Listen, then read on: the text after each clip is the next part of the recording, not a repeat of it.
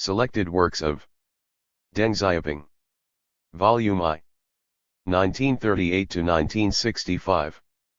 The text of the selected works of Deng Xiaoping, 1938 to 1965, is a translation by the Bureau of Translation of the Chinese Communist Party Central Committee. 1. Mobilize new recruits and conduct political work among them. 2. The party and the anti-Japanese democratic government. 3. The principles, tasks, and orientation for cultural work in the 129th Division. 4. In celebration of the 50th birthday of Comrade Liu Bachan. 5. A general account of the struggle against the enemy over the past 5 years.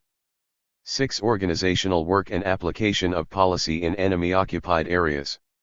7. The establishment of base areas and the mass movement. 8. Economic development in the Taihang area.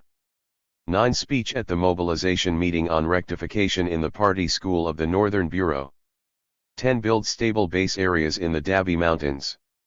11. The situation following our triumphant advance to the Central Plains and our future policies and strategy. 12. Carry out the Party Central Committee's directive on the work of land reform and of party consolidation. 13. Some suggestions concerning our entry into new areas in the future. 14. Outline plan for the Nanjing-Shanghai-Hangzhou campaign. 15. Break the blockade imposed by the imperialists. 16. From the crossing of the Yangtze to the capture of Shanghai. 17. Tactics for working in the new area of Guizhou. 18. Report delivered at a conference on the press in southwest China. 19. Overcome the current unhealthy tendencies in the party organizations of southwest China. 20. The questions of minority nationalities in the Southwest. 21. Outline for the report at the meeting on urban work convened by the Southwest Bureau of the CPC Central Committee. 22. The entire party should attach more importance to United Front work. 23. Agrarian reform in Southwest China and our experience. 24. 6 principles for financial work. 25. The overall situation should be taken into consideration in local financial work. 26. Conceit and complacency are the archenemy of unity. 27. Run our schools well and train cadres. 28. Report on the revision of the Constitution of the Communist Party of China. 29. Integrate Marxism-Leninism with the concrete conditions of China. 30. Our chief task ahead is building up the country. 31. The Communist Party must accept supervision.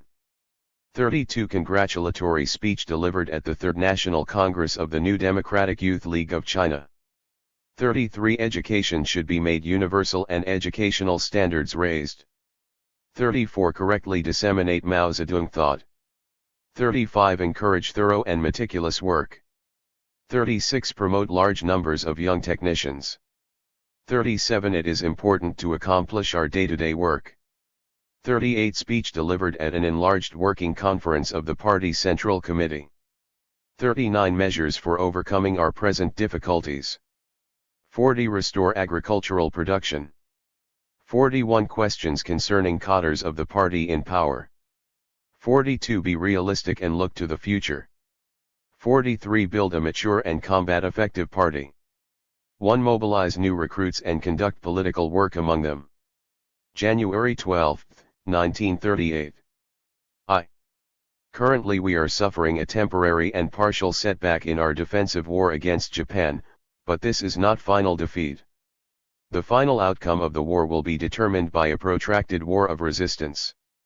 In order to continue in the present war, we must take full advantage of the valuable experience we have gained from the past 6 months fighting. We should not only study strategy and tactics, but also do our utmost in every possible way to build up and expand the national armed forces by mobilizing the people to join the army, replenishing the existing corps and organizing new armed units in order to support an arduous, long drawn-out war. There is no question that the sons and daughters of the Chinese nation are ready to fight to the death in the forefront against the Japanese aggressors and to win the liberation of their nation at the cost of their own flesh and blood. However, this does not mean that recruitment is completely without problems. First of all, we have not exploded the traditional myth that a good man doesn't join the army. Second, not enough attention has been paid to education in the need to defend the country, and to fight Japan in particular, among the masses. This important work has remained utterly inadequate even since the War of Resistance broke out. Third, some people have used coercion in recruitment, a mistake that has made it most difficult for us to enlist new recruits and has resulted in those forced to join the army lacking a strong will and the courage to fight, and one that could even cause antagonism between the people, on the one hand, and the government and army, on the other. This would only play into the hands of the Japanese aggressors and Chinese collaborators. Finally, the government's policy of giving preferential treatment to families of soldiers who are fighting against the Japanese aggressors in order to reduce their problems to a minimum has not been properly implemented, so that the soldiers are not able to fight without worries about their families and people are lacking the determination and courage to join the army.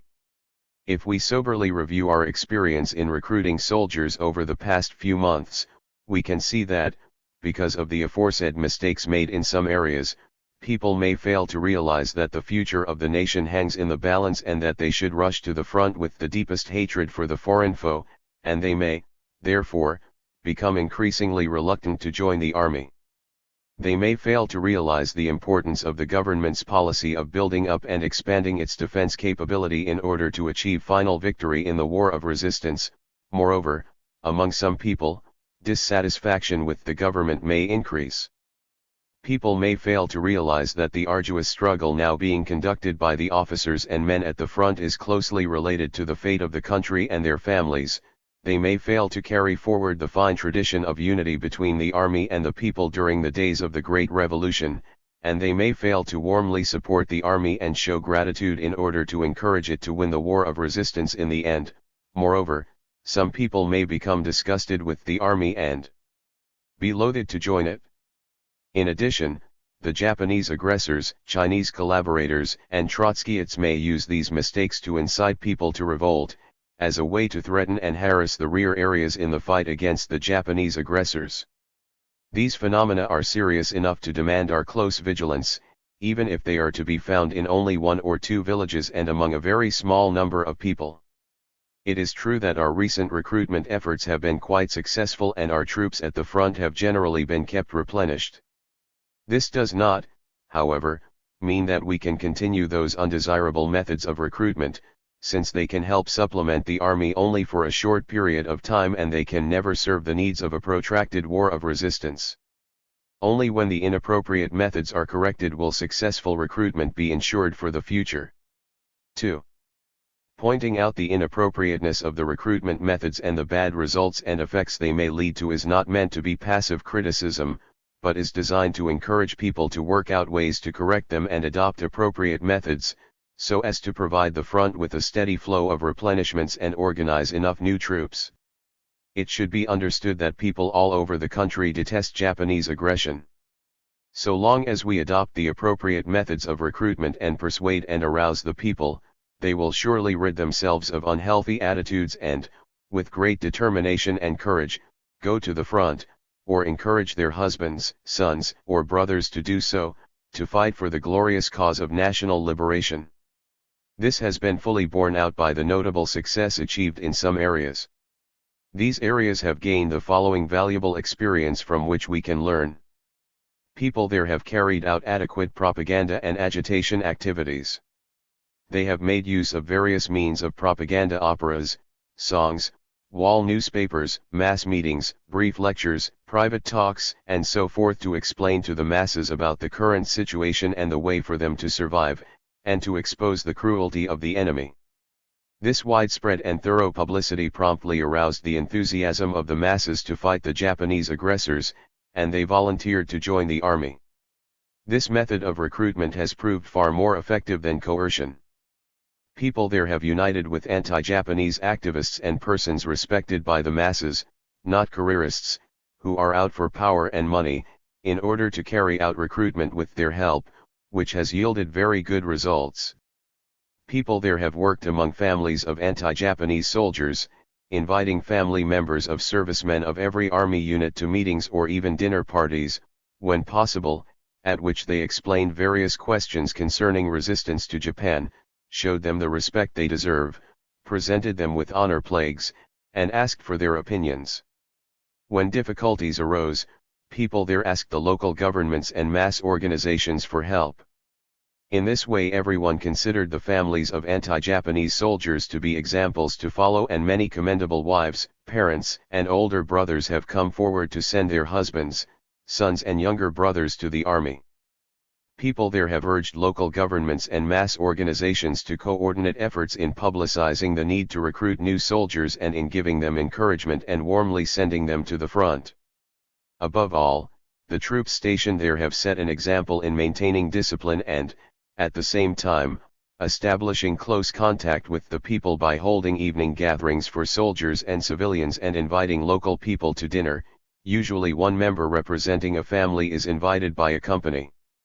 All this has made a deep impression on the people, dispelling their fear of the army, exploding the myth that a good man doesn't join the army, and making it easier for the government and army to enlist recruits. There, the soldiers themselves have been sent to enlist recruits. So long as they are friendly to the people and do not bother them, the results are often admirable. People in some of the areas that are located in the enemy's rear flanks or are often subject to enemy harassment have organized the masses to wage guerrilla warfare over wide areas. By expanding and strengthening their combat effectiveness, these guerrillas have gradually become regular forces, adding to our national defense capability. Some of them can possibly be mobilized to join the regular troops, on condition that guerrilla warfare is not impaired or weakened. This approach is extremely important today, when many parts of our territory have become enemy rear areas, since it not only serves to strengthen our national defense troops but also is of great strategic significance in a protracted war of resistance. We fervently hope that all troops can be duly replenished and expanded. We also hope that, before implementing a conscription system throughout the country, both the government and the army will make use of this experience. Of course, our experience is still incomplete, but so long as we resolutely give up coercion in recruitment and stress propaganda, education, organization, and persuasion when mobilizing the masses, we can enrich our experience and become more successful with each passing day. 3. As far as recruitment is concerned, we should try to fulfill the quotas and, at the same time, through political work, ensure that recruits are highly motivated and enthusiastic about going to the front. This is most important to the enhancement of the troops' combat effectiveness. Completion of these tasks relies on cooperation between the recruitment organizations and the army. Inappropriate methods make it extremely hard to consolidate the troops and enhance their fighting capacity. Therefore, those armed units that are in urgent need of recruits should avoid using such inappropriate methods and do more effective political work. The latter cannot be ignored even if appropriate methods are used. We should see that, since new soldiers are ordinary people before they join the army, they have a strong attachment to family life, are not used to army life and lack military skills. We should, therefore, take practical steps and work hard to help them settle down, so that they will soon become accustomed to army life and skilled in fighting. We cannot agree with the idea that these aims can be attained only by officers' strict control. Rigid discipline and rational control are indeed essential, but they have to be combined with political work. That is to say, our soldiers should not only have weapons in their hands but, more important, they should also be armed mentally. Totally repressive measures can produce only undependable, superficial effects. They cannot rouse the soldiers' initiative or bring out their matchless fighting capabilities, much less unite the soldiers to carry on this arduous struggle under all kinds of adverse conditions. Political work should, and can, greatly help the new recruits to settle down in the army and enhance their combat effectiveness.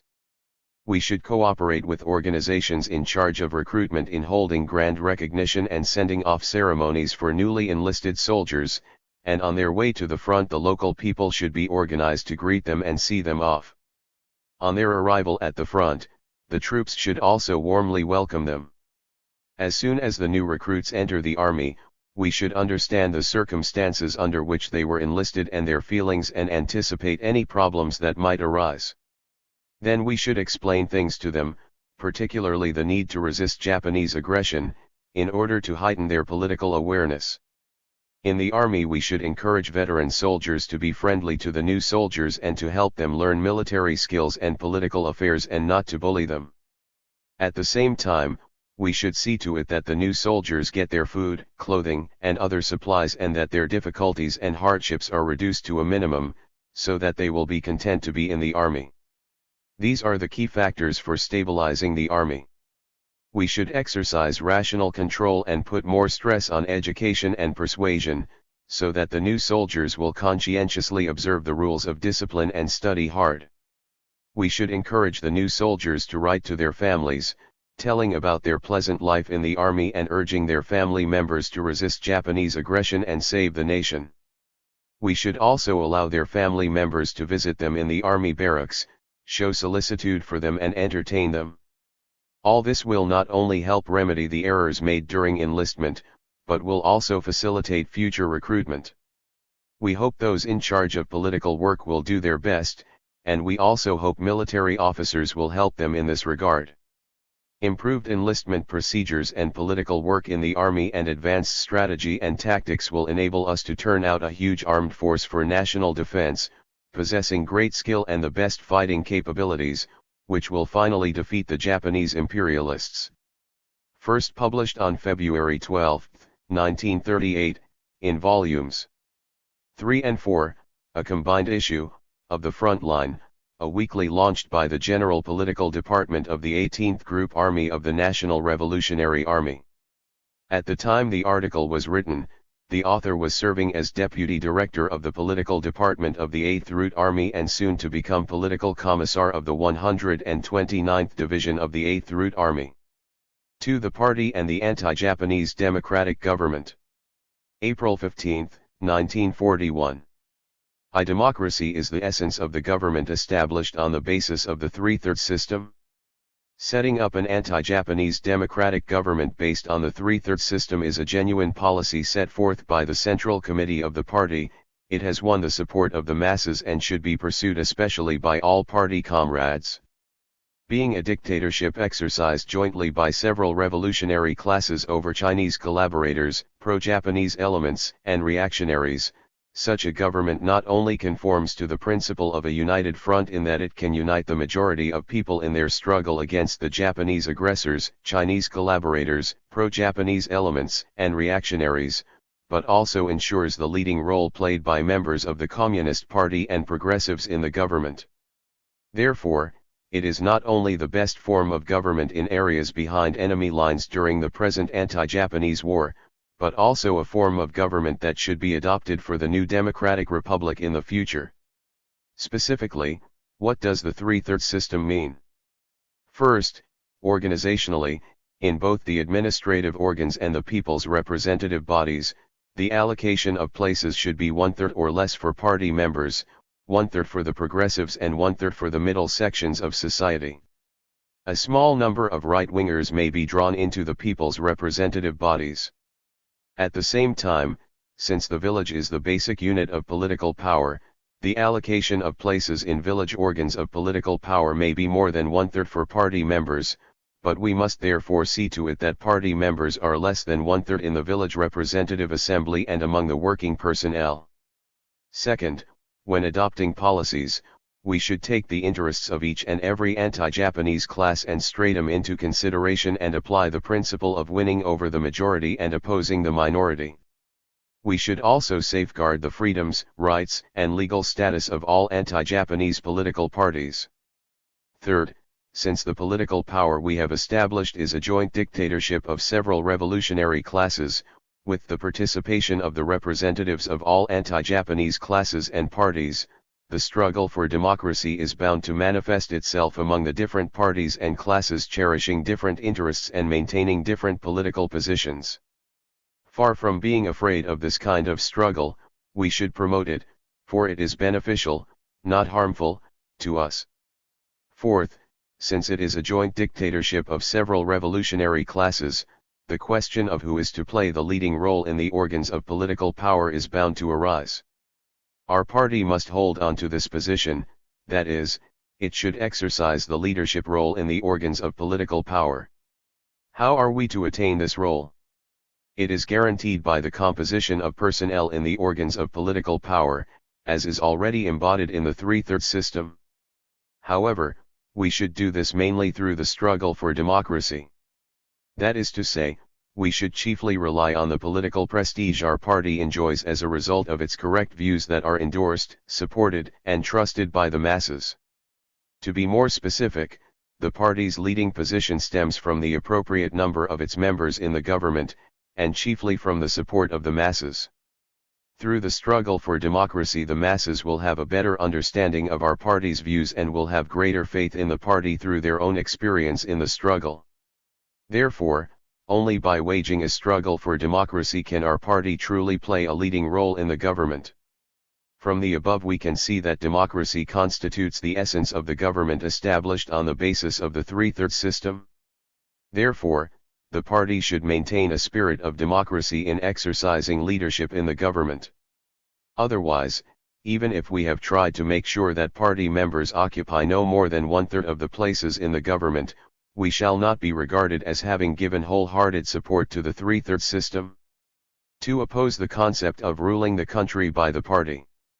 If we say China is a semi-feudal country and a country that lacks democracy, it is reflected in our party by the fact that, in general, party members are not used to the practice of democracy and lack knowledge of and tempering in the struggle for democracy. If we say that the communist parties in West European countries are tainted with some undesirable traditions of the social democratic parties, the Chinese Communist Party is more or less tainted with the undesirable traditions of the Kuomintang. The concept of ruling the country by the party, held by some comrades, is a manifestation in our party of an abominable tradition of the Kuomintang. When the party proposed the three-thirds system, some party members in the Shaanxi-Hebei Henan area resisted it, showing their neglect of democracy and the bad effect of the idea of ruling the country by the party. Although there has been considerable change in this regard, education and struggle are still needed to discard this erroneous idea entirely. In the past few years, the idea of ruling the country by the party has become prevalent in some areas, and some leading comrades have held to this mistaken idea for a long time, bringing about the following disastrous consequences. First, these comrades misunderstand the leading role played by the party, believing that to play such a role, party members should monopolize everything. They fail to see that to truly play such a role, the party must have the support of the masses. A leading role built on power is unreliable. During the December 9th student movement in Beiping, Song Jae-won suppressed the revolutionary students with his power: the army, prison, police, broadsword, and water cannon. Can we say that superiority lay with Song Jae-won? Of course not. In the past, some comrades who often talked glibly about superiority believed that since party members constituted the majority in the organs of political power and won the whole country, they could do whatever they liked. Consequently, they made so many ultra-left mistakes that the middle sections of society became displeased with us, the progressives were worried about us, and the masses complained about the party. Except for people like AQ, who would say that the party has gained superiority. Second, these comrades misunderstand party leadership, believing that party leadership is above everything else. They interfere in government work, change at will decrees promulgated by the government at a higher level, and transfer cadres who work in organs of political power without going through administrative procedures. The authorities in some places have refused to carry out government decrees without party notification, which led to confusion in the organs of political power. Some party members have gone a step further, taking party leadership is above everything else to mean party members are above everything else, and believing that party members can do evil and that the ones who have violated the law can be forgiven. As a result, non-party cadres regard the party as the supreme authority. This is indeed a bitter irony. Yet, unfortunately, some of our party members pride themselves on it. Some of them have become passive and dare not speak out, and others are breaking away from us and even rising in opposition to us, while the progressives are deeply worried about us. This has given the masses the impression that the government is incompetent and that it is the Communist Party that has the final say in everything, that the party levies grain and other taxes, formulates all the decrees for the government and is responsible for all the mistakes made by the government. Hence, the government is not respected by the masses and the party has alienated itself from them. What stupidity! Under such circumstances the party's guidance organs at various levels have become increasingly insensitive, failing to study policies carefully, and busying themselves only with interfering in the day-to-day work of the government, thus relaxing political leadership. Party members become conceited simply because they are party members. Those working in the government are arrogant and overbearing, always considering themselves to be in the right, looking down on non-party people, and believing that they can break the law, violate government standards of discipline and undermine work order at will. A small number of party members have even ganged up, becoming lax in their duties and degenerate and trying to protect each other. As a consequence, careerists have wormed their way into the party in an attempt to destroy it in various fields of endeavor. Over the past few years we have suffered a great deal in this regard. Third, these comrades always resort to simple methods to solve complicated problems. This is primarily because they lack faith in the correctness of their own positions and are afraid that people outside the party would not agree with them. It seems to them that so long as party members constitute the majority and agree with them by a show of hands, all problems can readily be solved. As a matter of fact, this is the easiest way to paralyze and corrupt the party and alienate the masses. First of all, policies formulated on complicated problems behind closed doors will certainly lead to mistakes. Secondly, regarding non-party cadres and the masses as puppets that can be manipulated by anybody will separate the party from the masses and arouse their opposition. Thirdly, in this way the party and its members will become unaware of new things and gradually become corrupt. The advantage of democracy lies in the following: it can help us promptly learn the opinions of people of various classes in every field of work, so that we can study them carefully and handle them correctly. It makes it possible for us to verify with the masses whether the party's policies are correct and whether these policies have been understood and supported. It can sharpen our sensitivity so that we can always maintain a high degree of vigilance. It can keep the party under the supervision of the masses, so that party members can avoid the danger of becoming degenerate and so that careerists and saboteurs can be uncovered and expelled from the party before it is too late. Finally, through the struggle for democracy, the party members' fighting capacity can be increased, and the party can draw closer to the masses and will become tempered as a party of the masses. In short, the concept of ruling the country by the party, a result of the pernicious influence of the Kuomintang, could most effectively lull the party into complacency, debase and destroy it, and separate it from the masses. We oppose the one-party dictatorship of the Kuomintang, which is characterized by one party running the country. We should especially prevent the pernicious influence of the Kuomintang from spreading to our party.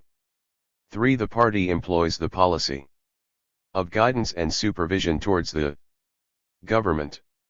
What is the correct principle for the party to adhere to in leading the anti-Japanese democratic government? It is the policy of giving guidance to and exercising supervision over the government.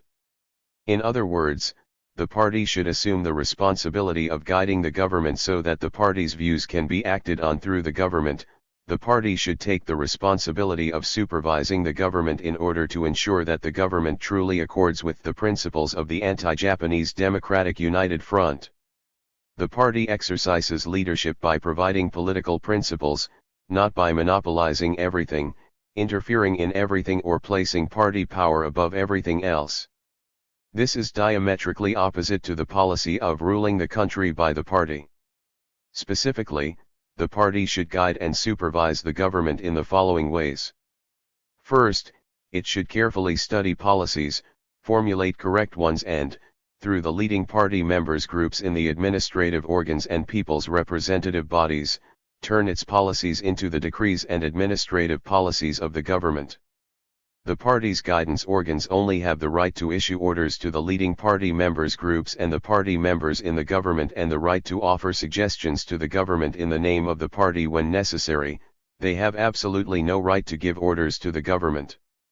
Second, the party's leadership and superiority in the anti-Japanese democratic government in North China is now basically guaranteed, and the party's policies can generally be embodied in government decrees. We should be aware of this.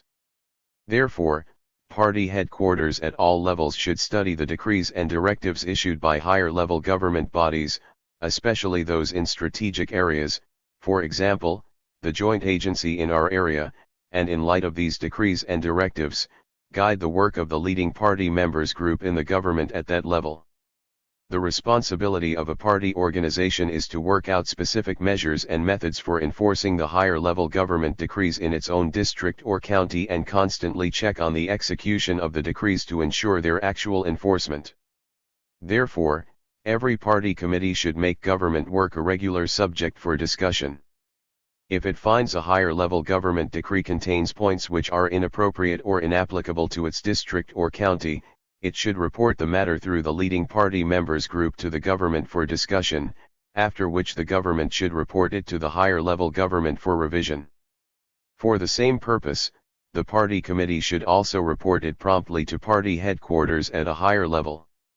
However, it has no right whatsoever to instruct comrades working in government organs to refuse carrying out higher-level government decrees or to go their own way. In the past, some local government decrees were regarded as mere scraps of paper and couldn't be carried out unless the party organization issued a relevant notification. Some leading party comrades did not bother to study higher-level government decrees or directives and even ignored them entirely, guiding the work of the government at their level according to their own whim. This is irresponsible. They may as well be encouraging comrades working in organs of political power to break the law. They must stop doing this. Since higher-level government decrees embody party policies, to study government decrees is to study specific party policies. There is no need to wait for instructions from higher party headquarters. Without studying the decrees and directives issued by the anti-Japanese democratic government at a given level, one has no right to give guidance to the government at that level. Third, the party should do everything possible to institute the three-thirds system. It should guide the election of assemblies of representatives and administrative committees at all levels and the selection of administrative staff of governments at all levels so as to ensure the application of the three-thirds system. No desired results can be achieved in election or selection without leadership and planning. We should pay special attention to this point in selecting village and district cadres and see to it that the heads of villages and districts are party members or progressives, or middle-of-the-roaders who are upright and abide by higher-level government decrees. Fourth, since democracy constitutes the essence of the three-thirds system, the party should urge and instruct leading party members groups and party members working in government to have a full democratic spirit, high revolutionary enthusiasm, a friendly attitude, a positive and dedicated work style, and statesmanship. In their work they should stick to the party's political stand, join with non-party cadres and play an exemplary role, so as to spur non-party cadres to work hard. They should guard against becoming arrogant just because they are party members. In its work of guiding and supervising the government, the party organization should start with leading party members groups and party members. Fifth, since the political power based on the three-thirds system is a joint dictatorship of several revolutionary classes, comprising representatives from various anti-Japanese classes and parties, there are bound to be different political views and stands, evoking political debates. So long as we truly develop democracy, the struggle for democracy will certainly be conducted on a large scale. This is really a good thing, because during the struggle the opinions and demands of all classes will come out, and the true nature of some parties will be laid bare for the masses to see. We communists do not fear the struggle for democracy, because our positions are correct. Only right opportunists who do not believe in the correctness of the party's positions, in addition to careerists, corrupt bureaucrats, and embezzlers, fear this struggle and are afraid that the masses should know the party's true features. Party organizations should, therefore, make a conscious effort to promote the struggle for democracy. First, they should help comrades abandon their arbitrary and undemocratic practices, so that non-party cadres dare to speak out and do their work and entertain no misgivings about the party.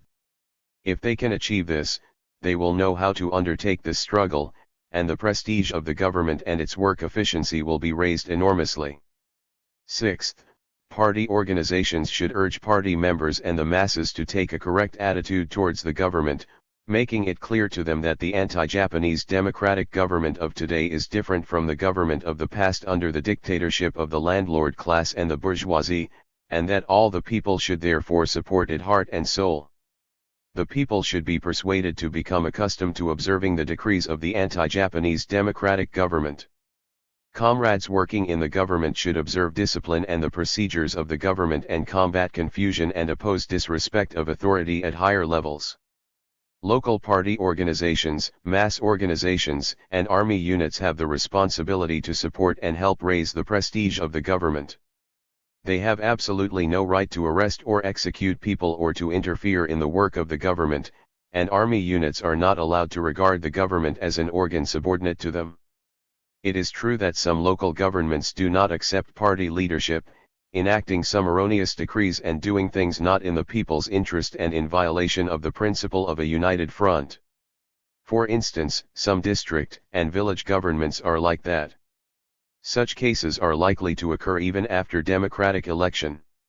However, we should support, not oppose, such anti-Japanese democratic governments, while opposing their erroneous decrees or bad administrative individuals. In handling such matters we should adopt proper methods. For instance, we can wage a struggle within the government or in the presence of the masses, we can partially reorganize the government in question or replace the bad individuals through election, we can also handle matters from above or from below. Our general goal is to educate the masses, correct mistakes, and ensure party leadership. No undemocratic, improper methods are allowed in handling such matters. Even if a counter-revolutionary is involved here, he shouldn't be arrested and dealt with before waging a democratic struggle against him or going through legal formalities. To do otherwise will only harm, not benefit, us. Seventh, the party's guidance organs should regularly discuss policies and decrees, and check on the work of leading party members' groups. Some comrades should be designated to take care of the work of leading party members' groups and of party branches in government organs. In providing guidance to leading party members' groups, the party organs should stress political principles rather than minor points, so as to allow the groups a certain flexibility in their work and to nurture their capabilities. Party organizations should pay attention to theoretical studies and the development of moral integrity and party spirit among comrades working in the government. Whenever they find the comrades have made mistakes, they should help them correct the mistakes without delay. However, on public occasions they should try to enhance the comrades' prestige. For the tasks of leading party members' groups.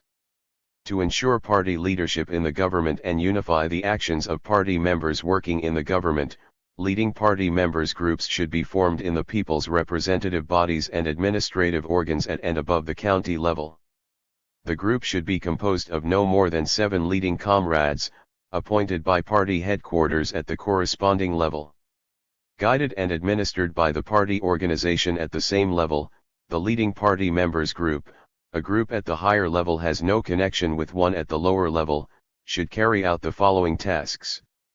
First, to accept party instructions, orders, and directives, try to win approval for party policies and decisions by administrative organs or people's representative bodies, turn party positions into those of the government and then help the government carry them out. Second, on political grounds, to unite with non-party cadres who work with them, helping them fully understand party policies so that they will willingly accept, support and implement them, giving full play to their enthusiasm for the work, through them to unite with every class, every anti-Japanese party and the majority of the people. Third, to take every opportunity to expand the party's influence and expound the party's positions, to help the anti-Japanese democratic government give full scope to its role and enhance its prestige, so that the government and the people will be united and the struggle against the regime of the Japanese aggressors and their Chinese collaborators will be strengthened. At the same time, to seize every opportunity to combat all actions undermining the Communist Party and anti-Japanese democratic political power. Fourth, to guide party members working in the government, unifying their actions. To regularly report to party headquarters at the same level on its work and inform the party's guidance organs as quickly as possible about its experience and problems in work, as well as the reaction of the masses and various sections of society to party policies, so as to enable the party to provide better guidance to the government. To accomplish the tasks mentioned above, comrades of leading party members groups should pay attention to the following in their work habits. 1. They should practice democracy. All important questions should be discussed at formal government meetings. Before solving general questions, they should seek the opinions of non-party cadres to win their approval. For instance, county magistrates should not make decisions arbitrarily simply because they hold power in their hands. Instead, they should consult other people, let people of the various sections handle the things they should handle, and give a free hand to non-party cadres to do various kinds of work, while providing them with the necessary guidance and checking on their work. 2. They should unite with people.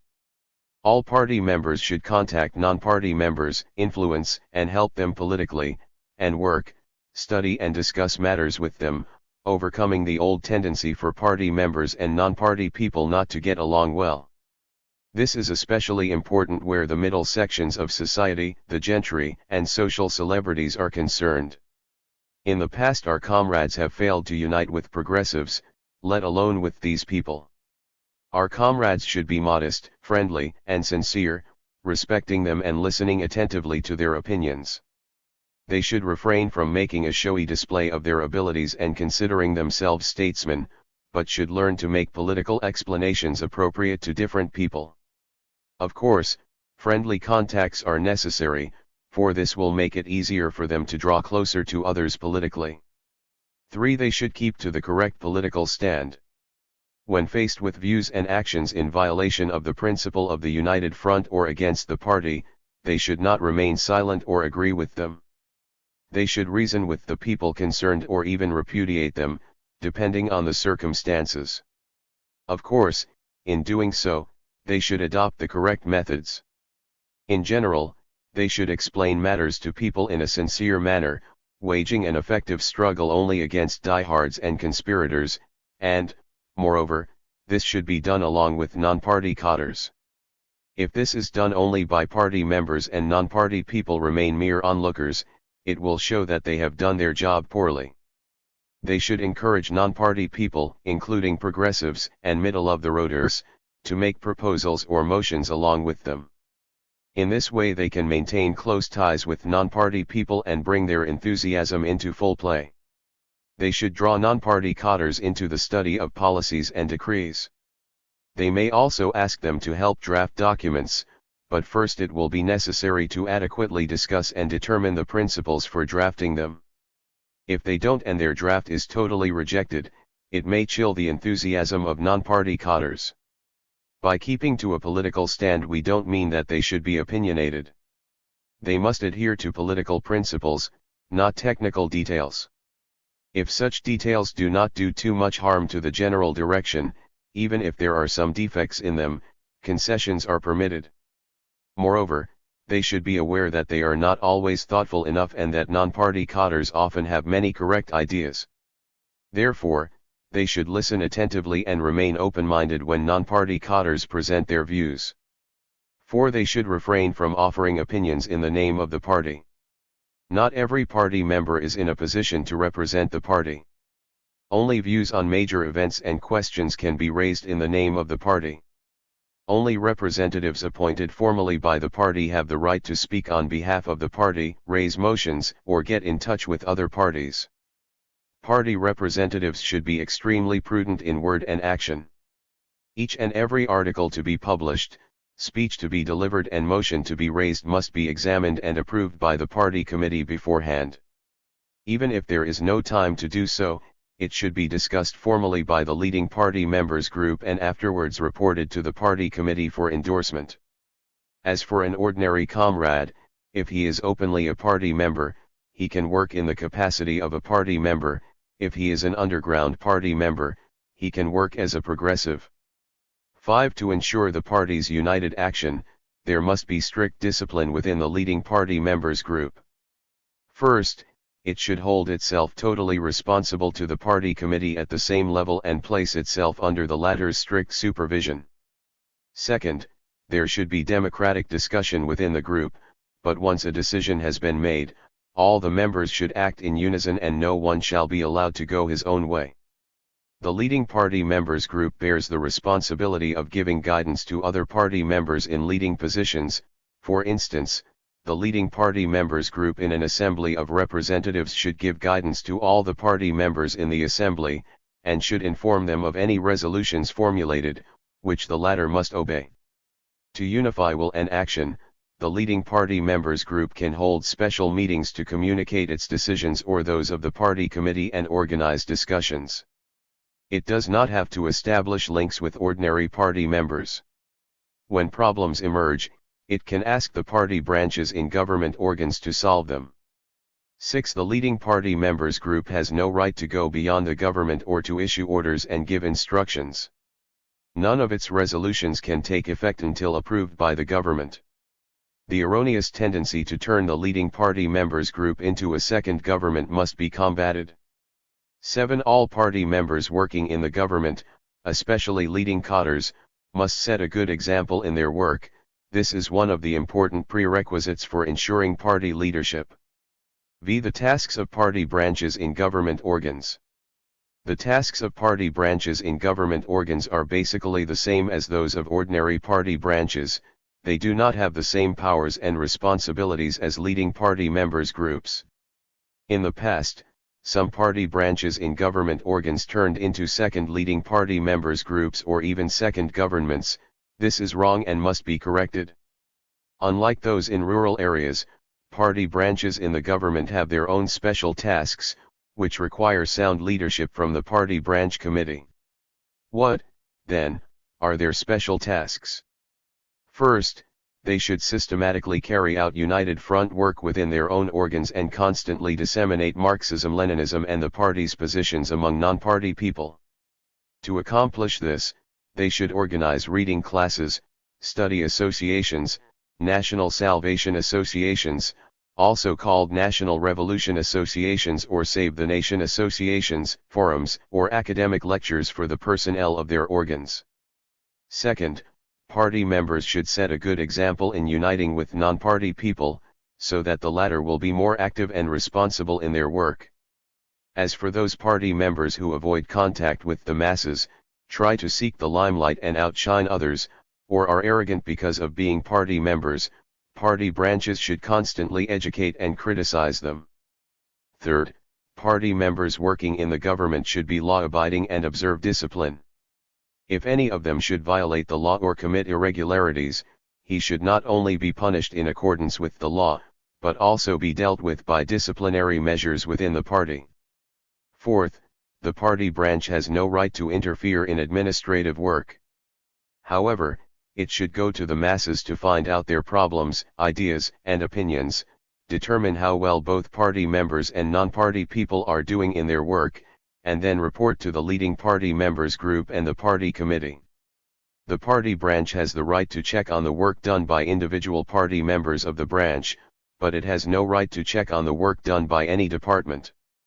Fifth, the party branch is placed under a department designated by the party committee, not by a leading party members group. But when a leading party members group has made a decision to be executed by all party members of the branch, it should inform the branch of the decision and the branch should execute it. Meanwhile, both the party branch and the leading party members group have the right to offer suggestions to each other. In order to make things go smoothly, the leading party members group should designate a comrade to serve as a liaison with the party branch. Sixth, the party branch is an absolutely secret organization and no one is allowed to conduct any activities in its name. Seventh, the party branch should report regularly to party headquarters at a higher level and accept its instructions. 6. Strengthen education in democracy. With the development of the democratic movement, education in democracy has become more urgent than ever before. This education has been far from adequate both inside and outside the party. Actual political struggle gives party members and the masses the best opportunity to temper themselves. We should stress education in democracy in schools, national revolution associations and training classes. Moreover, we should make a careful and detailed plan for each democratic movement, seeing to it that the movement fully meets the requirements of democracy, and truly mobilize the masses to take part in it and the entire party to lead it. Only in this way can the movement achieve the desired results and the party membership and the masses be educated. Recently, the Northern Bureau of the Central Committee of the Chinese Communist Party made a proposal to the Joint Agency to establish the Provisional Assembly of Representatives of the Shaanxi-Hebei-Henan border area, which has been adopted. This represents a major democratic move. This year's village election and next year's county election and general election in the border areas are drawing near. Every aspect of our work involves democracy. In doing its work and launching movements, the party should know how to mobilize the masses in a democratic manner and oppose all undemocratic practices. There can be no broad mass movement without a democratic work style, and there can be no genuine Bolshevik party without a broad mass movement. In the struggle for democracy, we should ensure party leadership in the government and, more important, we should make the party a party of the masses. First published in Party Life, number 35, April 15, 1941, by the Northern Bureau of the Central Committee of the Communist Party of China, CPC. 3. The Principles, Tasks, and Orientation for Cultural Work in the 129th Division. May 1941. I shall discuss 3 questions. 1. Cultural work as it serves the political mission. All forces and groups subordinate their cultural work to their political mission. In the political, military, and economic fields in present-day China, 3 different forces exist: the anti-Japanese Democrats, the Japanese aggressors, Chinese collaborators and pro-Japanese elements, and the anti-communist diehards among the big landlords and the big bourgeoisie. The struggle among the 3 forces is acutely manifested in the cultural field. Every force's cultural work is closely linked to its political mission. There is no such thing as culture which transcends politics. 1. The political aim of the Japanese imperialists, Chinese collaborators, and pro-Japanese elements is to turn China into a Japanese imperialists' colony. In their cultural work they are pursuing a policy of enslavement, trying to extinguish our national consciousness, patriotism, and integrity by enslaving us through education and other activities. They are destroying China's cultural institutions, burning Chinese books and records, killing or imprisoning patriotic men of letters, intellectuals, students, and youths, establishing cultural institutions of Chinese collaborators, grooming men of letters among them, preaching Japanese culture, instilling the Chinese people with ideas of Sino-Japanese goodwill, coexistence, and co-prosperity and a new order in East Asia, and training the Chinese to be a slavish people. They advocate outdated culture, ethics, and social systems, encourage people to restore the ancient ways, and to be superstitious, blindly obedient, and backward, and establish feudal and superstitious organizations to aid in their sinister policies of enslaving the people and poisoning their minds. They are also creating and spreading rumors, inducing defeatist sentiments, pursuing a policy of mollification and denouncing our anti-Japanese laws and orders, in an attempt to destroy our anti-Japanese base areas. 2. Politically, the anti-communist diehards among the big landlords and big bourgeoisie are not resolute and possess a dual character in the fight against Japan. Culturally, they advocate the old comprador feudal culture. They are subservient to foreign countries, compromising with them and surrendering to them, and practice feudalism at home. They advocate old ideas, social systems, and ethics, respecting Confucianism, restoring ancient ways, preserving the quintessence of Chinese culture and saving the nation by means of the classics. They suppress the new cultural movement, trample on new cultural undertakings, close progressive bookstores, prohibit the sale of progressive books, newspapers, and periodicals, stifle anti-Japanese opinions and repress or ban people's anti-imperialist movements. They oppose communism, purge those who hold different views, hinder progress, and favor retrogression. They establish feudal and superstitious organizations, shatter the morale of anti-Japanese armed forces, and undermine anti-Japanese governments and base areas.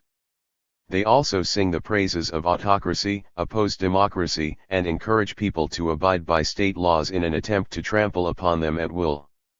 We are firmly opposed to this old comprador feudal culture, a culture that serves to help the Japanese imperialists implement their policy of enslavement and seriously endangers the future of the Chinese nation. 3. Politically, the anti-Japanese Democrats stand for uniting to fight against the Japanese aggressors to the end, thoroughly emancipating the Chinese nation and establishing a new democratic republic. Culturally, they advocate a new democratic culture, a culture for the liberation of the Chinese nation. What is the nature of new democratic culture? As Comrade Luo Fu puts it, it is national in that its first priority is resistance to Japanese aggression. It opposes imperialism and the suppression of one nation by another, it stands for national independence and liberation, it inspires national self-confidence and provides people with precise knowledge of the reality and characteristics of the nation. It is democratic in that it opposes feudalism, autocracy, and the ideologies and social systems that are designed to suppress the freedom of the people, and it stands for democratic freedom, politics, activities, and work style. It is scientific in that it opposes arbitrariness, superstition, and ignorance, supports scientific truth, taking truth as the guide for practice, and urges people to genuinely master scientific truth, acquire a scientific ideology and learn to live and work in a scientific way. It is of the masses in that it opposes the culture of the small number of privileged aristocrats who oppress and exploit the majority of the people and fool and deceive them, landing them in perpetual darkness and misery. It represents the interests of the majority of the people, it advocates the possession of culture by the masses, the popularization of culture among the common people and the raising of their cultural standards. We are the ones who propagate and introduce the new democratic culture. We resolutely oppose colonial culture and comprador feudal culture and are working to achieve the political goals of new democracy. 2. The principles, tasks, and orientation for cultural work in our division. Cultural work is part of the political work in the Army. What are the principles and tasks for our political work? According to the regulations concerning political work, draft, promulgated by the General Political Department of the 8th Route Army, during the War of Resistance against Japan, the basic tasks of political work for the 18th Group Army are to increase the Army's combat effectiveness, work for unity between officers and men and between armymen and civilians, unite with friendly forces and disintegrate the enemy, in order to achieve final victory in the war. All this applies to our cultural work. Specifically, the principles and tasks for cultural work are as follows. 1. To intensify the struggle against the enemy in the cultural field and launch fierce ideological warfare against the enemy. We must constantly monitor and analyze what the enemy is doing, and promptly and unremittingly refute him in a political offensive. 2. To improve propaganda and education in national patriotism. Whether it is our army, friendly forces, people in base areas or in enemy-occupied areas, or puppet troops, we must instill national patriotism, self-confidence and self-respect in them, and be always ready to scathingly denounce the enemy's policy of enslavement. It is even more important to arouse people's national integrity, oppose vacillation and treason, heighten their courage to fight the enemy and foster their confidence in victory. 3. To publicize the policies and positions of the Communist Party, explain laws and decrees for resistance, practice democratic politics jointly with local party organizations, government organs, mass organizations, and local cultural institutions, and keep the people in enemy-occupied areas informed of all the benevolent policies and progressive measures in the base areas. 4. To promote science and disseminate truth, oppose ignorance, superstition, and backwardness, and exert great efforts to propagate Marxism-Leninism. This is important both to the masses and to the army. It is particularly necessary for the army to acquire more general and scientific knowledge so as to enable the officers and men to master science and create a modern, Regular army. 5. To become one with the people, as inseparable as flesh and blood. We must understand the people's problems and help solve them, help local authorities conduct cultural and educational work, and arouse the enthusiasm of officers and men for cultural and propaganda work so that they will become disseminators and organizers for new democracy. Propaganda and education departments should cooperate with United Front departments in United Front work in the cultural field. 6. To do everything possible and use the best possible means to supply friendly armies with cultural nourishment, i.e., books, newspapers, and other propaganda material. We should arrange mutual visits so as to learn from each other, harmonize our relations with them and make friends with them. 7. To improve our external propaganda work, introducing to the international community, overseas Chinese, and people in the Great Rear Area our actual military life through literary and artistic works, reportage, news releases, photographs and paintings. Since the beginning of the anti-Japanese war, our cultural workers in the army have helped raise the political and educational level of our troops, laying a basic foundation for our cultural and artistic work. However, there is still something more to be desired in this work, which is inevitable. Discovering the shortcomings is the beginning of overcoming them. These shortcomings are: 1. They have neither conducted adequate in-depth research nor deeply involved themselves with the masses. A sentence in the editorial of the North China edition of Xinhua Daily, published on May 3, 15, that truly portrayed our shortcomings. Our cultural workers have not done enough in-depth research, not to mention making their work acceptable to people at the grassroots level. All this is manifested in the lack of cultural and propaganda work among the masses and the lax work, as well as dull cultural and recreational activities, of the National Salvation Associations at the level of company. Every cultural worker should pay attention to this. We should combine popularization of cultural work with in-depth research in this regard. 2. Our propaganda fails to promptly reflect and publicize certain urgent tasks and refute what the enemy alleges. Plays, for example, are generally about the past. As a result, our cultural and propaganda work does not accord with the current situation or serve as an effective weapon against the enemy. Some of our works may be a bit too roughly written since we want to be timely, but they serve the purpose as far as the propaganda effect is concerned. 3. Some of our works lack real content, vivid artistry, and a sharp sense of politics. Some even contravene our political principles, playing an undesirable role. The forms of propaganda being used are not popular enough and, therefore, are not always familiar or loved by the masses. People in this field of work have failed to portray political content in diversified ways, and sometimes they are incompetent in depicting rapidly changing realities. Forms of propaganda should be improved in two directions. On the one hand, they should be more complex and elegant. On the other hand, they should be more simple and popular. It is also necessary to put new content into old forms, because the old forms are deep-rooted and loved by the masses and are, therefore, worth adopting.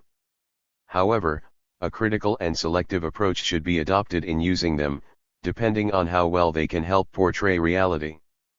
4. We have neither given full scope to the creativity of cultural workers nor done enough to train potential cultural workers. As a result, the army has been short of cultural cadres, which has adversely affected the cultural and propaganda work among the troops. 5. External propaganda work is very weak, putting us in a grave situation in which we are fighting a war unknown to the outside world. We have failed to keep the outside world constantly informed of our military life via all available means. Although we have war correspondents, most of them have to serve as editors at the same time, with little time left to gather news. Our political organs have failed to give adequate guidance in this respect, which constitutes another reason for the weakness of our external propaganda work. From now on, war correspondents, and writers and artists teams and political organs of brigades should redouble their efforts to remedy defects in their external propaganda work, and all comrades in this division should help improve the work. The main cause for these shortcomings is the political departments at various levels lack an adequate understanding of the importance and character of cultural work and have failed to give competent guidance. Some units have not paid enough attention to the working conditions of cultural workers or given full play to their talents. In addition, they have not tried to recruit as many intellectuals as possible. Cultural workers, on their part, have not kept in close touch with the masses and they lack experience in working both in the army and among the masses. As a result, they confine their work to a narrow perspective, beyond the reach of the masses. How should cultural work be carried out in the army in future? Since I have not studied in the question thoroughly, I shall offer only the following suggestions. 1. We should combat all tendencies to belittle cultural work and should try to make cultural work popular. We should constantly arouse the enthusiasm of cultural worker and take full advantage of their initiative and creativity, so as to promote the cultural movement among the troops and the masses. 2. We should train a large number of young cultural workers and, at the same time, help the existing workers achieve progress.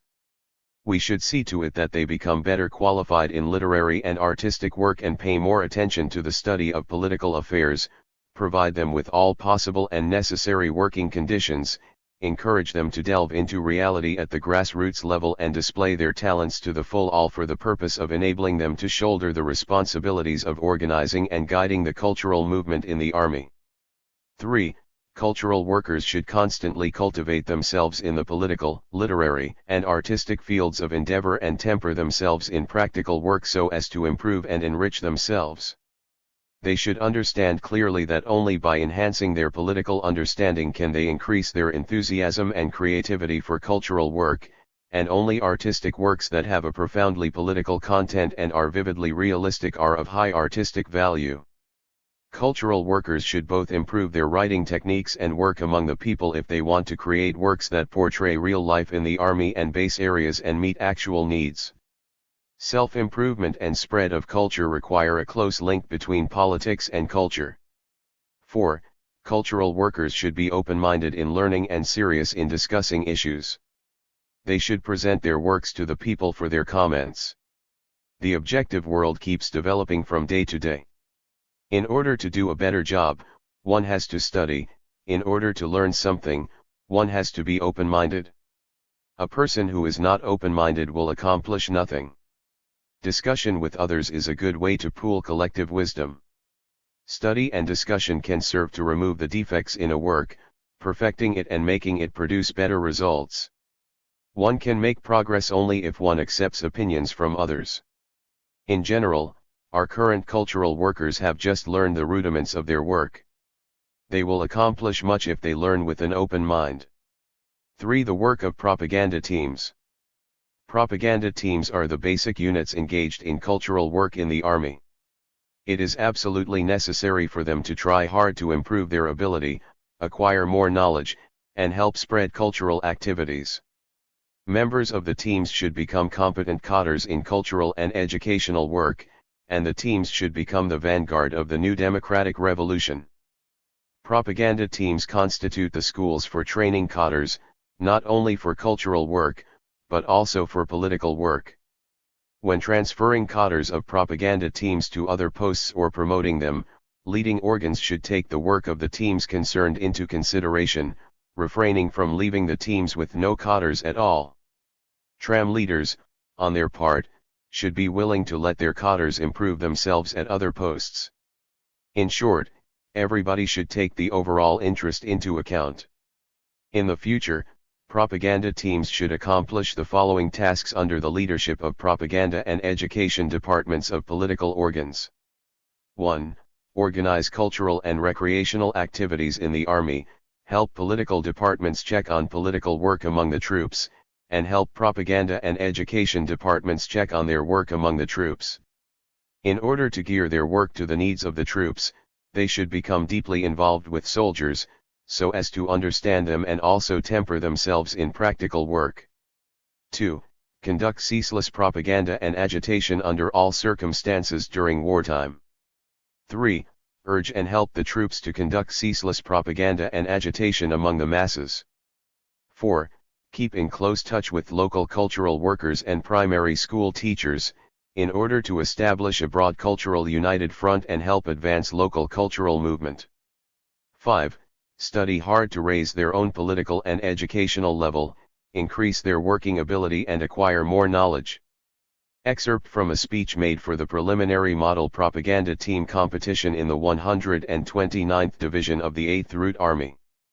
The speech was carried in issue number 26 of the Anti-Japanese Front, published by the Political Department of the 129th Division on June 16, 1941.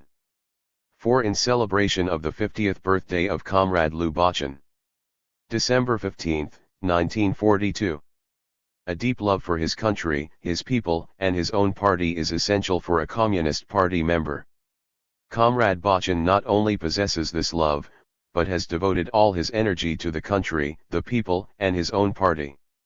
During his 30-year revolutionary career he has ignored all matters concerning his own life and death, honor and disgrace, as well as his health, and has never taken a day free from work. He has been assigned many very arduous and dangerous revolutionary tasks and has managed to surmount all difficulties in accomplishing them. He has suffered wounds in at least 9 places for the sake of the liberation of the country and the people. He is so dedicated to the country, the people's well-being and the party's cause that he has simply neglected everything else. He has made indelible contributions during the entire course of the revolution. I became acquainted with Comrade Bachin in 1931, when we were working in the Central Soviet area in Jiangxi province. Later we both took part in the Long March. We became partners after the outbreak of the anti-Japanese war, and over the last 5 years we have been living and working together. We share the same feelings and cooperate closely with each other. Of course, there are times when we disagree, but neither of us stubbornly clings to his own opinion. We always work together according to the opinion that seems most correct, no matter whose it happens to be.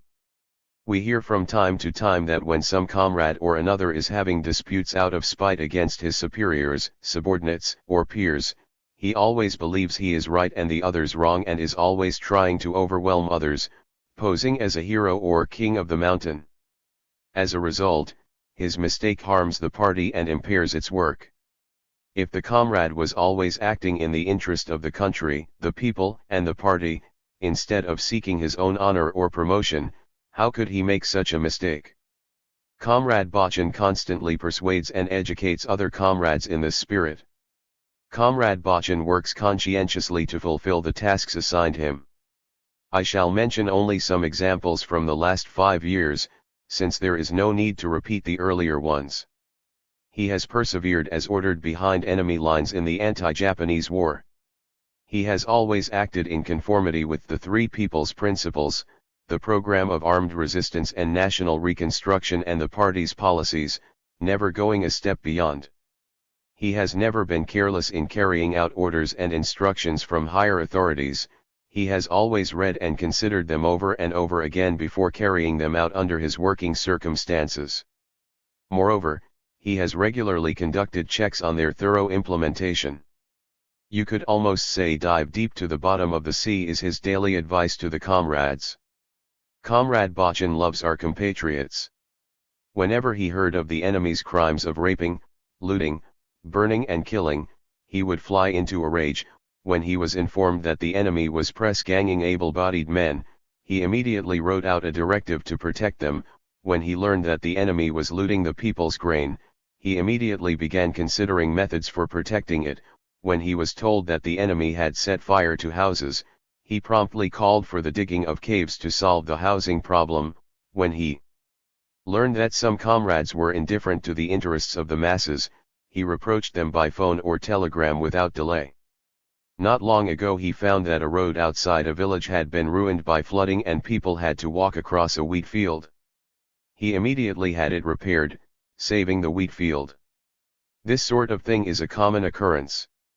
Not only has he led troops in thousands of bloody battles, large or small, to protect the country's territory and the people's lives and property, but in everyday life he has also exhibited a party member's true love for the country and the people. Comrade Bachin loves his comrades, always giving them systematic guidance and earnest instructions, and encouraging them to achieve progress. He spends a lot of time talking with other comrades. Even when he finds a character written incorrectly, he helps to correct it. Tens of thousands of Qatars have benefited from his help. Comrade Bachin is a fine example of a tireless reader. He not only pays close attention to theoretical study, but also pays particular attention to combining theory with practice. He has often advised the comrades to learn from the rank and file and from the masses, as he himself has been doing. Comrade Bachin has so many admirable traits for us to emulate that the ones I have mentioned are only like a branch or a leaf of the tree. His exemplary actions, moral qualities, and great contributions cannot be fully covered in a short essay. People may ask whether Comrade Bachin has any shortcomings. I think he has only one, that is, he allows himself no time for recreation outside of reading and working. He has no bad habits like smoking or drinking, and he doesn't even know how to play chess or ball games. In his leisure time he just takes walks or chats with people. He often criticizes himself for being too grudging with his time. Is this really his shortcoming, or is it just the cause for his comrades' concern for his health? On the occasion of Comrade Bachin's 50th birthday, I wish him good health and success in the cause for which we are working hard together. Carried in the special issue of the North China edition of Xinhua Daily, December 15, 1942. 5. A general account of the struggle against the enemy over the past 5 years. January 26, 1943. Our struggle against the enemy. Our struggle against the enemy in North China, which has become increasingly intense and grave over the past 5 years, can be roughly divided into 3 stages. In the first stage, the advancing enemy troops mounted frontal attacks, but they were short of armed strength in North China, lacked experience, and underestimated the strength of our party and our army, thus providing us with very good conditions for establishing anti-Japanese base areas in the course of the struggle. During that period we took full advantage of the enemy's weaknesses and opened up new opportunities. At a time when the troops of the Central Army were withdrawing from North China to the south, our party and army put forward the basic slogan, "Persist in armed resistance in North China and the 8th Route Army will fight together with the people of North China to the death," and adopted the fundamental policy of persisting in the struggle behind enemy lines. The struggle against the enemy at that stage centered around opening up new opportunities, establishing base areas and expanding such areas. This was conducted in our area in the following manner. Militarily, first of all we deployed part of our troops along the northern section of the Datong-Puzhu Railway in 1937, burning planes at Yangmingbu, for instance, and then we had all our troops fighting battles at Kajinkan, Huanyadi and Guanyang along the Jending-Taiyuan Railway. All were defensive operations fought on the enemy's flanks and rear in coordination with friendly forces that were launching frontal attacks. It was only after the fall of Taiyuan that our division began to fight alone, as we did when smashing the enemy's 6-point convergent attack along the Jending-Taiyuan Railway. In 1938 we fought 3 battles against the enemy's mopping up operations, the fiercest of which was fought in smashing the enemy's 9-point convergent attack in southeastern Shaanxi, before enemy troops laid siege to Suzhou. We set up an ambush with the bulk of our troops along the Handan-Shanxi Highway, beating back enemy troops along the Liken-Shakxian sector, recovering the Shanxi area, and fighting all the way to the Daoka-Qinghua Railway. In this way we expanded our influence and established the southeastern Shaanxi base area. Towards the end of 1937 we sent detachments eastwards to southern Hebei on reconnaissance missions, and in the spring and summer of 1938 we formally entered southern Hebei to form the southern Hebei base area. During the battles at Suzhou and Wuhan, we organized assaults along the Beiping-Hankow Railway and the Tianjin-Pukow Railway. The dozen massive assaults we launched along the Beiping-Hankow Railway, in particular, rendered significant support to the Kuomintang troops making the frontal attacks. Politically, through our policy of persisting in armed resistance in North China, we foiled the enemy's policy of using Chinese to subdue Chinese and sustaining the war by means of war. We struck hard at the enemy's lackeys, crushed the associations for the preservation of order in the vast areas of southeastern Shaanxi and southern Hebei, and the feudal organizations utilized by the enemy, such as secret societies, self-defense corps, and joint village associations, and established anti-Japanese governments in many areas. We also wiped out 60 to 70,000 men of the Imperial Army's assistant forces and feudalistic armed forces of bandits and secret societies that had become puppets of the Japanese aggressors, established anti-Japanese guerrilla forces everywhere, and increased the regular armed forces by several times. We conducted, both extensively and intensively, propaganda and education for resisting Japan and saving the nation, arousing the people's enthusiasm for resistance to Japanese aggression and thwarting the enemy's ploy of calling back the displaced refugees and restoring public order, designed to deceive the people. Incessant guerrilla operations on both sides of the railways crippled, to a considerable degree, the enemy's scheme of protecting the railways. Economically, we did not adopt any measures to speak of, nor did we pay any attention to work in this area. Although the enemy had accomplished a great deal, he failed to attain the goal of sustaining the war by means of war because the vast rural areas were under our control. Our military and political struggles served to confine the enemy troops within their strongholds and blockade lines. It was a period of major progress for our side. In the second stage, enemy troops returned to North China and carried out a plan of maintaining public order and conducting mopping up operations. Consequently, the struggle in North China became severe. During that period, our policy was to consolidate North China and develop Central China. This was implemented in our area in the following manner. Militarily, we launched 10 battles against the enemy's mopping up operations. The year 1939 saw in the Taihang area the enemy's capture of the Handan-Shanxi Highway and our recovery of it. In 1940 we took the initiative to destroy communication lines on a large scale, thereby thwarting the enemy's policy of building prisoners' cages. The major struggles included, destroying the communication lines in southern Hebei throughout the year, the Beguijincheng campaign in May and, in particular, the 100 Regiment campaign, fought from August 20 to the end of the year, all of which served to frustrate the enemy's scheme of attacking Chongqing, Kunming, and Xi'an.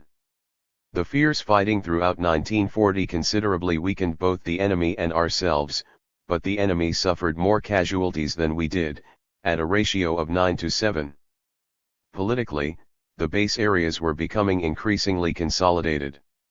In 1939 our party and army grew to a considerable extent, a large number of people were mobilized and an anti-Japanese regime began to take shape. The establishment of the Joint Administrative Agency of the Southern Hebei, Taihang, and Taiyu areas in the summer of 1940 was of major political significance in unifying efforts to strengthen base areas in our strategic zone, and especially so in our struggle against the enemy. For nearly half the time during that stage we were being attacked by the Japanese aggressors and Chinese collaborators simultaneously.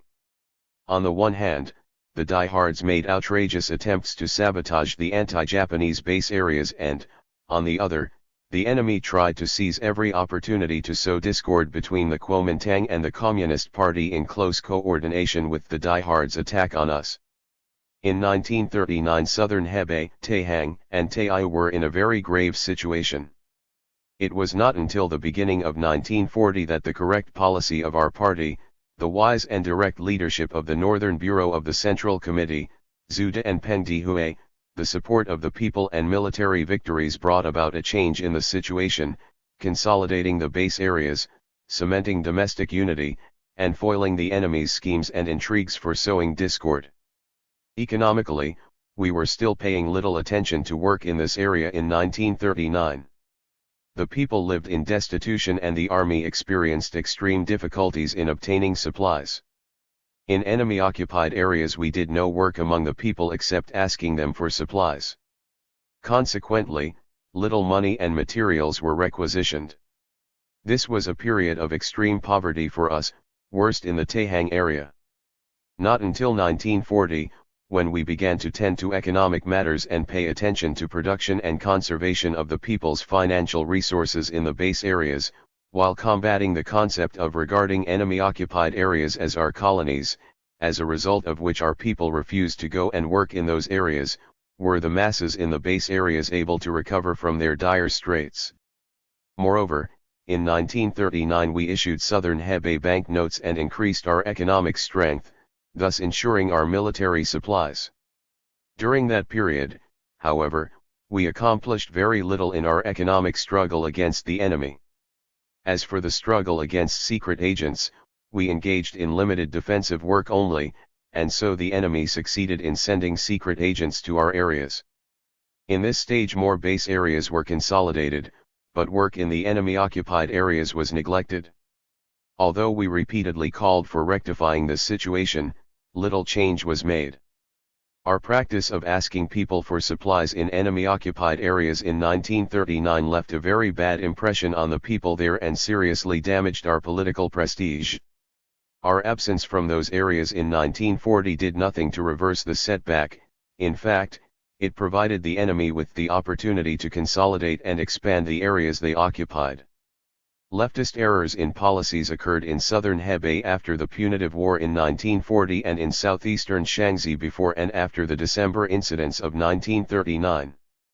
These errors impaired the building and consolidation of the base areas and, at the same time, helped the enemy expand his social foundation.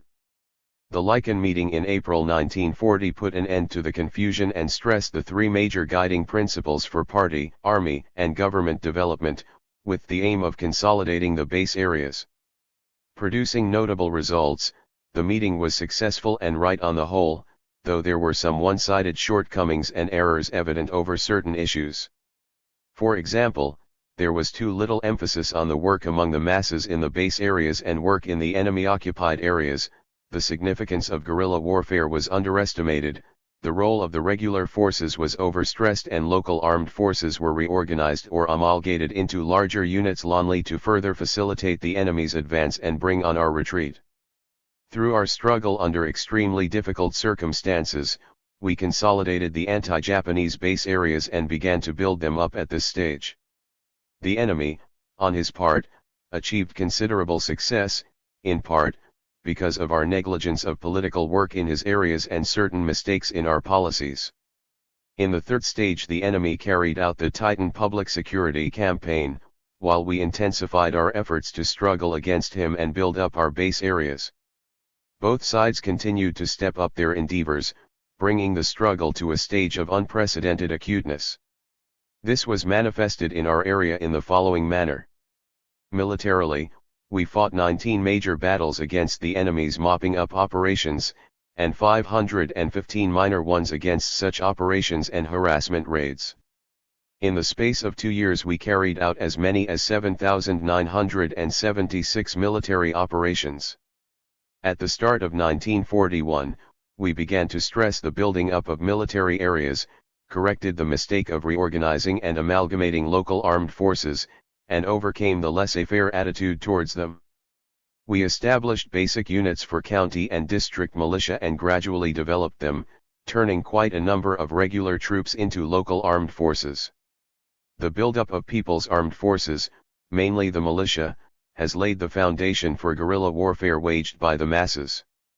Having grown considerably in size and combat effectiveness over the past 2 years, these forces are playing an increasingly substantial role. The number of guerrilla groups has risen too. All this has greatly contributed to our strength in protecting the base areas. Although we began to pay more attention to conducting guerrilla operations in enemy-occupied areas in 1941, very little was achieved for a lack of understanding of the significance of this on the part of local people. However, in 1942 we formed armed working teams, shifted our attention to enemy-occupied areas and communication lines, started and intensified the struggle within the enemy's crisscross network. Then, after the Northern Bureau of the Central Committee and the Military Sub-Commission initiated the struggle against the enemy's nibbling operations, significant results were achieved.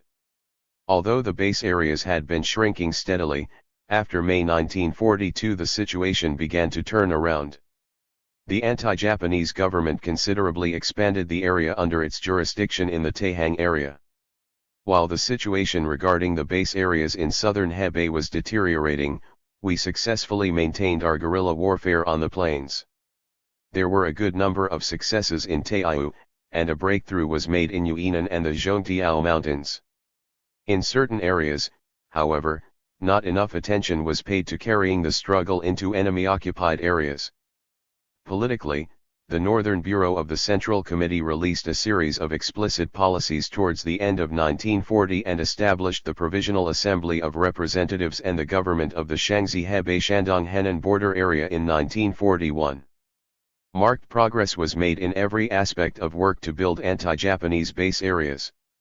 However, little attention was paid to mobilizing and organizing the masses in 1941, so that development of democracy and other work remained just pie in the sky without any real progress.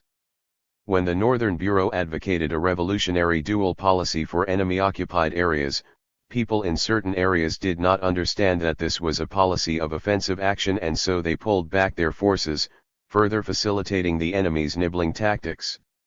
However, after this was put right, some success was achieved, especially in the work among the puppet troops in southern Hebei.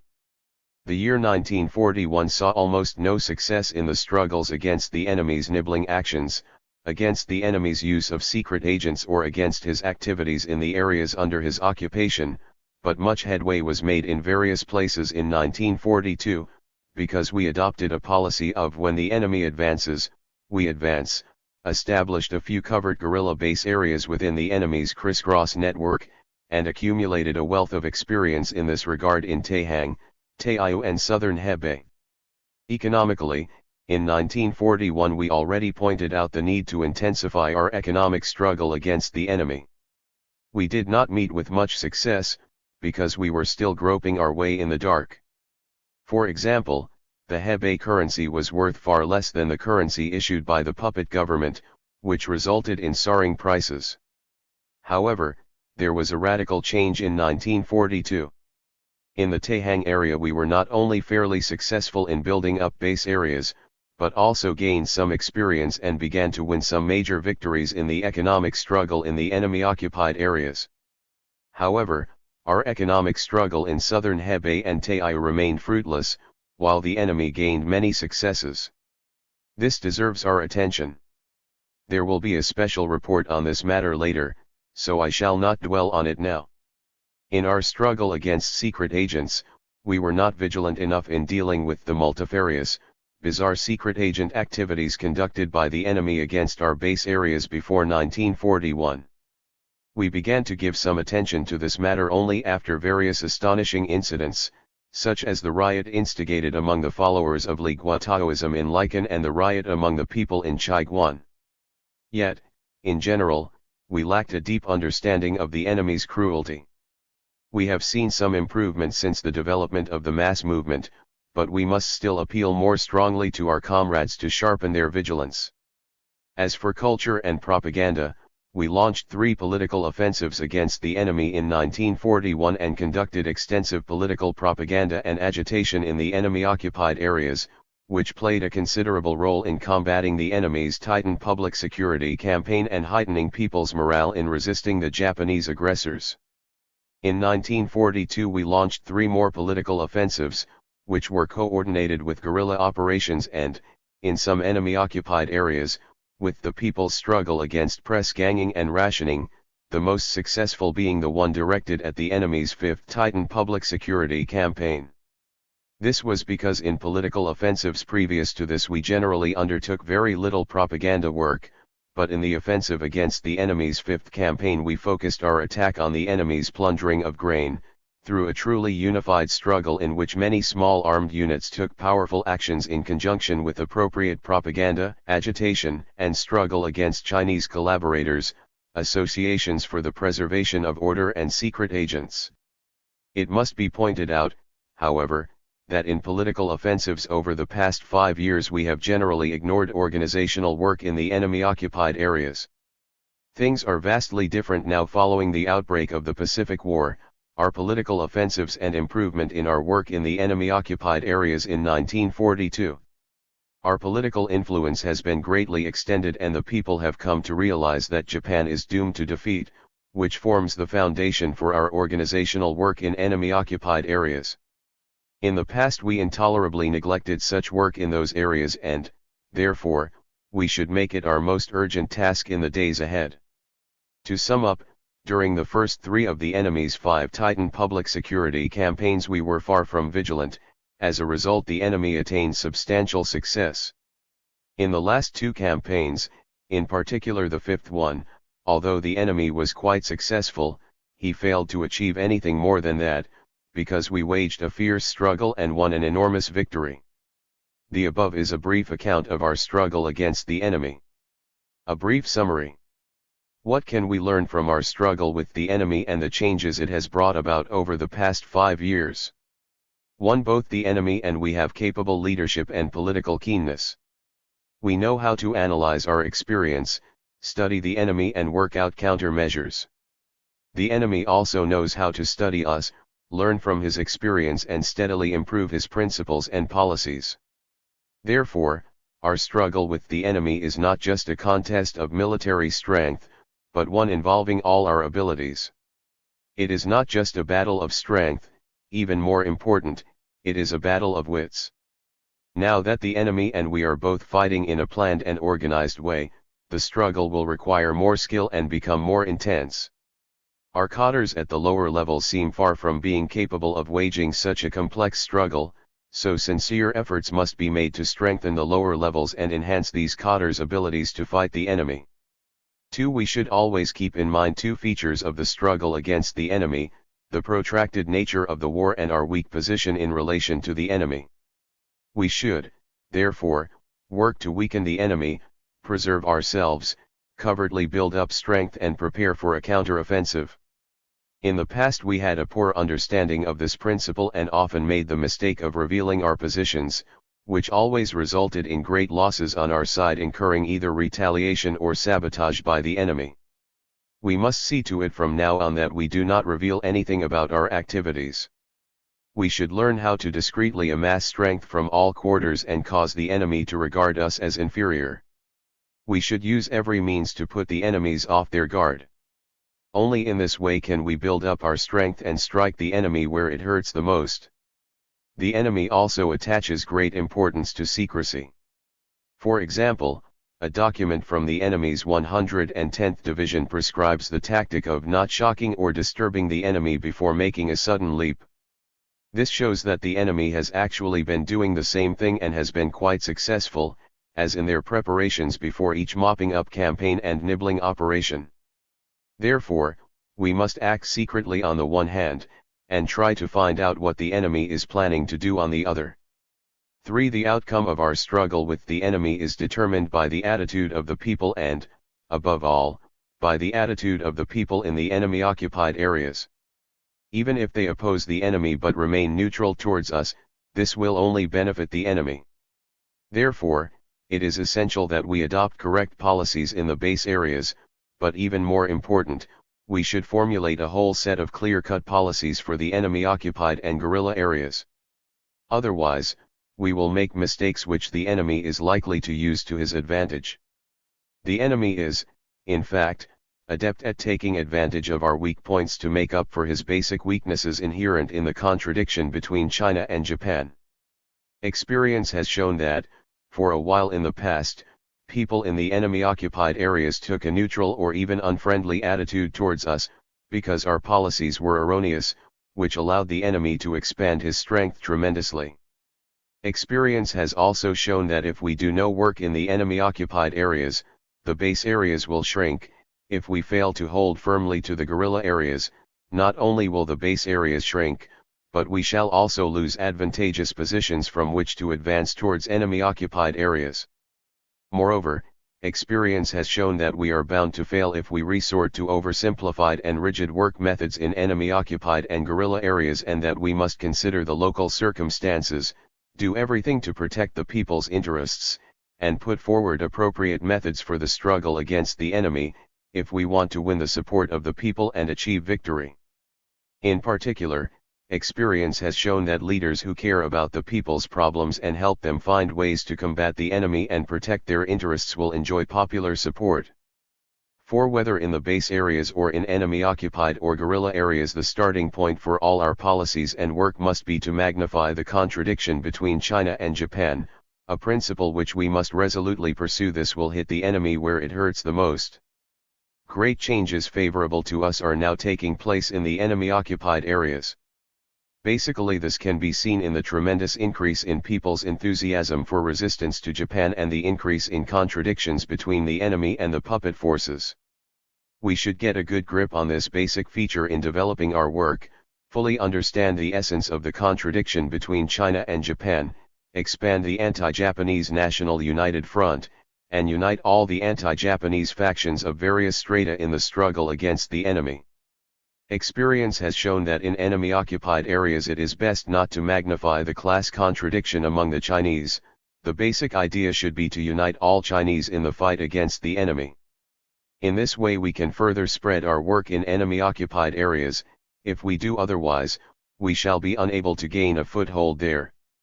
Experience has also shown that achieving unity of the Chinese against the enemy involves a struggle, too.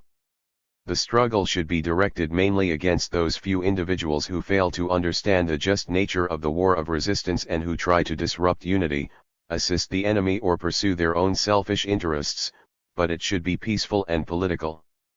Strong measures should be used only against the Chinese collaborators and secret agents who are totally committed to working for the enemy and are utterly detested by the people. In the base areas we should pay close attention to solidifying unity. For instance, the enforcement of the decrees on the reduction of rent and interest rates and reasonable distribution of the burdens in the base areas is absolutely necessary for fully arousing the masses, thereby laying a solid foundation for the united front and bringing this greater anti-Japanese force into play. However, we must still make sure that we shall only mobilize the masses within the united front. Holding the base areas requires not only the mobilization of the masses in general, but also the unity of people from all strata. If we neglect either, our mistake will be to the enemy's advantage. 5. The building up of base areas, including the armed forces, political power, the masses, and the party, cannot be separated from the struggle against the enemy. Experience has shown that without base areas we cannot persist in the struggle against the enemy. Without the struggle against the enemy, attempts to build base areas behind closed doors will imperil survival of the base areas. In the days ahead we should devote more thought to the base areas, work hard to further develop them and carry on a tenacious struggle to safeguard them. For the same purpose, we must organize powerful resistance in the enemy-occupied areas. 6. Our struggle with the enemy boils down to the formula that when the enemy advances, we advance, too. Now that the enemy is bent on advancing towards us, we must advance towards him, for only in this way can we disrupt or check the enemy's advance and consolidate our own positions. Consequently, guerrilla warfare will steadily increase in the base areas of North China, and the same will happen in the enemy-occupied areas. To gain the initiative in such an interlocking, complex struggle, we must become very familiar with the enemy, figure out his patterns of activity, and take advantage of all the opportunities the enemy may offer us. When the enemy conducts a mopping up operation in an area, people in other areas should seize the interval to combat the enemy, while people in the area under enemy attack should coordinate their fight with operations on the exterior lines to gain the initiative. When the enemy advances, we advance type of struggle can also be applied to the covert struggle. The enemy's secret agent activities in our base areas and our efforts to covertly build up our strength in enemy-occupied areas, as well as in the puppet troops and organizations, will grow increasingly intense. In short, we must pay close attention to the matter of gaining the initiative in the struggle against the enemy. 7. The guiding principle behind our military operations is, guerrilla warfare is basic, but lose no chance for mobile warfare under favorable conditions.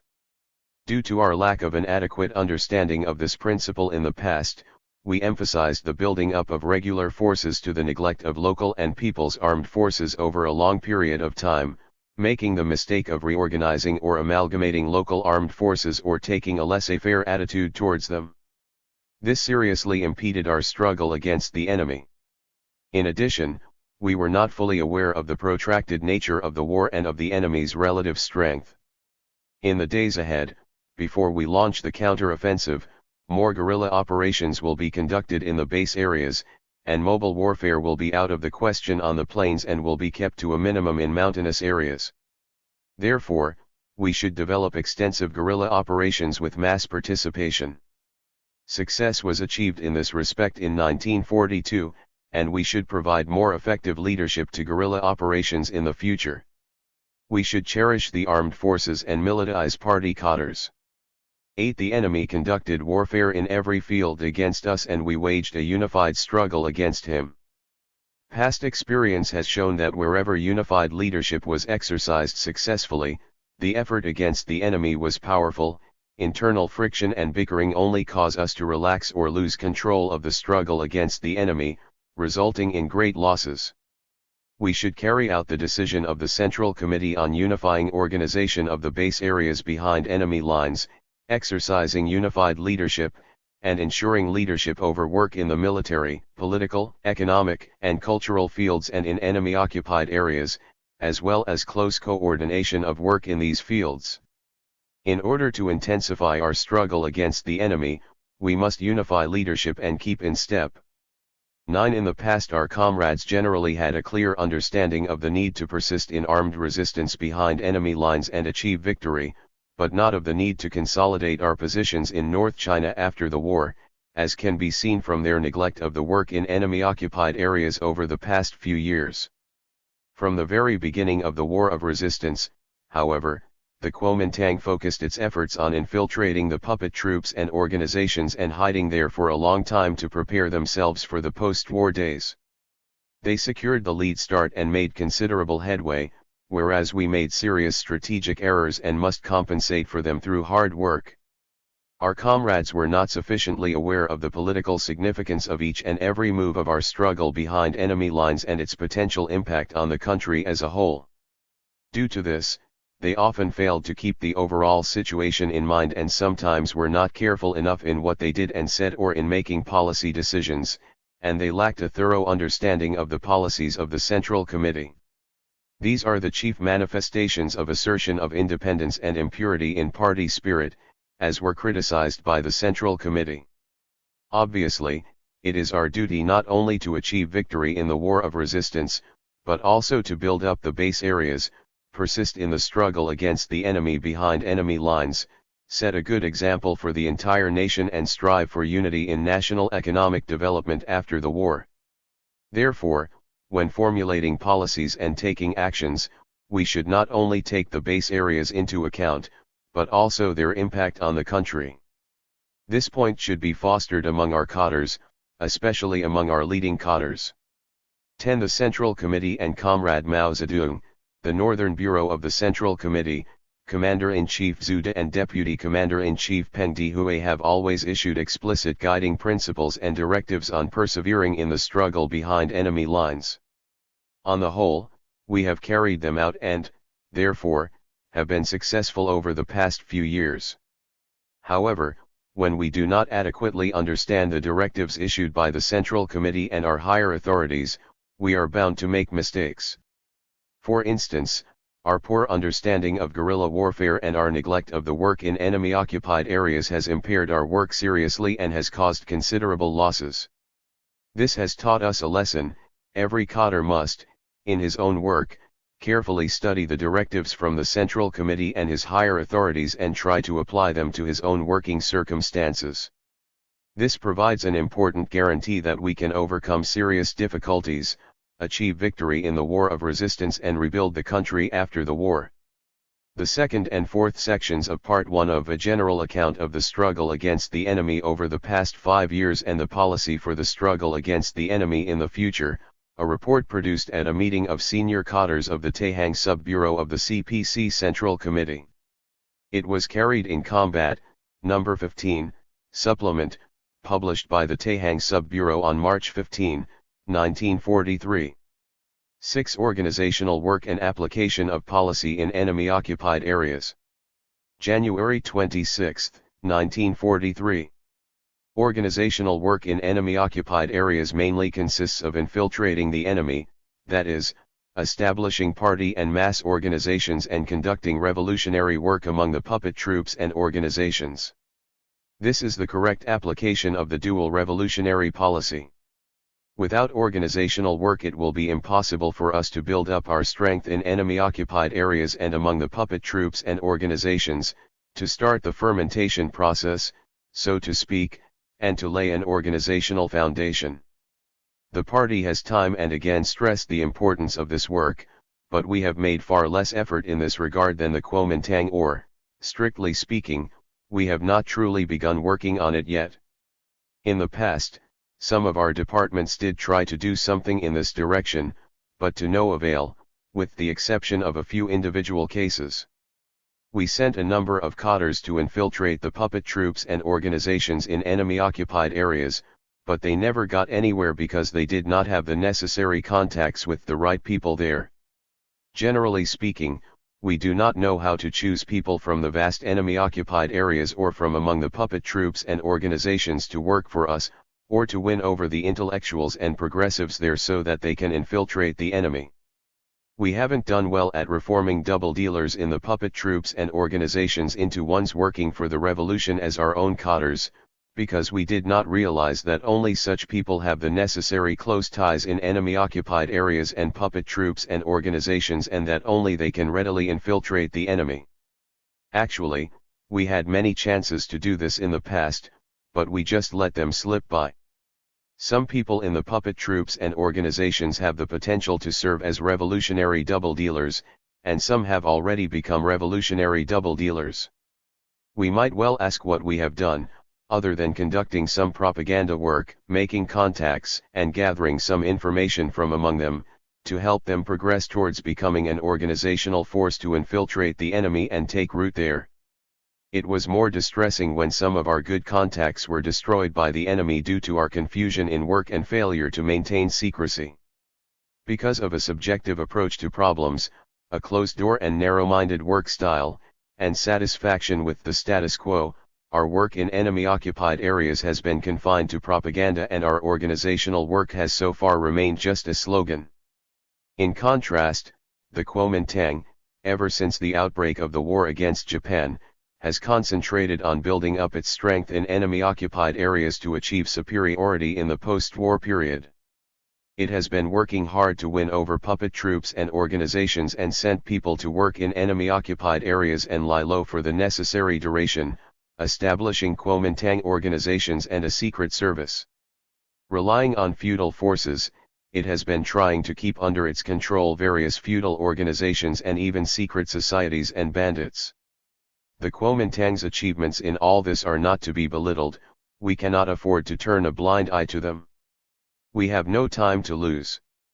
To prepare for counter-offensive and post-war endeavors, we must redouble our efforts in our organizational work in enemy-occupied areas and be more meticulous. Although we are at present still in an inferior position in enemy-occupied areas, the changes over the past year are more advantageous than ever to our organizational work. As shown in the following observation, never before have the contradictions between the people and the Japanese invaders there been so sharp as they are today. They will continue to become sharper, and the people's enthusiasm for fighting Japan will increase, which will greatly help expand our social foundation for organizational work. The prestige of our party, our army, and the anti-Japanese democratic government has grown enormously, and after several years' hard work, we have established a number of contacts for conducting organizational work. Since most of the people in the puppet troops and organizations are from North China, they worry about their families and themselves, and have gradually come to believe that North China cannot be separated from the Eighth Route Army and the Communist Party. The prestige of the Kuomintang is decreasing, a result of its policy of employing secret agents and its sabotage of anti-Japanese efforts behind the enemy lines, and its organizational foundation has been somewhat weakened. However, we also face some difficulties. Through his clever secret agent policy, the enemy will try to keep a tighter control over the puppet troops and organizations and the areas under his occupation. The Kuomintang secret agents' sabotage activities and their tactic of using others to eliminate their adversaries will certainly present an obstacle to our day-to-day work. For our part, we lack experience in doing organizational work in enemy-occupied areas. A narrow, closed-door, sectarian work style has impeded progress in our work. In particular, our cadres do not have a good grasp of policy and they lack experience in and knowledge of secret work. We should take advantage of favorable conditions, overcome difficulties, especially self-imposed ones, and enrich our experience in work. Now I should like to discuss some specific questions. 1. Infiltration. Infiltrating the enemy is the primary concern in organizational work. If we fail to infiltrate the enemy, we can accomplish nothing. There is a wide area which requires infiltration: the masses, enemy-occupied cities, puppet troops and organizations, secret societies, underground gangs, bandits and all other organizations, but most important of all is the puppet troops. The tasks are, to lie low and conduct covert, resourceful and discreet propaganda and organizational work, to build up strength and to raise our political position, in addition to that of other revolutionaries and anti-Japanese people, so that when the time comes, they can support counter-offensives and meet the needs of the revolution. Therefore, we should learn how to apply the dual revolutionary policy and coordinate both the overt and covert work. Except for the most urgent and exceptionally important information, supplying information is of secondary importance. It should only be done secretly and only if it does not affect fulfillment of the basic tasks. In particular, we should not require those who have achieved infiltration to buy any sort of materials or make demands on them, in order to protect them from exposure. There is a wide range of people we can choose for undertaking infiltration from among people in revolutionary base areas, in enemy-occupied areas, especially intellectuals, progressive gentry, and social celebrities, and people from the puppet troops and organizations whom we have won over and transformed into revolutionary double dealers, with people from the last two categories making up the majority. We should send many cadres into enemy-occupied areas. In particular, we should send the best ones to infiltrate and set up organizations there. This task may be accomplished if we can find enough of such persons in enemy-occupied areas and puppet troops and organizations. We also need to send a number of cadres from the base areas, but they must be ones that have, among other things, contacts with people in the enemy-occupied areas, or they will not be of much use. At the same time, we should transfer some comrades who are experienced in working in such areas or who have other favorable qualifications to strengthen the departments in charge of work in those areas, letting them undertake training or liaison work. Training for personnel who will infiltrate enemy-occupied areas is most important, but the training period should be short, the content simple, and the assigned task clear and uncomplicated. It should be conducted in the form of discussions. The trainees should be encouraged to raise questions, which should be answered explicitly. The teaching method characterized by stereotyped party writing should be avoided by all means. In some cases we can only talk with them individually.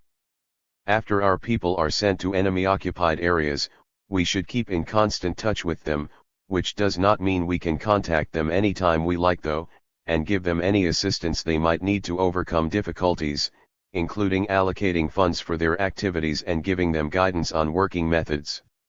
At this moment we should see to it that they do not flinch from difficulties by bolstering up their resolve to infiltrate the enemy.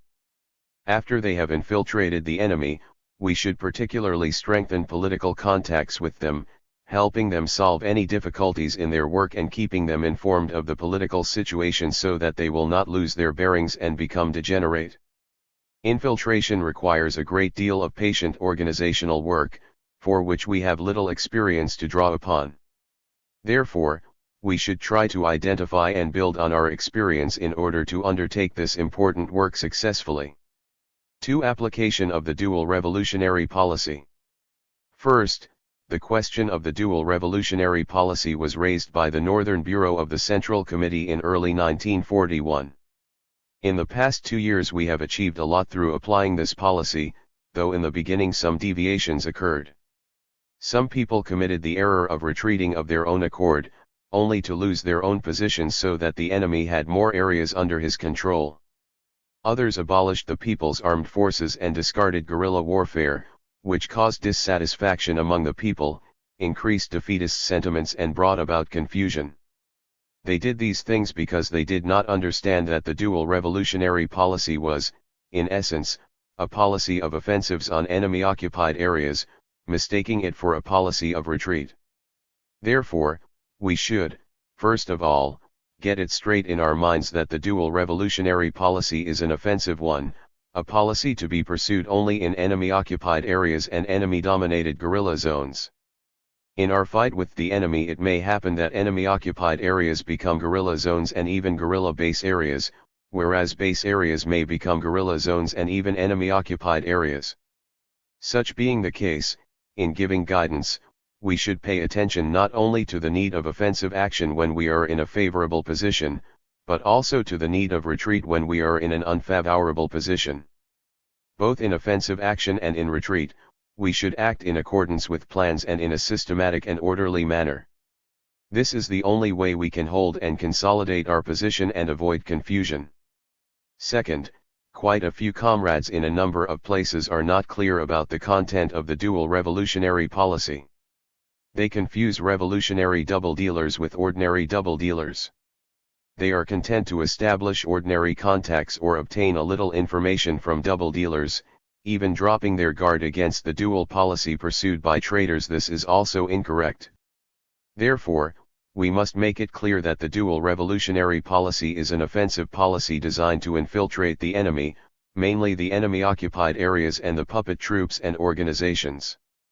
This policy involves many aspects of work, such as the fostering of revolutionary double dealers, the winning over of ordinary double dealers and the utilization of all forces possible, with the chief aim being to foster and expand our group of revolutionary double dealers so that we can rely on them to unite and organize all possible forces to struggle against the enemy, safeguard the people's interests, build up our strength in enemy-occupied areas and within the enemy and puppet organizations, and wait for the opportunity to support our counterattacks or win over the enemy.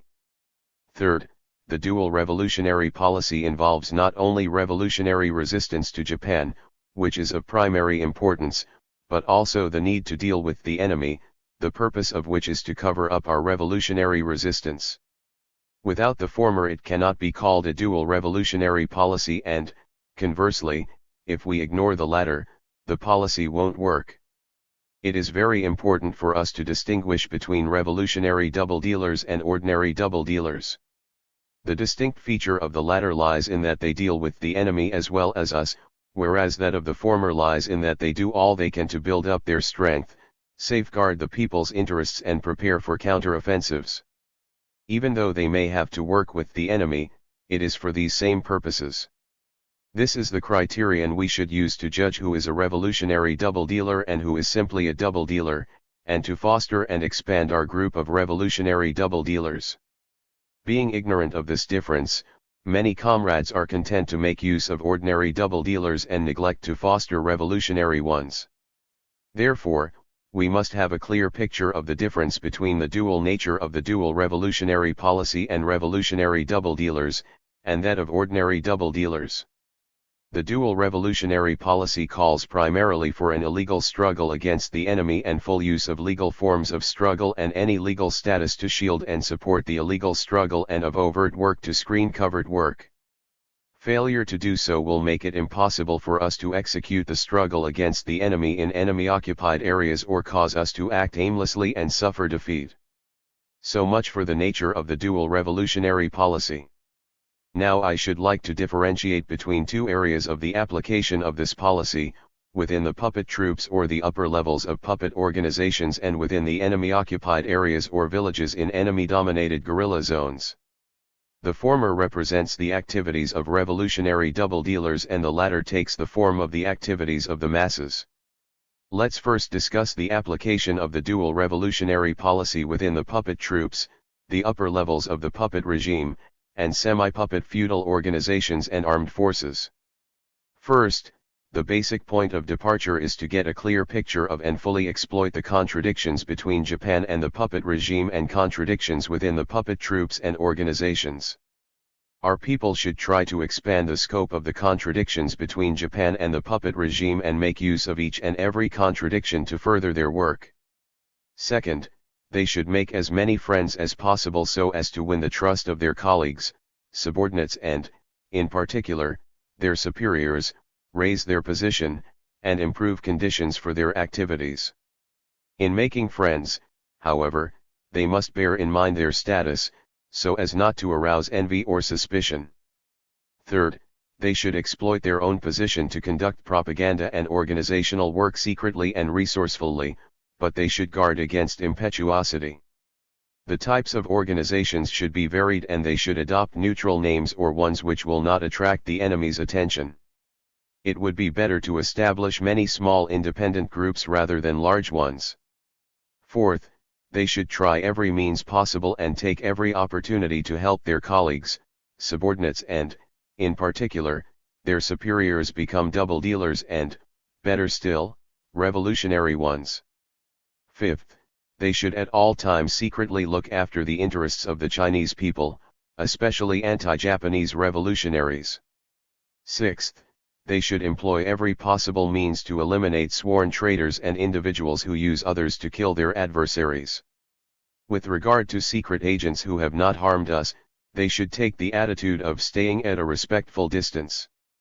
Experience in various places has shown that if we don't tackle this problem prudently, we shall suffer the consequences. Seventh, they should supply no information unless it is very urgent or important. Eighth, they must pay attention to secret work at all times and conceal their identities. Under unfavorable circumstances or when there is an opportunity to strengthen their position, it would even be permissible to reduce their revolutionary activities to a minimum. In short, they should do everything for the sake of long-term concealment, awaiting the right opportunity to arise. Ninth, they should concentrate their efforts on the puppet troops, gradually shifting the emphasis from their work in other fields to work among the puppet troops. 10th, the activities of revolutionary double dealers involve a bitter struggle which takes varied, complicated forms. These people must guard against Japan's secret agents and sabotage by Kuomintang's secret agents. Therefore, they should carry out their activities boldly yet with great caution. If they work in a down-to-earth manner, do not boast or take reckless action or reveal their identities, they can certainly achieve the desired results. Now let's talk about the application of the dual revolutionary policy in enemy-occupied areas or villages in guerrilla zones where the enemy is in a superior position. This policy can be applied only in villages that meet with the following requirements. First, all the villagers are united against the enemy. In the villages united front work to unite all social strata has been successful and, in particular, firm measures have been taken to eliminate sworn traitors. To unite all the villagers against the enemy is no easy job, it can be done only through struggle. The essential link lies in arousing the majority of the masses to struggle against the enemy, and only then can the problem be considered solved. Second, the villages are supported by armed struggle, including both open armed struggle outside the villages and small-scale, concealed ones inside them. Without the former, it will be difficult to deceive the enemy. Without the latter, no timely coordination will be forthcoming, which is essential to extensive guerrilla warfare with mass participation. The experience gained in various places shows that guerrilla warfare has become an important component of the dual revolutionary policy. Control of the armed forces has a vital bearing on gaining the upper hand in a village, so we should do our utmost to keep the armed forces in our own hands or in the hands of other revolutionaries. These armed forces must be small, but well trained, and must operate absolutely underground. In general, they should operate at night so as to make the enemy believe they are Eighth Route Army guerrillas. Third, outwardly, village organizations should take on the form of puppet organizations, but in essence they must resist Japan. As for political power, a United Front Congress of Villagers Representatives that is similar to a democratic government should be established, with all real power of the village held by the Congress, not by the head of the village. We should realize that only this kind of political power can guarantee the villagers' united struggle against the enemy, avoid being used by the enemy, and take into consideration and safeguard the people's interests. It is inconceivable that a government ruled by the landlord class could execute a dual revolutionary policy, let alone safeguard the people's interests. At most it can be considered a double-dealing one, dealing with the enemy on the one hand and with us on the other. Of course, the extent of this will differ between the two. As to mass organizations, with the exception of villages where there is sound groundwork and whose original organizational forms can be preserved, the rest should be made into pure and uniform associations for resisting Japan and saving the nation. Fourth, united struggle by one village should develop into united struggle by several villages or even a whole area. Only this can make it easier to deal with the enemy and deceive him. If only a few villages carry out the struggle, they can easily be overcome by the enemy. When a village meets these requirements, it can be considered qualified to apply the dual revolutionary policy. It can not only wage the struggle against the enemy successfully, but also truly maintain a dominant position. From the above we can see that the dual revolutionary policy includes revolutionary double-dealing, the winning over of double-dealers and making use of all those who can be utilized, but the expansion of revolutionary double-dealer groups should be our main objective. Of course, this does not mean we can slacken our work among ordinary double-dealers. In the past many of them have helped us a great deal in the anti-Japanese war. Moreover, they are numerous and constitute the main elements for us to transform into revolutionary double-dealers. From the above we can see that the dual revolutionary policy means coordinating legal and illegal struggles, legal and illegal methods and overt and covert work, with emphasis on illegal struggles and covert work, which must be concealed through the legal struggle and overt work. From the above we can see that the application of the dual revolutionary policy involves a serious struggle. The desired results can be achieved only through patient, painstaking and down-to-earth organizational work. Unplanned action, recklessness, impetuosity, and carelessness will only lead to defeat. 3. Expansion of guerrilla warfare and establishment of small, concealed guerrilla base areas in enemy-occupied areas. In enemy-occupied areas, when our armed forces can frequently carry out operations there, they become guerrilla zones. Illegal struggle should be the principal form of struggle. Armed struggle and guerrilla warfare are the highest form of illegal struggle. The aggravation of the contradiction between the Chinese people and the Japanese invaders in enemy-occupied areas contributes to winning over double-dealers, fostering revolutionary double-dealers, and, even more so, to conducting guerrilla operations and setting up small, concealed anti-Japanese guerrilla base areas. From now on we should systematically wage guerrilla operations in enemy-occupied areas and set up small, concealed guerrilla base areas, with the aim of building up our strength, preparing for a counter-offensive and creating conditions for our post-war endeavors. These are important links in maintaining base areas in mountainous regions and sustaining guerrilla warfare in the plains, as well as an important way for us to hold out until victory. Although conditions in enemy-occupied areas may be favorable for us to wage guerrilla operations there, setting up small guerrilla base areas there is an arduous task. However, to think it is easy reflects a false perspective. Experience in some places shows that before establishing concealed base areas, it is essential to create the necessary political conditions by steadily and surely launching political offensives. This is very true. First, we need to gain a full understanding of the specific local conditions, send small guerrilla units to attack enemy-occupied areas here and there, and then select cadres who have contacts in such areas and send them there or have them work with the guerrillas. We should prepare the masses and the community as a whole, broaden our influence through the exemplary observation of discipline and explicit policy, engage in propaganda and organizational activities, win over double-dealers, foster revolutionary double-dealers, utilize the contradictions between China and Japan to enhance the enthusiasm and courage of people in various strata in their struggle against the enemy, and try every possible means to establish concealed local armed forces. Only after we have done all this can we get small guerrilla units to dispatch or establish small local units, and keep up guerrilla operations. To sustain guerrilla warfare in enemy-occupied areas, guerrilla units, whether sent in by us or established there, operating in the name of the 8th Root Army, should combine with small local armed forces. Neither will be powerful enough without the other. Without armed forces in the name of the 8th Root Army, it will be impossible to deceive or confuse the enemy. Without armed forces composed of local masses, primary guerrilla units will cause themselves to become exposed and cannot last long.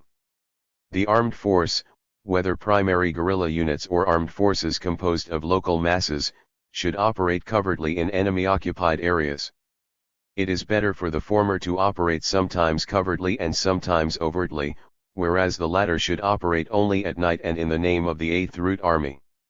The main tasks of guerrilla units in enemy-occupied areas are to safeguard the people's interests, lighten the economic and forced labor burdens imposed on the people, especially people in the guerrilla unit's own districts or villages, by the enemy, protect able-bodied men from being press-ganged and grain from being looted, disrupt the enemy's ruling order, prevent the enemy and puppet troops from trampling on the masses, maintain the people's morale, frustrate the activities of enemy and puppet secret agents, and attack small enemy and puppet units when they are absolutely sure of not being exposed, all for the purpose of sustaining the struggle and building up their strength in such areas. Guerrilla operations in enemy-occupied areas should be combined with the application of the dual revolutionary policy, providing the main support for its application. In their operations, guerrilla units should keep in mind two things: they should consider the people's interests and endeavor to do whatever will safeguard them, and they should be very careful not to do anything that may cause the enemy to harm the people. They should also act in secret, not exposing themselves by ostentatiously parading their strength, so that the enemy can never find their whereabouts and will slacken his vigilance. The preservation and maintenance of concealed guerrilla base areas in enemy-occupied areas not only calls for efforts to arouse the masses and keep up guerrilla warfare, but must also be supported by efforts to win over puppet troops and organizations and feudal armed forces, self-defense corps, secret societies, bandits, etc. This must be done in accordance with the principle of the Chinese people uniting as one man in the fight against the enemy. We should refrain from being too irritating with regard to the enemy, always keeping our eye on the long-term struggle. Attracting the enemy's attention can be most disadvantageous to ourselves. In short, in enemy-occupied areas we should combine legal with illegal efforts, under no circumstances acting blindly to the neglect of the legal struggle or becoming careless due to victories. In addition, we should prepare to wage guerrilla warfare, not only in the surrounding areas but also in nearby enemy-occupied famine-stricken areas. This is a strategically important step. 4. Doing everything to safeguard the interests of the Chinese people. Members of our guerrilla units and armed working teams in enemy-occupied areas should aim at safeguarding the interests of the Chinese people. This is a matter of preserving the might of the country and building up our strength, and is the starting point of our revolutionary work in these areas. If we fail to coordinate our activities in these areas with the people's interests, we shall be unable to establish concealed guerrilla base areas and foster revolutionary double dealers. Worse still, we shall lose our foothold. The essence of the dual revolutionary policy lies in safeguarding the people's interests and, on this basis, expanding revolutionary anti-Japanese forces. Safeguarding the people's interests in enemy-occupied areas involves two aspects: uniting people of all strata to oppose the enemy and helping ease the burdens imposed on the people by the enemy, and taking the interests of the masses into account where the burdens imposed on them by the enemy and their daily lives are concerned. The latter should be confined to the common struggle against the enemy. In enemy-occupied areas and in guerrilla zones where the enemy is in a superior position, we cannot help people evade the burdens imposed by the enemy, but we can work to reduce them. These burdens are wide-ranging, including human and material resources plundered by the enemy, money and other things extorted by enemy and puppet personnel, enormous sums of village funds taken by them, and serious graft and waste. Therefore, we should help the people ease their burdens in various ways. Lightening the burdens imposed by the enemy is a complicated affair, involving both a legal and illegal struggle, and represents a definite application of the dual revolutionary policy. In the past we achieved notable results in coordinating armed struggle with the work of lightening these burdens. In one such example, people disguised as Eighth Route Army troops extricated laborers and able-bodied men who had been press-ganged, and retrieved money and materials that had been taken by the enemy and puppet troops.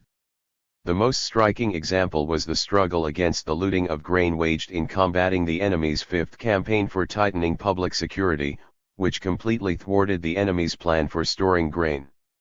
Our armed struggles have provided the people with good pretexts to deceive the enemy and protect themselves, and at the very least they have helped stall for time and reduce the people's burdens.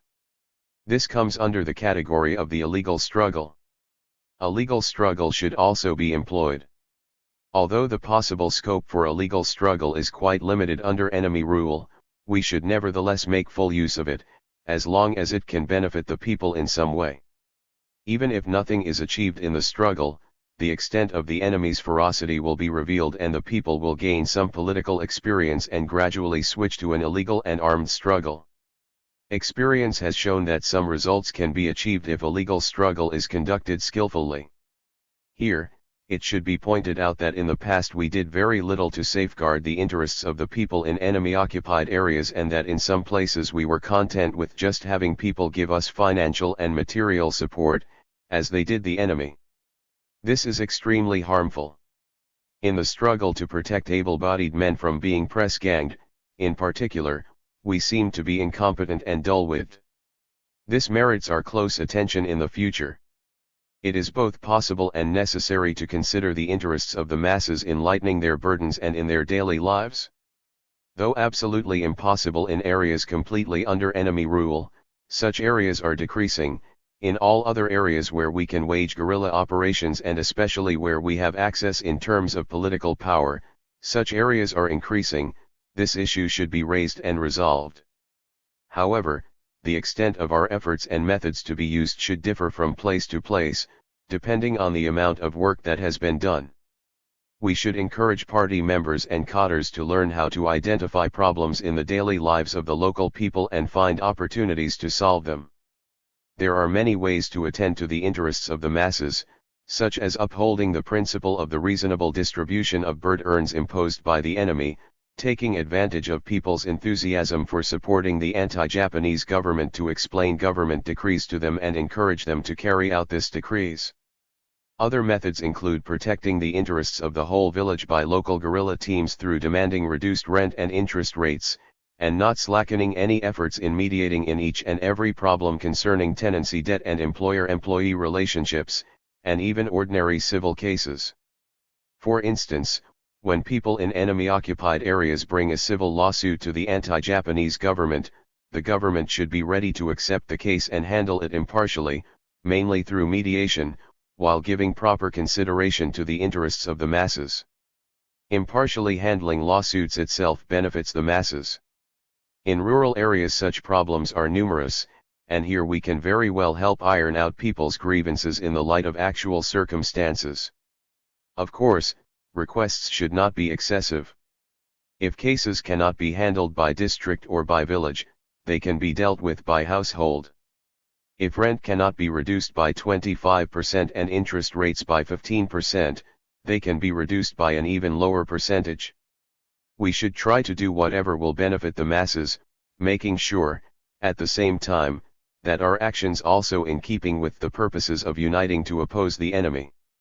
In enemy-occupied areas or enemy-dominated guerrilla zones, we should pay attention to mobilizing the masses both when launching a struggle against the enemy and when handling relations between classes, making each demand one of the masses themselves and providing the necessary coordination and support. Apart from this, we should work hard at all times to organize the masses and establish underground party organizations. Only in this way can the masses be tempered and their great power given full play. At the same time, we should pay special attention to explaining things to the masses, so that they will draw from their own experience the conclusion that our views are correct. whoever alienates himself from the masses and disregards their attitude is bound to fail. 5. Application of the policies of leniency and suppression. The policies of leniency and suppression should be applied correctly. We should prevent the revival of reckless action and constantly combat the practice of indiscriminate killing and assassination, which only serves to create confusion in society. At the same time, we should guard against the tendency to allow traitors and saboteurs to run wild. The ones to be suppressed are mainly die-hard traitors, secret agents, saboteurs who have greatly impeded the war effort, incurring the implacable hatred of the masses, people who have used others to kill their adversaries, and sworn renegades. As regards followers under coercion and less important elements, we should try to win them over and give them a chance to turn over a new leaf. Our experience has always shown that it takes a strong determined attack against the sworn lackeys of the enemy to win over people who are wavering. Some local authorities have been hesitant over executing traitors and saboteurs who deserve the death penalty. This is incorrect. It should be made clear that what we oppose is indiscriminate killing and assassination. With regard to puppet troops and organizations, we must oppose them politically, but in dealing with individuals, we should use force or persuasion as appropriate. The purpose of doing this is to break up these organizations and make them less reactionary, and to isolate the Japanese invaders for the benefit of the revolutionary anti-Japanese work. 6. Coordination of and connection between the legal and illegal struggle. This is also a question of coordination of and connection between overt and covert work, a question that must be tackled in work in enemy-occupied areas and guerrilla zones and in infiltrating the puppet troops and organizations. To handle this question we must understand what is meant by legal and illegal struggles and the forms they take. A legal struggle means a struggle which the enemy allows, and an illegal struggle means a struggle which the enemy does not allow.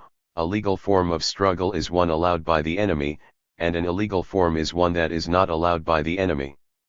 A legal struggle and its legal forms are interrelated. Without the legal forms there would be no legal struggle. As a matter of fact, the enemy does not allow us to wage any struggle. The reason we can conduct a struggle is that this kind of struggle takes on legal forms and is camouflaged by them, and therefore, the enemy permits it to a certain extent. An illegal struggle takes illegal forms and is sanctioned by the enemy. The various forms of legal struggle include presenting petitions, lodging complaints and carrying out activities through puppet organizations, all of which are now generally permitted by the enemy. There are also various forms of illegal struggle, such as holding demonstrations, refusing to pay government taxes in grain and cash, rejecting associations for the preservation of order, setting up revolutionary organizations, and even staging rebellions, instigating mutiny within enemy camps, and carrying out an armed struggle, which is the chief method. None of these forms is permitted by the enemy. Is it possible to carry out a legal struggle under enemy rule? The facts say that it is possible, but to a limited extent. People in various localities have launched many struggles. Do the masses have the courage to carry out such struggles? Facts have already given us an affirmative answer. Generally, in areas recently taken over by the enemy there is no legal struggle evident, due to the enemy's high-pressure tactics to subdue the people and because the people lack experience in coping with the enemy under his rule. After a while, however, they will find ways to deal with the enemy, becoming confident of and experienced in waging a struggle against the enemy and the puppet regime under given conditions. Since the possibilities for continuing a legal struggle under enemy rule are limited and no significant results will be achieved, an illegal struggle must be our principal endeavor. However, we should not let slip any opportunity of launching a legal struggle, because it will involve less losses to the people and facilitate the development of the illegal struggle. Legal and illegal struggles should, therefore, be closely coordinated, with the former camouflaging the latter and the latter assisting the former. We must make sure that the illegal struggle covers the legal one and does not expose it. From this people can see that we are not forfeiting either an illegal or legal struggle, but are trying to coordinate them and bring them together. How are we to do this? First, both legal and illegal struggles can be conducted separately. In the past, in enemy-occupied areas, for instance, there was usually no illegal struggle, but the people there were still able to wage legal struggles only.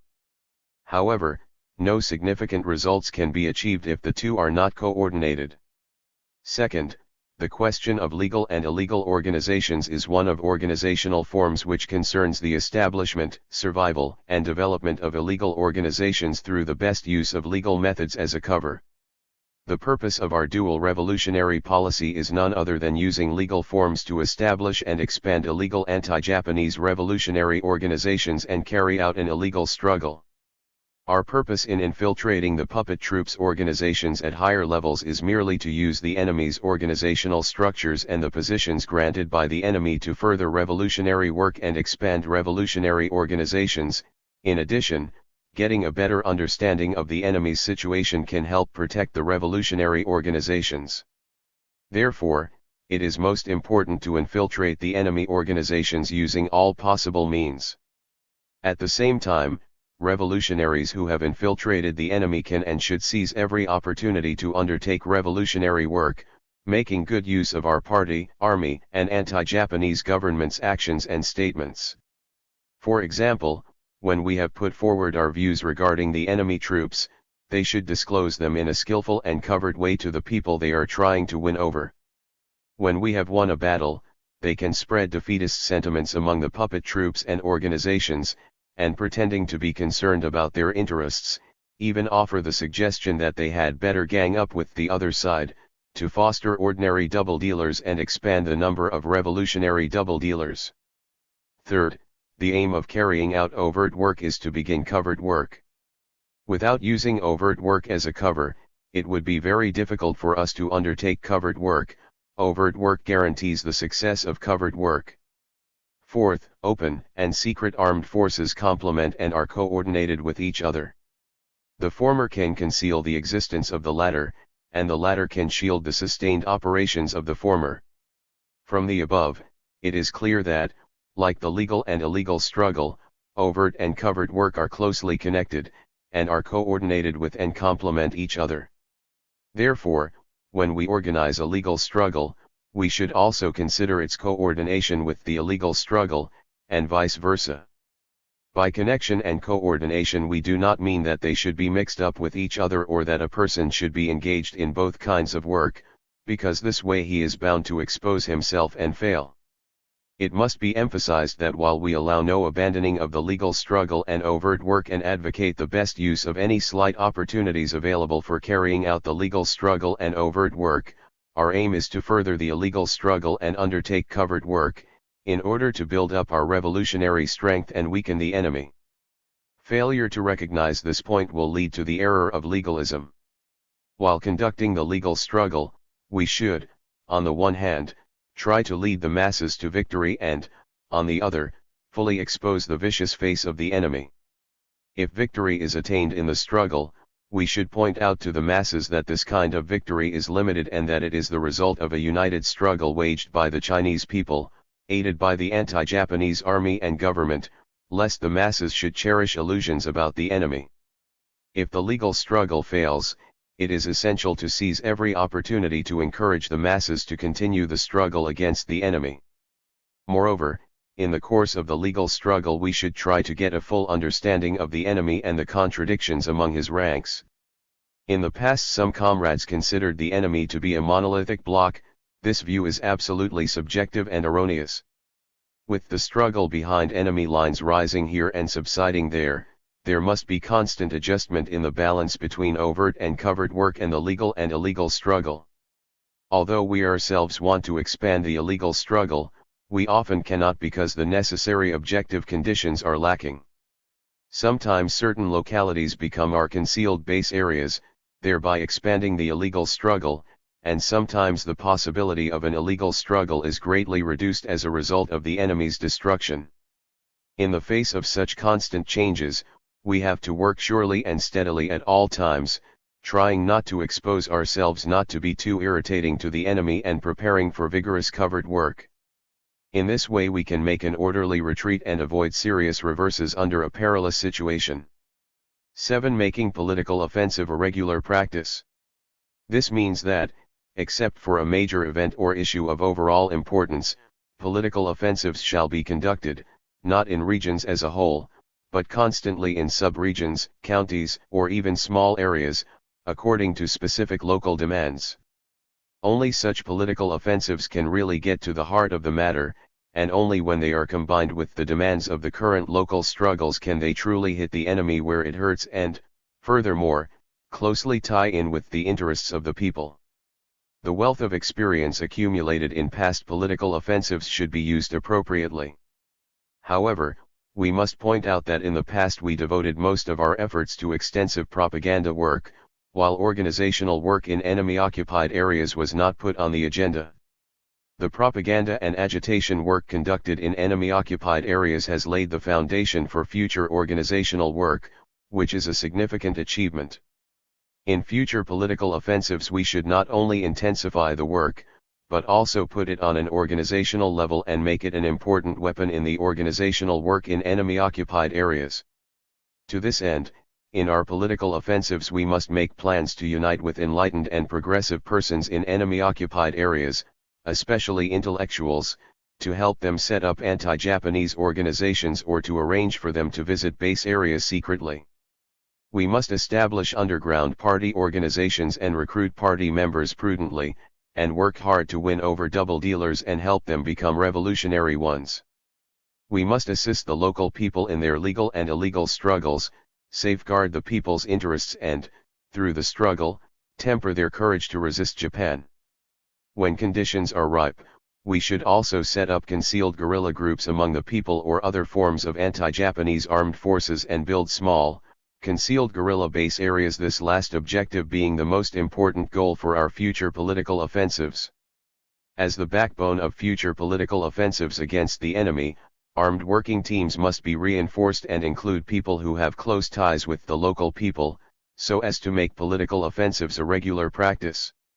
Therefore, it is necessary to improve the military and political qualities of the guerrilla units, county and district primary guerrilla detachments, in border areas between the enemy-occupied areas and our base areas, so that they can launch political offensives. Meanwhile, to strengthen organizational work, party activities, especially the activities of the anti-Japanese democratic government, must be increased in enemy-occupied areas in the course of unified political offensives against the enemy. 8. Establishing party organizations in enemy-occupied areas. I shall only mention this task here. I am not going to discuss how to establish such organizations. Many of our comrades are quite experienced in this respect. In the past few years, however, we have completely ignored this basic task, a state of affairs which cannot continue.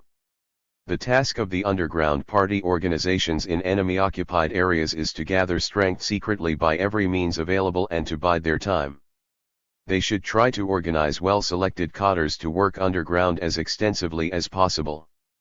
Party members should try to infiltrate all enemy and puppet organizations, as well as local feudal organizations, to carry out their own activities and overcome past tendencies to work in the dark without the assistance of others and keep themselves aloof from others, actually a manifestation of wait-and-see mentality.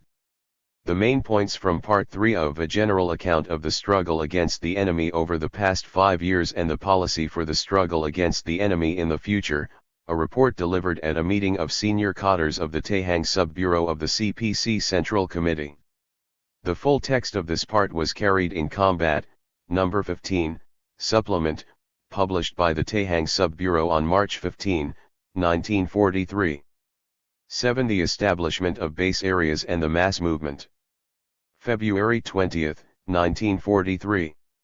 1. The laws governing the establishment of base areas. In the course of discussion some comrades raised a question about the laws governing the establishment of base areas. Comrade Peng Dihue has answered this question in his pamphlet. For establishing a revolutionary base area, besides considering the proper geographical conditions, the enemy's situation and timing, there must also be the necessary revolutionary armed forces, political power, and mass and party organizations. Comrade Peng Dihue said, Whether a revolutionary base area is consolidated and sound depends on whether there are four types of organizations there are consolidated and sound. None of these four revolutionary forces can be dispensed with if a revolutionary base area is to be established. The four forces are coordinated. If one of them is not strong enough, the rest will be affected. Poor coordination will also harm the base area.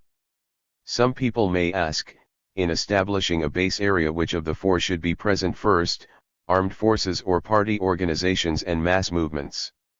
This represents a mechanical way of thinking.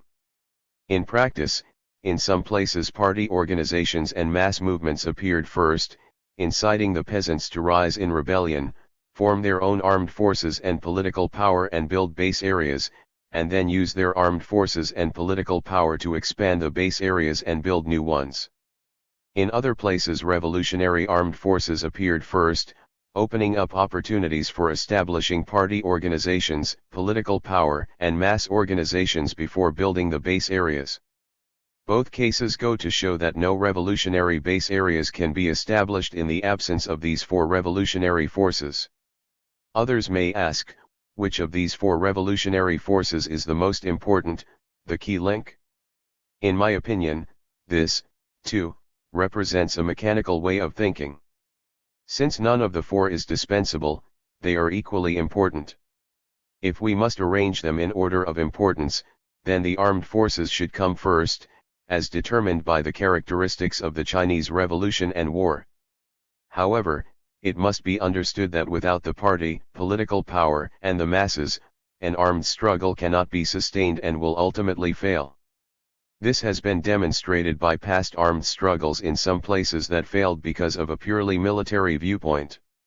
Likewise, if we have only mass movements of strong political power but have no sufficient, powerful armed forces, or if we follow an erroneous military line, the base areas will suffer defeat and the work of the party and government and among the masses will collapse, as was demonstrated by the Red Army's withdrawal from the Central Soviet area after failing to break the Kuomintang's fifth encirclement and suppression campaign. If our political power is not strong enough and little is achieved in building financial and economic systems, eliminating traitors, and administering justice, then it will be impossible for us to maintain order in the base areas, meet the needs of our troops and people, and consolidate and hold the base areas, as was borne out by the situation in the Taihang area in 1939. Finally, if we have no strong party leadership and party organizations and no unified party leadership, and if the party does not exercise leadership over the armed forces, political power, and mass organizations, or if the party makes mistakes in leadership, then the establishment, consolidation, and maintenance of base areas will be adversely affected. Instances of this are numerous. So, it can be seen that the question of which of the four forces is the most important, the key link, is irrelevant. Does this mean that at all times and under all circumstances we should pay equal attention to these forces? No, we should not. The party should determine where to focus its attention in the light of the prevailing situation at a given time and place. If the work of the political power is weak, we shall intensify our efforts there, and if work among the masses constitutes a weak link, we shall concentrate our efforts there. Of course, this should be coordinated with work in other areas. For instance, our work at the initial state in North China had certain different characteristics compared with what we had done previous to this.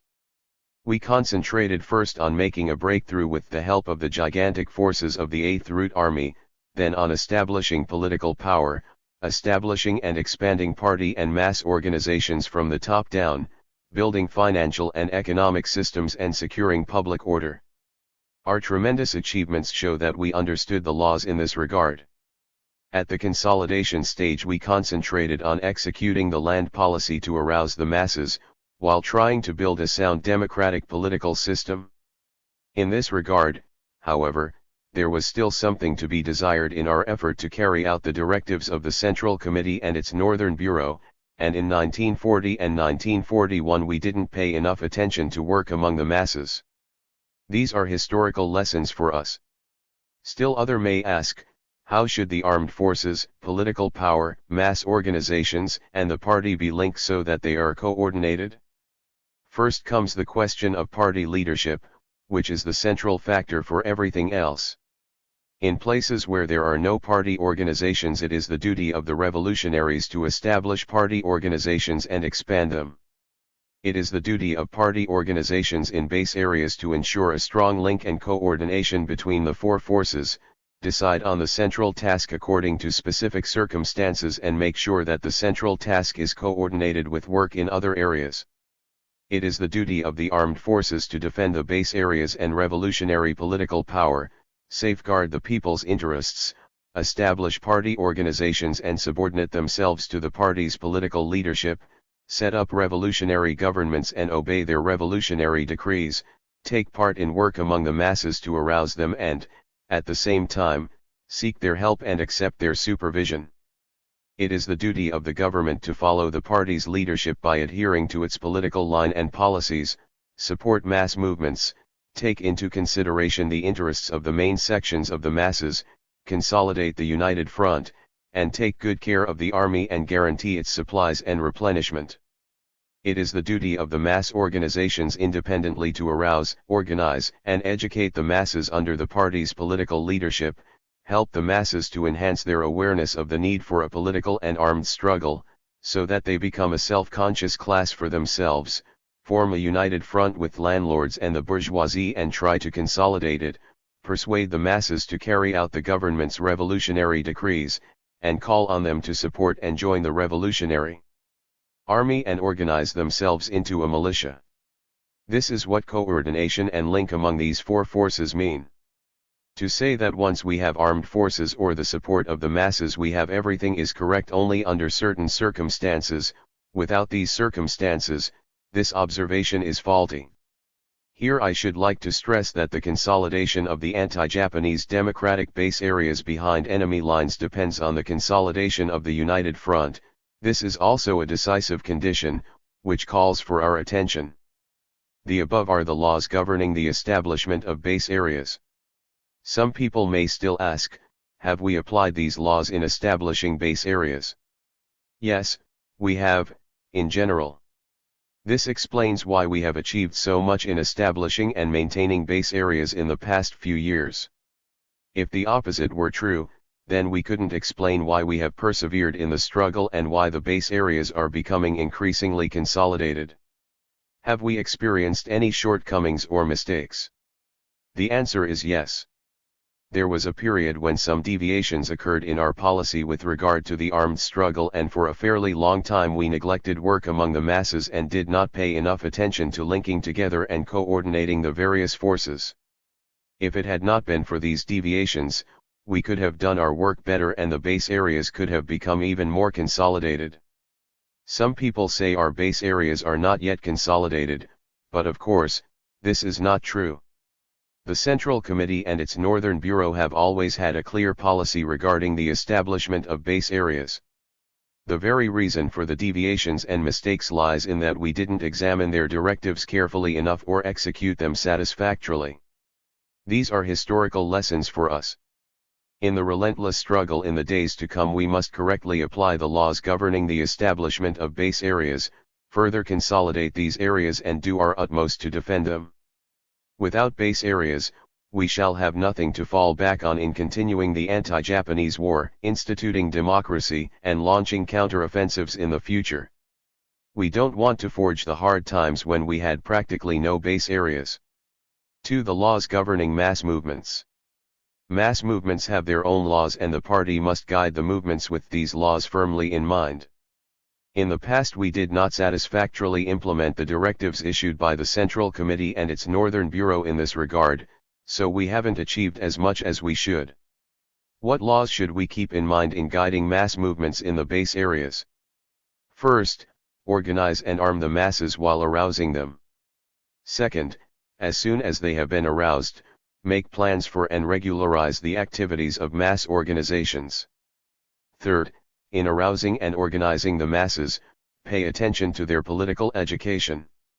When the masses have been sufficiently incited and organized, we should shift the focus of our work to educating them in order to promote their activities in the struggle for democracy and armed struggle, so that they will become a class for themselves, join the United Front, take part in mass guerrilla warfare, and consolidate the political and economic rights they have won.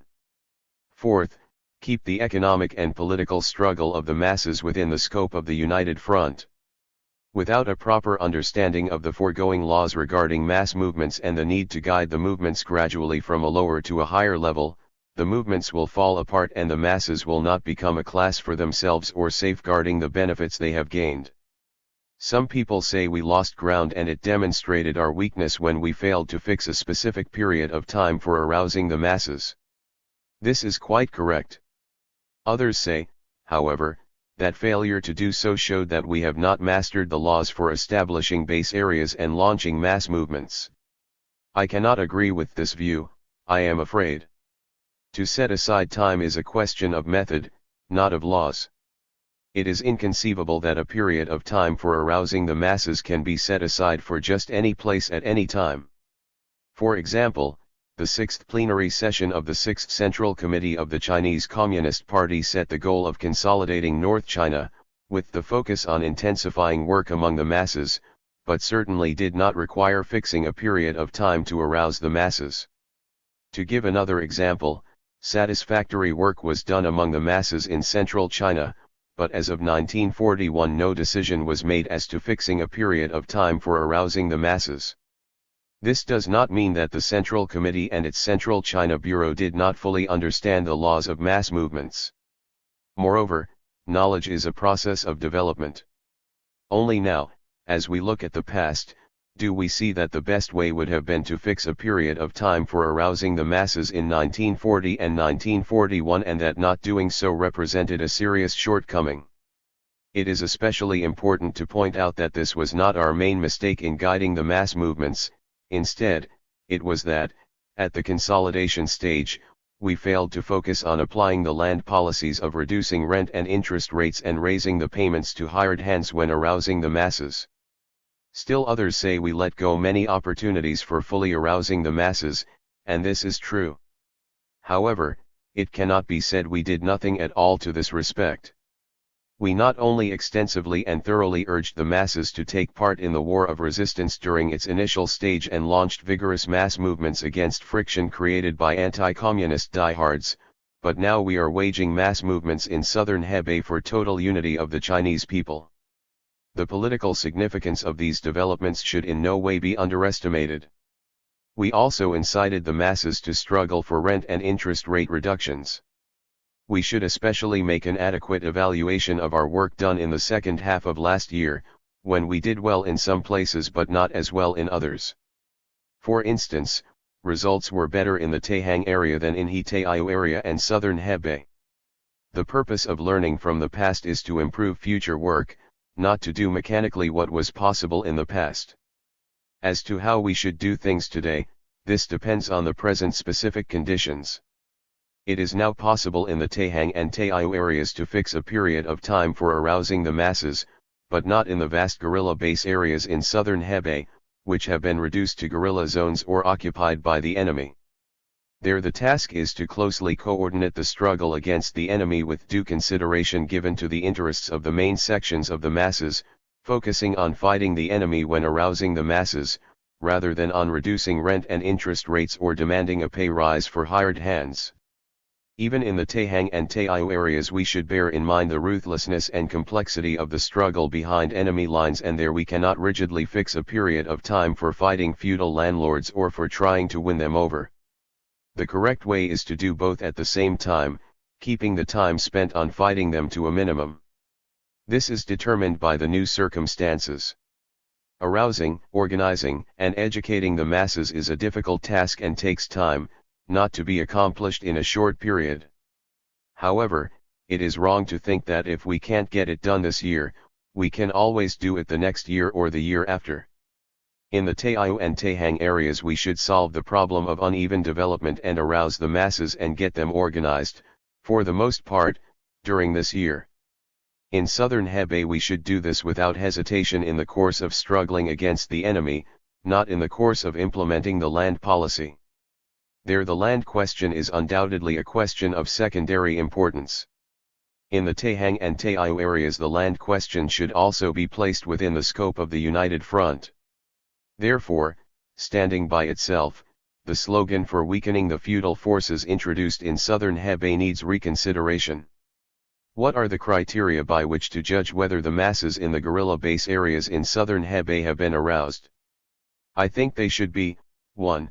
Not only advanced, but also backward, people are taking an active part in the struggle against the enemy. 2. In the struggle most of the masses have joined either open or underground people's armed forces and control them. 3. They voluntarily participate in the activities of the organs of political power in the villages, where the three-thirds system has been truly instituted. 4. The majority of the masses has benefited from the struggle against the enemy and helped consolidate the united front with the landlords and the bourgeoisie in a common struggle against the enemy. 5. The masses have their own organizations or they hold dominant positions in united front organizations. 6. They have faith in the party and the Eighth Route Army, recognizing that they cannot liberate themselves unless they follow our party and army. It seems to some people that these requirements have been met in southern Hebei, but this optimistic evaluation of the situation is groundless. In fact, the work done there still falls far short of the requirements, which cannot be fully met without correct political leadership and painstaking and effective organizational and educational work. 3. Arousing the masses and consolidating the united front. This is a question of how to confine mass struggle to the united front or, to be more specific, a question of how to arouse the masses and, at the same time, cement unity among people of all strata. Here I should like to discuss a few points that should be understood correctly. 1. We should combine the struggle against feudal landlords with the effort to win them over. That is to say, while struggling against them, we should try to draw them nearer to us, and vice versa. We should make sure that we struggle against them to an appropriate extent and that we try to draw them nearer to us at the right moment. Of course, in some counties and districts it is necessary to fix a period of time for each, but the duration of the struggle should not be too long. Even during the course of the struggle, in most cases, we should try to reason things out to win over enlightened landlords, so that they can persuade other landlords to reduce rent and interest rates. Even if landlords are not sincere in reducing the rates, they should be encouraged, because they can be useful to us, too. The struggle shall be waged only against a few obdurate landlords after they have been isolated. When trying to win over feudal landlords, we should guard against their counterattacks. Special efforts should be made to persuade the masses to take the initiative to unite with the landlords. 2. We should weaken the feudal forces, not destroy them. Our policy is to improve the living standards of the masses and, at the same time, allow landlords to maintain a certain economic position. In some places we went too far in implementing decrees to reduce rent rates and settle old accounts. This should be rectified. Government decrees are only general principles, which should be carried out properly, in accordance with the policy mentioned above. The practice of settling very old accounts with landlords should be ended. 3. We should weaken the feudal forces, not only economically, but also politically and ideologically. Overthrowing the rule of the landlord class and practicing democracy based on the three-thirds system means no more than weakening the political position of the feudal classes, not depriving them of such a position. Landlords who resist Japan and are not opposed to democracy have the right to participate in the democratic government based on the three-thirds system, so we should not only safeguard the masses' rights of person, property, land ownership, and participation in the political power but also the landlords. In mass movements no practices such as humiliating landlords by beating and spitting on them should be encouraged. Party leaders, in particular, should prevent such practices, because they can cost us the sympathy of society as a whole and present an obstacle to our efforts to unite with the landlords against Japan and to involve backward elements in the struggle.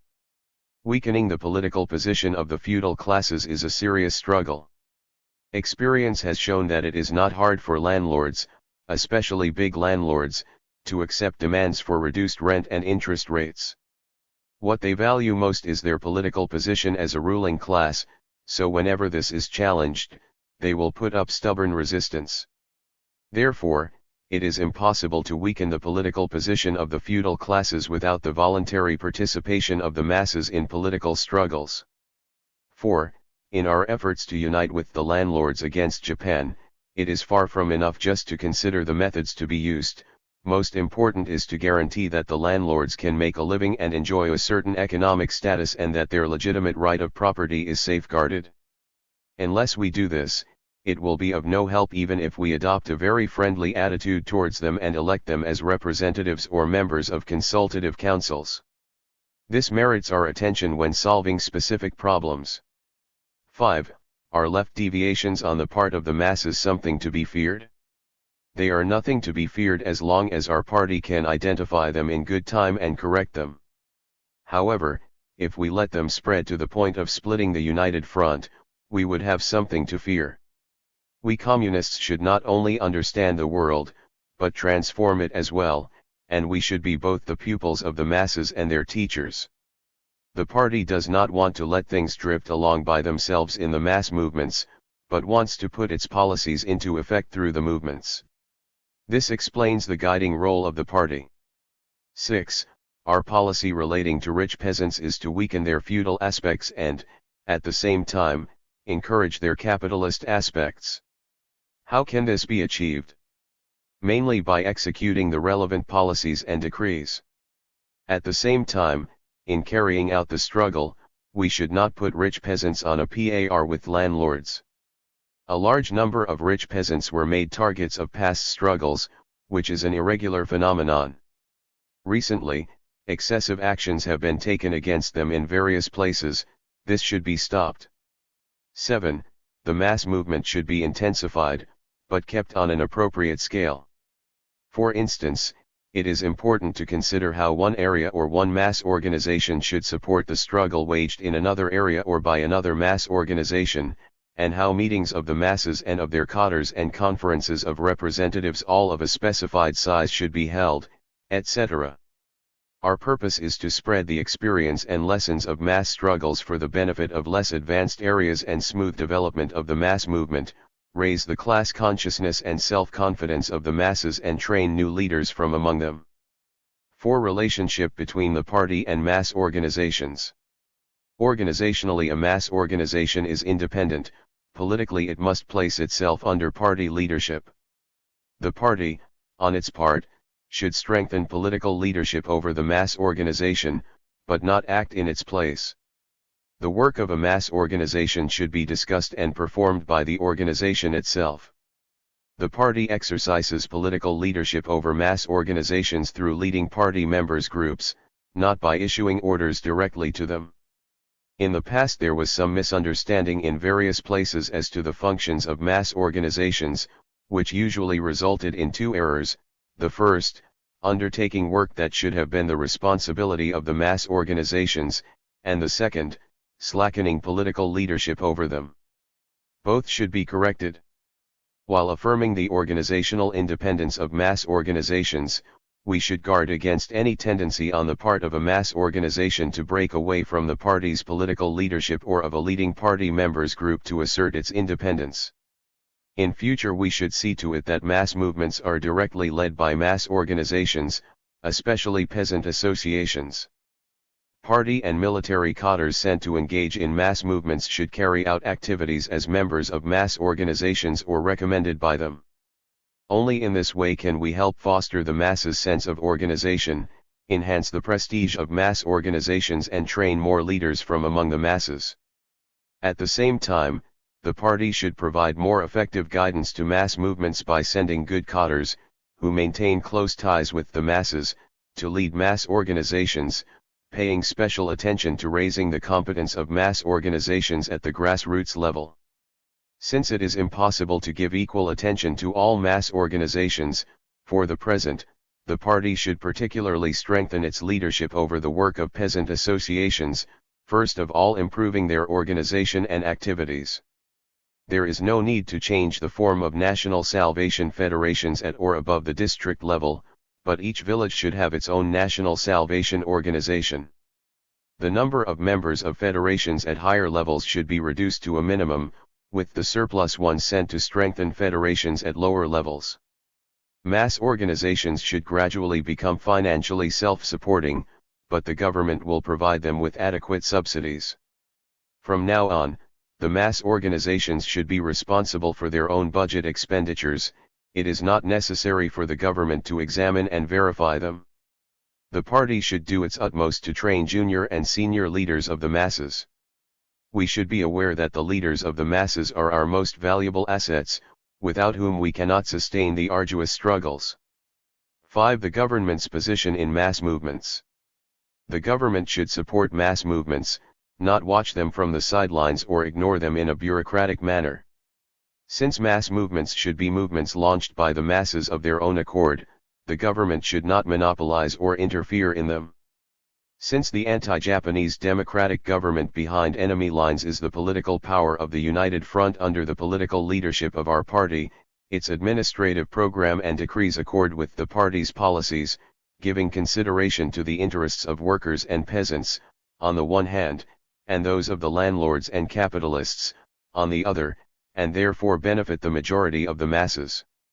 When we are reducing rent and interest rates and reasonably distributing burdens through the mass movements for the benefit of the majority of the masses, we are executing government decrees. After promulgating decrees, the government must ensure their implementation, so it would be wrong to turn the mass movements against the government. In guiding mass movements and supporting them, both the party and mass organizations and the government are trying to ensure the execution of government decrees, seeing to it that the movements are conducted within the limits of government decrees or, in other words, within the United Front. In this sense the positions of the mass organizations and of the government are identical, except that differences may occur in attitude and method. What is the correct attitude of the government towards mass movements? 1. With regard to rural areas where the decrees for reducing rent and interest rates and reasonably distributing burdens have not yet been implemented, the government should send people there to explain the decrees and urge the masses to follow them, making it definitely clear that it will accept no refusal. 2. When the masses are mobilized in the struggle for reduced rent and interest rates, government personnel should show respect for the mass movements and the class consciousness of the masses, or their awareness and initiative, refraining from interfering in and monopolizing the struggle and from bringing it to an end prematurely by resorting to the power of the government or to administrative means. Through the government's interfering in and monopolizing of the struggle, the masses may reap some benefits the easy way, but it will prevent them from demonstrating their own initiative, thus from recognizing their own great strength and, moreover, from becoming aware of the need for a political struggle. Therefore, these methods are harmful. 3. In the course of a mass struggle it is the job of government personnel to give thorough explanations of government decrees, which actually is a way of supporting the mass movement. 4. When a dispute arises between the masses and the landlords, the government should solve the dispute impartially in accordance with its decrees, which actually is a way of supporting the majority of the masses. 2. 5.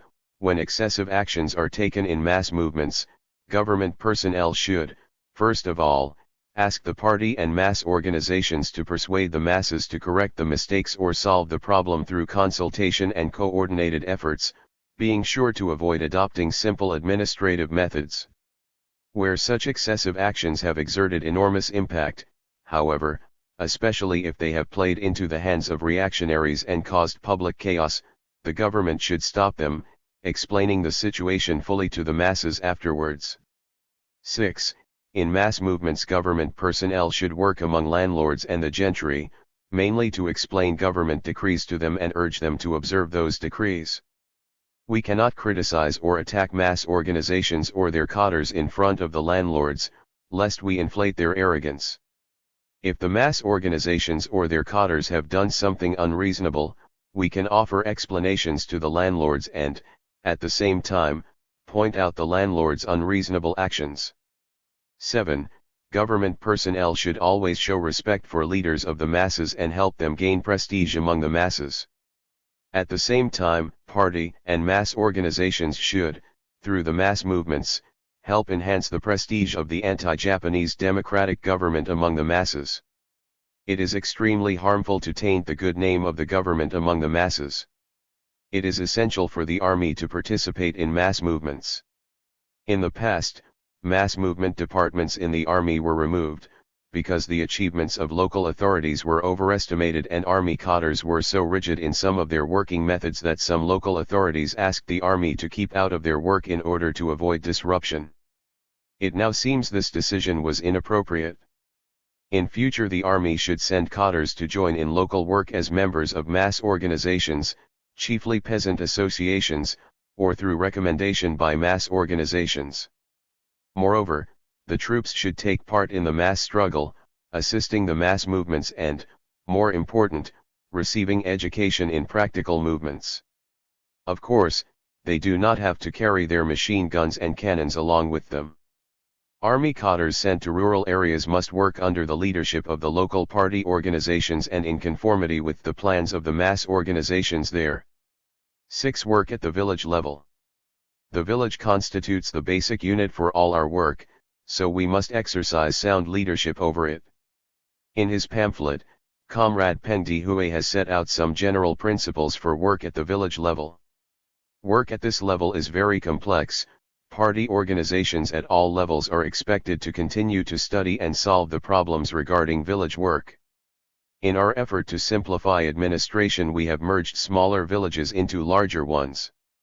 Though this move has made our work more difficult, it has avoided subjecting the people to many more burdens, so we need not make any changes here. We should now be working out methods of leadership to suit conditions in the larger villages. First section of the third part of a summary report made at a meeting of senior cadres of the Taihang Sub-Bureau of the CPC Central Committee. It was carried in Combat, number 19, supplement, published by the Taihang Sub-Bureau on March 25, 1943. 8. Economic development in the Taihang area. July 2, 1943. The war of resistance behind enemy lines is an extremely complex and arduous struggle. After 6 successful years we have laid the foundation for the continued struggle and final victory. For the 8th Route Army, though poorly equipped and without a single copper or bullet of assistance in 4 years, to have overcome so many difficulties and to have done battle with such a formidable enemy at close range is nothing short of a miracle. What is the secret behind this miracle? As everybody knows, we have Mao Zedong's principles guiding our strategy and tactics. It is by following these principles that through innumerable battles we have established, defended, and consolidated each and every anti-Japanese base area and pinned down half of the Japanese invading troops in China, lightening the burden of frontal military operations in the Great Rear area. As everyone knows, we have been carrying on serious political, cultural, and anti-secret agent struggles with the enemy, greatly inspiring the enthusiasm of the people in the base areas and enemy-occupied areas for resistance and increasing their sense of national pride and self-confidence. In addition, everyone knows that our struggle on the economic front in the enemy's rear area, under extremely difficult conditions, has been highly successful. It is this successful struggle that has enabled us to persevere in the war of resistance in the enemy's rear area for 6 years and will enable us to do so in the future. The struggle on the economic front in the enemy's rear area is by no means less intense than the struggle on the military front. The enemy's economic attack, closely connected to his military, political, and secret agent attacks, is extremely cruel. In the areas under his occupation the enemy has been rapaciously plundering manpower and material resources. The people's financial burden is double or treble their total income. When they run out of grain and money, they have to hand over their furniture to pay for the burden. The plunder of manpower is even more horrifying. A great many able-bodied men have been press-ganged and the amount of corvée can hardly be calculated. An enemy commander announced, the length of blockade trenches in North China is 6 times that of the Great Wall, or 1/4 of the circumference of the earth. All this has been built up with the blood and sweat of the people in enemy-occupied areas. As a result there have been consecutive crop failures there over the past few years and a serious famine this year. Taking advantage of this famine, The enemy has incited the people to seize grain from the base areas in an attempt to create deep animosity between Chinese in the anti-Japanese base areas and those in areas under his occupation. With regard to the anti-Japanese base areas, the enemy has been pursuing a policy of blockade and plunder, i.e., blocking the supply of the materials we need, taking the materials he needs, like grain, incessantly nibbling the border areas and flagrantly plundering and trampling on the base areas in each mopping up operation, killing and press ganging people, burning houses, destroying farm tools, seizing draft animals, burning grain, and ruining growing crops. The enemy has perpetuated all kinds of atrocities to destroy the lifeblood of the war of resistance. The people are deeply distressed by the devastation caused by the enemy. Unless effective measures are taken, it would be inconceivable to persevere in the war behind enemy lines once people's vitality is exhausted and provisions for the soldiers and people cannot be guaranteed. In the Taihang area, we are guarding against such an eventuality, and we are paying particular attention to the economic front. The economic front behind enemy lines consists of two inseparable factors: the economic struggle with the enemy and economic development in the base areas. Without the former, the latter would be out of the question; without the latter, the former would be even more doubtful. It is with these two factors in mind that we have drawn up all our specific economic policies. During the initial stage of the war of resistance, the Party Central Committee and Comrade Mao Zedong advocated self-sufficiency and self-reliance as a guide for our economic development, and we have been following this guide in our development work over the past 6 years. After meeting with countless complications and difficulties, we have found a way that has made it possible for us to meet the needs of the war effort, protect the people's interests, cripple the enemy's plundering scheme, and prepare for counter-offensives and post-war reconstruction. What have we accomplished, and what has our experience taught us, then? First of all, we have come to the conclusion that expanded production provides the foundation for developing our economy and also for breaking the enemy's blockade and building a self-sufficient economy, with agriculture and the handicraft industry as the main production activities. Experience tells us that if you have grain, you have everything. Times of war bring widespread grain shortages. Since we are operating in rural areas, agricultural production is of necessity a major task. The greatest shortage faced by the enemy in the cities is in the supply of grain. With enough grain supplies in our hands, we can feed our soldiers and people. In addition, with grain and other farm byproducts, we can carry on the struggle against the enemy and exchange them for everything else we need. At the same time, only agricultural production can provide the handicraft industry with raw materials, laying the foundation for its development. Development of this industry, in turn, can propel agricultural production and allow us to boycott the enemy's dumping of goods, bringing about a self-sufficient economy. Developing production must not remain just an idea. It requires correct policies and meticulous organization. Our policies concerning the reduction of rent and interest rates and the payment of rent and interest have opened up a broad avenue for the development of production. In areas where rent and interest rates have been reduced, the working people have displayed greater enthusiasm for the war of resistance and for expanding production. In addition to reducing rent and interest rates, the government has made the payment of them mandatory. These policies have served to stabilize the relations among people of all strata and strengthen unity, calling on everyone to give his best in production work, save money and store grain, and advance from mere self-sufficiency to having ample supplies of food and clothing. To this end, the government has promulgated important decrees providing, among other things, no taxes shall be levied on grain stores and bank savings, no taxes shall be levied on 1/2 of a hired laborer's income, no taxes shall be levied on flocks of sheep, and taxes shall be imposed on the basis of the grain yield of an average year since the outbreak of the War of Resistance, the surplus amount belonging to the producers. Moreover, labor heroes and those who participate in the Wu Manyu campaign will be rewarded. These policies are all designed to promote development of the economy while restricting feudal exploitation. This is the path that Dr. Sun Yat-sen pointed out to us. Our policies relating to industry and commerce have greatly facilitated the growth of agriculture and the handicraft industry. The taxes levied by the government on industry being minimal, the handicraft industry, especially the household textile industry, has grown considerably in recent years. The building of bigger industries is practically impossible under conditions of guerrilla warfare. The anti-Japanese democratic government and mass organizations have done their best to organize and lead production. Our army has also played an active part on this front, rendering much encouragement and assistance to the people. Agricultural production is both year-round and highly seasonal. Strictly speaking, there is no slack season. It involves plowing, selecting seeds, sowing, thinning seedlings, weeding, summer harvesting, autumn harvesting and the timely collecting and applying of manure. Preparations for manure to be used the next year begin in June.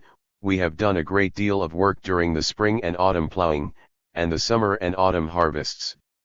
We arouse the people's enthusiasm for production work, criticize idleness, organize and redistribute the labor force, improve seed strains, supply the necessary draft animals and farm tools, mobilize children to collect manure, call upon women to participate in production work, mediate between landlords and tenants and between employers and employees, mobilize the people to plant trees, build irrigation ditches, dig wells, make water wheels, and so on.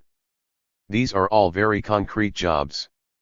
In addition, the government has been granting low-interest and interest-free loans every year, ranging from several million to 10 million yuan. Everything it advocates and does is for the benefit of the people. Due to our attention to organizing and leading production, many of the people's difficulties have now been overcome.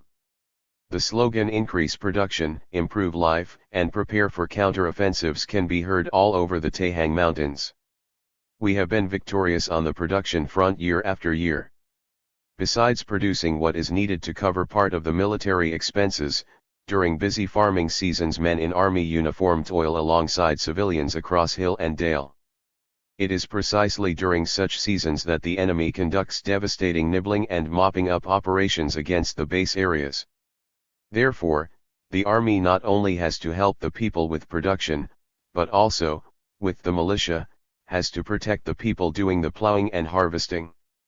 This is why our soldiers are at one with the people and why our army is called the People's Own Army. The growth of the handicraft industry still has a way to go, but results so far have greatly reduced the inflow of goods from enemy-occupied areas. No kerosene, cigarettes, soap, and luxuries are imported here. We make our own cigarettes and other items, and have enough and to spare. For example, we export a part of our products, such as cloth, towels, other cotton textiles and paper. We are short of salt and matches, which are not so difficult to procure, but we are making steel for flint as a substitute for matches.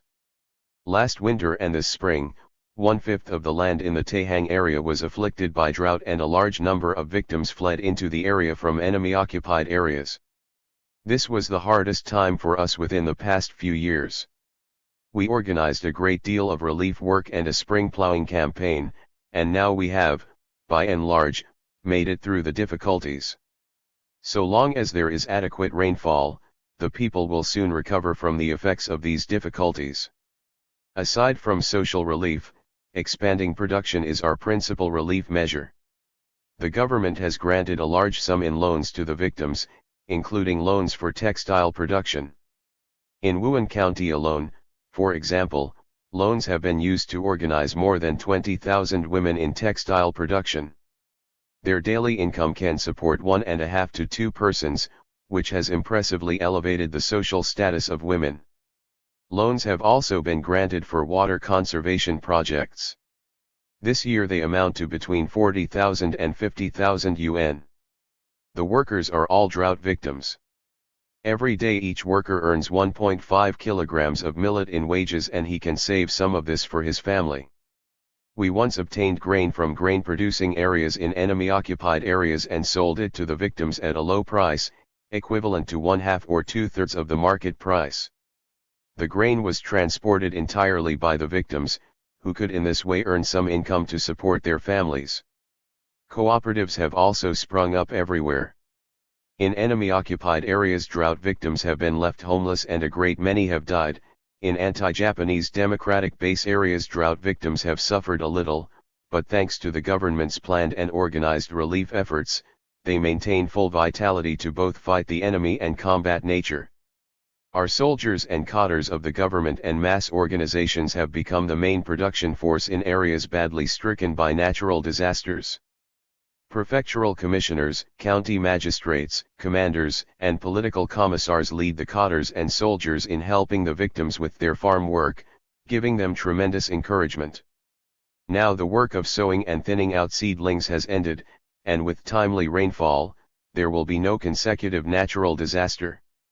A great many victims from enemy-occupied areas have received assistance from the government and people in overcoming their difficulties and have obtained, among other things, housing, grain, farm tools, and seeds.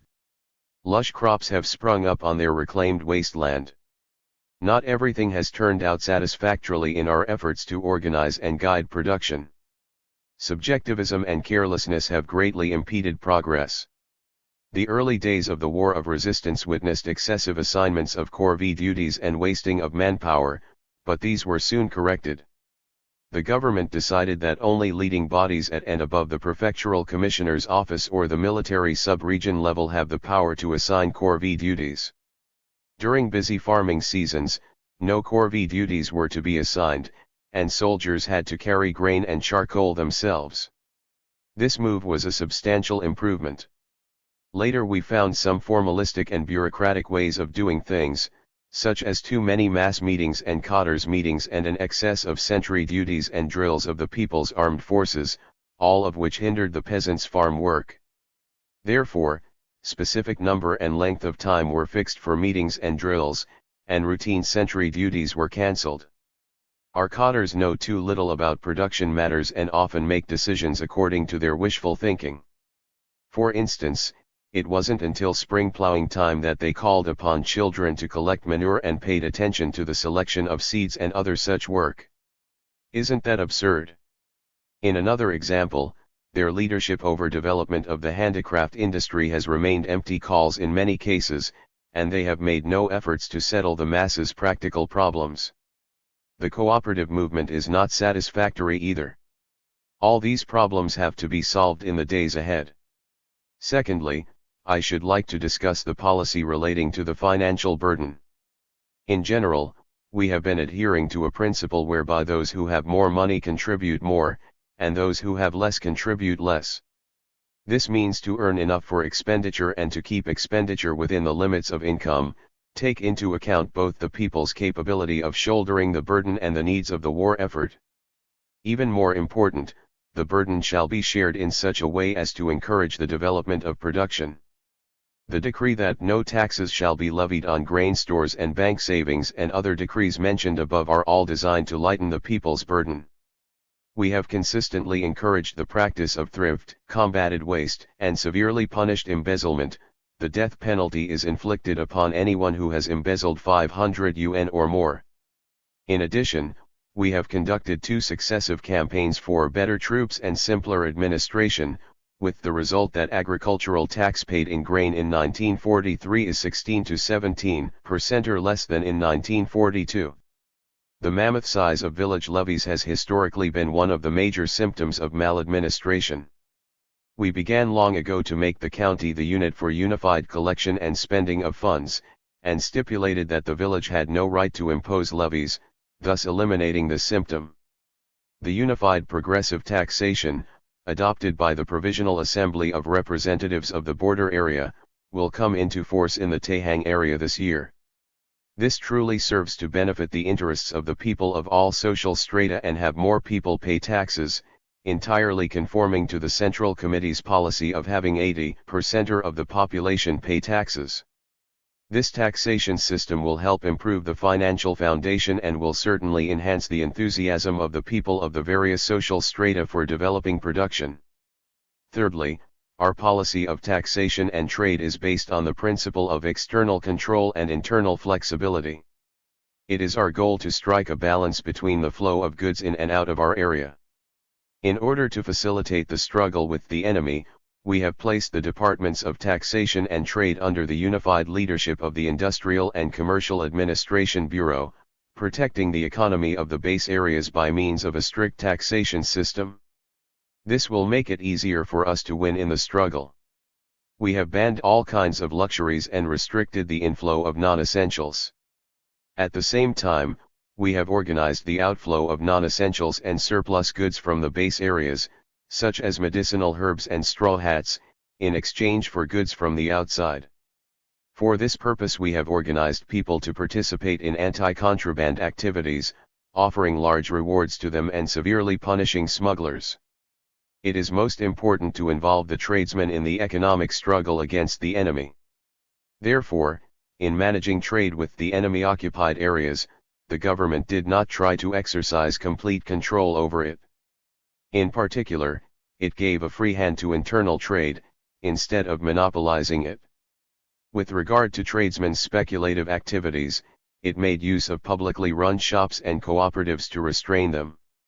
These methods have served to considerably increase our capacity to fight the enemy, boost tax revenues, bring about a flourishing market and meet the people's needs. Prices in the Tahang and Taiyu areas have been lower than in other areas for a long time.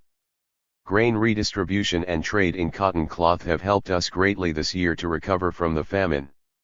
Of course, our comrades made some mistakes in this regard.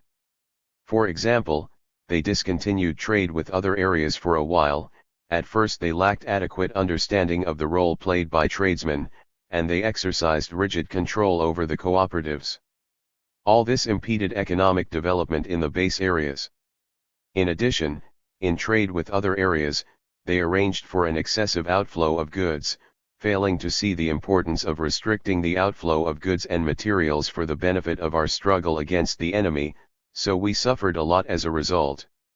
The Industrial and Commercial Administration departments were preoccupied with trade speculation, paying little attention to the cooperative undertakings in production and the step-by-step development of materials for sale outside the base areas, for instance, mobilizing the people to collect medicinal herbs, purchasing hog bristles, etc. We have corrected or are now correcting these glaring shortcomings.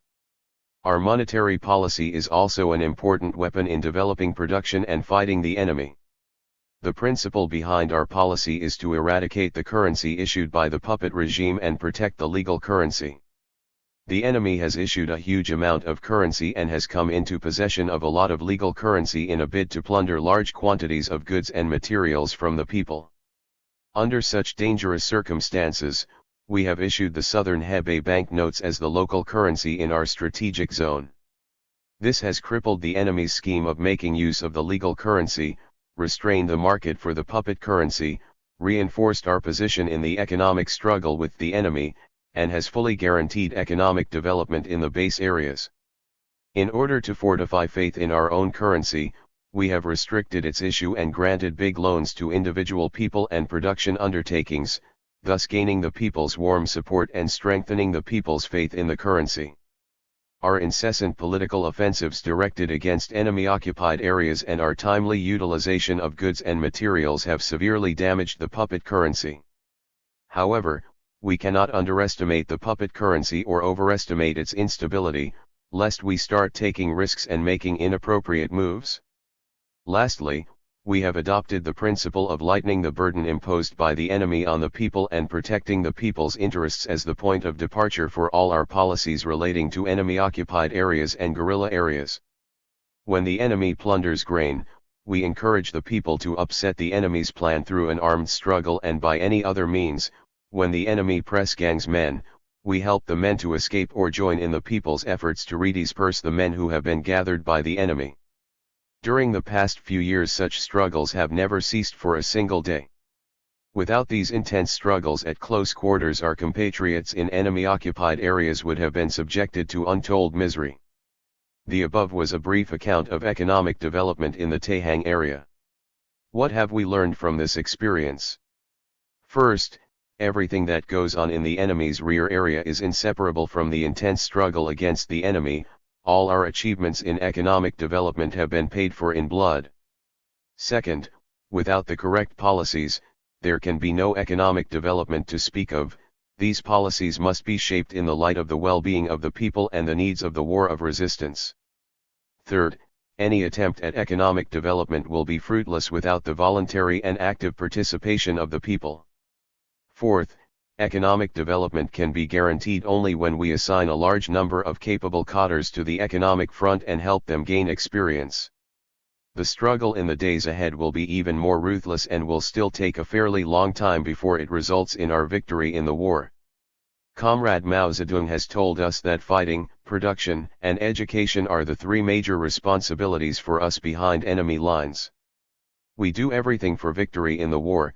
Production directly guarantees victory and education serves both the war and production. Closely combining these three will give us invincible strength. Therefore, we should do everything in our power to strengthen leadership in economic development in the days to come. First published in Liberation Daily in Yan'an on July 2, 1943. 9. Speech at the mobilization meeting on rectification in the Party School of the Northern Bureau. November 10, 1943. Comrades. The rectification movement launched by the Party Central Committee and Comrade Mao Zedong last year has yielded substantial results across the country, especially in the Shaanxi-Gansu-Ningxia border region. Unprecedented in the party's history, the movement is not only of great significance to the building of the Chinese Communist Party, but also constitutes a very important contribution to the building of communist parties in the world. As we all know, the aim of rectification is to overcome non-proletarian, non-Marxist-Leninist ideology, still extant among our comrades, with proletarian, Marxist-Leninist ideology, so that our entire party membership can have unified thinking and will, rallying more closely around the Central Committee headed by Mao Zedong and bringing the Chinese revolutionary cause to fruition. Naturally, our rectification movement should start with each individual comrade. The party is composed of many individuals. When one individual rectifies his way of thinking, he can improve the work for which he is responsible, thus helping to strengthen the party as a whole. And when all our comrades discard their unhealthy practices, the strength of our party will multiply miraculously. The rectification movement is of vital and lasting importance for building our party, so every comrade should become involved. Do all the comrades truly understand the significance of the movement, however? I am afraid that so far our comrades, including both rank and file comrades and leading comrades, still lack a deep understanding of it. Otherwise, there is no way to explain why the movement has not been started over the past year and a half.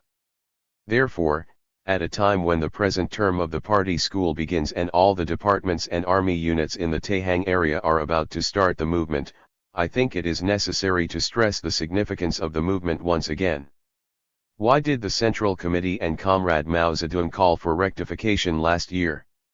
I think rectification is a policy measure formulated by Comrade Mao Zedong after he analyzed the historical experience and lessons of the party over the past 21 years, especially after he studied present conditions prevailing in the party, a policy measure for further Bolshevizing the party to make it better armed and unified ideologically, in order to successfully lead the Chinese Revolution to victory. Our party now has a history of more than 22 years, in which it has gone through 3 great revolutionary wars. It has always stood in the forefront, fighting heroically for the liberation of our nation and people and consistently guiding the Chinese Revolution forward. However, we have met with a number of setbacks and failures, each of which was caused by people who dominated the party leadership with their erroneous style of study, style in conducting the party's internal and external relations, and style of writing. Take the First Great Revolution, for example. It was a vigorous revolution launched after our party had gathered some strength, but it was strangled under the leadership of Chen Duxiu's opportunism, which was prevalent for a short time towards the end of this revolution. Again, under the leadership of Comrade Li Lisan's adventurism, the strength that had been built up after overcoming Chen Duxiu's opportunism was greatly weakened. The left opportunism that emerged during the late Soviet period dominated the party even longer and caused much more damage, with the bulk of the Red Army in the Soviet areas and the party organizations in the white areas destroyed at the hands of leaders who dominated the party with these three erroneous styles. These experiences have taught us that when the party exercises correct leadership, its work and the revolutionary movements will develop, but when the three erroneous styles predominate in party leadership, the groundwork laid through protracted, painstaking struggle will be undermined and the revolution will suffer setbacks and defeats. The longer subjectivism, sectarianism, and stereotyped party writing dominate the party leadership, the more serious the damage they will do to the party and to the revolution. This is the first lesson. There is another lesson we have learned. Since the Zunyi meeting of January 1935, the party, under the leadership of the Central Committee headed by Comrade Mao Zedong, has eradicated left and right opportunism within the party, swept away subjectivism, sectarianism, and stereotyped party writing, and placed the party's cause entirely under the guidance of Marxism-Leninism suited to Chinese conditions, that is, Mao Zedong thought. Over the past 9 years, not only has the party made no mistakes, but it has moved ahead triumphantly. This is obvious to all. Indeed, all the comrades, recalling the past bitter lessons under the leadership of opportunists, can see that they have been doing well over these years under the leadership of a central committee that has been guided by Mao Zedong thought. At the same time, they have become more aware of the pernicious influence exerted on them by the three erroneous styles. Anyone who has studied the party's history will fully realize the importance of the rectification movement. Now that we have such an excellent central committee and a wise leader like Comrade Mao Zedong, both so vital to our party, can we say that all our problems have thus been solved? No. To the correct leadership of the Central Committee must be added party organizations and cadres at the various levels that faithfully carry out the Central Committee's instructions. Otherwise, if the party organizations and cadres are thoroughly tainted with subjectivism, sectarianism, and stereotyped party writing, it would be impossible for them to follow the correct leadership of the Central Committee. Unfortunately, these bad styles and non-proletarian ideologies still remain serious among them and have severely impaired our work. Comrade Mao Zedong's call for rectification is, of course, not a shot in the dark, it is precisely directed against our weaknesses. If all of us carefully review our work over the past few years and examine our ideology, we shall understand this point. In Taihang and Taiyu areas and southern Hebei, for instance, we have achieved much in our work during this period under the leadership of the Central Committee. However, it is distressing that some of our comrades, especially some leading comrades, still follow erroneous ways in doing things and so have seriously impaired the work. For example, in the period of the party's great expansion, people were forced to join the party, which, to this day, still hampers our efforts to consolidate the party and increase its fighting capacity. Sectarianism among our comrades has driven large numbers of intellectuals in rural areas to the Kuomintang. Comrades working in the government based on the three-thirds system still do not know how to unite with non-party people or to broaden and consolidate the united front. There were prolonged left financial and economic policies and vacillation, now to the left, now to the right, mostly to the left, in executing the policy of eliminating traitors. In addition, there were a formalistic style of leadership in production, an oversimplified, rigid approach to work, and so on. Many failings can be found everywhere at any time. These unhealthy practices have done us much harm, some still remain to do so, and others will cause us to suffer in the future. Anyone who has examined his own work will surely realize the need for the rectification movement. As for ourselves, we must definitely admit that the ideology and work style of both rank-and-file party members and many leading cadres still have something to be desired to varying degrees. We are not exaggerating if we say that a great many comrades still harbor non-proletarian ideas. Our comrades used to overestimate themselves and party organizations lacked a profound understanding of their cadres. Our experience in the rectification movement has shown that knowing oneself is no easy matter, for people are prone to exaggerate their strong points and forgive their weaknesses, even taking their weaknesses for strong points. Therefore, it is only through the rectification movement conducted among groups of people that we can discover our weaknesses and know and remold ourselves anew through our own individual efforts and with the help of others. Reports of the rectification movement from various places show that although some comrades have fought for the revolution for many years, it was only through their recent deep self-examination and the help of others that they came to realize that they had not yet become true proletarian fighters and had not finally established a revolutionary outlook on life, or had joined the party only organizationally, but not entirely ideologically, with one foot in and the other foot outside the party. Organization. Can such comrades withstand revolutionary storms? Naturally, it would be difficult for them if they do not remold themselves. Unfortunately, there are quite a few such comrades, among whom there are even many members of prefectural party committees who still have serious ideological weaknesses. Frankly, it is not a question of whether or not one has weaknesses, but how many and how serious they are. When Comrade Mao Zedong says that subjectivism and other erroneous practices are not predominant in the party, he is speaking of the party as a whole. So we should not forgive ourselves, believing that we have only a vestige of such practices and that it does not merit serious attention and vigilance. As a matter of fact, many comrades exhibit not just a vestige of subjectivism and sectarianism, but are ideologically dominated by them. These bad practices are manifested to varying degrees in different areas, some of them serious in one area, but less serious in another. They are holding sway in some districts, causing these districts to meet defeat, for instance, the Huxi area in Shandong province. In short, weaknesses can be found, more or less, in all districts and among all comrades. We should carefully examine ourselves if we want to know, remold and better ourselves. Comrade Peng Dehui said that anyone who does not take part in the rectification movement will not understand its importance. Indeed, our experience from the previous term of the party school has proved this. Many comrades arrived at a deep understanding of the rectification movement as it gradually developed in depth. It is not until they knew themselves and learned how to remold themselves that they realized the great power of the movement. So far I have discussed the importance of the rectification movement. Since the rectification movement is so important, why have we failed to practice it over the past year and a half? In my opinion, it is chiefly because the leading cadres have not gained an adequate understanding of the movement and, therefore, have not paid sufficient attention to it or devised practical ways of implementing it. Were there objective difficulties? Of course there were, for instance, wartime conditions, a heavy workload, and so on. However, these were definitely not the main reasons. If we had a full understanding of the importance of the rectification movement, we would try to overcome the difficulties by all possible means. As this term of the party school begins, the rectification movement is commencing throughout the Taihang area.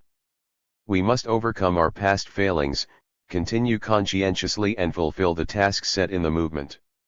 In order to achieve this goal, instead of giving it up halfway as we did before, we must, above all, make sure we have good leadership. Leading cadres must keep tabs on the movement. They should plunge themselves into it, making a breakthrough at some point, and gaining experience with which to guide other departments. At the same time, specific methods will be adopted. For example, only a small number of cadres will take care of the day-to-day work in each department or government office, making it possible for the rest to concentrate on the movement. This method is better and more practicable than the one we used in the past, when we spent half a day on the movement and the other half on work. Now all comrades can devote their attention to the movement. So long as we do not do a halfway job, we are sure to achieve our goal. Leading cadres are paying closer attention to the rectification movement, but it is more important for each comrade to adopt a correct attitude towards the movement.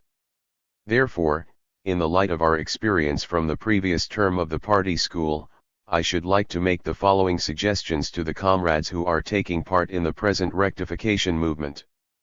First, each of you should resolve to correct your way of thinking. You should first and foremost examine yourself to see whether or not you have weaknesses in your thinking and what they are before you become determined to remold yourself.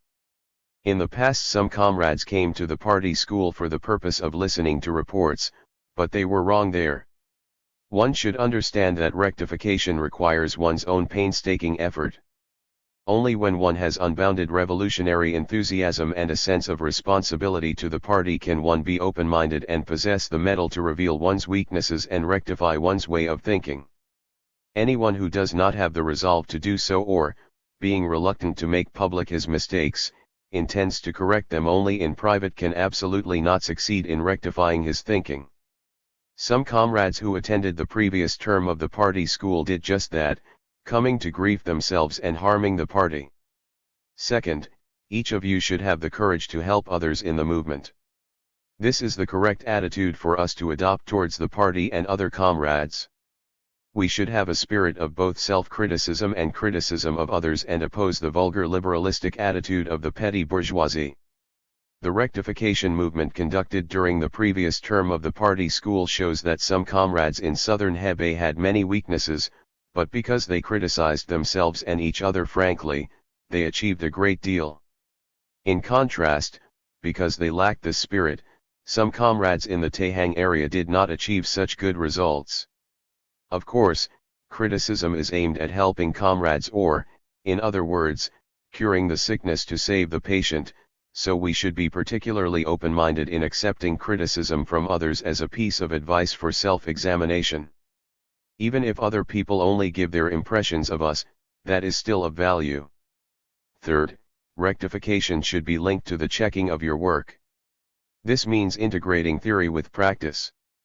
Checking on your work here does not mean a special summary of your work, that can only be done when rectification is over.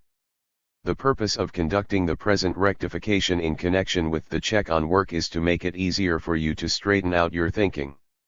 At the outset of rectification in the previous term of the school, some comrades made a point of generally checking on their work, thus evading the cutting edge of the rectification movement. You should also watch out for this practice. Fourth, during rectification you may feel weighed down with a heavy load mentally. When a comrade places truth in conflict with his personal interests, lacks the courage to be frank and lay bare his weaknesses and is overwhelmed by misgivings, especially when being helped and criticized by others, he is bound to feel depressed. In that case you should go a long way to explain things to him, making it clear that rectification is not directed at individuals but at the mistakes and that it is nothing to feel ashamed of, but rather something commendable, to yield when faced with the truth. You should encourage him to speak his mind so that other people can help him. As for those who have lost their bearings and are not of one mind with the party, you should also earnestly persuade them to confess their errors to the party, telling them that the party will surely forgive them. Our experience in the previous rectification movement proved that when a comrade had struggled with himself mentally, received other people's help and made a clean breast of everything, he became cheerful at once, taking a more active part in the movement and trying harder to help other people. You should warmly encourage and welcome such comrades. Fifth, it is essential to advocate the attitude of saying all you know and saying it without reserve to one's comrades and superiors, and to oneself. If you have something to say about the Northern Bureau, the sub-bureaus or the party committees at the district level, you should say it frankly. Although in our work we are divided into higher and lower positions, you do not need to worry about this difference. People holding higher posts should be frank and outspoken with those holding lower ones, and vice versa, they should also help each other. All group leaders and heads of study committees should be chosen from among rectification activists regardless of their regular positions. Comrades, these are the suggestions I should like to offer for your reference on the occasion of the new term of the party school. For comrades to leave their posts and devote themselves fully to the rectification movement represents an opportunity that is hard to come by. You may feel pressed for time, but so long as you are determined to remold yourselves and improve your work, you will see enormous results. A few months from now you will have a fresh understanding of yourselves and a new attitude towards your work, and I am convinced that the party's cause will be advanced markedly. Delivered at the beginning of the 8th term of the Party School of the Northern Bureau of the Central Committee of the Chinese Communist Party, The speech was carried in Rectification Weekly No. 2, published on December 4, 1943 by the Study Committee of the departments directly under the Northern Bureau and the General Headquarters of the 18th Group Army. 10. Build stable base areas in the Dabi Mountains. August 27, 1947. 1. Our army has crossed the Huaihe River and thrust into the Dabi Mountains, utterly thwarting the enemy's plan of pursuit. The task ahead is to wholeheartedly and unwaveringly build stable base areas in the Dabi Mountains and, in coordination with the friendly corps, gain full control over the Central Plains. 2. Accomplishing this historic task requires a painstaking process. It will take us more than 6 months to expand the base areas. Unless we annihilate large numbers of enemy troops and fully arouse the masses, it would be impossible for us to gain a firm foothold. Therefore, we should not become conceited or impetuous but should conscientiously fulfill every single task with one mind. 3. We should explain to the whole army why we are certain of victory. First, we have the cooperation of the Chenxia Army, operating in the vast area of the Funiu Mountains and western and southern Henan, and of the Shandong Army, operating north and south of the Longhai Railway.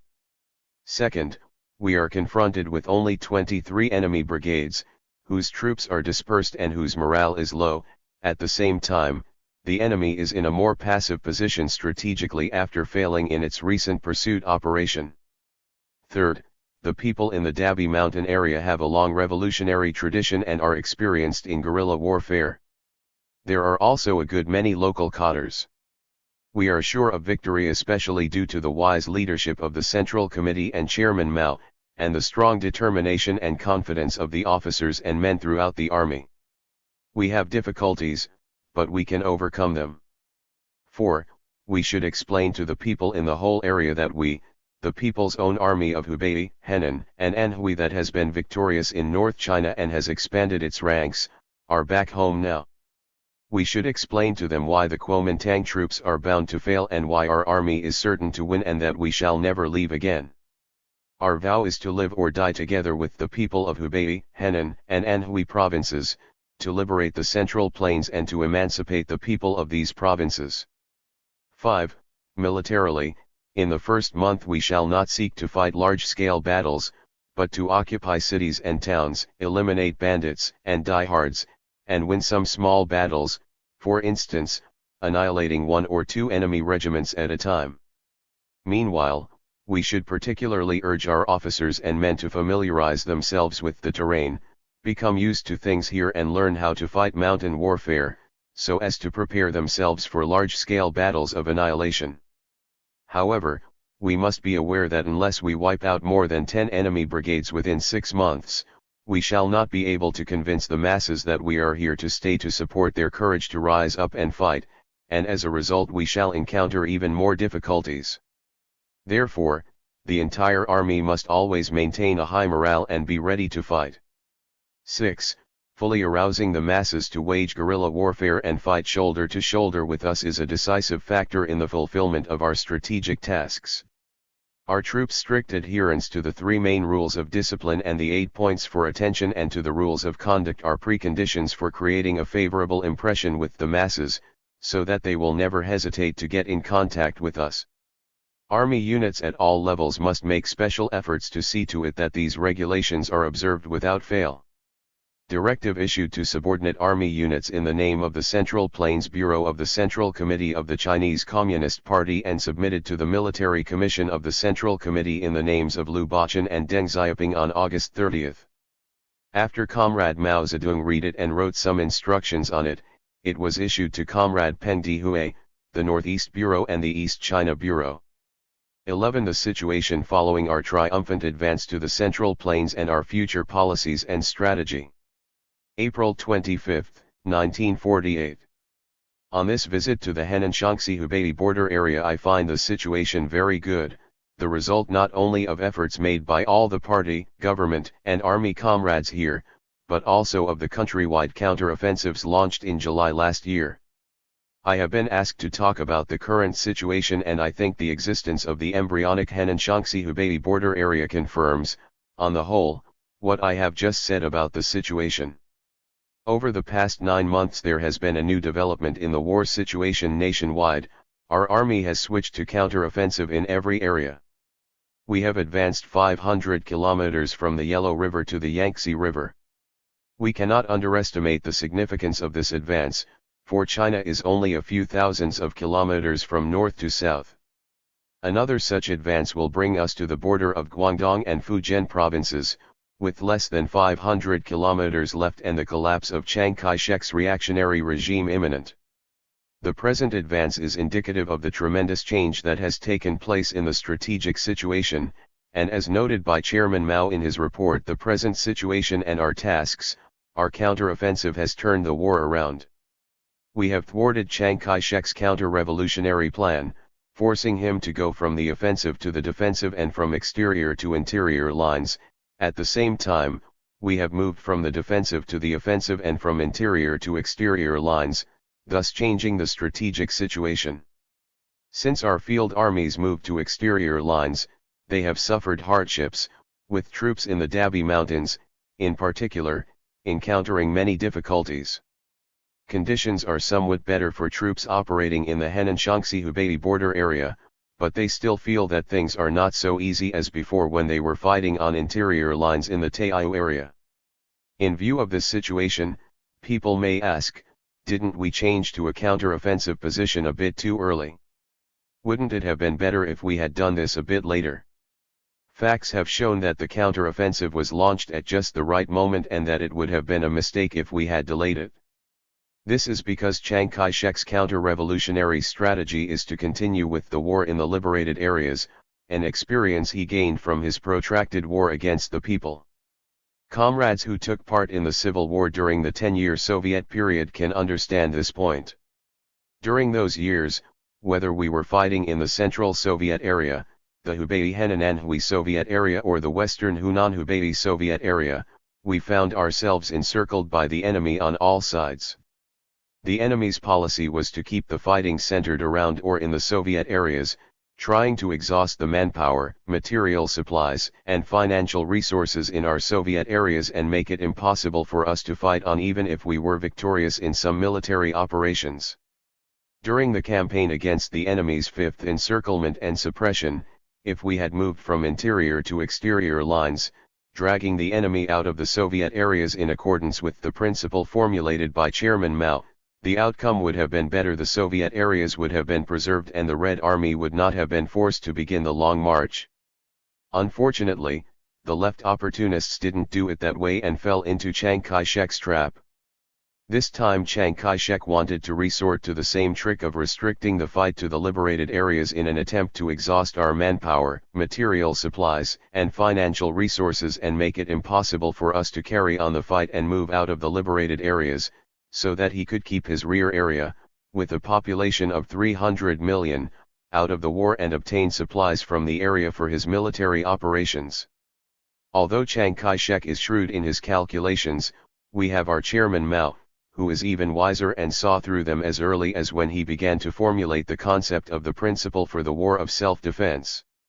He pointed out to us that we should start by fighting on interior lines and then carry the war to exterior lines, that is, to the Kuomintang areas after we had weakened the enemy considerably.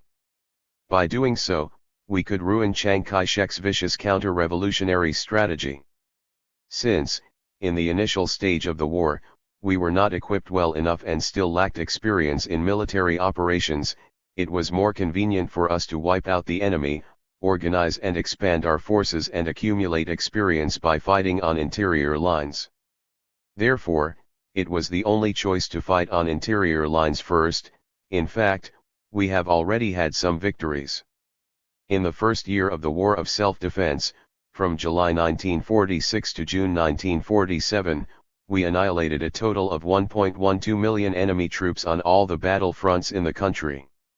We organized the dispersed guerrilla units into field armies and accumulated a wealth of experience in military operations. This is the right moment for us to carry the war to exterior lines, otherwise, we shall suffer setbacks. After fighting on interior lines in the Hebei-Shandong-Henan border area for 1 year, for example, the number of chickens, swine, and draft animals raised by the local peasants dropped sharply, as also did the number of trees in the villages. We may well ask whether we can afford to restrict the fighting to the liberated areas. If we were bent on fighting on interior lines for the sake of convenience, we would fall into the enemy's deadly trap. It has been 9 months since we moved out of the liberated areas and we have achieved a great deal. Some comrades are prone to neglect this. Take our columns there for instance. They won many battles in the first year, wiping out 9.5 enemy brigades over 23 days during July last year. However, when they reached the Dabi Mountains, they annihilated only 4 enemy brigades in all, so that some people suspected that the situation was taking a turn for the worse. If they take a good look, they will see the true picture. First, strategically, we have gone from the defensive to the offensive, advancing 500 kilometers and occupying an area with a population of 45 million. Within this area we are able, as a result of our struggle, to control a region with a population of 20 million and wage guerrilla warfare in the region containing the remaining 25 million. In this area the enemy cannot enlist soldiers or collect grain. In other words, the enemy has lost control of 1/6 of its 300 million strong population. Second, let us look at the number of enemy troops wiped out. According to the latest battle reports, nearly 2.1 million enemy troops were wiped out on battlefields throughout the country from July 1946 through February 1948, and at least 100,000 enemy troops were annihilated in March this year. In other words, the number of enemy troops wiped out over the past 9 months since we started the counter-offensive equals the number annihilated in the first year of the war of self-defense. Although we have suffered hardships, we have achieved even greater victories and dealt even heavier blows to the enemy. As for the 3 field armies operating in the Central Plains, the columns in the Hubei-Henan-Anhui border area and the Dabi Mountains area have been weakened to some extent, their forces down by about 15%. However, our forces in Jiangnan and Tongbei military regions have been expanded by 100% and 50% respectively. In the Henan-Shanxi-Hubei military region they have been expanded by 100% and in the Henan-Anhui-Jiangsu military region they have increased as well. Therefore, when viewed as a whole, our forces are now more powerful than before.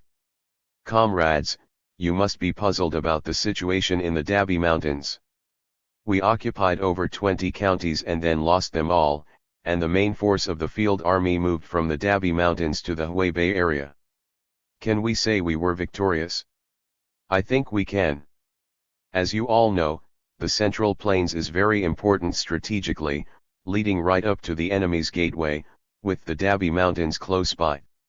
After we changed to the counter-offensive strategy, the Central Plains took the place of Shandong and northern Shaanxi as the enemy's chief target. Here the enemy has assembled the largest number of troops.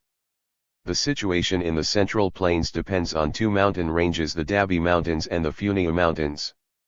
However, the enemy's greatest concern is for the Dabi Mountains, which are more important than the Funiu Mountains. Control over the Dabi Mountains is decisive for the general situation in the Central Plains. Strategically, the Dabi Mountains make an excellent base from which to advance. Being close to the Yangtze River and leading directly to Nanjing and Shanghai in the east and Hankow in the southwest, they provide an important springboard for us to cross the Yangtze River, constituting a constant threat to the enemy. Therefore, both the enemy and ourselves will fight for the Dabi Mountains, a matter involving a bitter struggle. We have already established 2 military areas in the Dabi Mountains, with a population of 12 million, completed extensive deployment for guerrilla operations, dispersed remaining troops to every corner of the Dabi Mountains and built up armed political power at county and district levels. We have gained a firm foothold here and the enemy will by no means be able to drive us out. Facts have shown that we can gain a firm foothold even through guerrilla warfare. So, we are now in a position gradually to use our field armies in mobile fighting in a vast area, something which was impossible for us earlier. The struggle in the Dabi Mountains has moved a step forward to where the local people and our troops are able to maintain the struggle. So far, more than half of Chiang Kai-shek's troops operating on the southern lines have been pinned down in the Central Plains, making it possible for our army units to win more battles in other parts of the country. Although of all the army units in the country, we have, in the Central Plains, suffered the greatest hardships and losses, strategically we have gained the initiative and achieved an overall victory. Therefore, when commenting on the war situation, the party Central Committee and Chairman Mao first spoke about the Central Plains and highly praised the achievements scored here. Some of our party members are lacking in the Marxist-Leninist way of thinking. Once they see a wisp of cloud over their heads, they come to the conclusion that the whole world is overcast. They make judgments by instinct, predicting the outcome of the revolution by whether or not there are clouds overhead, so that when faced with difficulties, they lose sight of the bright future and prospects for victory and cannot but become disheartened. Our forces are growing and we have more than a few victories to our credit. However, we must admit that fighting on exterior lines is not so easy and convenient as on interior lines. No revolution can be staged with ease, and in future the struggle will become more and more arduous until final victory. Without doubt everyone hopes for a quick victory in the revolution, but he is not so sure when asked whether he dares to win the victory. Not all those who hope for victory dare to win it. Victory requires painstaking efforts. Many of our troops from the north fear to cross the Yangtze River, because they are not accustomed to life in the south. However, to achieve nationwide victory they have to cross the Yangtze.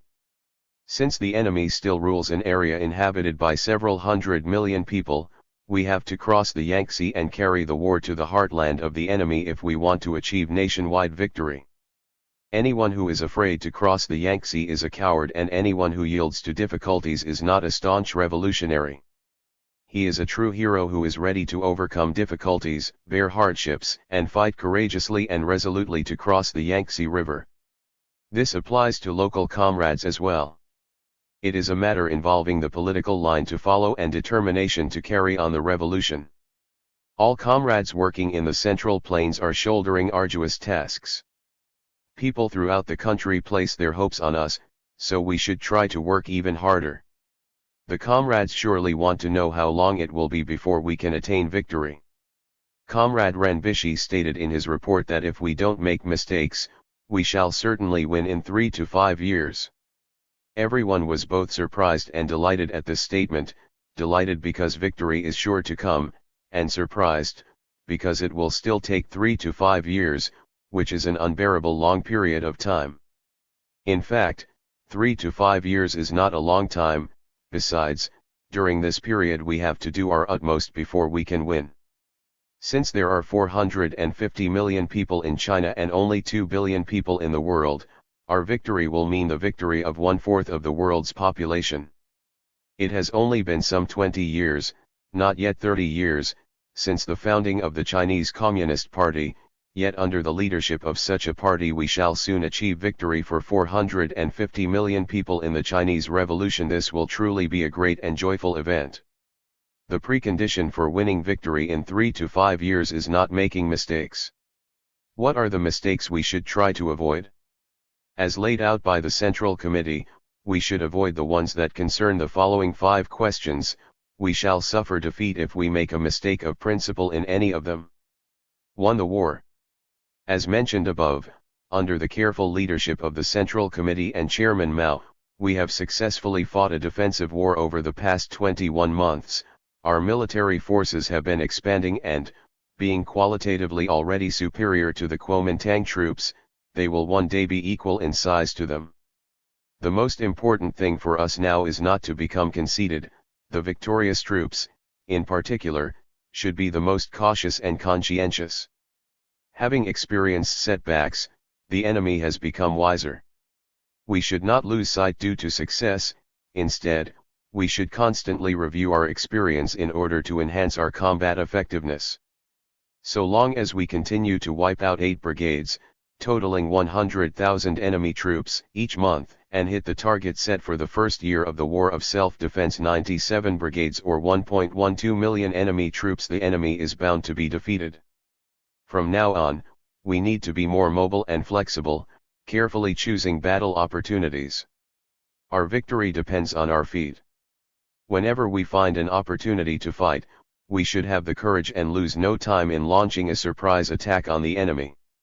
We must dare to remain mobile, to keep moving, either to escape from the enemy or to cover much ground to make an attack. 2. Land reform.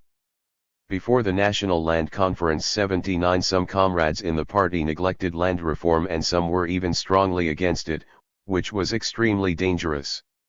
What does revolution mean? Revolution means fighting against imperialism and feudalism. Feudalism is the backbone of imperialism.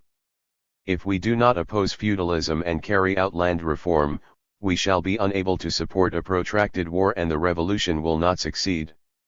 Even if we capture Nanjing, we cannot say we have succeeded, because the foundation for feudal rule will remain if we do not conduct land reform. Therefore, opposing feudalism is a fundamental task of the Chinese Revolution. Since the National Land Conference, the serious tendency relating to land reform has, by and large, been overcome throughout the country. Land reform does not mean simply shouting a few slogans in support. It involves many matters of policy that call for a real solution. In newly liberated areas, for example, there are a few areas where the reform has seen some progress, but, in general, it has not been conducted satisfactorily. 3. Party consolidation. Imperfection in organization and way of thinking exists to a serious degree in the party, as a result of which the party will lose its fighting capacity and become unable to accomplish revolutionary tasks. In order to overcome this phenomenon, we must consolidate the party, otherwise, the party will become decadent. Most of the comrades who have resisted land reform, embezzled the fruits of victory, or been weighed down with mountain stronghold mentality have remedied their mistakes through party consolidation. Party consolidation must be conducted properly. It should be aimed at educating comrades, achieving internal unity and solving ideological problems. Chairman Mao has said that we should and can help anyone who has failed to meet the minimum qualifications for party membership to overcome their mistakes. We need correct methods for party consolidation, just as we need correct policies in land reform. All comrades in the party, without exception, should subject themselves to party consolidation. As we all know, each of us has shortcomings and makes mistakes to varying degrees. Therefore, everyone should take part in the movement and examine himself conscientiously. Those who are not conscientious should be helped by others. Those who are really incorrigible should be expelled from the party. This is the inviolability of party consolidation. The Chinese revolutionary ranks are very large, the tasks are numerous, and party members are charged with heavy responsibilities. Whether the party leadership is good or not and how well the Central Committee's line and policies are carried out depend on whether party members measure up to the qualifications for membership. Chairman Mao gives us correct instructions, but if we practices liberalism and always contravene them, we shall fail all the same. If, through party consolidation, we can unify our will, carry out the Central Committee's line and policies and increase our fighting capacity, we shall succeed in the cause of the people's liberation. 4. The policy concerning industry and commerce. In the later Soviet period, the enemy imposed a strict blockade on the Soviet areas, with the result that 5 grams of salt sold for 1 yuan. We, on our part, made policy mistakes which crippled industry and commerce and erected a barrier against ourselves. When we advanced to the Central Plains, policies were contravened in all areas without exception, and we paid for those mistakes. Many comrades attributed the crippling of industry and commerce to the war, saying that industrialists and businessmen had stopped their operations because the enemy had looted them, and few comrades admitted they themselves had anything to do with it. If we fail to discover the true cause, there will be no way of correcting the mistakes, and we shall meet with numerous difficulties. We may have money, but no goods to buy, or we may have goods, such as timber in the Dabi Mountains, but no way to export them. If the oil mill is closed down, there will be no cooking oil available.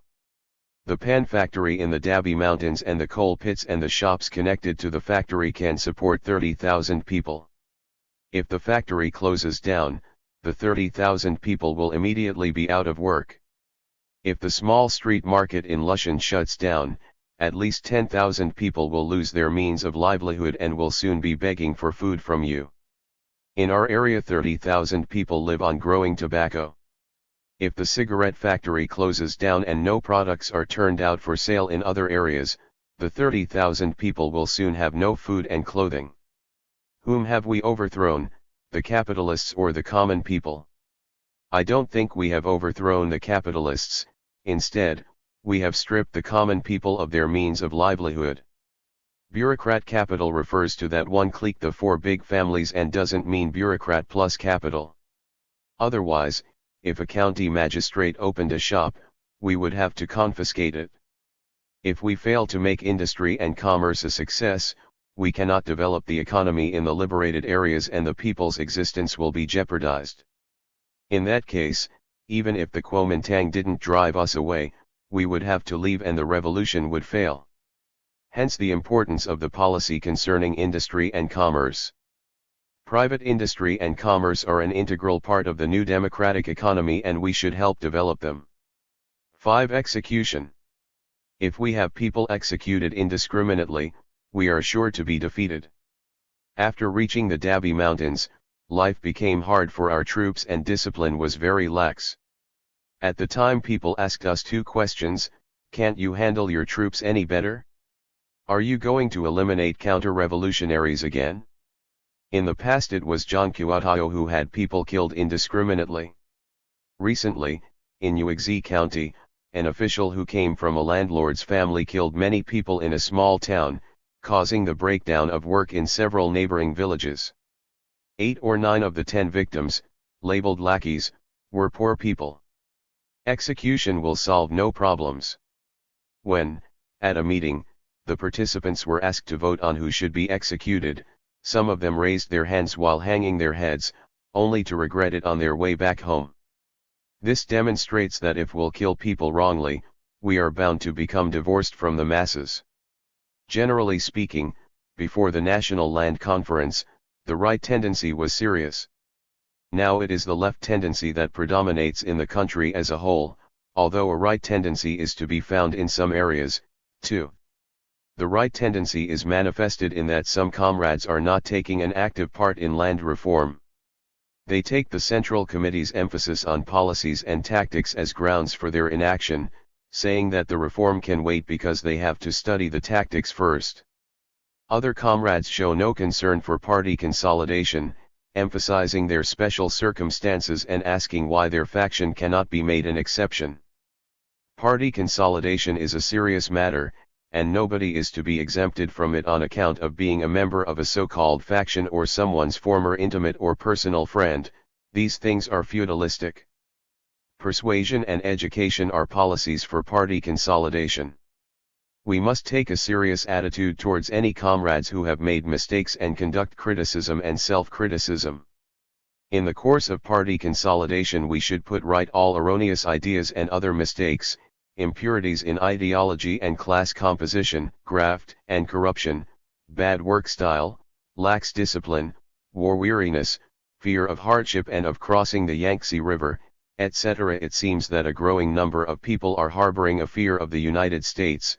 Some say they know it is not much use for the United States to supply Chiang Kai-shek with hundreds of millions of dollars and arms, but now they fear the United States may dispatch troops to China and use its atom bombs.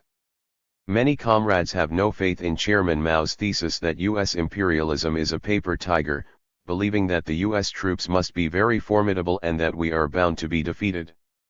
A revolutionary should not think that way. In particular, being Communist Party members whose revolutionary program or task is to fight against imperialism and feudalism, why should we fear imperialism? It is no so easy for the United States to send troops to China, and even if it did send troops here, I should like to ask, would you continue to participate in the revolution? Would you still adhere to the anti-imperialist program? Are you still qualified for membership of the proletarian vanguard? Communist Party members of lofty character should answer, fight imperialists to the very end. We should have such courage. The last thing Communist Party members should exhibit is the servility Lu Xun used to condemn. We should despise US imperialism, look down on servility, such as fear of foreigners, and boost our own morale. For the United States to send troops would be an international issue, and its rhetoric about doing so is only meant to scare people. We should foster a firm belief that we can defeat US troops. We must have the courage to win. All right sentiments should be repudiated. The left tendency is manifested in the course of differentiating classes in land reform, where rich peasants are treated the same way as landlords, the interests of middle peasants are infringed upon and middle peasants are rejected. In the new liberated areas, impetuosity has occurred in our work, resulting in the broadening of the scope of attack and the adoption of a left policy with regard to industry and commerce. This left tendency is nothing new to us. We adopted a left policy relating to industry and commerce during the 8 years of the War of Resistance against Japan. We failed to carefully study and carry out the relevant directives issued by the Central Committee and the resolution adopted at the 6th plenary session of the 6th Central Committee, with the result that we shot ourselves in the foot. If we do not overcome this left tendency now, we cannot succeed in land reform or economic development in the base areas. All these questions involve policy and tactics. We should diligently study the essential points in land reform in the new liberated areas, drafted by Chairman Mao, and the report delivered by Comrade Ren Bishi, for these two documents can help solve most of the problems arising in land reform in the new liberated areas.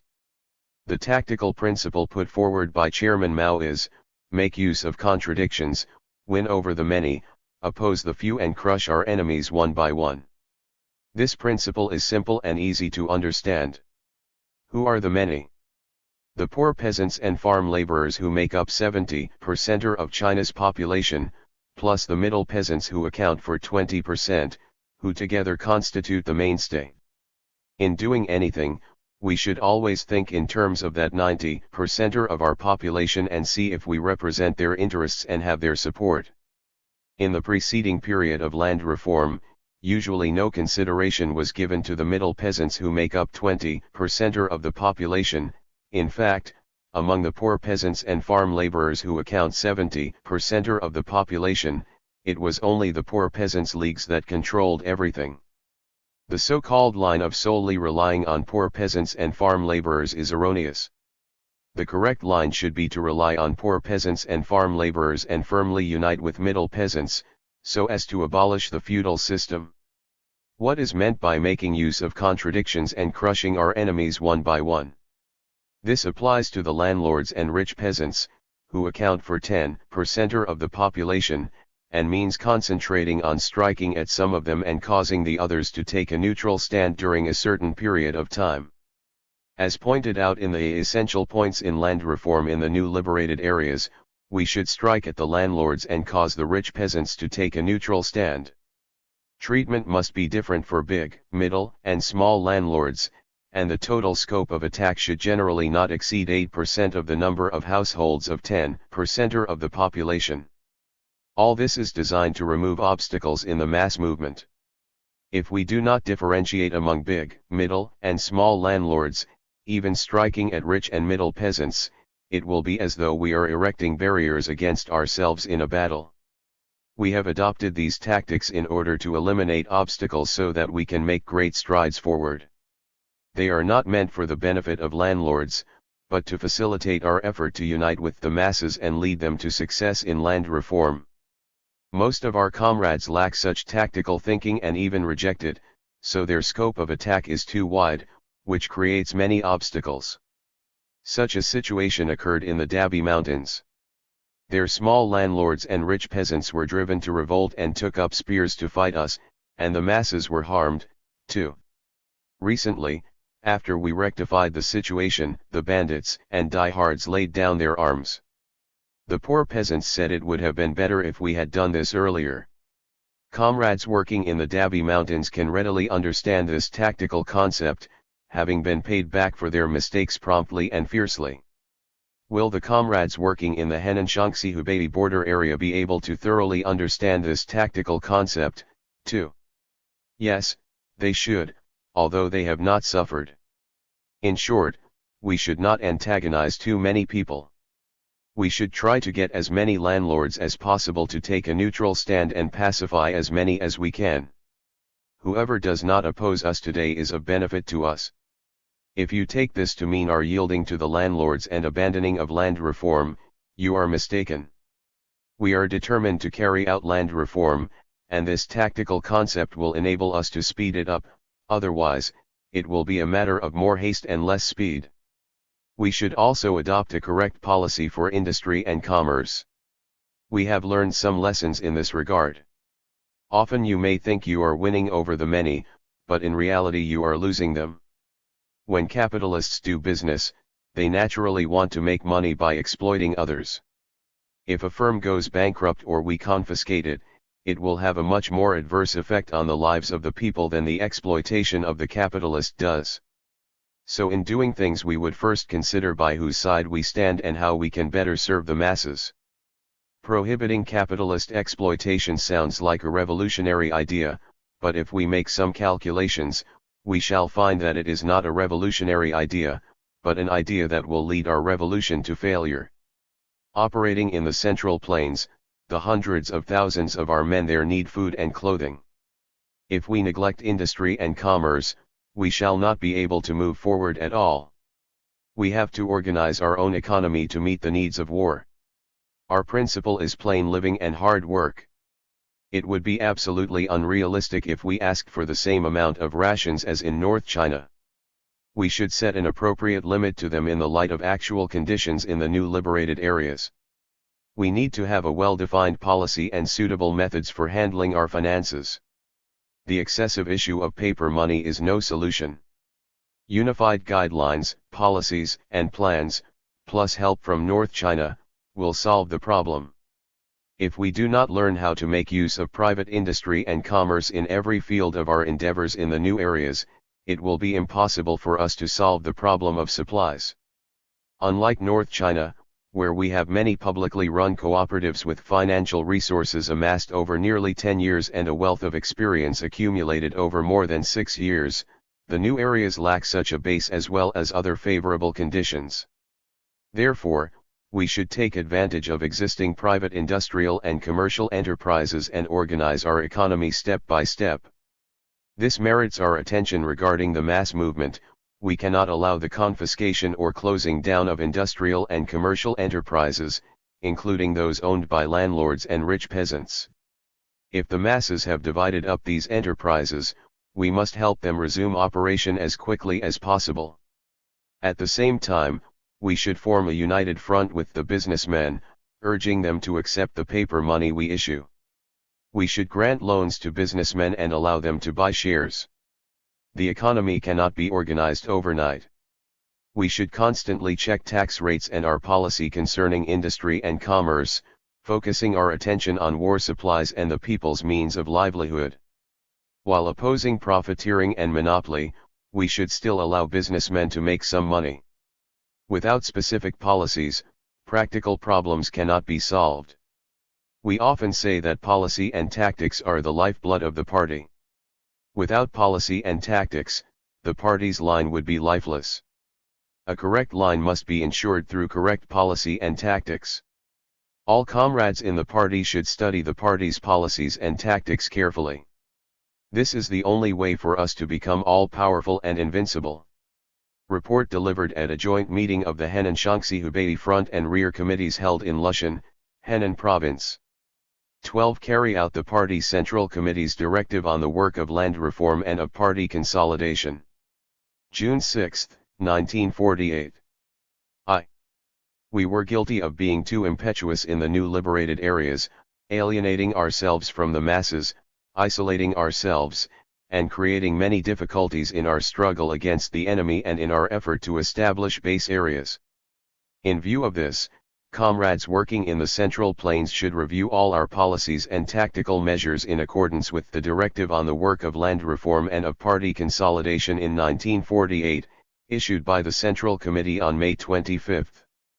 The Central Plains has a total population of 45 million, with about 20 million in areas basically under our control, 10 million in guerrilla zones and about 15 million in areas soon to be liberated by our army. For the 30 million in the areas under our control and the guerrilla zones, land has been redistributed among 4 million at most, only movable property has been redistributed among the rest. Therefore, in the great majority of the areas, including those areas under our control where land has not really been redistributed and all the guerrilla zones and the areas unreached by our army, we should follow the Central Committee's directive to make full use of the experience acquired during the period of the War of Resistance against Japan, and put into effect the social policy of reducing rent and interest and of properly adjusting supplies of seed and food grains.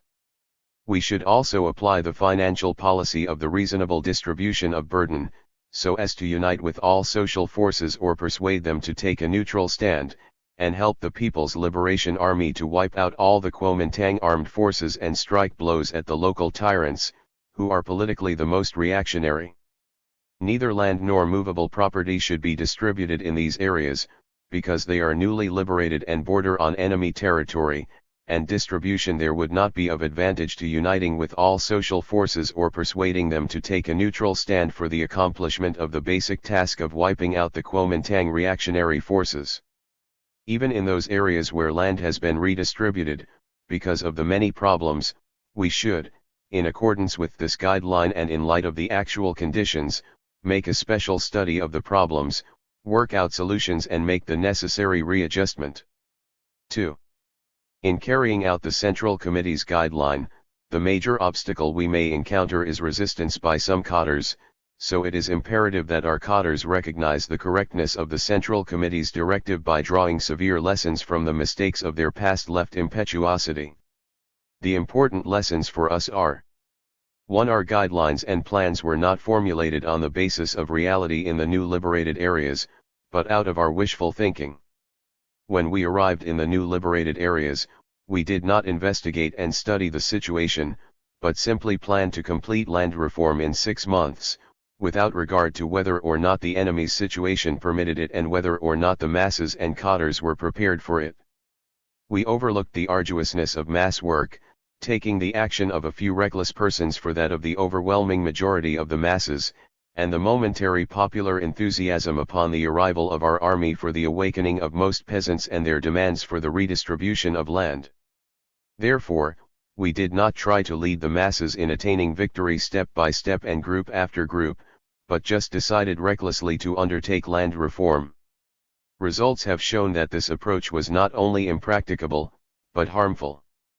For instance, in the Dabi Mountains, land had been redistributed in areas with a total of several 100,000 people, shortly before the Kuomintang troops collaborated with the forces of the landlords and rich peasants to launch counterattacks, concentrating their forces on these areas or other areas where land reform had proceeded well.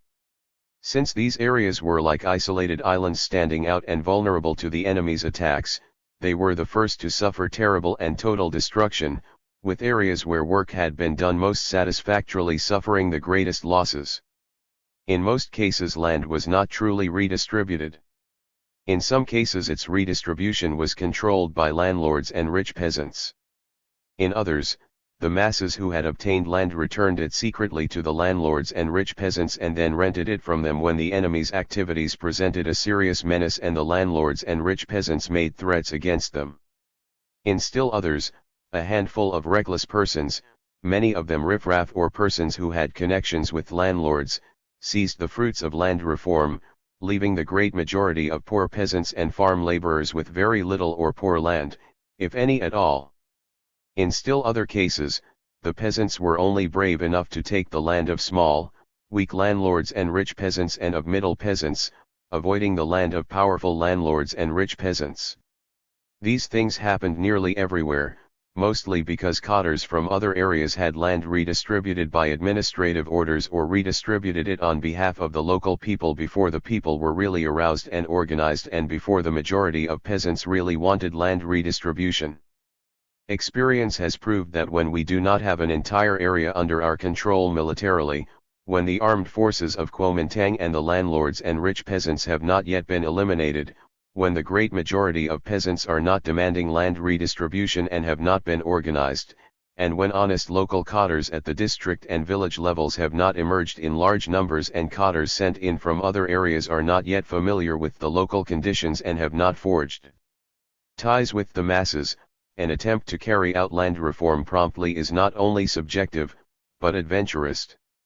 Too generally speaking, our leading bodies and cotters did not have the right idea about policies and tactics. After Chairman Mao and the Central Committee issued a series of directives in this regard, things are better and good results have been achieved in some areas. However, most leading organs and cotters still lack a profound understanding of the directives and some are even against them.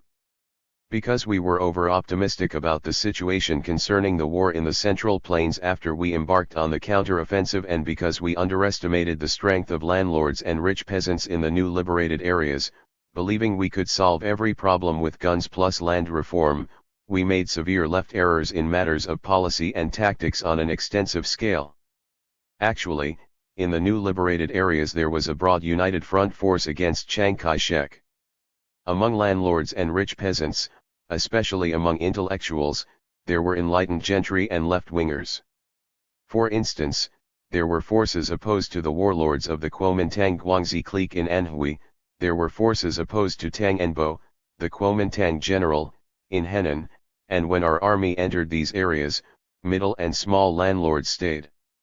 However, suffering from a left infantile disorder, we were bent on overthrowing everything and solving all the problems at one stroke, forgetting all about Chairman Mao's tactical principle - make use of contradictions, win over the many, oppose the few, and crush our enemies one by one. 85 and the valuable experience acquired during the War of Resistance against Japan. Due to this, we have embarked on land reform prematurely and made mistakes in pursuing the policy concerning the distribution of burdens for raising grain and funds, namely, the policy of expropriating local tyrants, and the policy concerning industry and commerce, eliminating the capitalist sector of the landlord and rich peasant economy, and made the mistakes of beating people and making arrests and conducting execution indiscriminately, with the immediate result of driving to the Kuomintang side a number of social forces that took up arms against us, otherwise they might have joined us or been convinced not to oppose us. Consequently, we broadened the scope of attack, making many enemies and isolating ourselves instead of the enemy. 3. We implemented a policy of arousing the masses to distribute movable property wherever we go. In really, most of the property went to a few reckless individuals, while the great majority of the people received very little or nothing at all. Although this served temporarily to arouse the enthusiasm of the masses, it did not help solve much of their problem. What is more, landlords and rich peasants also made use of the distribution of property to stir up a lot of disputes among the masses. In particular, because social wealth was distributed prematurely and squandered profusely, our army soon encountered difficulties with military supplies, especially grain, and before long the whole burden of military supplies fell on the peasants, arousing their discontent. The middle peasants were victimized by all the mistakes we made in differentiating classes, distributing movable property, executing people, etc. We encroached upon their interests very seriously in imposing grain levies on them, and we even harmed the interests of poor peasants. In addition, we adopted the measure of exchanging grain for money to buy non-staple foods, which had a negative effect, too. Over the past few months we have wasted an incalculable amount of grain in distributing movable property and exchanging grain for non-staple foods. Unless we correct these two mistakes, we could offend the masses and destroy the base areas. For the army units and local governments in the area, without exception, acted against the policy concerning industry and commerce formulated by the Central Committee. They confiscated the property of landlords and rich peasants in the industrial and commercial sectors, arbitrarily confiscated factories and shops that should not have been confiscated, under the guise of confiscating bureaucrat capital and the property of reactionaries. They seriously damaged the manufacturing of the means of production, and they inordinately imposed taxes, which overburdened the people. Unstable social order and anarchy gravely undermined the economy, which then came to a standstill. Depression in the market and the closure of industrial and commercial enterprises were prevalent. As a result of the rash disruption of the original economic structure, large numbers of the people, who had been relying on industrial and commercial enterprises, sideline production, and the market for a living, lost their means of livelihood, and a most thorny problem for us to tackle in the days to come. 5. Experience has shown that excessive executions cannot curb counter-revolutionary activities, but can only bring about greater unity among the enemies and their fiercer resistance, and cause social disorder, anxiety, and discontent among the masses, which will facilitate counter-revolutionary activities. Striking at local Chiang Kai-shek forces militarily to the neglect of disintegrating them politically has usually led to failure. Experience has proved that we should focus on disintegrating the enemy politically, while using the support of military attacks.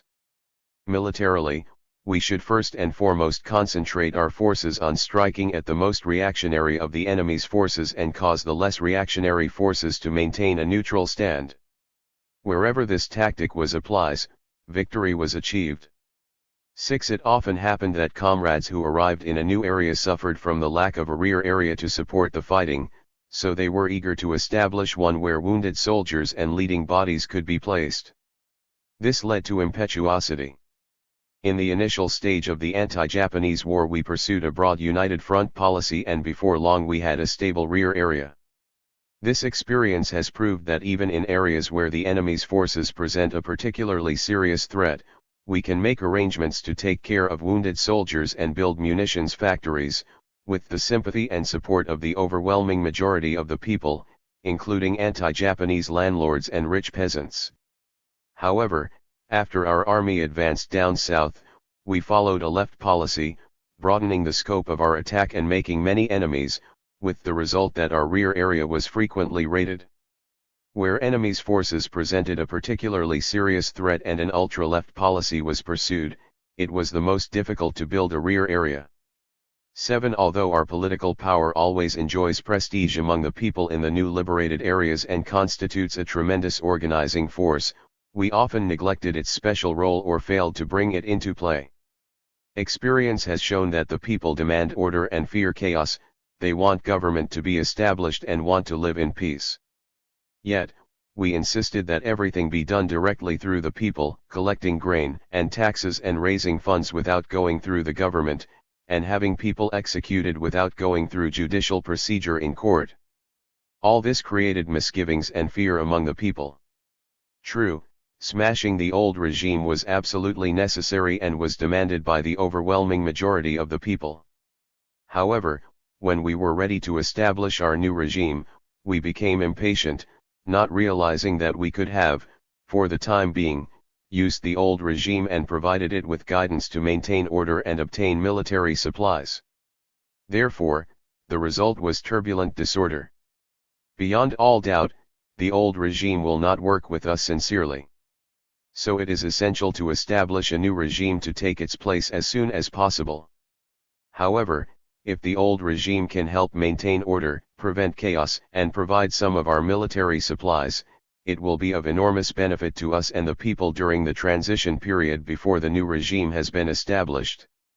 8. Experience has always proved that conducting ample propaganda on all the correct policies of the party, exposing the enemy's tricks and crimes, and, above all, establishing and occupying ideological positions among the masses are extremely important for us to defeat the enemy and mobilize the people in new liberated areas. Yet, we have generally neglected propaganda work.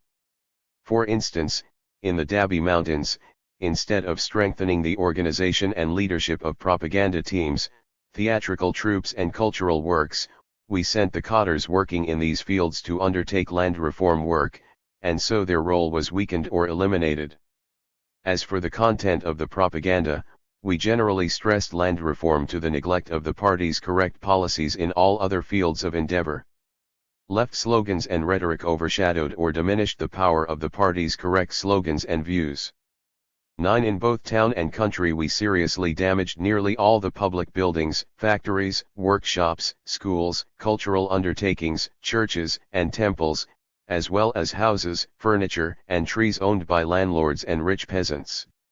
It was our troops, in particular, who did the most serious damage, arousing strong repugnance among the masses. People said, the Communist Party can handle its military affairs well, but not its political affairs. Up to now, only a few of our leading comrades have truly realized that this kind of agricultural socialism is destructive, reactionary, and evil, and that it is causing incalculable losses to the interests of the people and the party's political influence. Many of our cadres who came from other areas exhibited a very bad work style, lacked adequate understanding of the role played by local cadres, and failed to devote their attention to finding large numbers of honest activists or to turning them into cadres at district and village levels through training. Instead, they promoted a bunch of hooligans and scoundrels as cadres. This was an important reason for our becoming alienated from the masses. 11. An important root cause for our mistakes was that before we entered an area, we did not do enough mobilization work or make enough preparations. In general, we knew little about the complicated situation in new areas and did not analyze it after we entered. We acted blindly, employing prior experience, while ignoring the most important experience acquired during the anti-Japanese war, an outdated work style, while forsaking many useful ways of doing things. This kind of destructive empiricism caused us to suffer a great deal. 12. Due to our fighting without a rear area and creating difficulties for ourselves with our left errors, a right tendency was nurtured among some of our cadres, especially in areas where the struggle was fierce. Some of them, not recognizing the brilliant victories we achieved after the counter-offensive, lost their bearings. Some, lacking a firm will to fight, were content to drift along. Some took an indifferent, passive, or perfunctory attitude towards policies and their work. Some even doubted the complete correctness of our advance to the Central Plains or regarded it as premature. Some slackened their vigilance over the enemy's so-called total warfare and espionage. Some showed no concern for the interests of the masses, squandering manpower and material resources at will.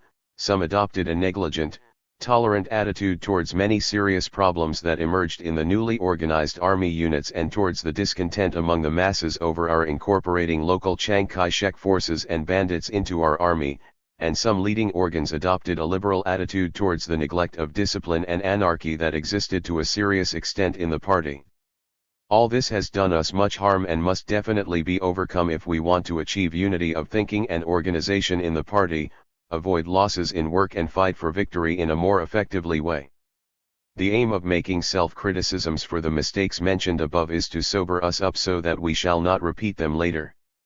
We must understand how to educate cadres, persuade the masses and work out appropriate methods to quickly remedy the left errors. 3.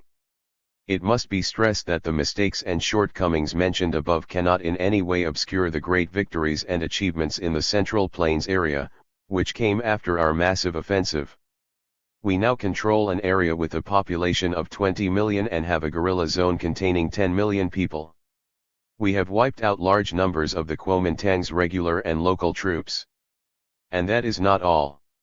Since we marched to the Central Plains, we have drawn large numbers of enemy troops here, thus utterly upsetting the enemy's counter-revolutionary plan to carry the war into the liberated areas and completely destroy these areas and pushing the war into areas under Kuomintang rule. In this way, we have not only preserved the existing liberated areas, but also enabled friendly army units along various routes to annihilate large numbers of enemy troops and recover large tracts of lost territory in Shandong, northern Jiangsu, northern Henan, southern Shaanxi, northwest and northeast China and in other places. As a result, we have helped bring about offensives on all fronts. We have not suffered hardship for nothing. Although a few of our army units have decreased in number, our army as a whole has greatly increased. We now have much valuable experience which we can apply to work in the new liberated areas in other parts of the country. Strategically, we have gained the initiative and we shall achieve superiority if we continue to wipe out enemy troops, and the day is not far off for the liberation of the entire Central Plains area. This will be a brilliant victory, made possible by all the comrades through their hard struggle under the correct guidance of the strategic principles formulated by Chairman Mao and the Central Committee. This is precisely the principal aspect of our work in relation to our mistakes and shortcomings. Besides, the mistakes and deviations, and the chaotic phenomena caused by them, can all be rectified and remedied.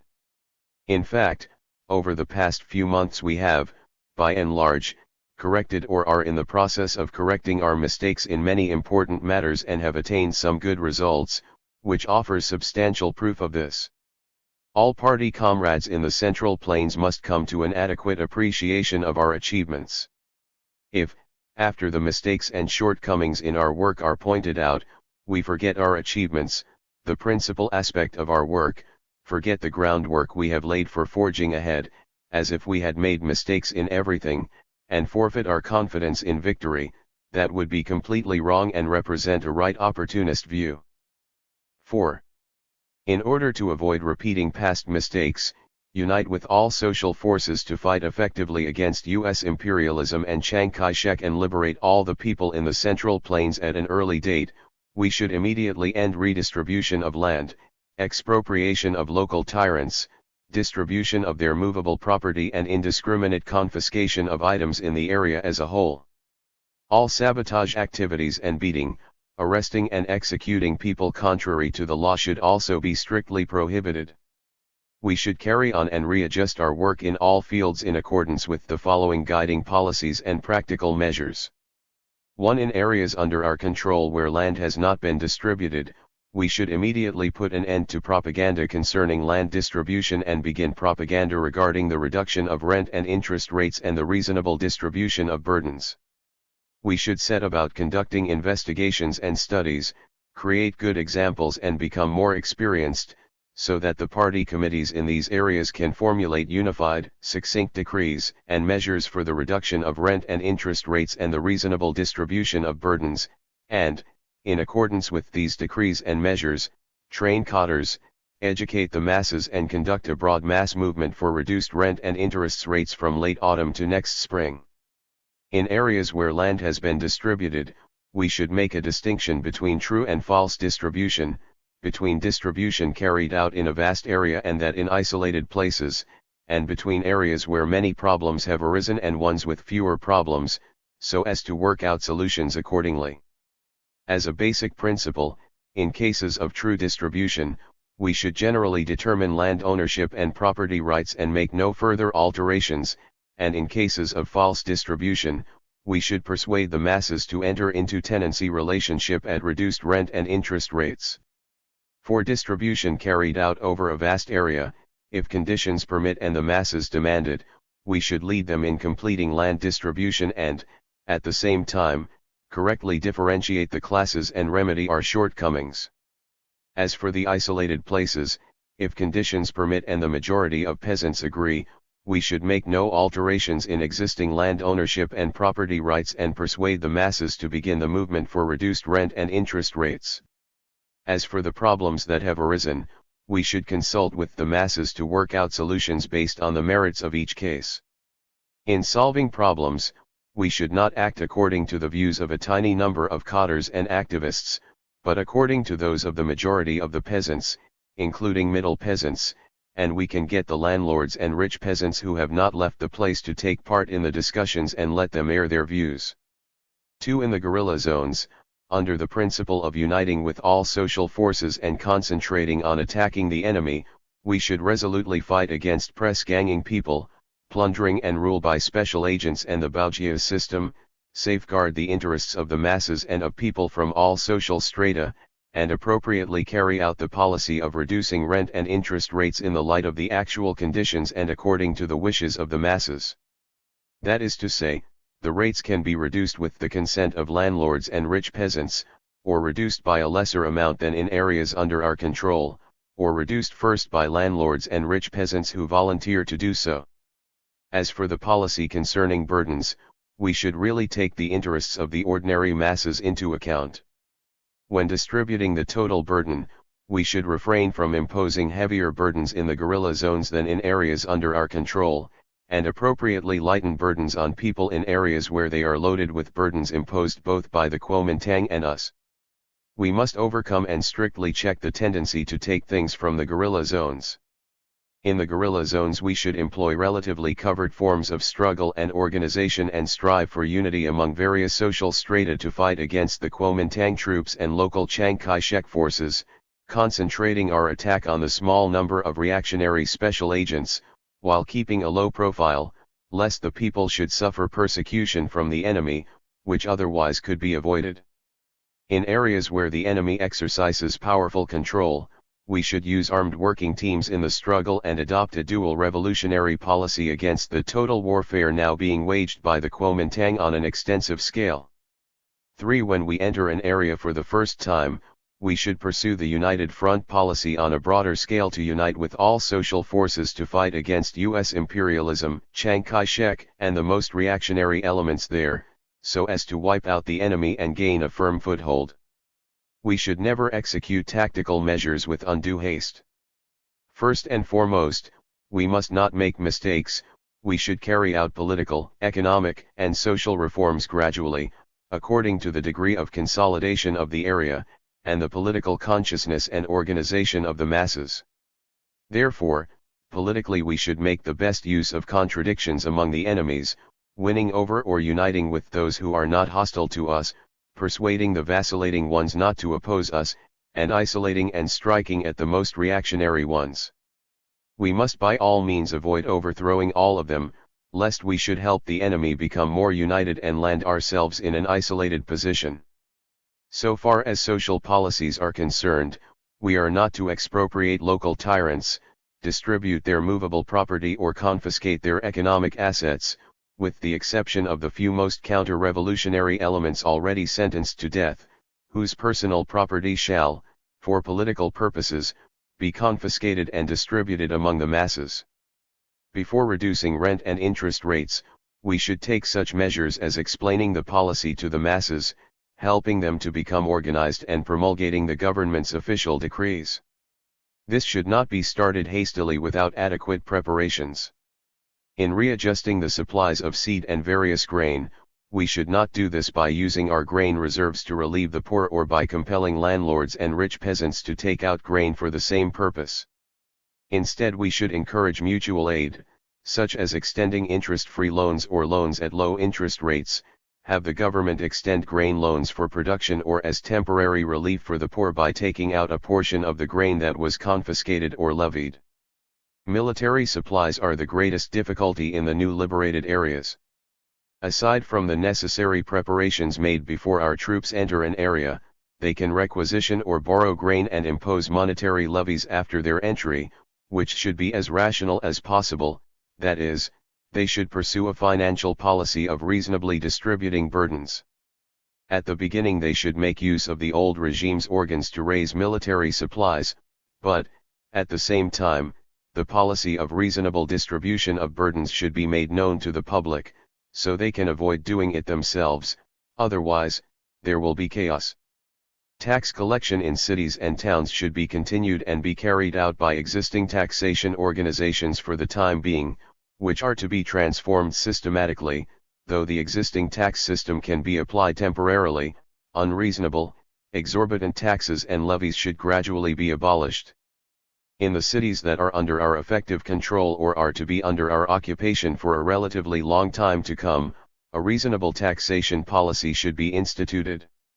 Only in the fairly wealthy cities, where we can stay for just a few days, is it permissible to raise donations on an interim basis in one collection through the Chamber of Commerce and under the guidance of the leading bodies at and above the level of district and army column party committees. Moreover, a meeting of representative businessmen should be called to win their approval and the contribution must not be too large, no compulsion should be used.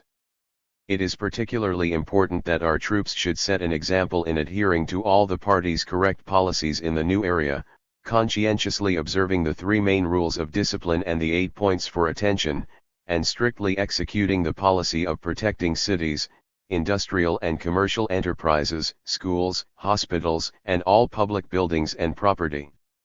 Damaging or wasting anything is forbidden. Meanwhile, it is necessary to resolutely refute the reactionary, destructive theory of agricultural socialism. 4. The party should exercise its leadership and have its policies implemented by giving full play to the role of governments and mass organizations.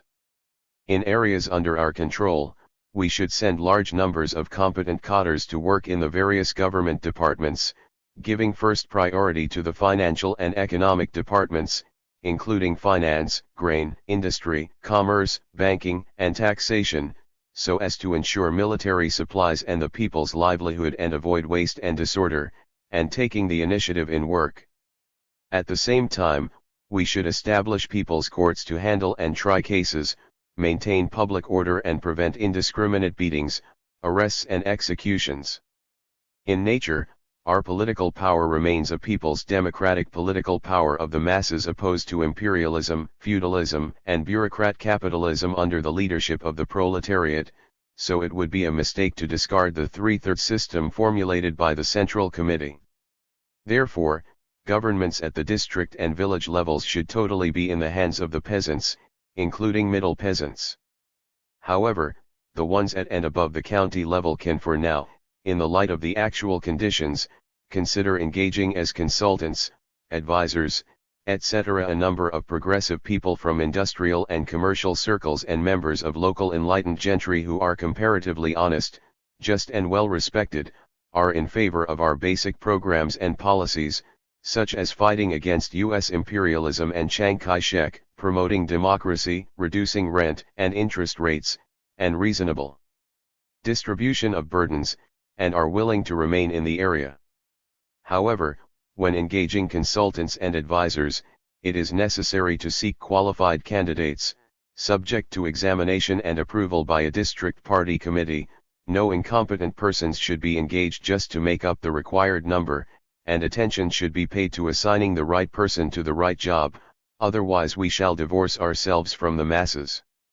In guerrilla zones, guerrilla political power at county and district levels can be established under the unified organization of armed working teams, and in the villages the old organs of political power can be preserved, to be gradually transformed and brought to an appropriate democratic level. Where we have to deal with the enemy, we can establish revolutionary organs of political power with a dual character.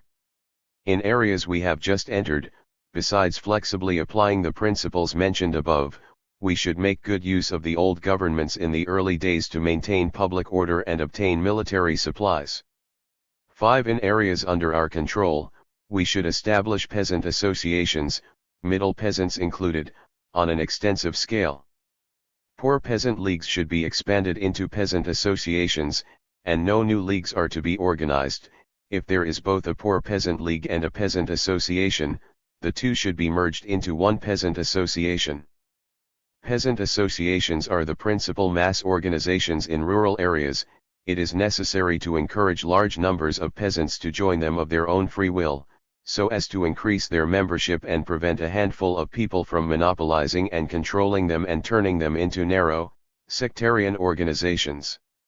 In general, peasant association leadership should be composed of 2/3 poor peasants and farm laborers and 1/3 middle peasants.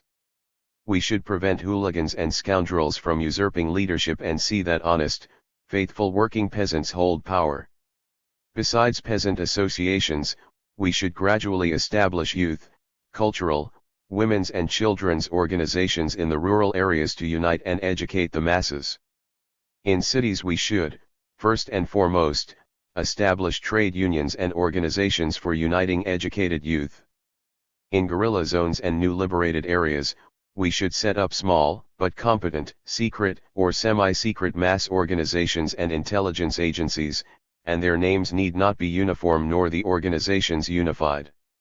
Once progress has been made, we can set up other kinds of organizations, such as those for workers, peasants, youth, and women, and, once the groundwork has been laid, small, competent party branches should be set up. 6. In order to expand production and promote economic prosperity to ensure the people's livelihood and to support the war, we should urge the people to accelerate production, miss no farming seasons and leave no land uncultivated, and we should prevent landlords and rich peasants from slowing down farm work and disrupting production. We should also resolutely carry out the policy of protecting the cities and industrial and commercial enterprises, and rectify the widespread erroneous tendency to attach little importance to the cities and abandon leadership over urban work. Factories, workshops, shops, and sideline production in urban and rural areas have suffered serious damage in the past, so the party and government should make great efforts to organize all kinds of specialized departments, engaging the services of industrialists, merchants, technicians, and workers, to work out ways of restoring production rapidly. As for wrongly confiscated means of production belonging to private industrial and commercial enterprises, if they are still in the possession of the army or government organs, they should unconditionally be returned. Lock, stock and barrel. If they have been distributed to the masses, we should persuade the masses to return them, or the government should barter with the masses for their return. Means of production that were confiscated, as they should, must not lie idle, but be used by the government or leased to individuals or a group of people for restoring and helping to increase production. At the same time, in order to restore and expand industry and commerce as quickly as possible, government banks should extend loans to industrial and commercial enterprises according to the prevailing circumstances, giving first priority to those closely related to the people's livelihood and military supplies. 7. When applying the principles and policies mentioned above, we must fully propagate and explain them to the masses, and not be afraid to criticize ourselves in front of them. We should appropriately make it clear to them that the left practices of the past, especially indiscriminately beating and executing people, damaging industry and commerce, encroaching upon the interests of middle peasants, casting out landlords and rich peasants and letting hooligans and scoundrels hold power, ran counter to the principles and policies formulated by the CPC Central Committee and Chairman Mao, did harm to the people and, therefore, must be put right. We should explain to them that land reform is a policy our party will continue to carry out, because only through land reform can peasants win relatively complete liberation, and that the reason we have temporarily stopped to reduce rent and interest rates is that conditions for land reform are not yet ripe and the reduction of these is beneficial to the people at present. We should also explain to them that only when the peasant masses are organized, honest peasants hold power and the overwhelming majority of peasants truly demand land distribution, can land be distributed fairly and with no problems. When dealing with specific problems, we must resolutely defend the ground the masses have already gained and repulse any retaliation by landlords and rich peasants. We should make it clear that we shall only appropriately compensate middle peasants for property that has been confiscated. We should try to return the industrial and commercial enterprises to landlords and rich peasants to whom they belonged. Other property belonging to landlords or rich peasants should not be returned. However, where land has been distributed, we must ensure that every landlord or rich peasant gets an equal share of land, housing, and farm tools. We should encourage as many landlords and rich peasants as possible to return to their homes, but we must adopt a serious stand and attitude, letting them know that the government and the people are lenient towards them. When they return, they must register with government authorities and declare that they will abide by all the laws and decrees promulgated by the government and will not engage in any sabotage or espionage for the Kuomintang. At the same time, we should advise the masses to increase their vigilance against counterattacks and sabotage by landlords, rich peasants, and special agents. 8. As for local Chiang Kai-shek forces and bandits, we shall pursue the policy of punishing the chief criminals without fail, allowing accomplices under duress to go unpunished and rewarding those who perform meritorious deeds. We shall focus on disintegrating these enemies politically, while attacking them militarily, for the purpose of eliminating all of them. We should mobilize people from all quarters to persuade Kuomintang officers and men to go home, and the government will be lenient to all of them. They will not be subject to insult or execution, except that they should register with the competent authorities. As to captives taken on the battlefield, we shall apply the same policy as that towards those taken from the regular Kuomintang troops. Killing them is absolutely forbidden. We should instead use them to help disintegrate and win over the other enemies. As to the main criminals who must be executed, they should be shot after the court has passed the sentence of death on them. Beating criminals to death and other unlawful methods are forbidden, because we shall lose people's sympathy if we employ these methods. 9. Now that local armed forces in the various places have expanded considerably, we should plan to reorganize and consolidate them, with emphasis on strengthening the ranks of cadres, intensifying class education, establishing party organizations, carefully screening out bad elements and secret agents, and enforcing strict military discipline and discipline regarding the masses. At the same time, the local armed forces should expand continually once they have been consolidated. Due to the many problems in the existing People's Armed Forces, we should also take effective measures to reorganize and consolidate them, with the support of peasant associations, and prevent secret agents, landlords, and rich peasants from controlling them. In villages where there are reliable peasant associations, the People's Armed Forces should be placed under their leadership. The peasant associations should gradually control all the villagers' weapons. 10. Strengthening propaganda and education is a task that demands immediate attention both in the army and in all areas. Propaganda teams and theater troops should be restored and strengthened in the army. Party committees and political organs at all levels should provide more effective leadership over propaganda and education, so as to be sure they are fully in keeping with the party's principles and policies. They should put a stop to such erroneous practices as writing slogans and conducting propaganda at will. 11. Training local cadres is not only a key link in maintaining ties with the masses and doing a thorough job, but is also the responsibility of cadres from outside areas. All local authorities should select large numbers of honest activists and poor intellectuals, including those from middle peasant families, in the struggle and promote them to cadres at district and village levels after they have received training. The party should often check this work to see how well it is being done. We should also enlist large numbers of young intellectuals who were from landlord and rich peasant families and send them to study in North China, remold them in local military and political schools, or send them to work in other districts or villages after training. 12. The army is an important force in local work in the new liberated areas. Comrade Liu Xiaoping has said that if the army does not follow the party's policies, it means there is no way to ensure the party's policies in the most important part of the party.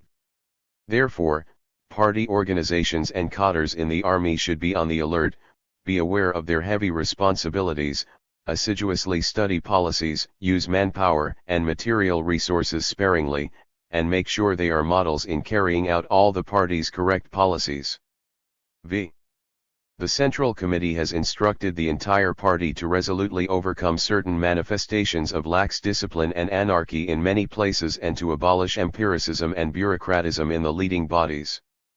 These phenomena are most serious in the Central Plains. Since we launched the counter-offensive, the leading bodies in the various areas have to operate separately in a relatively tense situation, each having to work on its own. Consequently, indiscipline and anarchy have grown and there is a lack of a serious and responsible attitude towards the party's policies and tactics almost everywhere. Slackness, tardiness, inefficiency, lax leadership, and liberalistic attitudes towards various kinds of erroneous tendencies have all reached an appalling extent. Therefore, it is necessary for party organizations and cadres at the various levels to discuss the Central Committee's directives carefully, adopt the correct methods of leadership and work methods and rectify the erroneous ones. Although we have made a preliminary breakthrough in the Central Plains, we are still confronted with many difficulties in our effort to completely defeat the enemy and ensure supplies for our several 100,000 troops. Thus, it is imperative that all comrades in the Central Plains conscientiously carry out the correct policies, tactics, and leadership methods formulated by the Central Committee, promptly rectify errors and increase working efficiency. Only in this way can we overcome one difficulty after another and liberate the whole of the Central Plains area. This directive was drafted for the Central Plains Bureau of the Central Committee. After it was submitted to the Central Committee, Comrade Mao Zedong, on behalf of the Central Committee, sent a telegram in reply on June 28, in which he expressed full agreement and added 2 paragraphs to it. The Central Committee communicated the document to all its bureaus, sub-bureaus and front committees.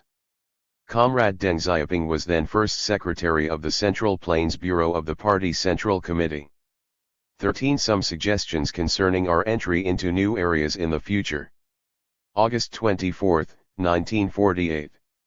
In view of the things we have learned from work in the new areas over the past year, I now propose some suggestions concerning our entry into new areas in the future. First, the preparation before action. This should include ideological, organizational, policy, military, and economic preparation. Lack of preparation caused us to suffer a lot when we marched south.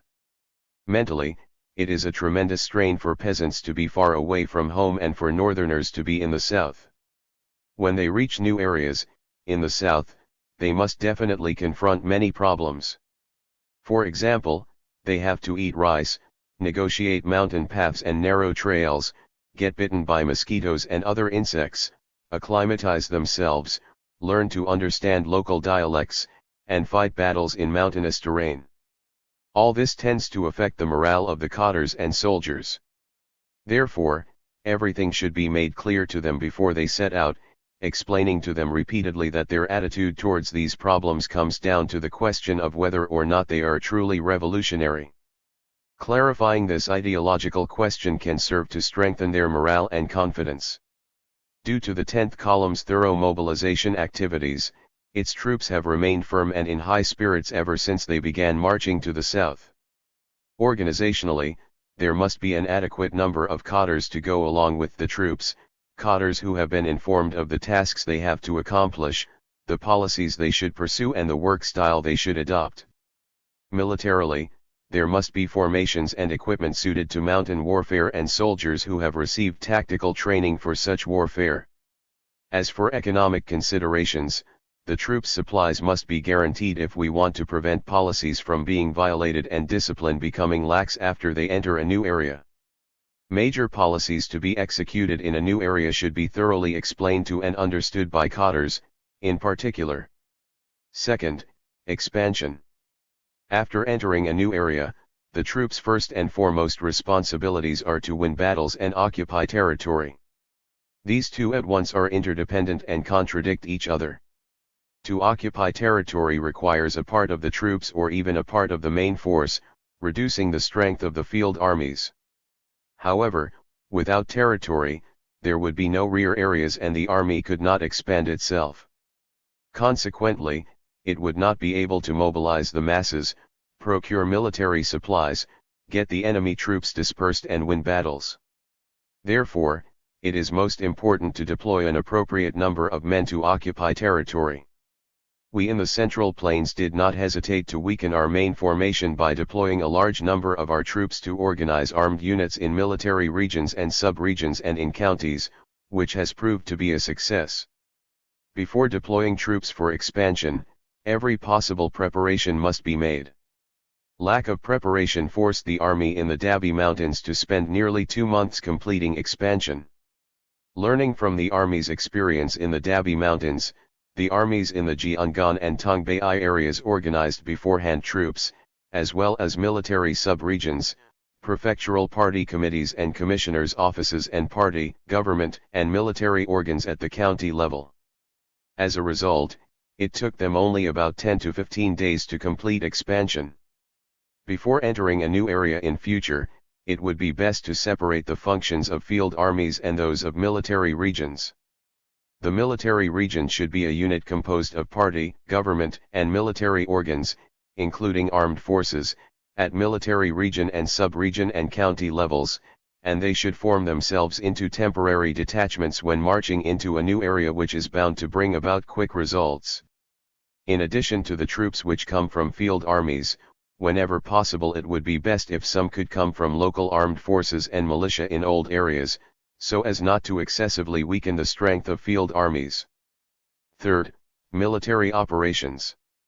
When launching an operation, the army should take into consideration the enemy's situation at the time and place and make an adequate estimate of the difficulties that may occur in the area. In the first few days after the army has moved into the area, it should especially follow the principle of not fighting any battle it is not sure of winning. The main force of our army should refrain from rushing into a battle, because once it has suffered a setback, it would easily fall into a passive position at best, greatly reduced in number, at worst, forced to withdraw. It is best for the army to operate flexibly over a wide area, seeking to wipe out a weakened enemy. Thus, victory would strengthen the confidence of the troops, and both officers and men would have time to gradually familiarize themselves with the terrain and operational conditions, and become more sure of success. After our troops have become familiar with the enemy's situation and the terrain, the military regions and local party and government organs have begun to function and wounded soldiers have been accommodated, it is then safer to launch larger-scale battles of annihilation. However, this does not mean the army should refrain from fighting large-scale battles of annihilation it is sure of winning during the initial stage, let alone that the army should avoid any battle, which would naturally be wrong because it would destroy morale in the army. Especially when times are hard, the troops should be encouraged to fight with determination to deflate the enemy's arrogance. This is the only way to strengthen their morale. That was our experience with the troops in the Dabi Mountains last September. Another important question concerning military operations is the dispersal and concentration of troops. Our field armies and military regions have different functions. The field armies are concentrated in order to fight large-scale battles, while the troops from military regions are dispersed in order to occupy territory, annihilating local reactionary armed bands and fighting small-scale battles. This is the way we will solve this major question. When the enemy is besieged by our main force, he will give up all the cities and strongholds of secondary importance to avoid being wiped out, and then begin to concentrate his forces and attack us from all sides. When he outnumbers us, if he is sure of defeating us, he will pursue us, allowing us no time to rest. Therefore, our field armies should also know when to disperse their troops and concentrate them. Sometimes in the mountains they have to disperse their troops in order to eat, disperse in order to lure the enemy into spreading out his forces and weaken him, then regroup again in order to wipe out a part of the enemy forces at an opportune moment. The most important reason behind dispersing our troops is to regroup them again and wipe out the enemy. Therefore, dispersing presupposes conditions favorable for regrouping. We could often use our main force to watch the enemy, with another part of our forces seeking favorable opportunities to launch surprise attacks against the enemy. The battle at Xiaoping is a case in point. Sometimes the military regions also disperse and regroup their troops. In order to expand ourselves, most of our military regions disperse almost all their troops to cover local activities. The third sub-region of the Tongbei military region dispersed a small number of troops from its 2 regiments to protect local work, while pooling the rest to wipe out reactionary armed bands. As a result, it gained the most victories, kept its troops and local people in the highest spirits and expanded most rapidly. This method, concentrating forces to cut down enemy military strength in the initial stage, is a fairly good one.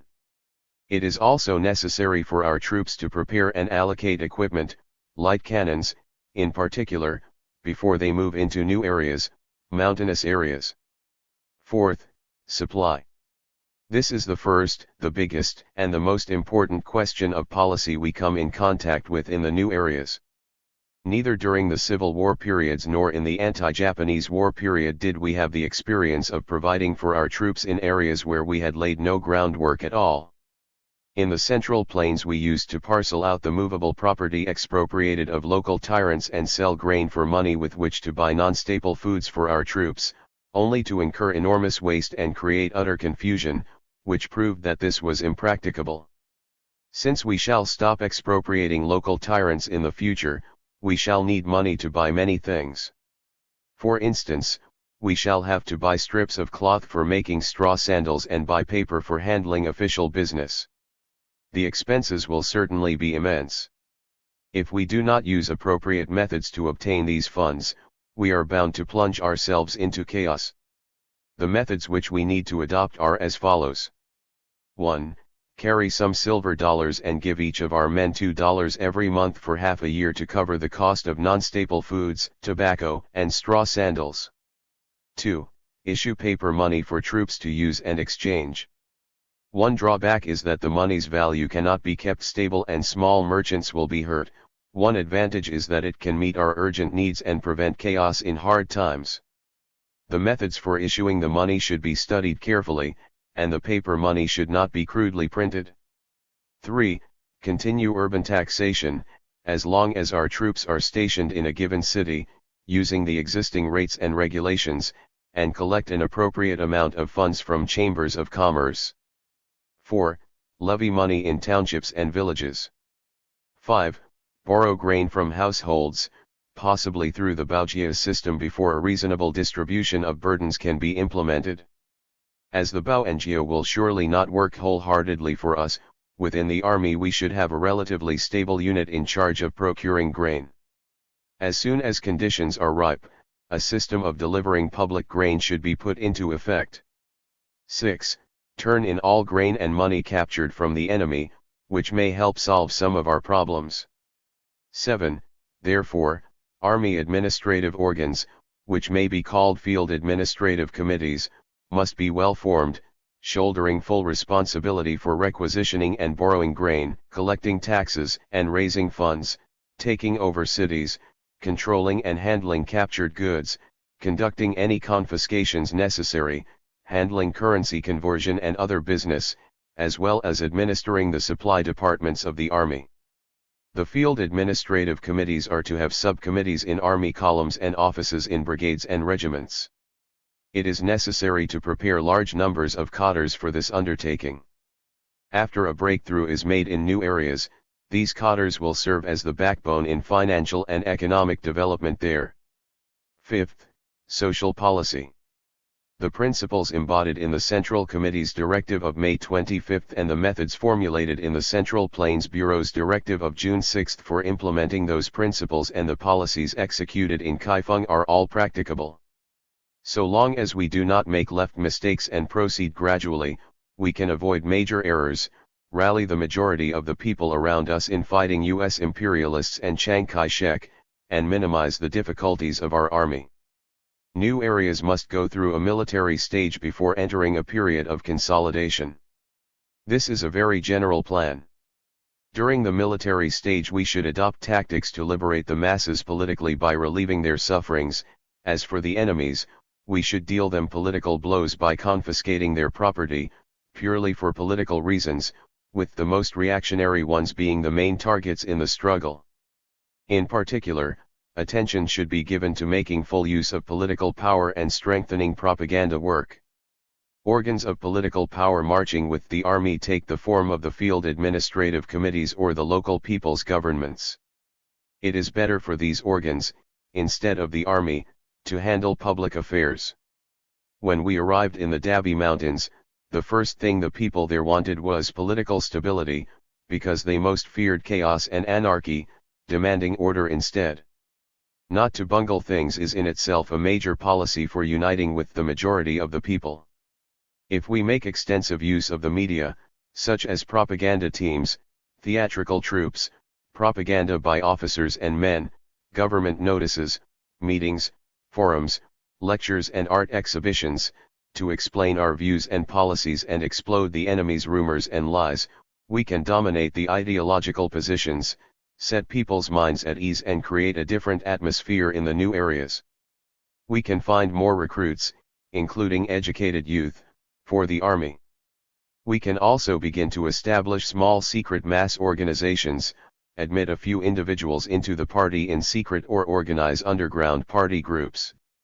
All this was what we did in the early days of the anti-Japanese war, and we benefited much from it, but then we suffered a great deal, because we didn't do those things when we were in the Dabi Mountains.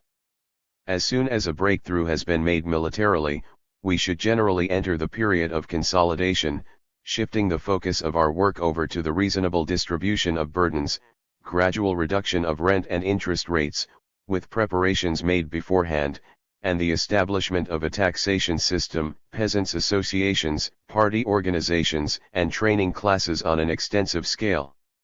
6th, Armed Forces. We must do our best to organize local armed forces in all new areas. They provide reliable sources for expanding and replenishing our army and an important force for consolidating occupied areas. Although we adopted a left policy in the Central Plains, we still succeeded in establishing or expanding local armed forces, totaling about 120,000 men. Otherwise, the number would have been larger. When forming such forces, we should not hesitate to transfer cadres and troops from the army to serve as the backbone. It is not advisable to organize militia before the masses have been mobilized. However, when our troops arrive in a new area, there will certainly be many unemployed poor people suffering from cold and hunger who will want to join the army, but they should be recruited in small numbers. We have become out of practice in this work with many years of neglect. 7th, the cadres. New areas are in great need of cadres. In the Central Plains there are altogether about 30,000 cadres, out of which 11,000 come from North China, 6,000 from East China, and more than 10,000 from the army. Most of them, however, are cadres at the village level and are not competent enough. If cadres appointed to new areas were all at and above the district level, the number could be much smaller. In the meantime, we always have the feeling our work is being seriously impaired by the lack of cadres, particularly financial and economic cadres.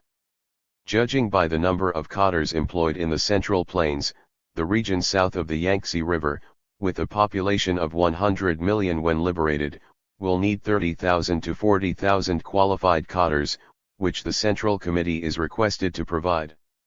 Meanwhile, a large number of cadres and students have returned to their hometowns from areas controlled by Chiang Kai-shek, waiting for our army's arrival, and they will form another major source of cadres. The above are matters concerning our army's entry into new areas for your information. Last part from a comprehensive report to the Central Committee of the Chinese Communist Party and Comrade Mao Zedong. The Central Committee issued a directive on setting up a system of reports on January 7, 1948, making it a rule that the secretary of each bureau or sub-bureau of the Central Committee himself write a comprehensive bi-monthly report to the Central Committee and its chairman. 14 Outline Plan for the Nanjing-Shanghai-Hangzhou Campaign. March 31, 1949. 1. Chiang Kai-shek's forces, assembled between Shanghai and Anqing, consist of 24 corps, or 72 divisions, totaling about 440,000 men. Among them 18 corps, or 49 divisions, are defending the Yangtze River, 6 corps, or 23 divisions, are controlling the areas along the Zhejiang-Jiangxi sector, including Hangzhou, Jinhua, Kuzhou, and Huizhou. 4 of 5 corps are for emergency use. 2. In order to wipe out all or most of these forces, occupy southern Jiangsu, southern Anhui, and the whole of Zhejiang province, seize Nanjing, Shanghai and Hangzhou, so as to completely destroy the political and economic center of the reactionary Kuomintang government. We have decided that our 2nd and 3rd Field Armies begin to cross the Yangtze River and launch the Nanjing-Shanghai-Hangzhou campaign at 1800 hours on April 15. 3. When our troops have succeeded in crossing the river, the enemy may attempt the following moves. 1. Draw back his troops to the Nanjing-Shanghai-Hangzhou triangle and the Nanjing and Wuhu areas to control his strategic points of Nanjing, Shanghai, Hangzhou, Wuhu, Zhenjiang and Wuxi.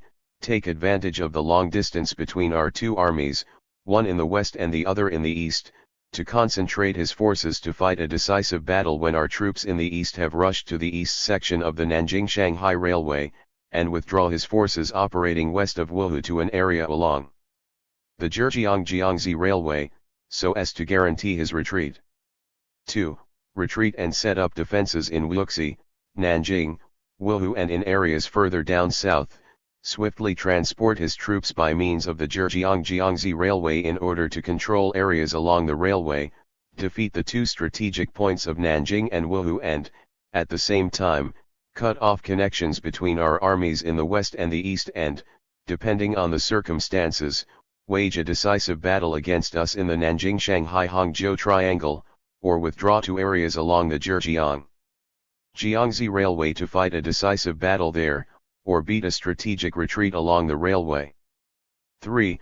Abandon the areas of Wujin, Zhenjiang, Nanjing, and Wuhu and withdraw all his forces down south along the Yangtze River to the Zhejiang-Jiangxi Railway and to the coastal areas along Wuxi, Shanghai and Hangzhou, so as to put up stubborn resistance or to make an orderly retreat, taking advantages of the railway and ports. 4. Desperately defend Nanjing, Shanghai and Hangzhou if circumstances do not favor a retreat. 5. Once our troops succeed in crossing the Yangtze, the course of the war will turn in our favor no matter what tactics the enemy employs, and he will probably be thrown into utter confusion. For our army's battle plan is as follows. 1. Cross the Yangtze during the first stage of the campaign and, depending on the requirements of the next stage, deploy troops for the coming campaign. During the second stage, divide and encircle the enemy and bring a section of the Zhejiang-Jiangxi Railway under our absolute control in order to cut off the enemy's retreat and, during the third stage, wipe out the encircled enemy forces one by one to bring the campaign to a close. 2. In preparing for the campaign, we must keep in mind the first two moves the enemy may attempt, as described under 3, so that when our troops in the east encounter fierce fighting after have crossed the Yangtze, the troops in the west can give timely and effective support. 3. No matter which move the enemy makes and no matter what else happens, the main forces of the 7th and 9th Armies of the 3rd Field Army in the west, except for those troops required to cooperate with the 2nd Field Army in wiping out the enemy they confront, should march eastward quickly to join forces with the 8th and 10th Armies of the 3rd Field Army in the east that should march westward at the same time. If this is done, not only will the main forces of the armies in the east be assured of victory instead of being isolated, but we shall also be able to disrupt the enemy's operational system and divide and encircle enemy troops.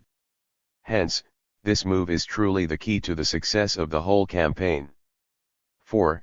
If the enemy adopts the first move, the main force, or even the entire force, of the 4 armies of the 3rd Field Army should be concentrated on the Nanjing-Shanghai Railway for a decisive battle, and an army of the 2nd Field Army should advance to Kuzhou and areas to its north and west to cut off the Zhejiang-Jiangxi Railway, while its main force should move eastward along the Yangtze River to capture Wuhu and prepare for the capture of Nanjing. If the enemy employs the second move, our troops should do the same as above, except that the main force of the 2nd Field Army should advance to the Zhejiang-Jiangxi Railway. 5. If the enemy employs the third move, part of the 2nd Field Army should garrison Nanjing while the main force should wipe out the enemy troops along the Zhejiang-Jiangxi Railway, and the entire force of the 3rd Field Army should then annihilate the enemy in the areas of Shanghai, Hangzhou, and Wuxi. 6. If the enemy uses the fourth move, the 2nd Field Army should capture Nanjing, and the 3rd Field Army should seize Shanghai and Hangzhou. It would be better to take Shanghai after Nanjing and Hangzhou. 7. If the enemy troops are thrown into utter confusion, we shall act in light of the circumstances. 5. Deployment for the first stage of the campaign, crossing the Yangtze River. 1.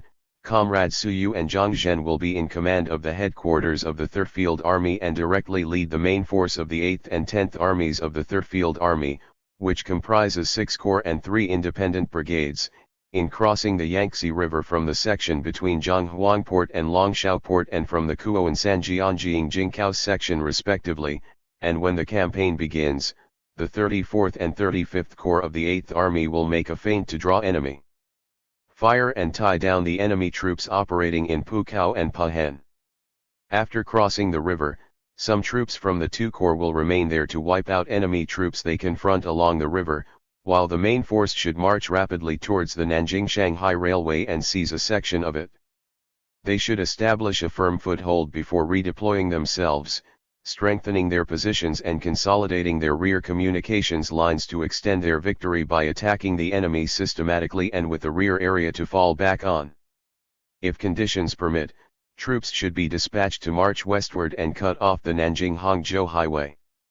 If attacked, they should try to wipe out the enemy group by group through field operations. If outnumbered, they should continue strengthening their positions until the 7th and 9th Armies arrive and join them to wipe out the enemy. 2. Comrade Tan Zhenlin will lead the 7th and 9th Armies of the 3rd Field Army across the Yangtze River from the section between Yuxicao and Yaogu and the section from Yaogu up to, but not including, Zhonyang Town.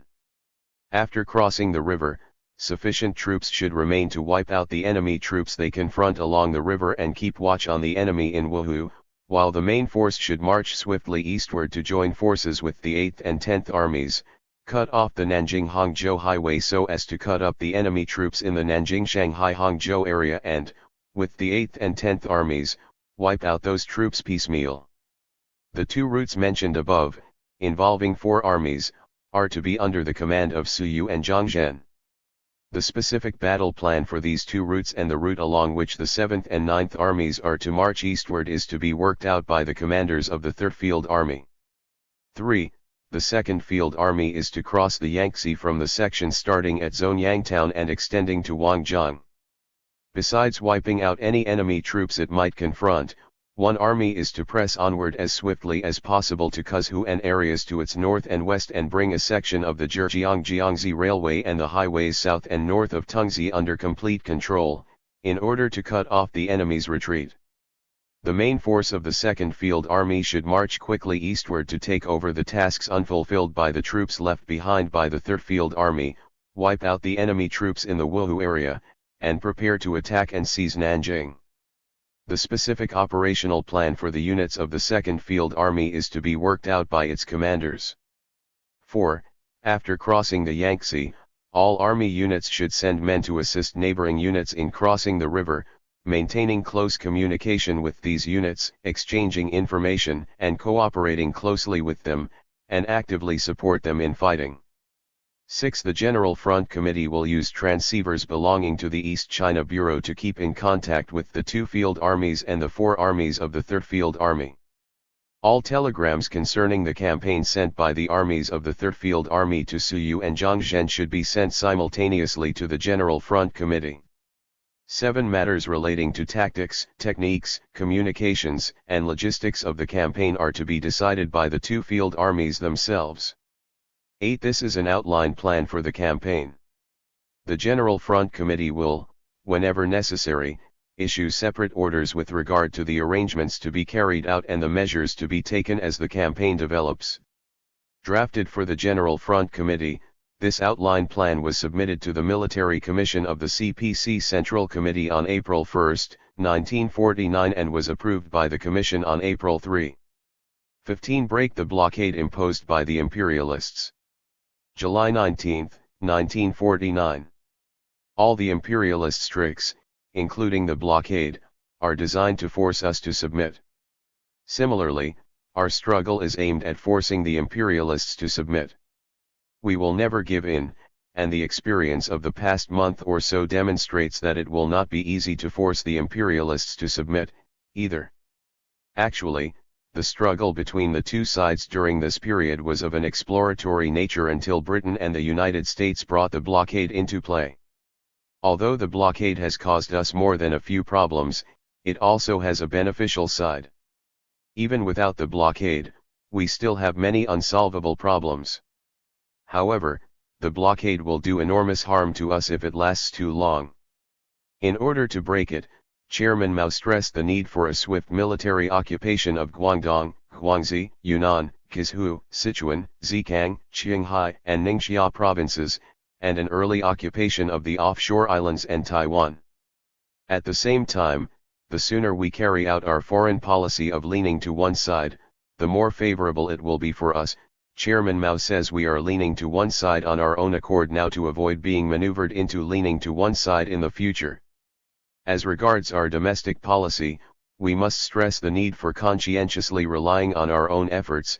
We should not just call for it but should earnestly set about doing it. Chairman Mao says it is even more important for us to adopt this policy from the perspective of the long-term building of a new democracy. He says that these two policies are sound and in line with the intentions of the Central Committee. By doing so, that is, by occupying the whole of China, leaning to one side and relying on ourselves, we can not only lay a solid foundation for ourselves, but also compel the imperialists to yield to us. Excerpt from a letter to the comrades of the East China Bureau of the CPC Central Committee relaying Comrade Mao Zedong's oral instruction. 16. From the crossing of the Yangtze to the capture of Shanghai.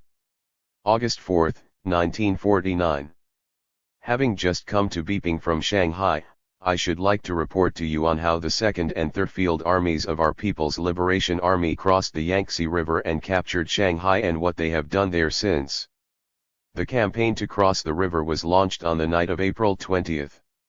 Due to the fact that the reactionary Nanjing government had rejected the People's Eight Peace Terms, part of the People's Liberation Army, namely, the 2nd Field Army, under the command of Comrade Liu Bachan, and the 3rd Field Army, under the command of Comrade Chen Yi, were ordered to fight across the river.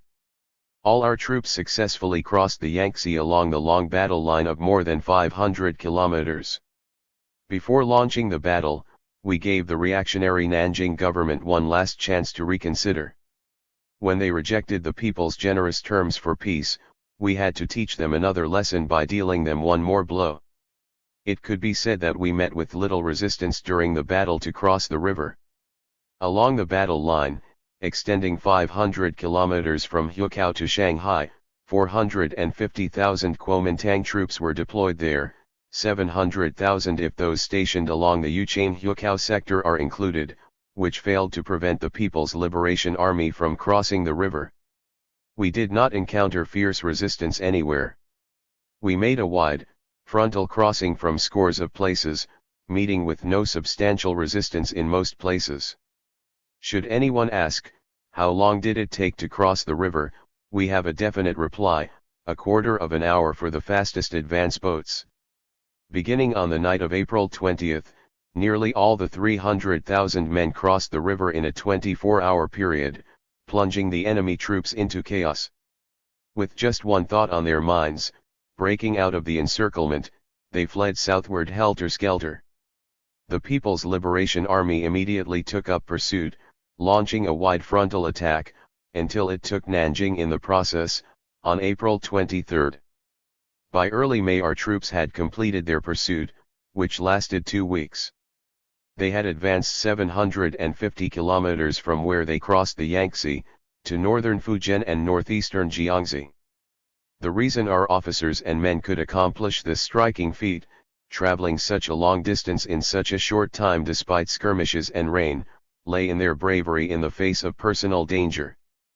Previously, their bravery had been manifested on the battlefield, this time it was manifested mainly through their feet. This kind of pursuit made it impossible for the enemy to reorganize his troops. After our first echelon was 250 or 300 kilometers ahead, the second and third echelons still had to wipe out enemy troops left behind. In early May our troops completed their pursuit, occupying Hangzhou, Wenzhou, Fenghua, Chiang Kai-shek's hometown, and Ningbo, and advancing all the way down to northern Fujian and northeastern Jiangxi. After that, they prepared to attack Shanghai, where there were 200,000 enemy troops under the personal command of Chiang Kai-shek. After a week-long battle, we captured Shanghai on May 27. The entire operation was named the Nanjing-Shanghai-Hangzhou Campaign by the Central Committee. From the crossing of the Yangtze to the capture of Shanghai, it took 1 month and 7 days, during which we wiped out more than 400,000 enemy troops. Of the 25,000 casualties among our troops, 17,000 were wounded or killed when trying to take Shanghai, and the rest during bombing by enemy planes while crossing the Yangtze.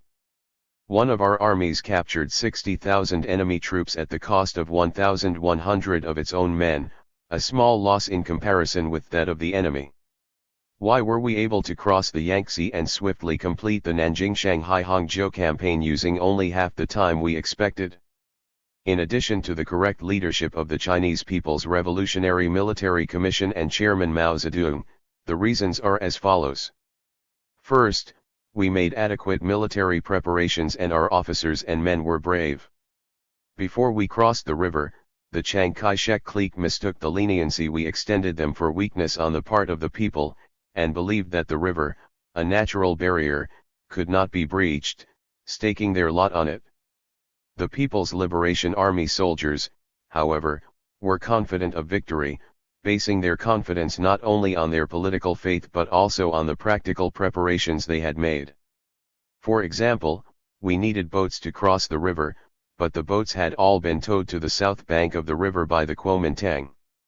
Our boats were berthed on the lakes and rivers north of the Yangtze, each boat could carry 8 to 12 persons, larger one, 50, and the largest, 100, but the mouths of these rivers were blockaded by the enemy, making it impossible for us to paddle our boats into the Yangtze. Some so-called strategists thought this difficulty insurmountable, yet we overcame it. When we began to cross the river, the enemy wondered where our boats could have come from.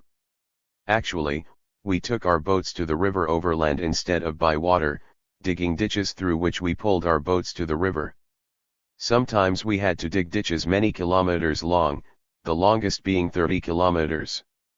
We put 21 million man-days digging ditches and pulling down dams. It took several 100,000 officers and men, including divisional and regimental commanders, plus the same number of laborers, 6 weeks to complete that enormous project. We had about 10,000 boats on hand, enabling our 1 million soldiers to cross the river. In addition, most of our troops were northerners, who are unaccustomed to water. It was just because of this that CAO was defeated. In order for our troops to avoid becoming seasick and to be prepared for all circumstances, we performed maneuvers north of Kayahu Lake day and night. After becoming accustomed to the boats, we began to think about being shot at on the river.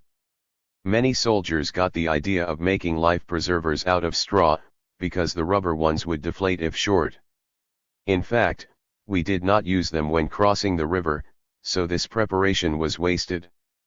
Finally, we practiced on inland rivers, in the belief that the Yangtze River was no more turbulent than the Yellow River. In short, our confidence was built on practical military preparations, not to speak of our political faith. From practical experience we learned that the Yangtze River was not too difficult to cross. Second, we had the support of the masses and the cooperation of underground party members and guerrilla fighters. We had worked only in some of the guerrilla areas, yet all the people supported us, digging half the ditches, for example. While preparing to cross the river, with our main force assembled in the area between Wuhu and Anqing, we needed 75,000 tons of grain, of which 80% came from the people along the river. They gave us every bit of grain they could spare, saying it did not matter if they suffered from hunger so long as they could help us cross the river. To help us solve the problem of firewood, people even pulled down their houses without hesitation and gave us the wood. The people also undertook other arduous tasks for the campaign, including repairing roads, transporting grain, and serving as boatmen. Half the boatmen came from the people, the other half were soldiers specially trained for the purpose. Underground party members and guerrilla fighters south of the Yangtze also helped us in the battle. For example, one of our army units crossed the river and hid for 10 days without the enemy knowing. Third, we were faced with a weak enemy. We overestimated the enemy in the beginning. The resistance he offered was feeble, as could be seen when we pursued him after crossing the river. Thus we were able to complete swiftly the Nanjing-Shanghai-Hangzhou campaign. Without doubt, the battle to cross the river was crowned with great victory, marking the downfall of the enemy's largest and best organized force south of the Yangtze River. After the Liuxi-Shenyang campaign in northeast China, the Huaihai campaign in East China 107 and the Beiping-Tianjin campaign in North China, the Kuomintang reactionaries stationed the largest and best organized of their remaining forces along the battle line south of the Yangtze. In the battle to cross the river we wiped out over 400,000 of their troops, which means the Kuomintang can no longer put up any effective resistance. Politically, our victory spells the end of the reactionary Nanjing government. It also means that the People's Liberation Army will not come up against any fierce military resistance in the future and that it will not be long before the PLA wipes out the remaining enemy troops and liberate the whole of China. After occupying the cities militarily, we began, one by one, to take total control of them. From the day we started to cross the river to the day I left Shanghai, a period of about 3 months, the takeover was, by and large, complete and, generally speaking, things went fairly well. First, this was because the Central Committee had formulated a series of explicit policies for the personnel in charge of the takeover of cities to follow. In addition, the experience we gained in liberating Changchun, Shenyang, Beiping, Tianjin, Jinan, Vifang, Shijiazhuang, Zhengzhou, Kaifeng and Sus, who greatly facilitated our efforts to liberate areas south of the Yangtze, with the result that we avoided many detours. Second, it was because people from all walks of life supported us. After crossing the river, we noticed that people were extremely displeased with the reactionary Kuomintang rule and warmly applauded the policies of the Communist Party. Workers and students, in particular, expressed tremendous enthusiasm for the revolution. If it had not been for their great fervor and enthusiasm, we would have encountered even more difficulties. Besides the workers and students, people from industrial, commercial, cultural, and scientific circles also cooperated with us. For example, people from these circles in Nanjing volunteered to help us take over Shanghai and joined our army. Third, because it was dictated by the general trend of events, everybody had noticed that there was not hope of propping up the reactionary Kuomintang rule again, and even those who had cherished illusions about the Kuomintang began to reconsider their positions. Everybody had come to realize that the people's victory was a foregone conclusion. Although Chiang Kai-shek can still boast of Taiwan and the 200 million people under his control, the Kuomintang's 400,000 troops are gone and its military structure has been thrown into confusion. This is the general situation. Many people were compelled to reconsider their positions, as was demonstrated by the fact that the overwhelming majority of the employees in Kuomintang institutions remain there. As a result, their offices, colleges, and scientific institutions were in fairly good repair, and many of them had done a great deal to protect these institutions even before we crossed the river, making the takeover much easier. This happened practically in every city. Under this general situation, in which people support us and oppose them, the imperialists and reactionaries have to yield to the mighty strength of the people. There is no alternative for Leighton Stewart either. He dares not treat the people's government as he did the Kuomintang, nor does he dare treat the people of our liberated areas as he did the people under Kuomintang rule. He may have something evil secretly planned, but he has to conceal his malicious feelings. Fourth, because we worked hard. As I mentioned earlier, we prepared ourselves both politically and organizationally for the takeover to be executed after crossing the river. We transferred over 20,000 cadres from East China, who had received some education in policy. On entering a new area, they followed the policy known as the Four Contradictions involving Eight Side, as formulated by Chairman Mao, and contacted and held many meetings with people from all walks of life. Although their work may leave something to be desired, this was especially true under the complex circumstances in Shanghai. They have made every effort to cooperate with people from all sections of society in conformity with this policy. In Shanghai, Comrade Chen Yi attended 1 or even 2 meetings every day to explain our position and policies, calling on the people to cooperate with us. Their attitude and activities have won us even more support from all quarters, contributing to the success of the takeover. First part of a report delivered to delegates of the Preparatory Committee of the new Political Consultative Conference. 17 Tactics for Working in the New Area of Guizhou. November 12, 1949. In general, the preliminary ideas expressed in your telegram of November 6 concerning work in Guizhou are practicable.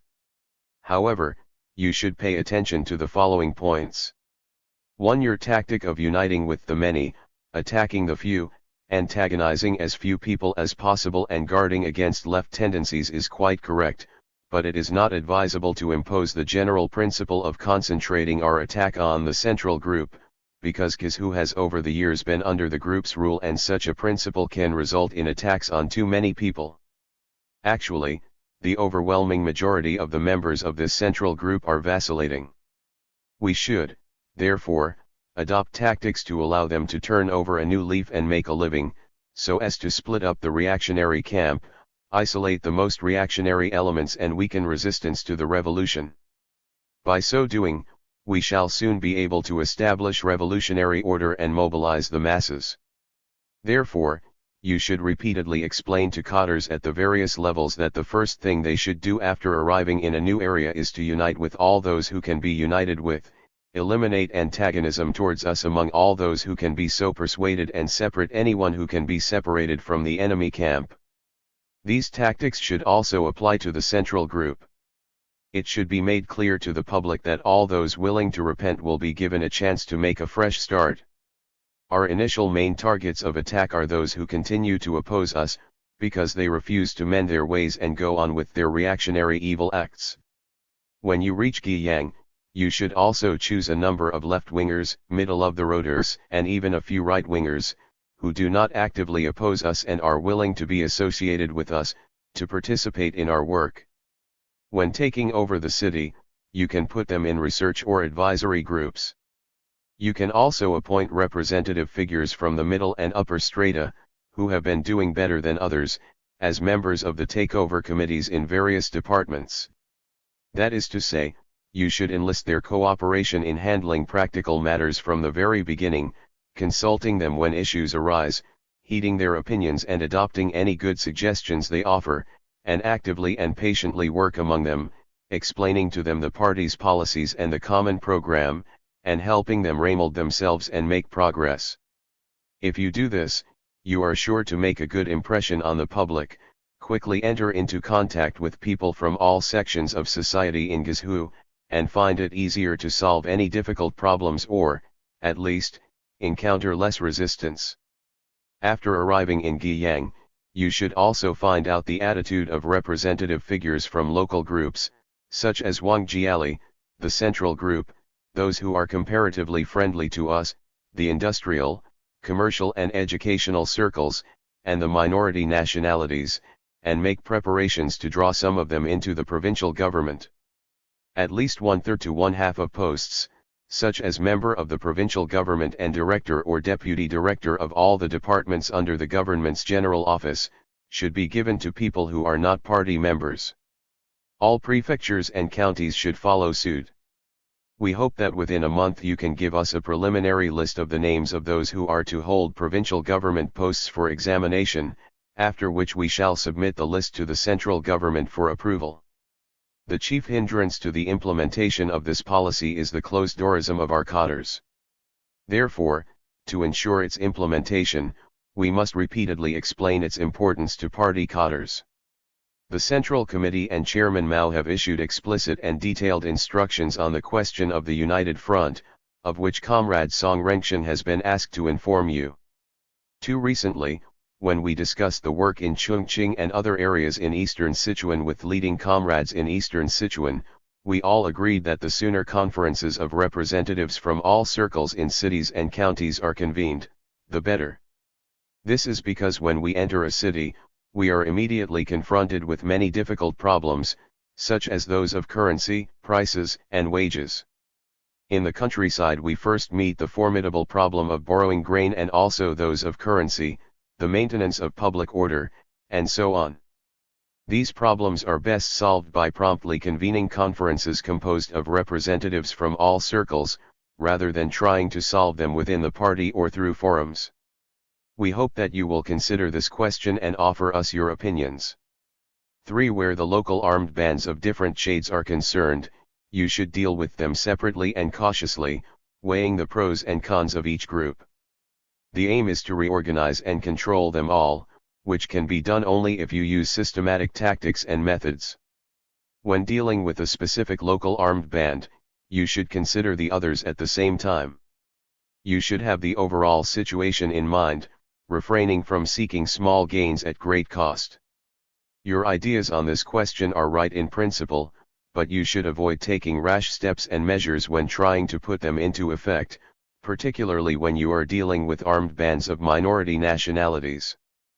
4. The Central Committee has made it clear that personnel taken over from the Kuomintang institutions, including military officers and men, government employees, and factory workers and staff, should all be accepted, not one of them should be dismissed.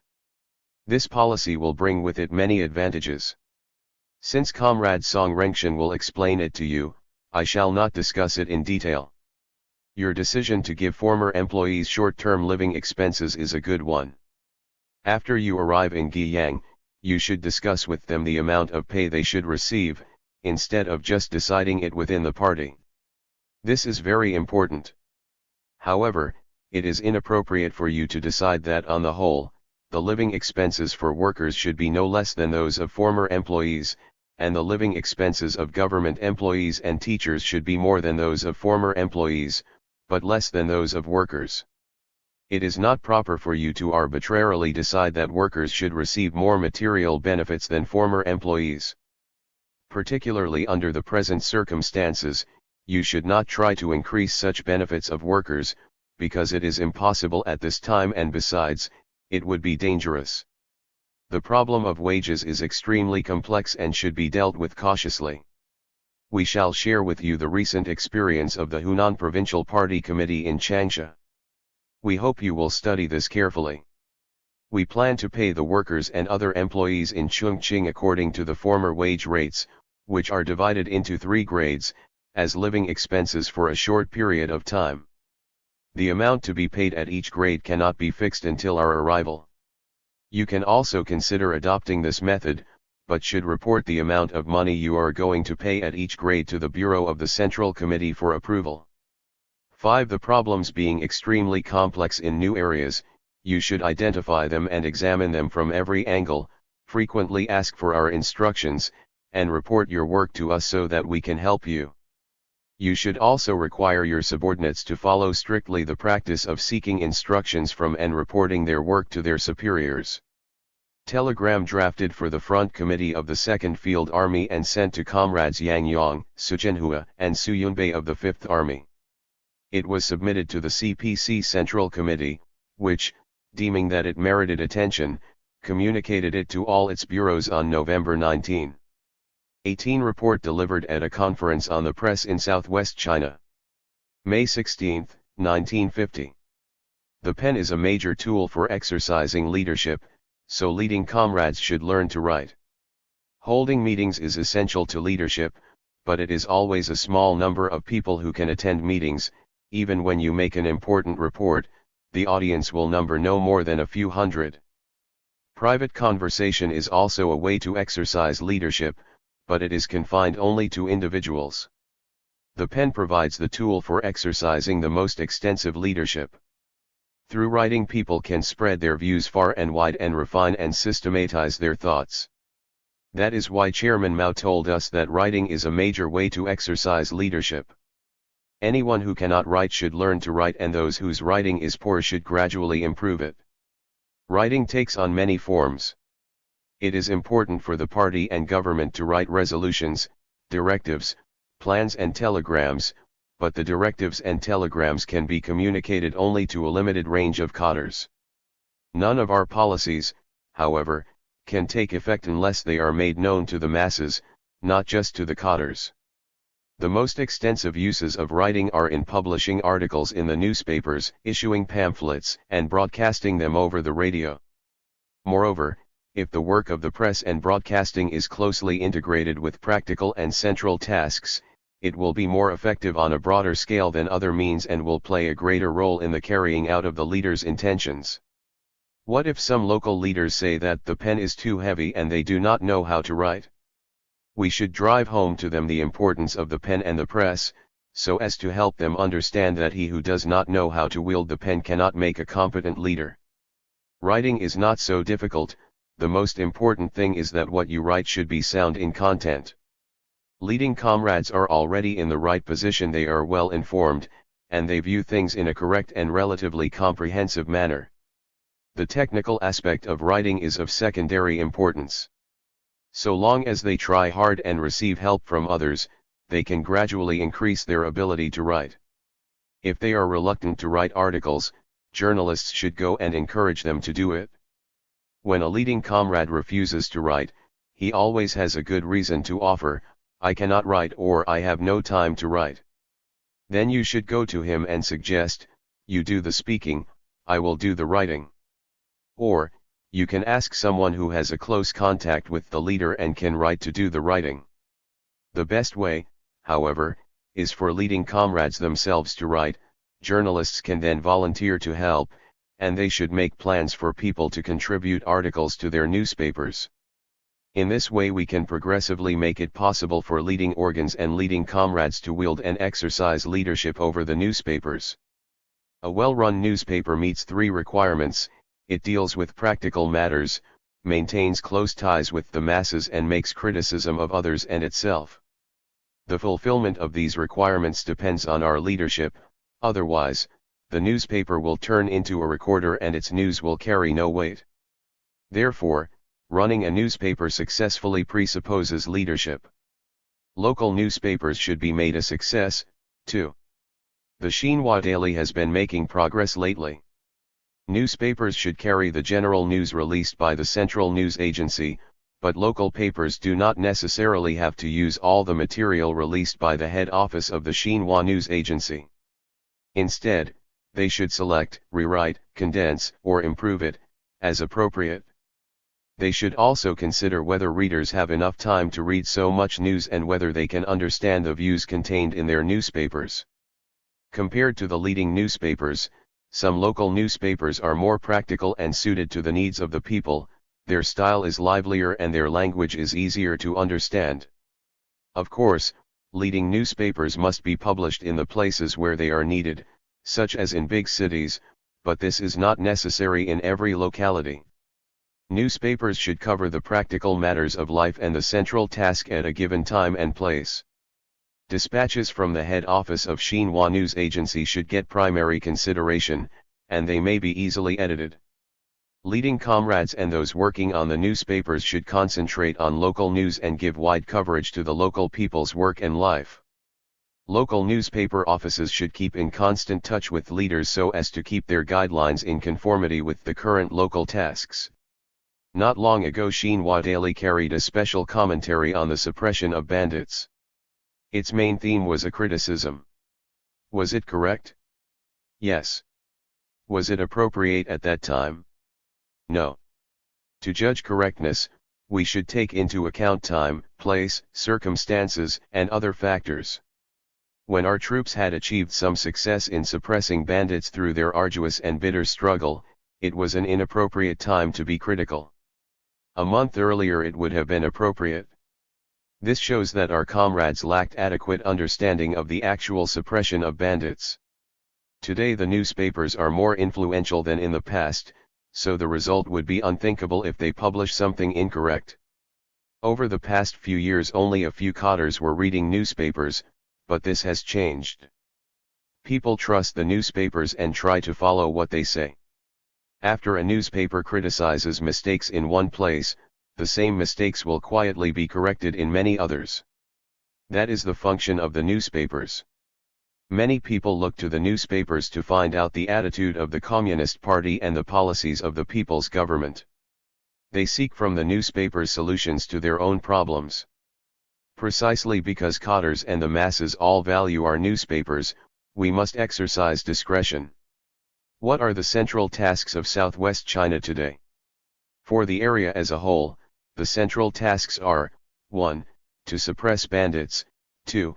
To fulfill the quotas for public grain, taxes, and bonds, 3. To exercise leadership in production, mainly agricultural production, and 4. To regulate industry and commerce and give relief to the unemployed. To accomplish these tasks, both people's and peasant conferences should be convened. The next step is to reduce land rent this winter and next spring, also a task which applies to the whole area. What has been accomplished so far towards fulfilling these tasks? Regarding the suppression of bandits, Sichuan province has a wealth of valuable experience that should be reported in the newspapers, provided we do not give away our tactics. The newspapers should publicize our policy of combining this suppression with leniency towards the bandits, that is, the main criminals shall be punished without fail, those who are accomplices under duress shall not be punished, and those who render meritorious service shall be rewarded. What do we mean when we say that those who are accomplices under duress shall not be punished? It means they should be exempted from punishment, but some accomplices have been released without interrogation, and this is a mistake. They should at least be educated and confess their crimes before they are released on bail. Generally speaking, the suppression of bandits in Sichuan has been successful. Things are different in Guizhou and Yunnan provinces. The newspapers must grasp the special characteristics of each area. This is in the nature of the guiding function of newspapers. Collecting public grain always starts off with a fanfare and ends up in failure. Huangxian County has found a fairly appropriate solution to this problem. We should praise their methods and introduce them to other areas. This is the way we exercise leadership. The newspapers should guide the collection of public grain by means of commentaries, editorials, and a series of news reports. The guidance of production on the whole is not bad. Chairman Mao stressed that production in new areas should be kept at the same level as before and should not drop, while in the old liberated areas it should increase. This is no easy job. At present, the peasants are more enthusiastic about production, but they should not be encouraged to reclaim wasteland, because they will have to fell trees for the purpose, and the major problem in Sichuan now is the scarcity of wooded areas. It was reported that in some localities some rich tenant peasants had redistributed their land to poor peasants, and allegedly, voluntarily. This should not be commended in editorials or publicized through news reports. Discretion is one of the main policies for dealing with matters of production. Therefore, we should be careful when dealing with matters about which we are uncertain, examining them first or writing something in their favor, while, at the same time, pointing out what dangers may be involved, so that people can consider them from a different angle. This is also a way to exercise leadership. The regulation of industry and commerce chiefly involves the cities. Our policy is to regulate the relations between the workers and their employers to benefit both of them, otherwise it will harm the entire national economy. We should support private industry and commerce beneficial to the national economy and the people's livelihood, encouraging private enterprises' enthusiasm for production. Capitalists, on their part, should improve management and reduce costs. Recently the newspapers reported on some privately run cotton mills that have managed to solve their difficulties. This is the correct thing to do, since holding up exemplary private enterprises is a way to exercise leadership over private enterprises. We should give assistance to progressive and promising private enterprises and encourage those that have no future to manufacture other products. The regulation of industry and commerce involves three aspects: the capitalists, the workforce and the state, and it must facilitate the development of the productive forces. The Communist Party works for the development of the productive forces. To do otherwise would run counter to Marxist theory. In Shanghai a bale of cotton yarn sells for 5 million yuan, and here it costs 9 million. Who will buy it at such a high price? We cannot allow the erection of tariff barriers in the Three Gorges area, which would lead to the setting up of a feudal separatist regime there again. It is said that some industrialists and businessmen don't like our policies, and yet, at the same time, they are truly trying to remold themselves. That is fine, they will see that our policies are beneficial to them in due course. Since we are in the midst of great reform, some destruction is unavoidable. Enterprises that are managed in a very irrational manner will go bankrupt, and so will those engaged in speculation and profiteering. There is no future for the manufacture of joss sticks, candles, and paper money burned as offerings to the dead and other articles of superstition. The production of some articles, such as cosmetics, should be reduced for the present, but may be increased 10 years from now. We should properly guide the development of industry and commerce. Stable prices are beneficial to them. Recently loans have been made on this basis. We should provide guidance to and specify the use of loans.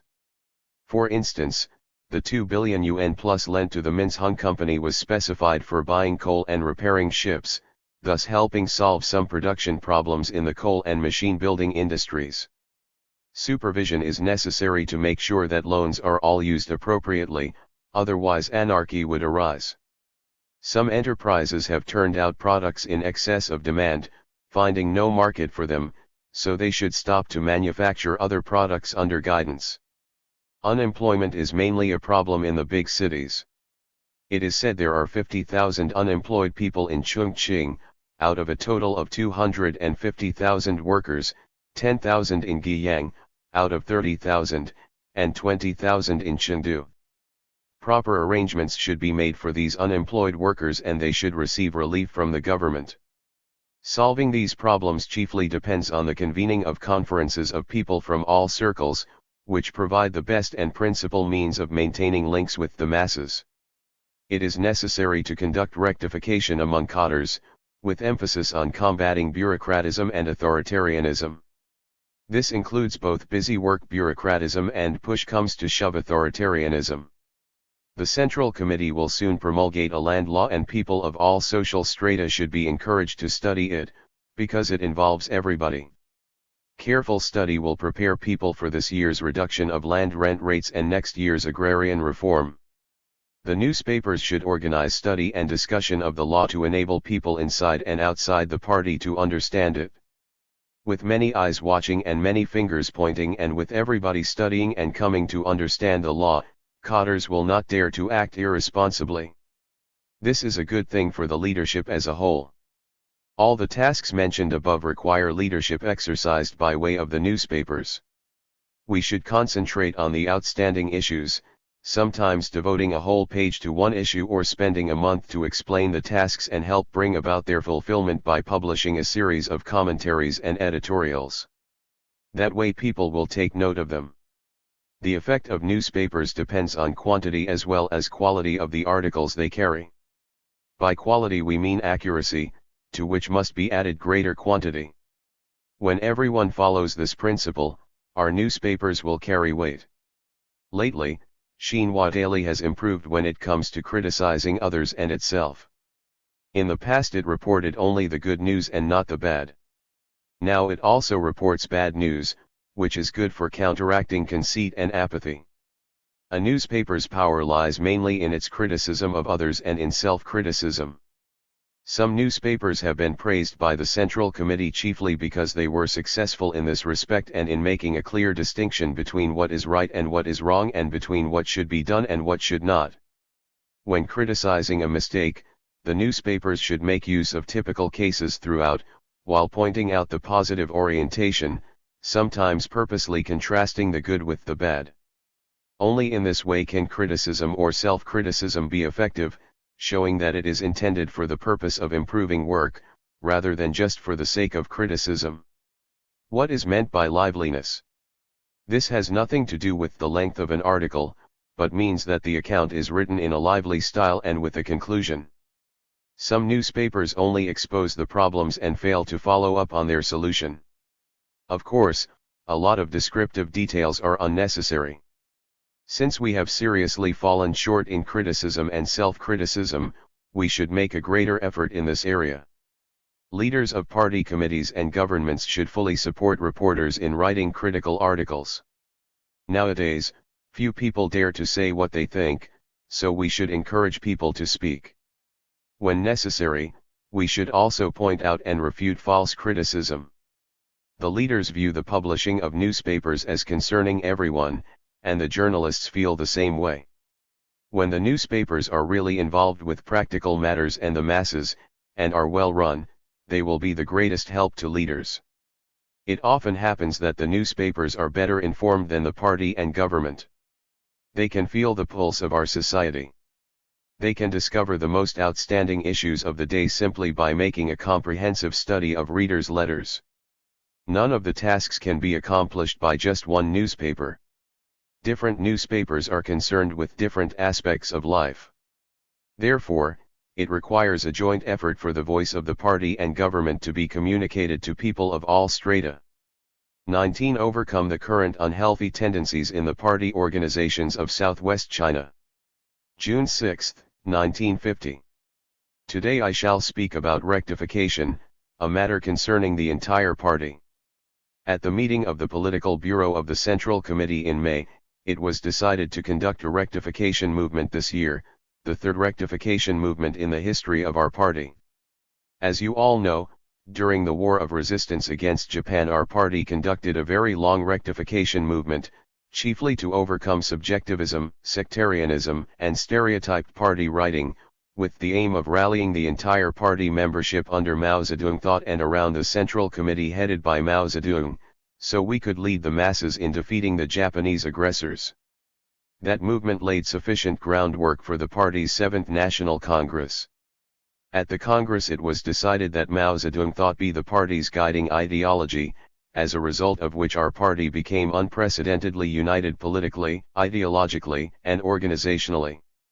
On this basis the party led the entire nation in defeating the Japanese aggressors and then Chiang Kai-shek, who was supported by U.S. imperialists, before achieving nationwide victory. Without that rectification movement, today's victory would have been impossible. During the War of Liberation we conducted the second rectification movement, that is, the 3 check UPS and 3 improvements. This movement was necessary because the war had become extremely intense and we were at the point of winning, so we needed to forge still closer ties with the masses.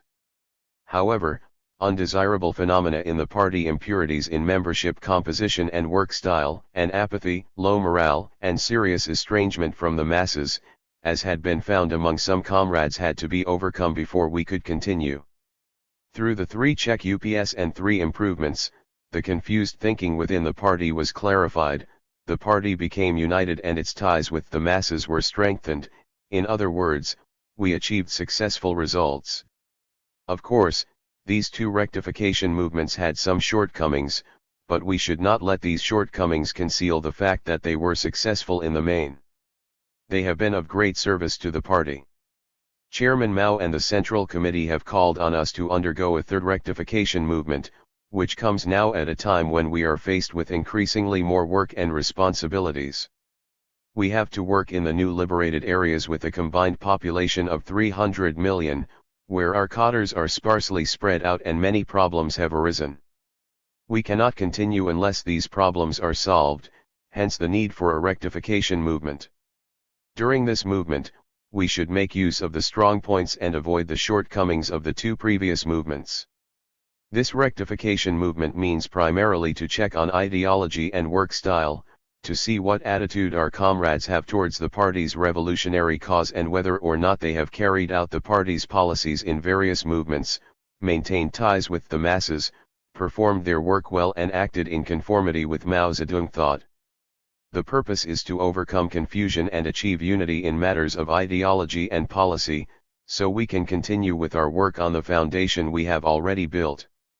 What are the major erroneous tendencies in our party at present? The Central Committee has pointed out that they are mainly bureaucratism and, in particular, authoritarianism. The second problem is more serious in the Southwest than in other areas. It must be stressed that, since we entered the Southwest, we have been engaged in difficult tasks and the overwhelming majority of our comrades, both in rural and urban areas, have been working very diligently. However, we cannot use how diligently one works as the sole criterion for checking on the work of our party or party members. The word diligently implies a willingness to accomplish one's task satisfactorily, the very least we should expect of a Communist Party member, but more important than that is the end result. There are 2 ways of working diligently. One is to perform the work well and accomplish one's tasks by carrying out the policies and maintaining close ties with the masses. The other is to appear busy while actually just ordering people about, thus going against the policies, becoming separated from the masses, not completing any tasks, and damaging the party's reputation. We should distinguish between these 2 ways of working diligently, promoting the correct way and opposing the incorrect way. Some of the party comrades who are guilty of bureaucratism also work very diligently, hence the new expression, busy work bureaucratism. Since the Zunyi meeting, the correctness of our party's line and guiding policies has been ensured under the leadership of Chairman Mao. However, the correctness of the party's line is not tantamount to the correct solution of all problems. The solution still depends on party cadres at various levels and party members correctly following this line. Even though the line, guiding principles, and policies formulated by the Central Committee are correct, if party members do not carry them out properly, what good can they do? Therefore, even though the overwhelming majority of the comrades are working diligently, that doesn't mean that everything is fine and that we are successful in all our fields of endeavor. We still have to examine in what way they are working diligently. Grain collection in eastern Sichuan, for instance, is a case in point. In some counties the work proceeded well, but not in other counties, even though all the comrades worked diligently there. After checking on the work there, it was found that in most cases those who did a good job, as opposed to those who didn't, managed to avoid deviating far from the policies and their work was performed more fairly and reasonably. As for their work methods, they knew how to hold conferences of people from all circles, as well as peasant conferences, rely on the peasant masses, unite with the intellectuals and enlightened gentry in the rural areas, and get the heads of the Bao and Jia to work under the supervision of the peasant masses. In other words, these cadres have less problem with bureaucratism and authoritarianism. This shows that only by working diligently, to which we must add the correct methods, can we accomplish our tasks. Here both policy and work style are involved and, generally, it is a matter of maintaining ties with the masses. The same is true of the factories and other enterprises in Chongqing. Where people carry out the policies correctly and have a good work style, there they accomplish their tasks satisfactorily. In the Nantung coal mine, for instance, there are not many cadres, but they perform their work well, because they base their work on reality and maintain close ties with the masses. Before the higher authorities decided to abolish the labor contractor system, they had already found the system irrational and reformed it. At the port of Chongqing the number of cadres is also small and the work is complicated and difficult, but they are still fairly successful, because they follow the mass line. They first try to get a clear understanding of the problems and then solve them one by one. The munitions factory provides another example. Because production was still suspended, the workers received only living expenses, which did not amount to much, and all of them were dissatisfied. There are two ways to cope with such a problem: simply issue an order and put up a notice, or hold a conference of representatives to reason with the workers. The cadres adopted the latter option. Workers elected representatives to attend a conference which lasted a few days and at which Commander Liu Bachan delivered a speech. The result was that all the representatives, including those who planned to wage a struggle against the Department of Industry, unanimously voted in favor of not raising their wages. Which method is actually better than practicing bureaucratism and authoritarianism or relying on the masses and reasoning with them? The facts speak for themselves. Only a small number of our cadres have come to the southwest and they are shouldering strenuous and pressing tasks. How can they perform their work well under such circumstances? The only correct way is to follow the mass line.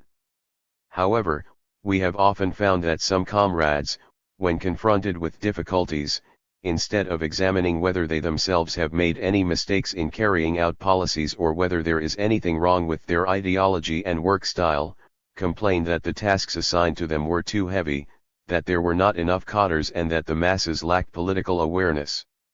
Without a doubt, the experience gained in work at the port of Chongqing and in the Nantung coal mine stands as a severe criticism of this erroneous argument. Some comrades, as soon as they encounter difficulties, blame the new cadres. This is not right. The 30,000 cadres from the army and the old liberated areas who have come to the new liberated areas to undertake local work are the new cadres' teachers. New cadres learn whatever they are taught by the old and, moreover, it is hard for them to change. Whether or not work in the southwest will have a sound foundation depends on the correctness of the work style of these 30,000 people. If this foundation is unstable because of their bad work style, there will be no end to their troubles. Therefore, the current rectification movement is absolutely necessary, and these 30,000 people will be the main targets for rectification, and the chief purpose is to overcome the serious problem of bureaucratism and, in particular, authoritarianism. The correct work style we advocate is the one put forward by Chairman Mao, integrating theory with practice, maintaining ties with the masses and making self-criticism. Bureaucratism and authoritarianism run counter to Chairman Mao's teachings. Those tainted with such a work style cannot integrate theory with practice, maintain ties with the masses, practice self-criticism or accomplish their tasks, which will only impair the party's work and prestige. There are two other erroneous tendencies: closed-doorism in the United Front and a growing degenerate and decadent way of thinking. These two tendencies should also be overcome in the course of the rectification movement. The question of the United Front is one of the three fundamental questions in the Chinese Revolution. In introducing the Communist, Chairman Mao pointed out that the United Front, armed struggle, and party building are the three fundamental questions in the Chinese Revolution. If we make mistakes in any of these questions, we shall suffer defeat in the revolution. That is to say, if we fight battles successfully and the party is also quite united, but we fail in United Front work, the revolution will still fail. The reason for our victory in the Chinese Revolution was that we successfully handled the three questions. However, can we discard the United Front having won the Revolutionary War? No, we cannot. We needed the United Front in the past, and now we shall not only need it, but must also consolidate it in the days to come. If we discard it, we shall still suffer defeat in the revolution. At the recent conference convened by the Central Committee, Chairman Mao once again stressed this matter. There are still not many comrades in our party who truly understand the importance of the United Front. Although some comrades do not oppose the idea of the United Front, they are not so sure about it when it comes to concrete problems. For instance, some party comrades refuse to be reconciled to the assignment of certain posts to non-party people. In industry and commerce, some comrades maintain that we should force the national bourgeoisie into bankruptcy, and some doing rural work refuse to cooperate with the enlightened gentry and intellectuals. All these tendencies have severely hindered the fulfillment of the party's tasks.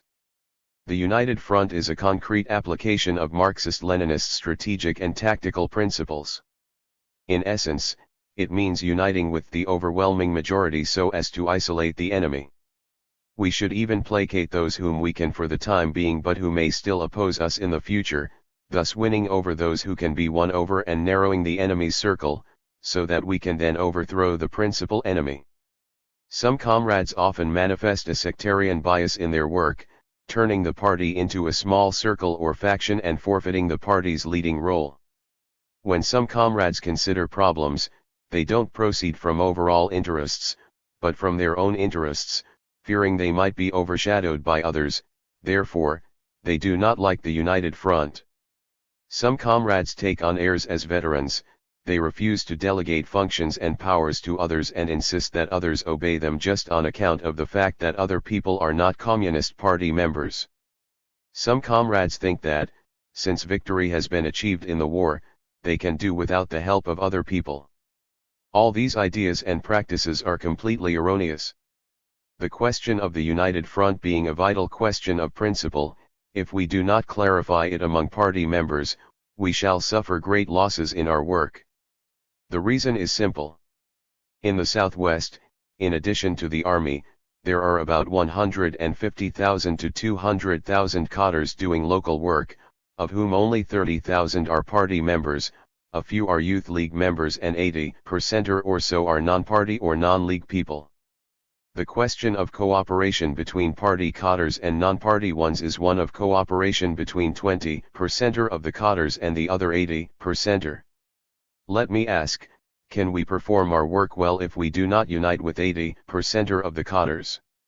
Is the danger of a small circle mentality still not obvious? We may run into problems when we cooperate with non-party people, since they may also have erroneous thinking and understanding. We should help them patiently. The Central Committee maintains that where party members and non-party people fail to cooperate well with each other, the party members should be the first to be held responsible for it, whether they have good reason or not. Otherwise, the United Front cannot be consolidated, and we shall isolate ourselves, find it hard to perform our work well and increase resistance to the revolution, all to the detriment of the people's cause. A Communist Party member should adhere to the party's line and policies of his own accord, serve the people wholeheartedly and perform his work well. He should always be ready to endure disadvantages and troubles, and, if he has not performed his work well, he should be ready to accept criticism and, furthermore, should behave this way all his life. It is quite right for us to maintain party leadership in the United Front, but how should Communist Party members exercise party leadership in their own work? First, they should firmly carry out the common program, proposed by our party and adopted at the People's Political Consultative Conference, as well as every decree and proclamation issued by the people's government. Second, they should know how to unite with non-party people, in order to put the common program into effect and carry out the decrees. If a party member does not thoroughly understand the common program and the government's decrees, and if he does not know how to use these as weapons to unite with and educate the people in the fight against the enemy, then he cannot exercise any leadership at all and may even do something against the common program and our policies, violating the law and rules of discipline. This would land him in a completely indefensible and passive position. Unfortunately, this is exactly what is happening today. Some Communist Party members do not study and apply the common program. Non-party people have become thoroughly familiar with the common program, so they can quote copiously from it and present valid arguments when discussing work and policies. In contrast, some of our party members often stare at them tongue-tied during such discussions. Others went so far as to simply refuse to listen to reason. I should like to ask these comrades, is this exercising leadership? Third, besides becoming a model in carrying out the common program and observing law and discipline, a party member should have a correct work style, fearing no trouble, acting modestly and living plainly, and seeking truth from facts, and serve the people wholeheartedly without considering personal gain or loss. Some comrades believe that since we have conquered the country, everyone should obey us. This view is completely erroneous. In fact, the masses will not obey you, I am afraid. A leader is not self-appointed. His leadership has to be accepted and approved by the masses. If a leader has an abominable work style, the masses will not obey him, and, if he always makes mistakes, the masses will not accept him as their leader. Someone may say he has been involved in revolutionary work for a long time and is very talented, but if the masses do not follow him, he will accomplish nothing. Within our party there are two kinds of people. One kind use their party membership and seniority in the revolution to intimidate other people, insisting that people outside the party obey them. They speak rudely to others and put on airs, regarding this as exercising leadership. In fact, this only disgusts people, alienates the masses, and they put themselves in a corner. The other kind, though not possessing a great deal of talent, knows how to be open-minded in cooperating with non-party people, consulting them about any matters that may arise, making joint decisions, and working diligently and conscientiously. As a result, they handle affairs fairly well and win other people's respect. Therefore, a correct idea can only become realized with the help of a good working method. If we adhere to the common program, adopt an honest, sincere attitude and speak convincingly, other people will readily accept our criticisms of them. Only by doing this can we be regarded as good leaders. Commander-in-Chief Zhu De said that when we are comparing ourselves with non-party people, we are taking the party as a whole. When making comparisons between individuals, not every party member is necessarily better than everyone outside the party. Do not look down on non-party people, for they can master the lessons of our experience very quickly. If we do not progress, we shall be surpassed by many young people before long. The only way to avoid this is to continue to advance, respect other people and study with an open mind. What makes veteran comrades valuable is that they have rendered meritorious service and are experienced. Even more important is that they are neither complacent nor arrogant. They can get close to the masses and forge ahead tirelessly. If a party member becomes arrogant or complacent, refuses to move ahead and alienates himself from the masses, then he will lose the noble qualities associated with party membership. All his previous efforts will be for nothing, and he would become a person without an ideal who hinders others from making progress and our cause from advancing. The various levels of government are now making personnel appointments, and many non-party people will become ministers and section chiefs. If some party comrades are appointed as deputies, they must accept other people's leadership. This does not contradict the principle of party leadership. So long as party members correctly implement policies, they will embody party leadership. Even if a party member is in a leadership position and a non-party person is his deputy, he should consult with his deputy when issues arise, making sure that non-party people truly exercise their functions and powers. We should sincerely help former work personnel and stop calling them former personnel. We should respect them and remain on friendly terms with them. In this way we can help them progress and remold themselves. I should like to speak about the tendency towards degeneration and corruption. This tendency is growing and has caused many troubles in the economic sphere, in particular. In both urban and rural areas, embezzlement and corruption have become very serious. Another problem concerns cottars. Marriages, divorce and remarriage have become prevalent everywhere. People always base their arguments on the marriage law, saying the marriage law stipulates freedom of marriage and they, therefore, disregard political conditions, their children's well-being and questions of morality. Some cottars have made a very bad impression on the public and their work has been impaired. Others even resort to indecent behavior, threats, and deception to get their way. If this phenomenon is not rectified, it will not only adversely affect our work and impair the party's prestige, but will also bring some comrades to ruin. The above are the unhealthy work styles and tendencies we want to overcome in this rectification movement. The root cause for the emergence of these tendencies is that these comrades think that since victory has been achieved in the revolution, they can go to sleep, become conceited, live in comfort and ease and relax their efforts. This kind of thinking is extremely dangerous. It is true that we have achieved a basic victory in the Revolutionary War, but we still have many enemies. Banditry is still rampant, the feudal forces remain intact, and we still have a long way to go to fulfill the quotas for public grain and taxes. Our tasks being so strenuous and difficulties so numerous, is there anything of which we can be proud? For a considerable length of time following the victory in the revolution in the Soviet Union, conditions were extremely bad. For the present, we have to practice the supply system of distribution.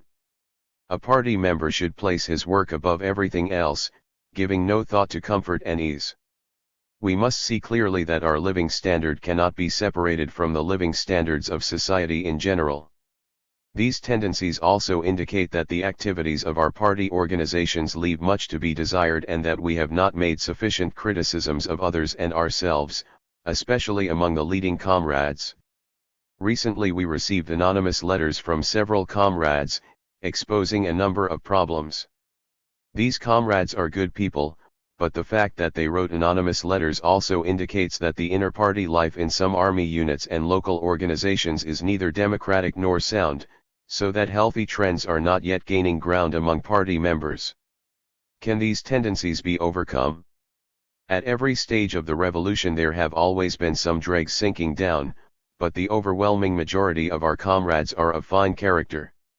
Most of the people with an unhealthy work style can change their thinking, correct their mistakes and continue to progress. In this rectification movement we should avoid the shortcomings of the past, emphasize enlightenment and guidance, and make criticisms and self-criticisms in earnest through checking on the work done over the past 6 months. In accordance with the guiding principles of learning from past mistakes to avoid future ones and curing the sickness to save the patient, we should concentrate on helping comrades who have made mistakes to solve their ideological problems. We should only take disciplinary measures against the few people who are of extremely bad character, ones who are guilty of serious embezzlement or corruption, or who have tried to undermine or oppose the party's policies. I hope that every comrade will actively participate in the rectification movement, so as to prepare for the rent reduction work to take place this winter and continue to next spring, and for the agrarian reform movement to take place next winter and continue to the spring of the year after next. Following rectification we shall reveal our party membership to the public. This Bureau of the Central Committee will issue a directive to make public all our party membership in urban and rural areas, in factories, and in government departments. There are considerable advantages to making party membership public, as the experience in the old liberated areas in this regard shows. Some comrades are afraid of having party members, who have not shown themselves to be good ones, become known to the public. The ugly daughter-in-law will have to see her parents-in-law in the end, so letting the masses supervise and criticize us is all for our own good. It is of vital importance for party branches to maintain their activities regularly, otherwise they will lack fighting capacity. We should establish and strengthen commissions for discipline inspection in the party and control commissions in the government, which are important weapons for combating bureaucratism and authoritarianism and for supervising party members in observing rules of discipline and the law. It is essential to do a good job in our studies, conscientiously establish a system for study and give it effective leadership. The municipal party committee and party committees directly under it should study this matter. The reason many mistakes were made in the past is that some comrades attached no importance to study and they got so bogged down in routine matters that they seldom had time to absorb new ideas. Study can help us look to the future and clarify confused thinking. Besides the rectification movement, the above measures we have adopted are aimed at overcoming our shortcomings, enhancing the party's fighting capacity, and enabling us to better accomplish the arduous tasks the party has assigned to us. Speech delivered at the Second Party Conference of Representatives of Chongqing. 20. The questions of minority nationalities in the Southwest. July 21, 1950. On the question of minority nationalities, I am still a pupil. You comrades have done more research on this question than I have and you are specialized in this field of work. Today I shall speak mainly on the issue of minority nationalities in connection with the situation in the Southwest. The question of minority nationalities is very important in the Southwest. In China most of the minority nationalities live in the Northwest and Southwest. Perhaps a greater number of them live here in the Southwest than in the Northwest, and the situation here is also quite complicated. The southwestern boundary line is several thousand kilometers long, extending from Tibet to Yunnan and Guangxi, along which the overwhelming majority of inhabitants are minority nationalities. So, if the issue of minority nationalities is not handled well, the matter of national defense cannot be handled well. Therefore, in view of the importance of the Southwest to national defense alone, we should give high priority to our work among the minority nationalities. At present we are not certain about the exact number of minority nationalities in the Southwest. According to the latest reports from Yunnan, there are more than 70 names of nationalities in that province. It is said that the Miao nationality in Guizhou has over 100 branches. In fact, some of them do not belong to the Miao nationality.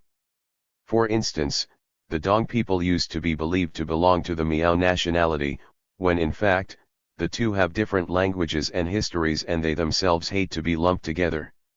From this we can see that we do not know the first thing about the subject of minority nationalities, let alone a good working knowledge. Of course, after 2 or 3 years of work we may gain a clearer understanding of each individual nationality and we may be able to clarify questions that have long remained a mystery. Historically, China's minority nationalities have been estranged to a high degree from the Han nationality. As a result of our work done in the past and particularly over the past 6 months, this state of affairs has been changing gradually, but we still cannot say that we have cleared up this estrangement. Only after a long time through examining the facts will we be able to put an end to the historical estrangement between the minority nationalities and the Han nationality caused by Han chauvinism. We will have to make efforts for a long period of time before we can eliminate this estrangement. We should convince the various minority nationality people that, politically, all nationalities within China's boundaries are truly equal, that their living standards can be improved and that their cultural level can be raised. By culture we mean mainly culture of each nationality. Unless we succeed in these 3 aspects of work, it will be impossible to iron out this historical estrangement or rift. The People's Republic of China is a multinational country and only by ending this national estrangement and enlisting the concerted efforts of the various nationalities can we form a truly great, happy family of the Chinese nation. The conditions are present for eliminating this estrangement. The policy of Han chauvinism adopted by the reactionary regimes of the past deepened the national estrangement, but the nationality policy stipulated in the Common Program, adopted at the Political Consultative Conference, will certainly end this estrangement and bring about a great unity of the various nationalities. I should like to make a few remarks on the Tibetan nationality in Zhejiang. In the past the Tibetan and Han nationalities were very estranged.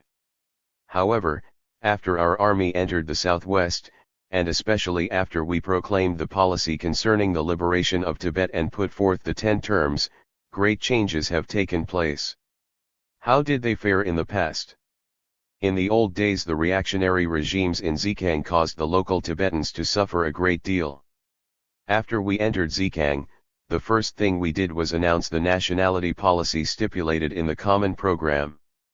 At the same time our troops' fine conduct found expression in some concrete matters, for instance, through observing the 3 main rules of discipline and the 8 points for attention, respecting the Tibetan people's customs, habits, and religious beliefs, quartering in no lamaseries, etc., they won the trust of our Tibetan compatriots. The Tibetan people said that our troops were so good that even in a heavy rain they would neither enter nor live in their houses unless invited. This is the result of carrying out correct policies. Didn't rulers of the past proclaim good policies? The problem is they never put their policies into effect. For us, once we have formulated policies, we mean to have them carried out. As regards the 10 terms we put forth, some representative figures in Tibet find them a bit too magnanimous. That is how we mean them to be. We are not deceiving anybody. Therefore, these policies have made a powerful impression on them that should not be underestimated, because they are in accord with their requirements and the requirements for the unity of all nationalities. In minority nationality areas in the southwest our party did some work in the past that produced good results. During the Long March, the Red Army scattered the seeds of revolution in all the areas it passed through, including Yunnan and Guizhou. Even in Zhejiang some revolutionary influence was felt. When the Red Army troops marched northward, they did some things in violation of the rules of discipline for the sake of their survival. They were starving and had no choice. Now we should express our gratitude to the people, explaining to them that in those days they had to shoulder the burden of the nationwide revolution and that they had done everything in their power to preserve the Red Army. At the same time, we should apologize to them for anything we did wrong. When we went to Tibet, some Tibetans told us quite frankly that they were displeased when we ate all their grain. Now they understand this and are delighted with their own liberation. With our past work plus our current work we are quite capable of solving the several thousand-year-old problem of estrangement from the minority nationalities and uniting all our nationalities. Marxism-Leninism can help solve the problem of nationalities throughout the world. In China, Mao Zedong thought the integration of the theory of Marxism-Leninism with the practice of the Chinese Revolution can also help solve this problem. So long as we truly act in accordance with the Common Program and so long as we sincerely assist the minority nationalities in political, economic, and cultural fields, we can solve the problem satisfactorily. If we throw off Han chauvinism, the minority nationalities will forsake their narrow nationalism in return. We should not ask the minority nationalities to abolish their nationalism before we honestly abolish Han chauvinism. Once these 2 isms are abolished, unity will result. Since our entry into the Southwest, we have arrived at a general understanding. The question of minority nationalities in the Southwest is complicated and it must be solved properly. This involves work in various fields, yet we know very little about things here, so we must adopt a careful attitude and from the outset work to harmonize relations with the nationalities. We should try hard to dispel the misgivings of the various minority nationalities concerning the People's Liberation Army and eliminate the estrangement between different nationalities. In handling the affairs relating to minority nationalities, we should not act blindly and go there rashly to carry out reform, raise proposals, and propagate the nationality policy. In practical work we should strictly observe rules of discipline and not encroach upon their interests in the slightest. In collecting public grain we should also take their practical difficulties into account, ensuring above all that the amount never exceeds the burden imposed on them in the past, instead keeping it below this level. We have decided that because of the past deep estrangement between the minority nationalities and the Han nationality and the complicated nature of the situation, no force from the outside shall be used to wage or create a so-called class struggle within the minority nationalities or attempt to carry out reform of any sort. All reforms within the minority nationalities should be carried out through internal forces. Reform is necessary, however, for without it the minority nationalities cannot eliminate poverty, which will make it impossible for them to do away with backwardness, but reform must not be carried out until conditions within the minority nationalities are ripe for it. At present, our central task concerning the nationalities is to work for unity and end estrangement. Where no trouble crops up and estrangement begins to disappear and unity begins to grow, there the work can be considered well done and good results achieved. If we become impetuous, trying to get quick results in procuring grain and organizing the masses, as we have been doing in the Han nationality areas, troubles are bound to crop up. In the past, people in other areas experienced troubles. An important cause was their impetuosity. Many of our comrades have learned that they must not be impetuous and that it does not matter if they proceed a bit slowly. Slowness does not give rise to errors, impetuosity does. In handling other matters we should be neither impetuous nor proceed slowly, but in handling this matter, we should not be afraid of going slowly. Of course, we still need to work, we cannot go to sleep for fear of becoming impetuous. We should work on a sound basis and advance after acquiring a clear understanding of the situation. As the basis for unity becomes stronger, our work will move forward. Some of our comrades have good intentions, but unfortunately they are impetuous in their work. Therefore, leaders should always guard against impetuosity. At present an important principle for working in minority nationality areas is to brook no trouble or failure. Even if 99 out of 100 cotters do well and only one cotter makes a mistake, he can still spoil our efforts. With this in mind, we should only dispatch a few selected cotters to minority nationality areas. They should thoroughly understand the nationality policy and ardently wish to make a success in their activities among the minority nationalities. No one can be permitted to make mistakes. This is a must.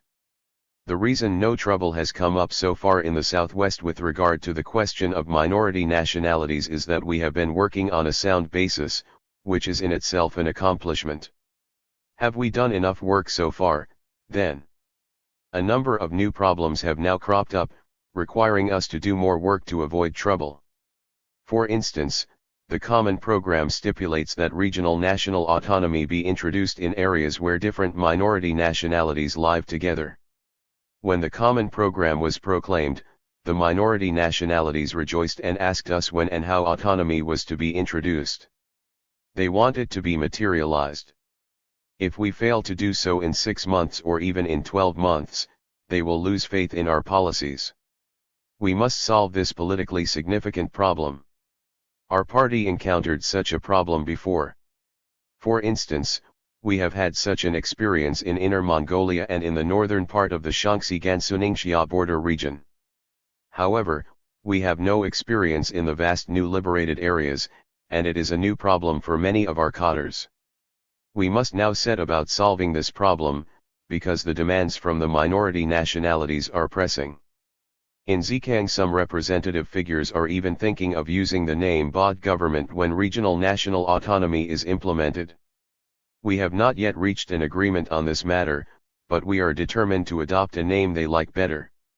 In Zhejiang the names of many places have been given by Han people. Even though we are used to these names, that does not mean the people there are. This is only a problem of names, other problems are more complicated. For instance, Eastern Zhejiang used to be divided into counties, some of which have been in existence for 10 to 20 years. When regional national autonomy is introduced, should we keep these counties? From a long-term point of view, it would be good to retain the counties, moreover, we are accustomed to them. But will the local people agree? Our principle is, if they do not agree, the original division should be abolished and a new division made. Furthermore, how do we solve the problems among the minority nationalities when adopting regional national autonomy? In the past, some minority nationalities entangled themselves in bitter feud, with one nationality attacking another, followed by retaliating attacks. This was instigated primarily by the reactionary ruling class, which pursued Han chauvinism. It was used by chauvinists from large nationalities to dominate small and weak nationalities. However, the minority nationalities themselves also had many problems involving their gain and loss. We should study these problems soberly and persuade them to unite and stop fighting each other. Should we dispatch cadres to help exercise regional national autonomy? Sending them there is a must, but we should send only a few selected ones who can truly help them. We should consult with the local people to determine in what capacity these cadres should be dispatched. This will be a difficult assignment for our comrades, so we should see that those who are sent have first straightened out their thinking, and we should only dispatch comrades who are willing to work there. All these problems have to do with our policies relating to the exercise of regional national autonomy. To introduce regional national autonomy in the southwest, we should begin in eastern Zhejiang. 4 conditions there are ripe for this. First, compatriots of the Tibetan nationality are concentrated there. Second, we had some experience there in this regard. Third, after our troops arrived there, they established good relations with the compatriots of the Tibetan nationality. And fourth, there is a progressive organization called the Dongzhang Democratic Youth League, with more than 100 members. With these conditions present, we can start work there at once. This is a major project. If it is made a success, it may lend a direct impetus to Tibet. In other places we should work to create the necessary conditions for introducing regional national autonomy, and we cannot just pay lip service to it. In some localities a democratic coalition government of the local nationalities may be established first. For instance, regional national autonomy should be exercised in the Daliang and Xiaoliang mountain areas where people of the Yi nationality live together, but conditions there are not yet ripe, so for the time being it is more suitable to establish a democratic coalition government of the local nationality in these areas. This will be good to them. The same can be applied in Yunnan and Gansu provinces. Under a coalition government we can also introduce national autonomy in a small area by establishing a township where people of one minority nationality live together. For instance, the minority nationalities have the political right to be masters of their own affairs. For the benefit of economic development, we have to get started right now. In Zhejiang, for instance, a number of problems have cropped up in this field. We first face the problem of grain supplies. At present we have only 3,000 to 4,000 people working there, and we have borrowed 350 tons of grain. Some progressive people from the upper strata have given us much help.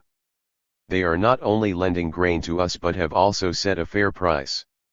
However, this cannot go on for a long time, because the masses of the minority nationalities cannot bear such a heavy burden.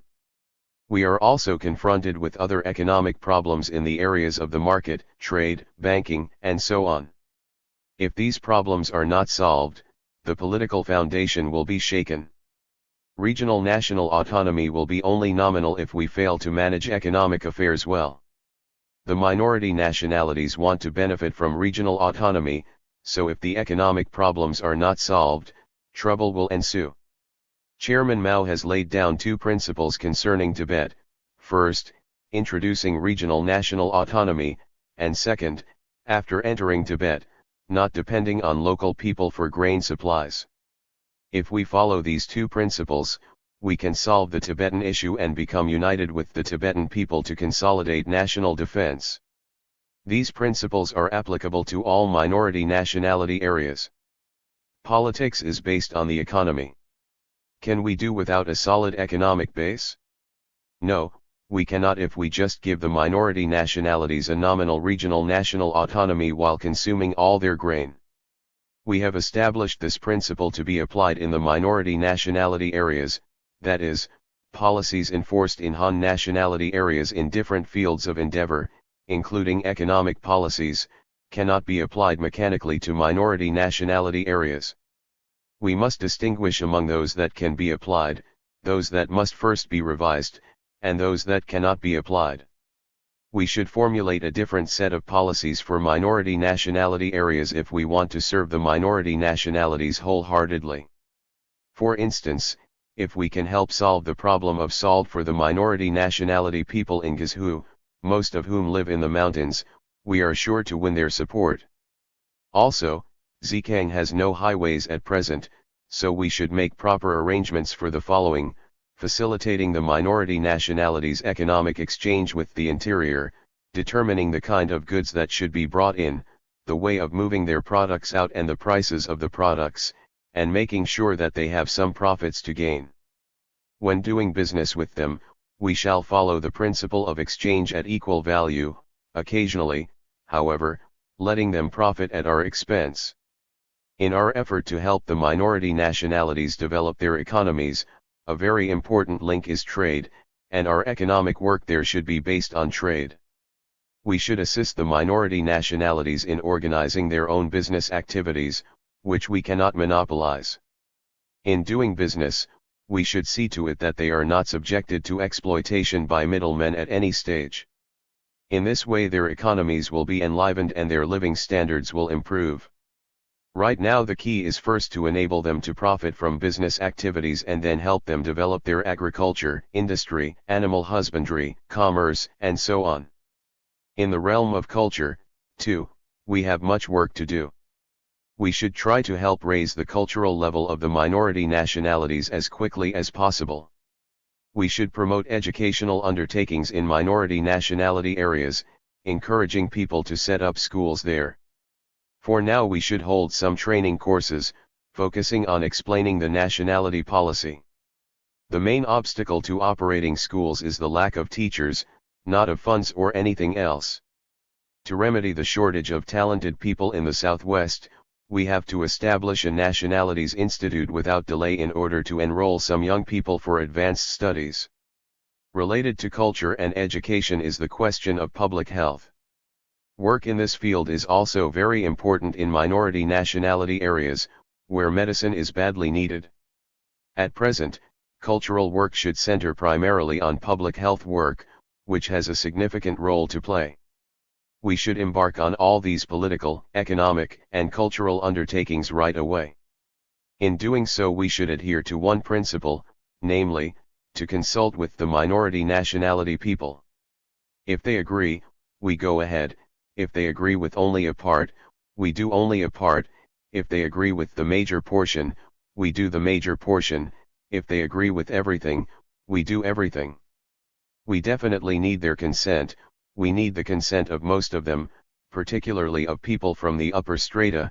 If the upper strata do not consent to our plan, we should give it up, for only their consent counts. Why? Because, owing to historical, political, and economic peculiarities, the upper strata hold the chief sway in minority nationality areas.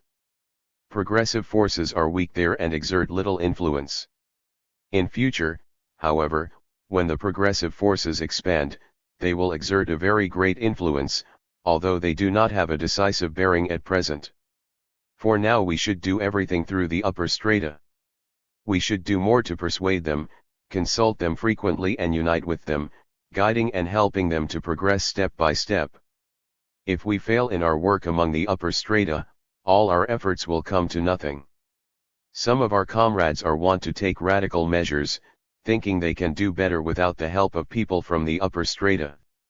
As a matter of fact, they will not be able to do a better job but a worse job. They will not be able to do things more rapidly but more slowly, for they will meet with obstinate resistance. If our work among the upper strata is done well, so that they keep making progress and fully cooperating with us, then with their help we can do our work more smoothly. Some comrades are worried that if they do it this way, they might lose their class stand, not understanding that class stand is manifested differently there. What is the correct class stand? It is at present not launching class struggle, instead achieving unity among the nationalities. That is the correct class stand. Of course, we are not depending completely on the upper strata, we are seeking their help in order gradually to promote our work in all fields.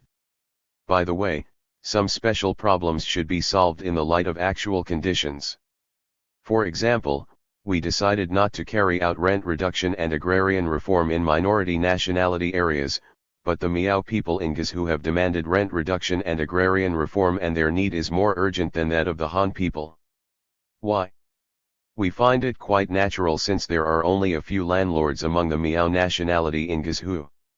Most of the Miao people till land owned by Han people, moreover, it is located on mountain slopes. Their demand is reasonable. If we do not allow rent reduction and agrarian reform, it will be a manifestation of Han chauvinism, and it will mean we have not taken into account their immediate interests. On the other hand, it is not likely that the few landlords from the upper strata of the Miao nationality will consent to their demand. Therefore, we have made a specific stipulation that rent reduction and agrarian reform can be conducted where the land tilled by Miao people belongs to Han landlords, but not where the land belongs to Miao landlords, and in this case the matter should be settled by the Miao people themselves step by step through consultation. That is to say, rent reduction and agrarian reform are not to be totally ruled out in minority nationality areas. In some areas we should still implement them, but on one condition: the demand must come from the great majority and not just from a few people, and the matter is not decided by people from the outside, but by the native people themselves.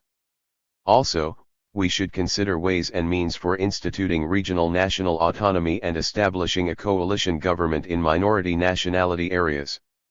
We could hold different types of conferences of representatives, since this has yielded substantial results in the interior. Through conferences of representatives we could solicit opinions and discuss and study problems, so as to avoid making decisions subjectively. Sometimes we may proceed from good intentions but reach incorrect decisions. Even if the decisions are correct, we may still meet opposition if we do not have the consent of the people concerned. Conversely, we will have their support even if some decisions are imperfect, because we have won their consent. Lastly, I should like to discuss the question of our attitude towards work. Our working method should be as I have just mentioned, that is, to consult with the people concerning all matters and to solve problems through conferences of representatives. Our attitude towards work is to seek truth from facts and to be honest.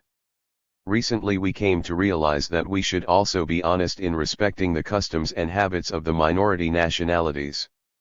We should take the initiative to explain clearly to them that because our customs and habits are different from theirs, we are likely to create misunderstandings and violate taboos, offending them without our realizing it.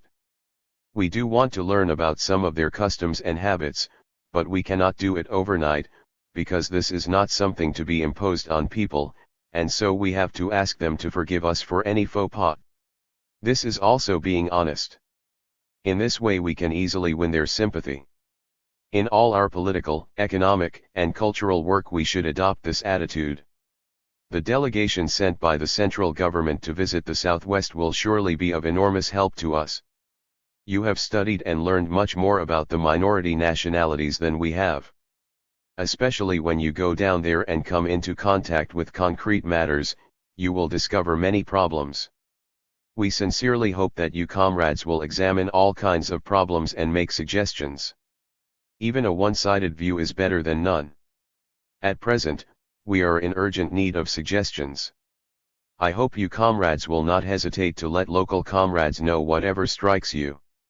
It is quite likely that some comrades at the lower levels are subjective, so you may be rebuffed, or local comrades may pay no attention to the problems you point out or hold differing views on these problems, and it is more likely that their views are wrong.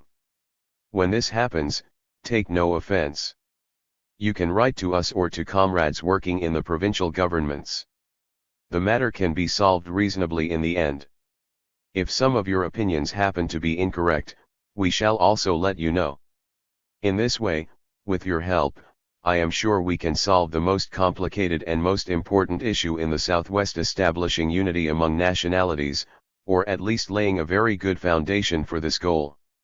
Speech delivered at a rally welcoming the delegation sent by the central government to visit minority nationalities in southwest China. 21 Outline for the report at the meeting on urban work convened by the Southwest Bureau of the CPC Central Committee. December 21, 1950. The objective of the current meeting on urban work convened by the Southwest Bureau is to call on our leading bodies to pay more attention to strengthening leadership over urban work for the future and solving such major problems as factory management, work in trade unions and party building among the ranks of the working class, which are the crucial and weakest aspects of urban work. Comrade Dun Junyi, Cai Shufan, Zhang Linzi, and Yu Zhongzhen have made reports respectively on those problems. I fully agree with them. I should like to talk about the general problems in urban work. The situation in urban work. Over the past year we have scored success in our work in southwest China. According to the laws of development in the new liberated areas, as we take over cities, with regard to the method of work we should concentrate our focal point of work on rural areas. This is absolutely correct. This does not violate the principle of the period of from the city to the village and of the city leading the village has now begun adopted at the second plenary session of the 7th Central Committee of the Party 140. Next year, after initiating the movement for reduction of land rents and the return of security money to the leaseholder, we shall carry out reform in the distribution of land 122. Therefore, our leading bodies at all levels should continue to provide guidance mainly to work in rural areas, and at the same time, they must pay more attention to strengthening their leadership over urban work. Since our leading bodies have been focusing their efforts on rural areas, over the past year we have not had so marked success in urban work as we have had in the rural work, but we do have some results. The early takeover of cities has proceeded smoothly and satisfactorily. We have accomplished considerable results and gained some experience in establishing revolutionary order, fulfilling taxation tasks, stabilizing currency and commodity prices, restoring or maintaining industrial production, providing relief to unemployed workers and intellectuals, remolding personnel left over from the old regime, conducting study campaigns for current affairs, restoring or maintaining school education, organizing workers and students, convening representative conferences of the people from all circles and developing the united front. It is true that our comrades who work in the cities have been working hard. However, we only have gained fragmentary and unsystematic experience in solving many major problems arising from urban management and construction. From the Bureau of the Central Committee, we have not systematically studied the experience in urban work and spread and improved it. In particular, we have very little experience in the two most important aspects of our endeavor, that is, factory management and school education. This state of affairs must be changed. The cities and big towns in southwest China have a population of nearly 10 million. After the rural areas have undergone reduction of land rents, return of security money to leaseholders and agrarian reform, there is a greater need for the cities to lead them. If we do not strengthen urban work, to link closely urban and rural work, workers and peasants, industry and agriculture, and if urban work progresses more slowly than rural work, we may risk divorcing urban areas from rural areas and make gross mistakes. 2. What is urban work? On whom should we rely? At the second plenary session of the 7th Party Central Committee, Chairman Mao said, "On whom shall we rely in our struggle in the cities?" Some muddle-headed comrades think we should rely not on the working class but on the masses of the poor. Some comrades who are even more muddle-headed think we should rely on the bourgeoisie.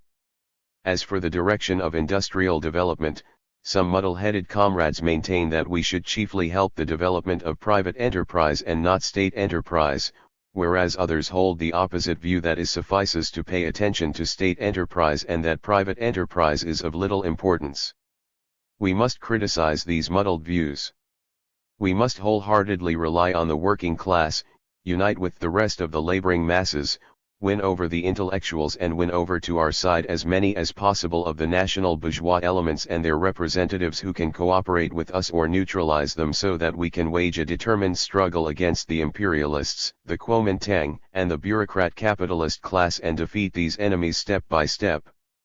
Meanwhile we shall set about our task of construction and learn, step by step, how to administer cities and restore and develop their production. Our comrades must do their utmost to learn the techniques of production and the methods of managing production as well as other closely related work such as commerce and banking. According to this directive, the tasks for comrades doing urban work are to learn, step by step, how to administer cities, restore and develop production undertakings in cities, do their utmost to learn the techniques of production and the methods of managing production as well as other closely related work as commerce and banking. At present, the weakest but most crucial link in the chain of our urban work is precisely the management of production. We must work hard in this regard. If we do not do well in production, particularly factory management, it will be impossible to turn consumer cities into producer cities, the agricultural country into an industrial country and new democracy into socialism. The urban work breaks down roughly into 5 aspects. 1. To organize and educate the working class, restore and develop production and learn how to manage modern industries such as factories, mines, transportation, and municipal engineering. 2. To organize and educate young students, unite with people from cultural and educational circles, do a good job in school education and mobilize intellectuals to participate in the fight against imperialists and the remnant Kuomintang forces. The cities are the centers of culture and education, and petty bourgeois intellectuals are an important force in urban revolutionary struggles. 3. To do a good job in trade, banking, and finance on the economic front.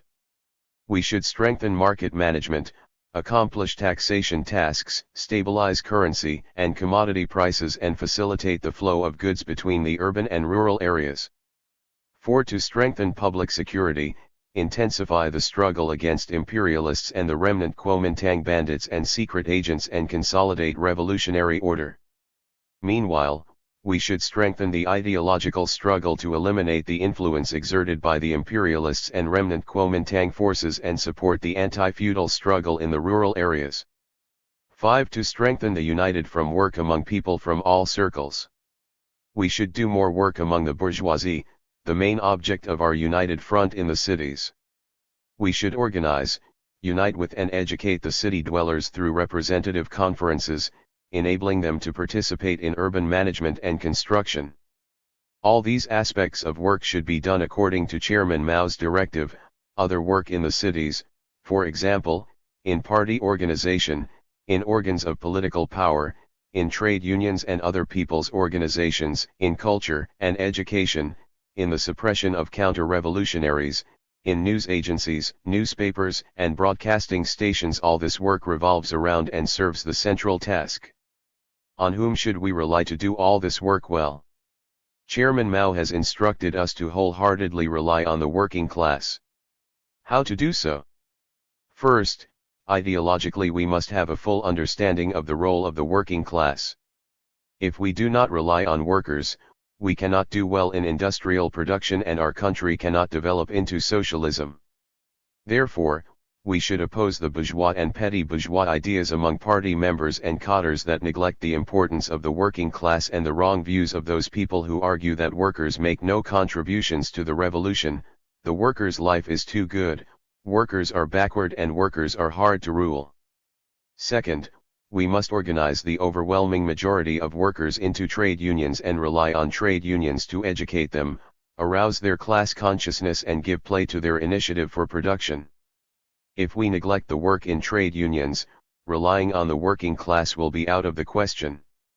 Third, we should show the warmest care for the working class in various aspects, such as political and cultural matters, their livelihood, and their material benefits.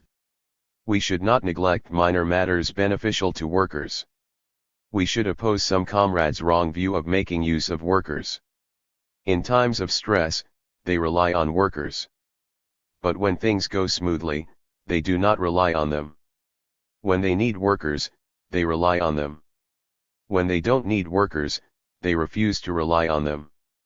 They rely on workers only orally but not ideologically. They set high requirements for workers, but give little to them. Worse still, in certain places workers are being maltreated. Therefore, Some workers complain that under the rule of the Kuomintang we were oxen and horses, and now we are horses and oxen. These mistakes must be resolutely corrected. Fourth, relying on the working class must become the party's guiding concept to be carried out in all departments. This cannot be taken as a matter of trade unions and factories alone. Our youth league organizations, women's federations, cooperatives, and cultural organizations must ensure an important place for work among workers. 3. Factory management. In this report, Comrade Dun Junyi has dwelt on the management of state-owned factories and mines.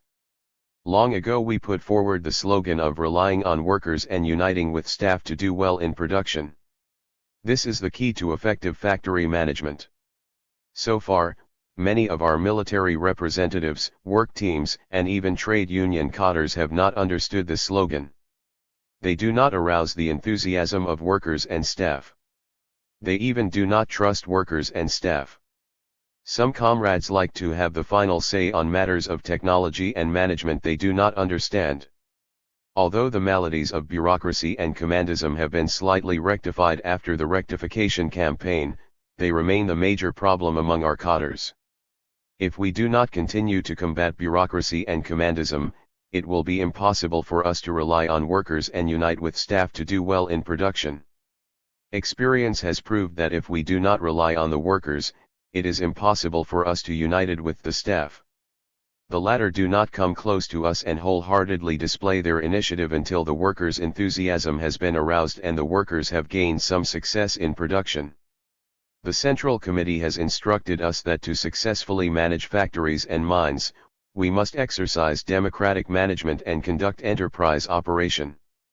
Democratic management must be specifically reflected in relying on workers and uniting with staff, especially in the 3 forms of organization: trade unions, factory management committees and workers' representative conferences.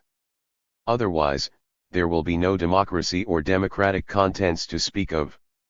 At present, many factory management committees are nominal. Trade unions either fail to perform their function or are called by workers as the shadows of military representatives. Workers' representative conferences are usually held only in times of stress and at irregular intervals. At these conferences, such problems as production tasks and the welfare of workers and staff are seldom discussed. Even if such a conference is held, it is the usual practice for a military representative or others to simply lecture them. This state of affairs must be changed. Enterprise operation can be conducted only on the basis of democratic management. It is right for the Department of Industry to decide to start from the 2 things: rationalization proposals and collective contracts. These steps will arouse the wisdom and initiative of the masses and make cost accounting possible. If a factory cannot calculate its production cost, normal production and enterprise operation will be out of the question. It is necessary to organize labor emulations, but they can only be organized in factories where such conditions as production plans, raw materials, and markets permit and the masses have been mobilized to some extent. In southwest China, most of these conditions are lacking. Therefore, emulations should not be held extensively for the time being. To successfully manage existing factories and mines, we must also do the 3 things. First, we should try our best to choose some capable cadres from government departments and dispatch them to factories and mines. Second, our leaders should pay attention to selecting some factories or mines to make typical experiments and accumulate experience so as to guide the work of other factories and mines. Since there are only 192 major public-owned or private factories and mines in southwest China, we shall certainly gain some success by using this method. Third, since prefectural and county party committees are preoccupied with struggles in the countryside and are not capable of doing other things, they cannot be entrusted to manage major factories and mines. Instead, the party committees of provinces, administrative regions, and cities should directly manage these factories and mines. Therefore, party committees of provinces, administrative regions, and cities should each establish a department of industry or designate a leading comrade to take charge of industry. Meanwhile, party committees and trade union offices should be set up in factories and mines, For example, in Zhejiang area, and 3 cadres will be enough to handle affairs. If people are put in charge of industry, things will go well.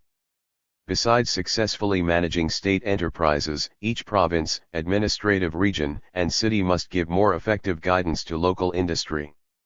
Owing to the limitation of national financial resources at the moment, we cannot build many large factories. But we can expand small industrial enterprises. We should take a positive attitude in this regard. In the light of local conditions, such as raw materials and markets, local authorities may set up some small industrial enterprises as much as possible by appropriating funds, pooling private capital, or organizing government departments to conduct production and successfully manage them. As for those existing small factories with neither raw materials nor markets, we should change their line of production or consider having them closed down. Some of our factories maintain their status quo. They must try to find a way out and make proper use of their productive forces. As for private enterprises, our policy of the past was correct. In the days to come, we should further promote their reform through consultation between workers and employers and by relying on workers and uniting with staff to do well in production. For trade union work.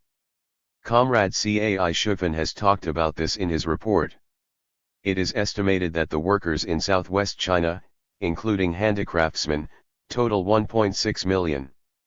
About 300,000 of them have become members of trade unions, and accounting for 19 to 20% of the total. Trade unions are well organized in various industrial enterprises, and 65 to 70% of their workers have joined trade unions. But only a few trade unions perform their function well and really maintain ties with the masses of workers. Serious tendencies of closed-doorism and formalism can be found in trade unions. The root cause of closed-doorism is a lack of trust in workers.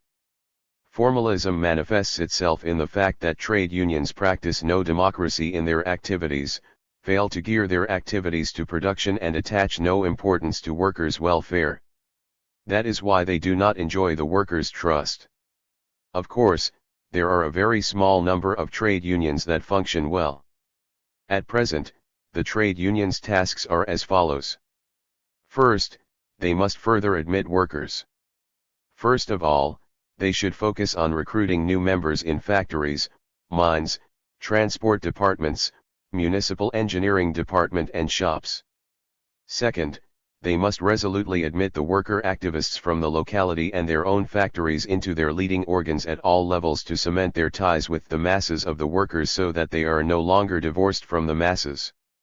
In addition, the leading organs of certain trade unions should reduce the excessively large percentage of staff.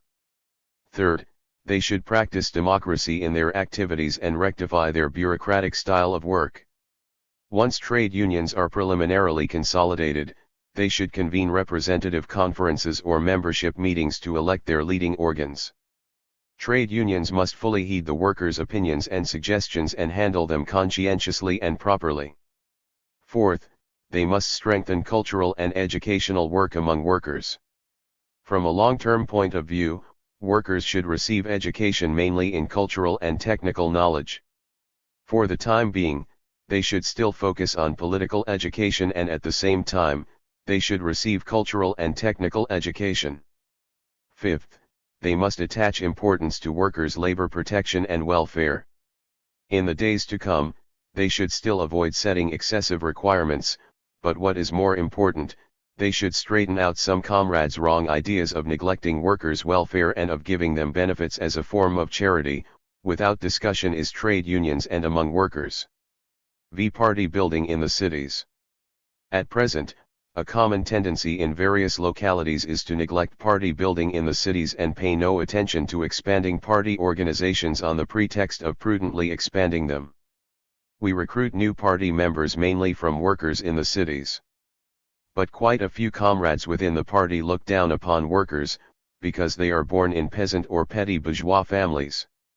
Some time ago, more than 100 workers in Chongqing applied to join the party. After 2 to 3 months of examination, only 6 of them were admitted into the party.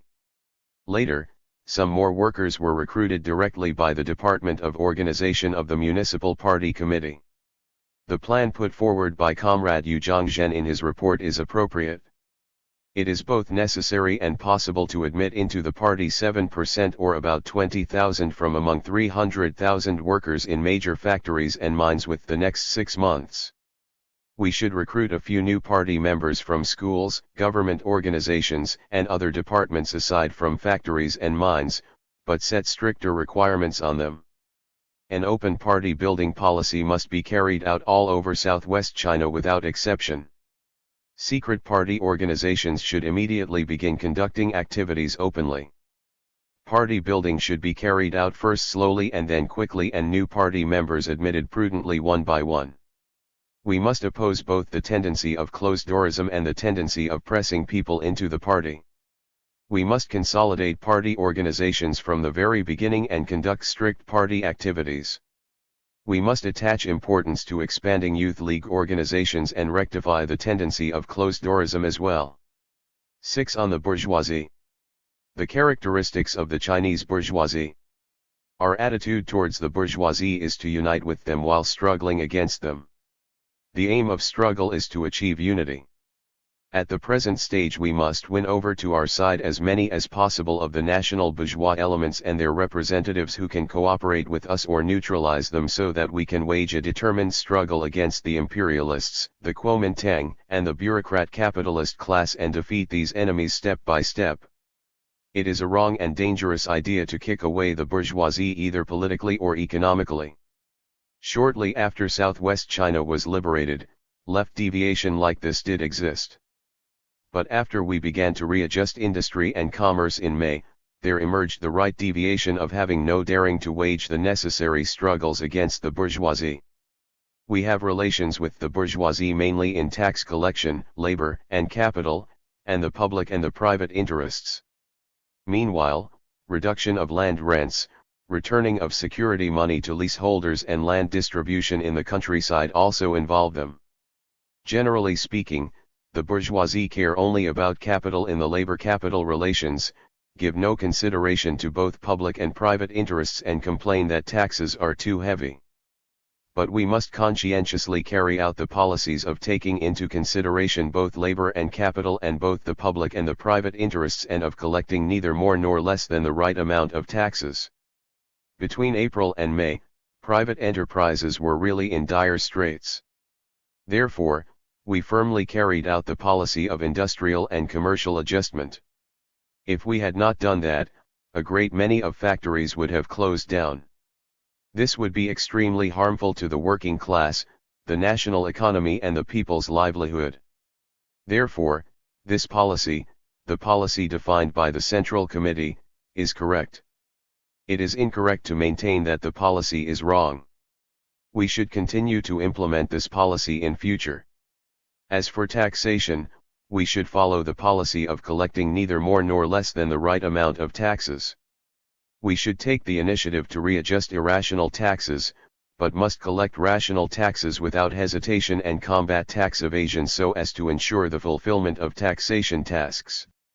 We must pursue the policy of taking into consideration both public and private interests, and urge the capitalists to further reform their decadent setups in placing state orders with private enterprises for processing materials and market pricing. Meanwhile, in Southwest China we should appropriately expand the state-owned industry and commerce so as to enable the state-owned sector of the economy to play a greater leading role.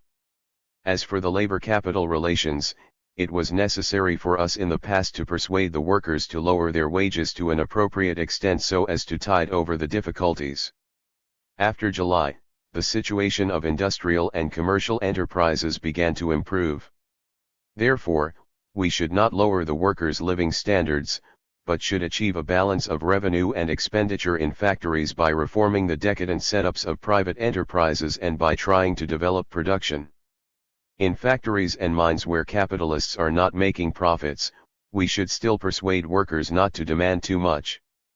But in factories and mines where capitalists are making profits, we should restore some wages or welfare appropriately. While carrying out correct policies in all fields of endeavor, we must do more work of persuasion and education among the bourgeoisie. Experience has proved that more work produces more results. We should correct the erroneous tendency of being unwilling to contact the bourgeoisie and their representatives. We should also improve work in federations of industry and commerce. We should prudently consider returning security money by the industrialists and businessmen. Generally speaking, we can adopt the principle of returning security money in installments within 6 months. 7. Strengthening public security work. At present, public order is stable. But the enemy has not been completely eliminated. They often employ new ploys and take us by surprise, inflicting great damage on us. For instance, a pack of dynamite exploded at a warehouse in Nan'an, a district in Chongqing, causing a great loss of our assets. Therefore, we can never slacken our vigilance. As for urban public security work, we should focus on protecting economic departments, in particular, major factories and mines, workshops, and warehouses. The armed personnel guarding the important departments must be reliable. We are too lenient in suppressing counter-revolutionaries in urban areas. For a long time we did not dare to arrest the counter-revolutionaries in factories and schools and often released those who were caught without punishing them. This greatly dampened the masses' enthusiasm in the struggle against secret agents. Shortly after Chongqing was liberated, the workers dared to inform against secret agents, but later they did not do so because they found that we did not punish those secret agents. Recently their enthusiasm has risen again because we arrested more than 100 counter-revolutionaries at one stroke. This shows that we shall be divorced from the masses if we do not suppress counter-revolutionaries. We should intensify the ideological struggle against American imperialists and the education against secret agents. We should promptly make known to the public the crimes of secret agents and expose their rumors so that the masses can heighten their vigilance. This is the basis for our fight against secret agents. 8. Other aspects of work.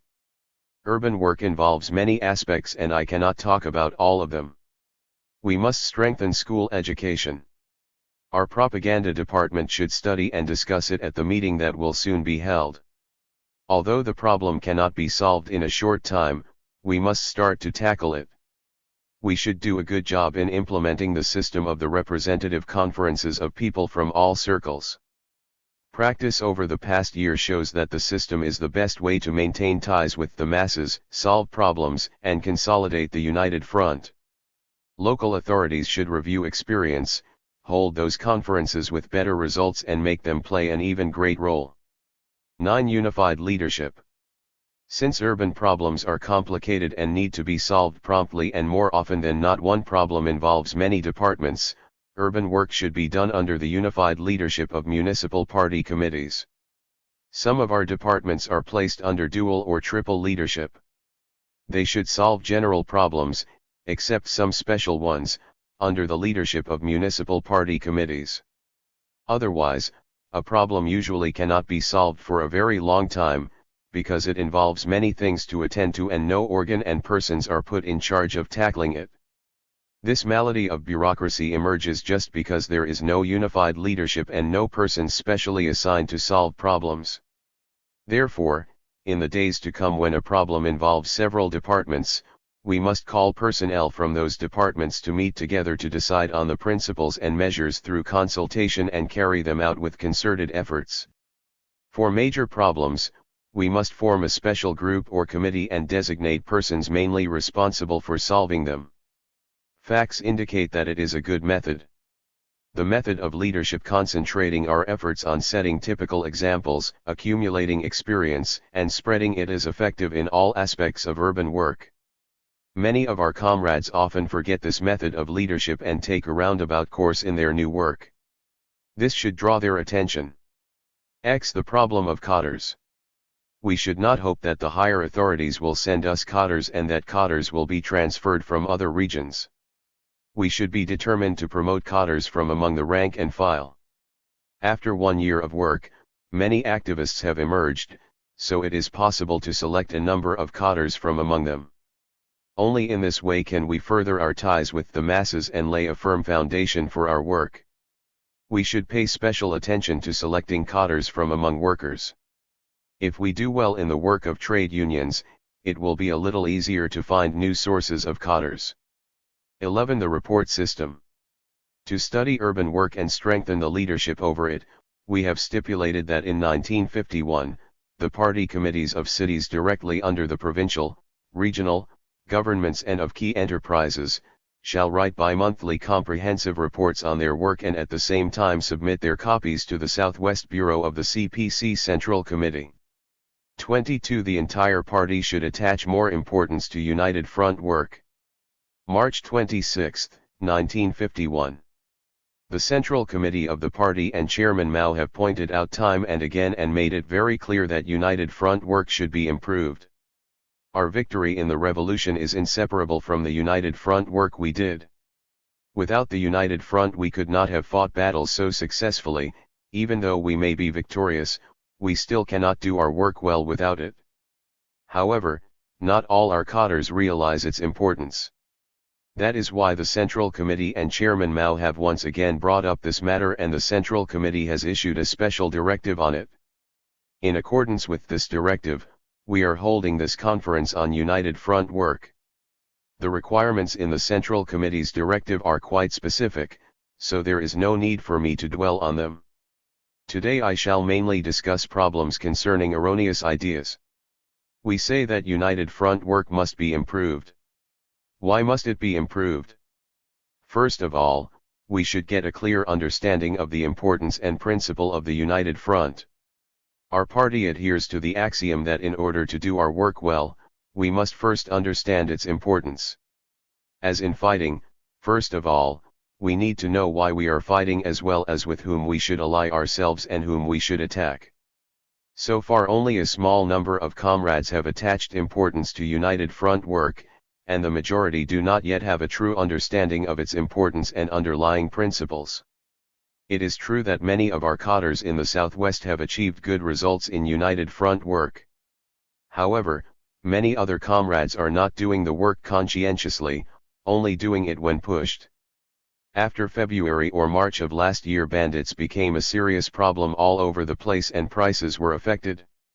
Our troops and local cadres went everywhere asking enlightened gentry and public figures of industrial and commercial and other circles for their support in the suppression of bandits and collection of public grain. This is also a form of doing United Front work. After the bandits had been eliminated and the grain collected, they stopped doing it or did only a little. Why should we ally ourselves with as many people as possible to suppress bandits and collect grain? The fact reflected here is, in times of difficulty, we need them to work together with us, which means that we cannot do without them. The reason we were victorious in the revolution is that we won over all the friends we could and isolated the enemy. Some comrades in our army units hold that our victory came solely through the barrel of our gun. This is not the complete picture. Over the years, the Central Committee and Chairman Mao have always attached great importance to United Front work, performing it meticulously. On the one hand, our victory was achieved through the barrel of our gun, but on the other hand, it cannot be separated from our United Front work. When we arrived in northern Shaanxi after the long march, there were only 6,000 men in the First Front Army of the Red Army, and only a little over 10,000 men in all, including the troops of the 25th and 26th Corps of the Red Army in northern Shaanxi. Furthermore, we were surrounded by more than 100,000 enemy troops, so conditions were extremely bad. Thanks to the fact that the party had sent out some of its finest cadres to do United Front work, as well as work in other fields, new prospects for resisting Japan and saving the nation opened up after the December 12 incident in 1936. After our troops arrived in North and Central China during the War of Resistance against Japan, everyone felt the need of United Front work, because we realized that we could not gain a firm foothold without friends. In those days we even did United Front work among puppet troops in a blockhouse at the risk of our lives. During the War of Liberation we paid special attention to matters of policy and other work relating to United Front, resulting in our winning over all democratic parties. Chiang Kai-shek also tried to win them over, but it was we who succeeded. Because we had won the support of people from all strata of society and of all the democratic parties, we had justice on our side and were able to maintain a high morale. This is why we won the war in the end. When the war to resist US aggression and aid Korea began, some people, including some Democrats and public figures from the industrial, commercial, and intellectual circles, had misgivings. Later, as we strengthened our propaganda work, people from all walks of life began to favor and support our efforts in the war. The Democratic parties issued a joint declaration and the bourgeoisie came out as well to demonstrate in support of the war. All this served to boost our morale and deflate the enemy's arrogance.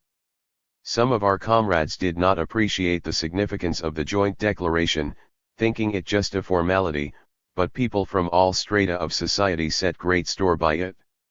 This declaration demonstrated that the war to resist US aggression and aid Korea had the unanimous support of the entire nation. Can we carry on the war in the absence of a united front and internal unity? Facts have shown that the united front is one of the three decisive factors for our victory in the revolution. Without united front work we can accomplish nothing. There are some within our party who still think along the lines that so long as we have the workers and peasants on our side, we can do everything. This view is not entirely correct. To be more specific, it is only 50% correct. Workers and peasants indeed form the main body of the masses on whom we should rely. However, working only with them cannot solve all our problems. For instance, can we deal with relations between the state and private sectors of the economy if we do not work with the private sector, or deal with relations between employees and employers if we do not work with the capitalists? In reducing rent and returning security money, we mobilized some Democrats and members of enlightened gentry to go to the countryside, for example, to northern and western Sichuan, and with their help deadlocks were easily broken and the task was easily accomplished. By contrast, in other places where this was not done, the movement progressed rather slowly and there were some glaring problems.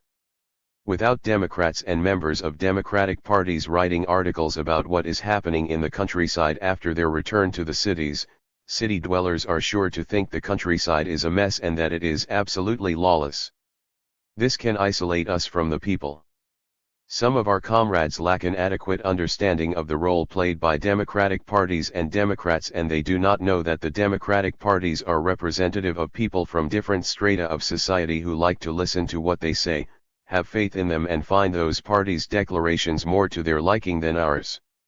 These comrades are not looking at problems in the light of the complicated conditions created by the existence of different social strata, therefore, they often neglect the united front. This idea of relying solely on workers and peasants and paying no attention to uniting with the petty bourgeoisie, national bourgeoisie, and other patriots is an important root of closed-doorism. Some comrades believe that united front work will last for only 2 years and that we can end it as soon as agrarian reform is completed. Chairman Mao said that experts should be trained for united front work, whereas some of our comrades have said that united front work will end in 2 years and that it has no future. In fact, united front work is a component of our party's general line and policy and is to be carried through to the end. We say this not just to set people's minds at rest, because it is true. The principal task for united front work is to strengthen education among Democrats and Democratic parties through the united front and to ally ourselves with them to step into socialist society together. After the realization of socialism, the bourgeoisie will no longer exist, but there will still be people belonging to different strata in society, most of whom will be our friends, plus a handful of hostile elements bent on undermining socialism. So long as there are friends and enemies, we should ally ourselves with our friends in order to isolate and attack the enemy, hence we need united front work. It follows that this work must continue even in the days after socialism is materialized. Other comrades think that the united front's only function is to split the enemy. This view is also incorrect. To be sure, united front work has its tactics, but more important is its strategy, uniting a broad range of people, including the working class, the peasantry, the petty bourgeoisie, the national bourgeoisie and people from other strata. We must unite with everyone we can and reduce opposition to our cause wherever possible in order to isolate the enemy.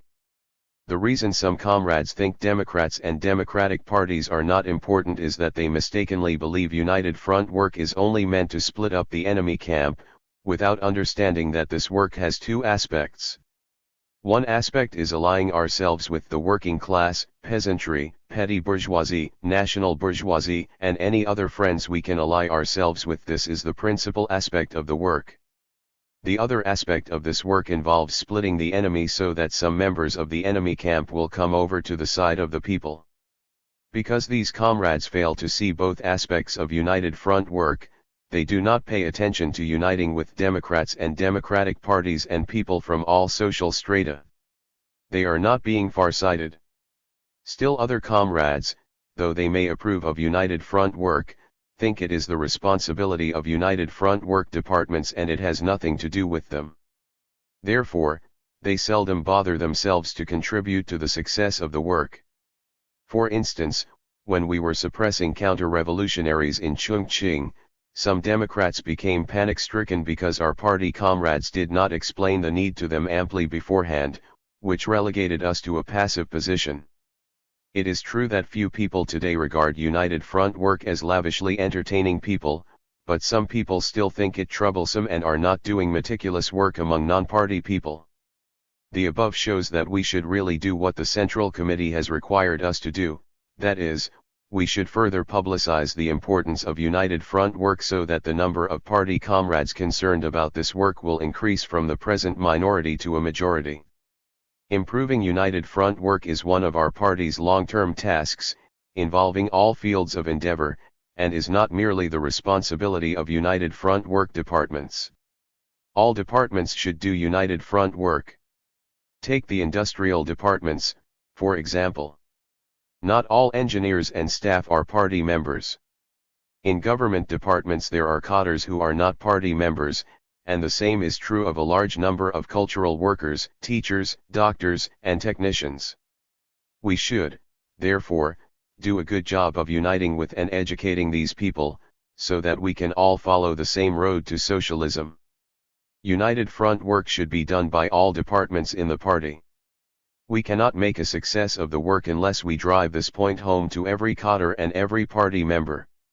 Excerpt from a report delivered at the first conference on United Front work held by the Southwest Bureau of the Central Committee of the Chinese Communist Party. 23 Agrarian Reform in Southwest China and Our Experience. May 9, 1951. The struggle in Southwest China was most acute in March and April. The return of security money and the punishment of law-breaking landlords in rural areas, as well as the three great movements embarking on the first phase of agrarian reform, suppressing counter-revolutionaries, and resisting U.S. aggression and aiding Korea, reached a climax. In the second half of March, the Southwest Bureau of the Central Committee held a meeting on United Front work and, in the second half of April, held the second meeting on urban work. I shall not dwell on those two meetings, since we have submitted separate summary reports on them. Last July we began preparing for the Huaihai campaign in southwest China, namely, the movement to eliminate bandits, oppose local despots, reduce rent rates and make landlords return tenants security money. The movement was in full swing by last November and successfully ended in mid-April this year in 208 counties and the suburbs of 7 cities, involving a population of over 66.6 million, or 83% of the total of southwest China. Except for a small part of Yunnan with a population of 2 million, the movement has not been or should not be conducted in the rest of the province, 20 counties in Guizhou, and areas inhabited by minority nationalities in western Sichuan and Zhejiang. The movement is large in scale and the struggle is exceptionally fierce. It is estimated that we can bring in 3,850 million tons of rice from the reduction of rent rates, return of security money and punishment of law-breaking landlords, of which we have already collected about 3,250 million tons, actually a little more. The most outstanding successes are in eastern Sichuan, where it is estimated that we can receive 1,250 million tons of rice and we already have 1,100 million, and in western Sichuan, where we expect the total to be 750,000 tons of rice, of which 600,000 tons is already in our hands. More than 20 million people in the area, or 28% of the whole population of southwest China, have joined peasant associations. There are more than 2.24 million, or 3% of the area's population, in the People's Armed Forces. More important is the fact that large numbers of peasant activists have come forward. In the later stage of the movement in particular, we made clear our policy of mobilizing the poor peasants and farm laborers, and satisfactorily met their economic needs by returning them the security money reimbursed by landlords and by expropriating law-breaking landlords. As the movement deepened, the poor peasants and farm laborers were mobilized, which provided the basis for systematically transforming the composition of the leadership of peasant associations and organs of political power in the rural areas. Only with this accomplishment were we able to distribute land on a sound foundation. Looking at the situation as a whole, we can say the peasants have really been emancipated and a new atmosphere is prevailing in the countryside. Democrats who have been to the rural areas regard all this as a historic miracle and believe that cities lag behind the countryside. While the Huai campaign was going on, we conducted the first phase of land distribution between February and April of this year in 18 counties, 12 districts, 158 townships, and the suburbs of Chongqing, Huangxian and Nantong, involving a total population of 13.51 million. While carrying out agrarian reform in all those localities, we re-examined our work in connection with expropriating local despots, obtaining the return of security money, punishing law-breaking landlords, arousing poor peasants and farm laborers, further transforming the composition of the leadership of peasant associations and suppressing counter-revolutionaries. Mao Zedong's comment, "Well done and congratulations." In places where this work has not gone as far, people there should follow this example. Many more cases of landlords stubbornly resisting the reform, committing arson, poisoning food and water, murdering activists and inciting riots have occurred than in the past, so the struggle was unusually severe. This has smashed the illusion that agrarian reform can be carried out peacefully following the campaign to eliminate banditry, expropriate local despots, reduce rent rates and obtain the return of security money. Experience has shown that agrarian reform cannot be thorough unless the poor peasants and farm laborers are fully mobilized. We have decided that in the struggle to obtain the return of security money and especially in punishing law-breaking landlords, one aim is to further weaken the feudal forces, and the other is to make sure the poor peasants and farm laborers receive appropriate economic benefits so as to mobilize them and transform the composition of the leadership of peasant associations. This decision is correct and has been followed in all localities. As a result, in many localities poor peasants and farm laborers received about 50 kilograms of rice apiece, and in others the amount they received per person was equal to the amount middle peasants reaped from production. In most villages poor peasants and farm laborers secured the leading posts in peasant associations, so in areas where agrarian reform has been completed, solid groundwork has been laid and the reform has been carried out thoroughly in most of them.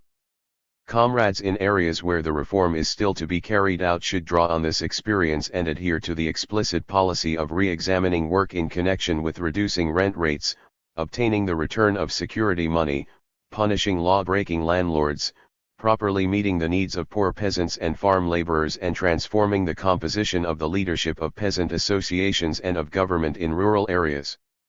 Experience has also shown that if we had not suppressed counter-revolutionaries, the feudal forces would not have bowed to us, the poor peasants and farm laborers would not have dared to rise up, and the return of security money and agrarian reform could not have been completed so smoothly. Mao's comment, "All this is correct and should be heeded by people in all other localities." We have submitted reports to the Central Committee on the Suppression of Counter-Revolutionaries, and Comrade Zhou Xing will go to Beijing to report on the latest developments in this regard. Overall, we have done a good job and achieved a great deal. But during the movement to suppress counter-revolutionaries and punish law-breaking landlords, control tended to weaken in some localities. The nearer the movement is to completion, the more vigorous it becomes and the more hot-headed comrades working at grassroots level are at this point, leading organs should exercise strict control. This is the lesson party committees at the provincial or regional level and we should bear in mind. In the later stages of the two movements, anarchy and indiscipline began to gain ground when people concerned did not ask higher authorities for instructions or submitting reports afterwards and violated rules and regulations.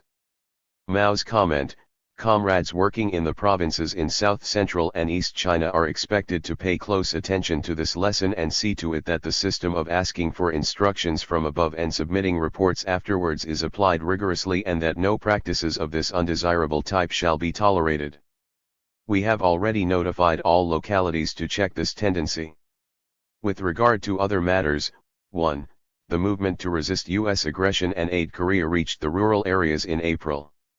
More than 33 million people were involved in the signature drive in support of the movement and more than 21.9 million people took part in May Day demonstrations to show their support. The campaign is still in progress. 2. Things went smoothly and with very little difficulty in the first phase of army expansion. 50,000 men were enlisted in eastern Sichuan and 40,000 in northern Sichuan. 3.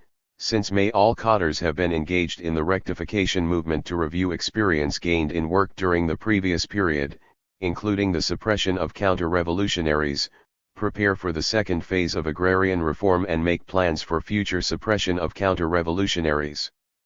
As usual, we have conducted the movement by acknowledging achievements, carrying forward strong points and remedying shortcomings, while trying to overcome the tendency towards anarchy and indiscipline. Mao's comment: please consider following the example of Southwest China by carrying out the movement in June and July and again in winter, instead of only once in winter. 4. We are paying close attention to the leadership over spring plowing. Comrades in all localities report that the masses have been truly mobilized, but the thinking of the leaders often lag behind the political awareness of the masses. Many comrades consider the movement to resist U.S. aggression and aid Korea an added burden that hinders their work, but in reality, when the masses are involved in the movement they add sound and color and give a great impetus to it. Accomplishing the task of expanding the army so smoothly was more than we ever expected. Mao's comment: two other things have exceeded the expectations of many comrades. 1. Some leaders are afraid to suppress counter-revolutionaries on a grand scale and to invite non-party people to participate in the judicial committee trying counter-revolutionaries, though events have shown that wherever people have abandoned the practice of working behind closed doors, they have scored greater achievements. This is a case of underestimating the people's enthusiasm, including that of non-party people. 2. Some leaders are afraid to invite large numbers of Democrats, industrialists, and businessmen, professors and secondary school teachers to go in groups to see the progress of agrarian reform and the execution of counter-revolutionaries. Even when they do so, they allow them to see only the good things and are afraid to let them see the bad things. This shows that closed-doorism still exists to a serious extent among our leaders. However, it turned out that those who had gone to see for themselves have returned full of praise and have also made progress ideologically. Comrades of the East China Bureau did things differently, allowing people to see both the good and the bad, which yielded very good results. This is another example of underestimating the enthusiasm of the large numbers of people outside the party. What worries us most is the spring plowing, because we have had too much rain this spring and many seedlings have rotted. In addition, crops sown in late autumn last year are not growing as well as the previous years, and a number of places in every province have been seriously damaged by natural disasters. We are worried that these problems have not received sufficient attention in all localities and that the central task of producing a good harvest has been neglected, which would bring about serious consequences. We are trying to give better guidance in this regard. Mao's comment: this problem worries me, too, and I hope you will give more effective guidance and work for a good harvest. Excerpt from a comprehensive report to the CPC Central Committee and Comrade Mao Zedong. In the report, which was transmitted to various localities on May 16, Comrade Mao Zedong remarked, "Comrade Xiaoping's report is very good," and he added some comments of his own to the report. 24 6 Principles for Financial Work. January 13, 1954. I shall now discuss the 6 principles for future financial work. First, the budget should be made by central departments. Why? Because our budgets of the past few years, particularly the one of 1953, contained risky provisions. The greatest risk lies in that the Ministry of Finance makes policy decisions for all departments, which shows ignorance of the fact that policies are embodied in figures and that to decide on figures is to make policies. Having central departments prepare the budget is a matter of policy. The amounts allocated indicate the importance and urgency of projects, as well as which projects should be undertaken and which should not, and therefore this is a political question. When the Ministry of Finance makes decisions for the departments, some people say it has the money but no policy for spending it.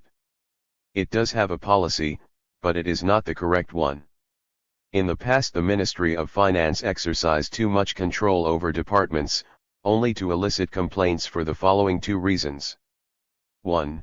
As it drew up the budget behind closed doors, it was criticized right and left whether it allocated funds to the departments or not. 2. As the budget was not worked out by central departments, the ministry was not in a position to exercise effective control while trying to have a finger in every pie, thus becoming the main target of attack. If the budget is prepared by central departments, it will be easy to control and decide on it. Therefore, all projects must be covered by budgets that are worked out by central departments. However, this does not mean the Ministry of Finance will have nothing to do with budgeting. It still has the right to intervene and offer suggestions. When offering suggestions, the ministry takes the overall situation into account, making sure that the state can afford the expenditures allocated and that they conform to the growth rate of the national economy. A budget cannot be decided on by a department itself. The department has to consult with other departments concerned. Departments at all levels are in favor of the principle of having the central departments preparing the budgets. There are no central departments to be responsible for the preparation of some of the budgets. Once there are, things will be easier. Second, departments should shoulder the responsibility for their own finances. Will they have to do so forever? Not necessarily, although some of them may for a long time to come. At any rate, they will have to do that in 1954 and many of them in 1955, too. The chief purpose is to control the budget. We made this decision because after the budget for 1953 was adopted on February 12, the General Reserve Fund was used up by the end of March, and in August, revenues and expenditures were well out of balance, resulting in a deficit to the tune of more than 21,000 billion yuan. In order to control the budget, we have decided from now on to hold departments responsible for their own revenue and expenditure. Departments are divided into 2 levels, central and local. At the central level is the Financial and Economic Commission, which is in charge of overall affairs. Its number 4 office is responsible for the finances of the departments of Agriculture, Forestry and Land Reclamation, and Water Conservancy, the number 3 office for the finances of the Department of Transportation, the number 2 office for the finances of the Departments of Finance, Banking and Trade, and the number 1 office for the finances of the Department of Industry. The total amount of the budgeted investment will be examined and approved by the Financial and Economic Commission and the Planning Commission. Investments in individual undertakings and projects will be decided by the departments concerned in the light of importance and urgency. At the local level are the greater administrative areas that will be charged with the responsibility of regulating their finances. At present, financial affairs are supposed to be administered at 3 different levels, but in fact they are managed only at 2, that is, the central and the greater administrative area levels, because it is difficult to do it at provincial level now.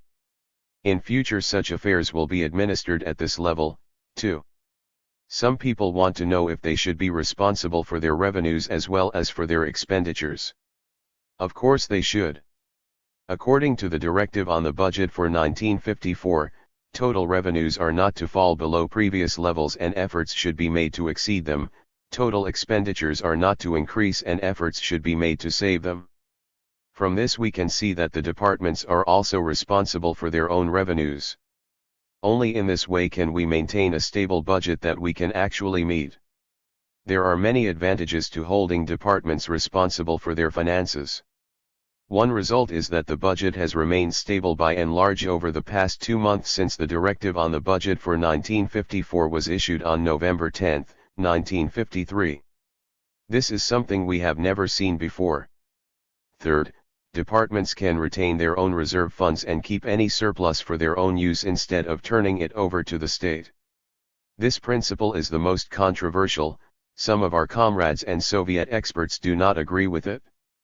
Actually, without this principle people would not be enthusiastic about anything, and it would be impossible to have budgets prepared by competent departments at central and local levels or to hold departments responsible for their finances. With this principle people will have the courage to introduce the two practices just mentioned and local authorities will have something to fall back on in case of emergency.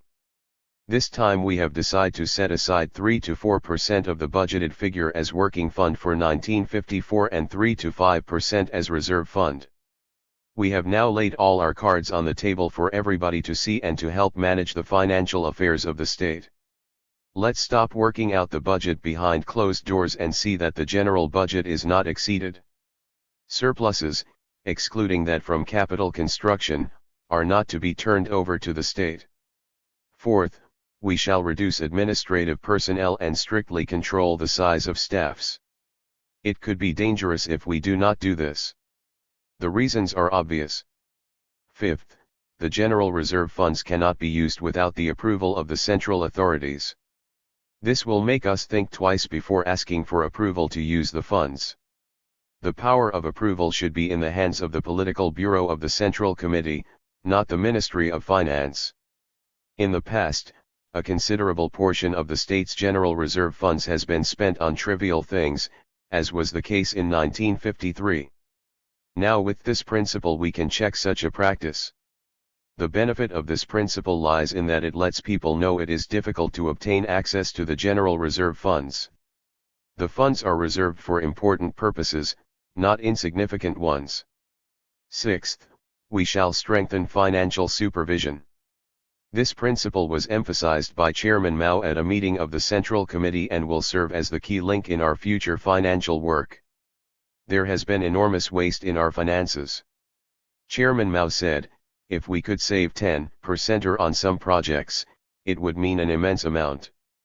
10% of the state budget is equal to over 20,000 billion yuan.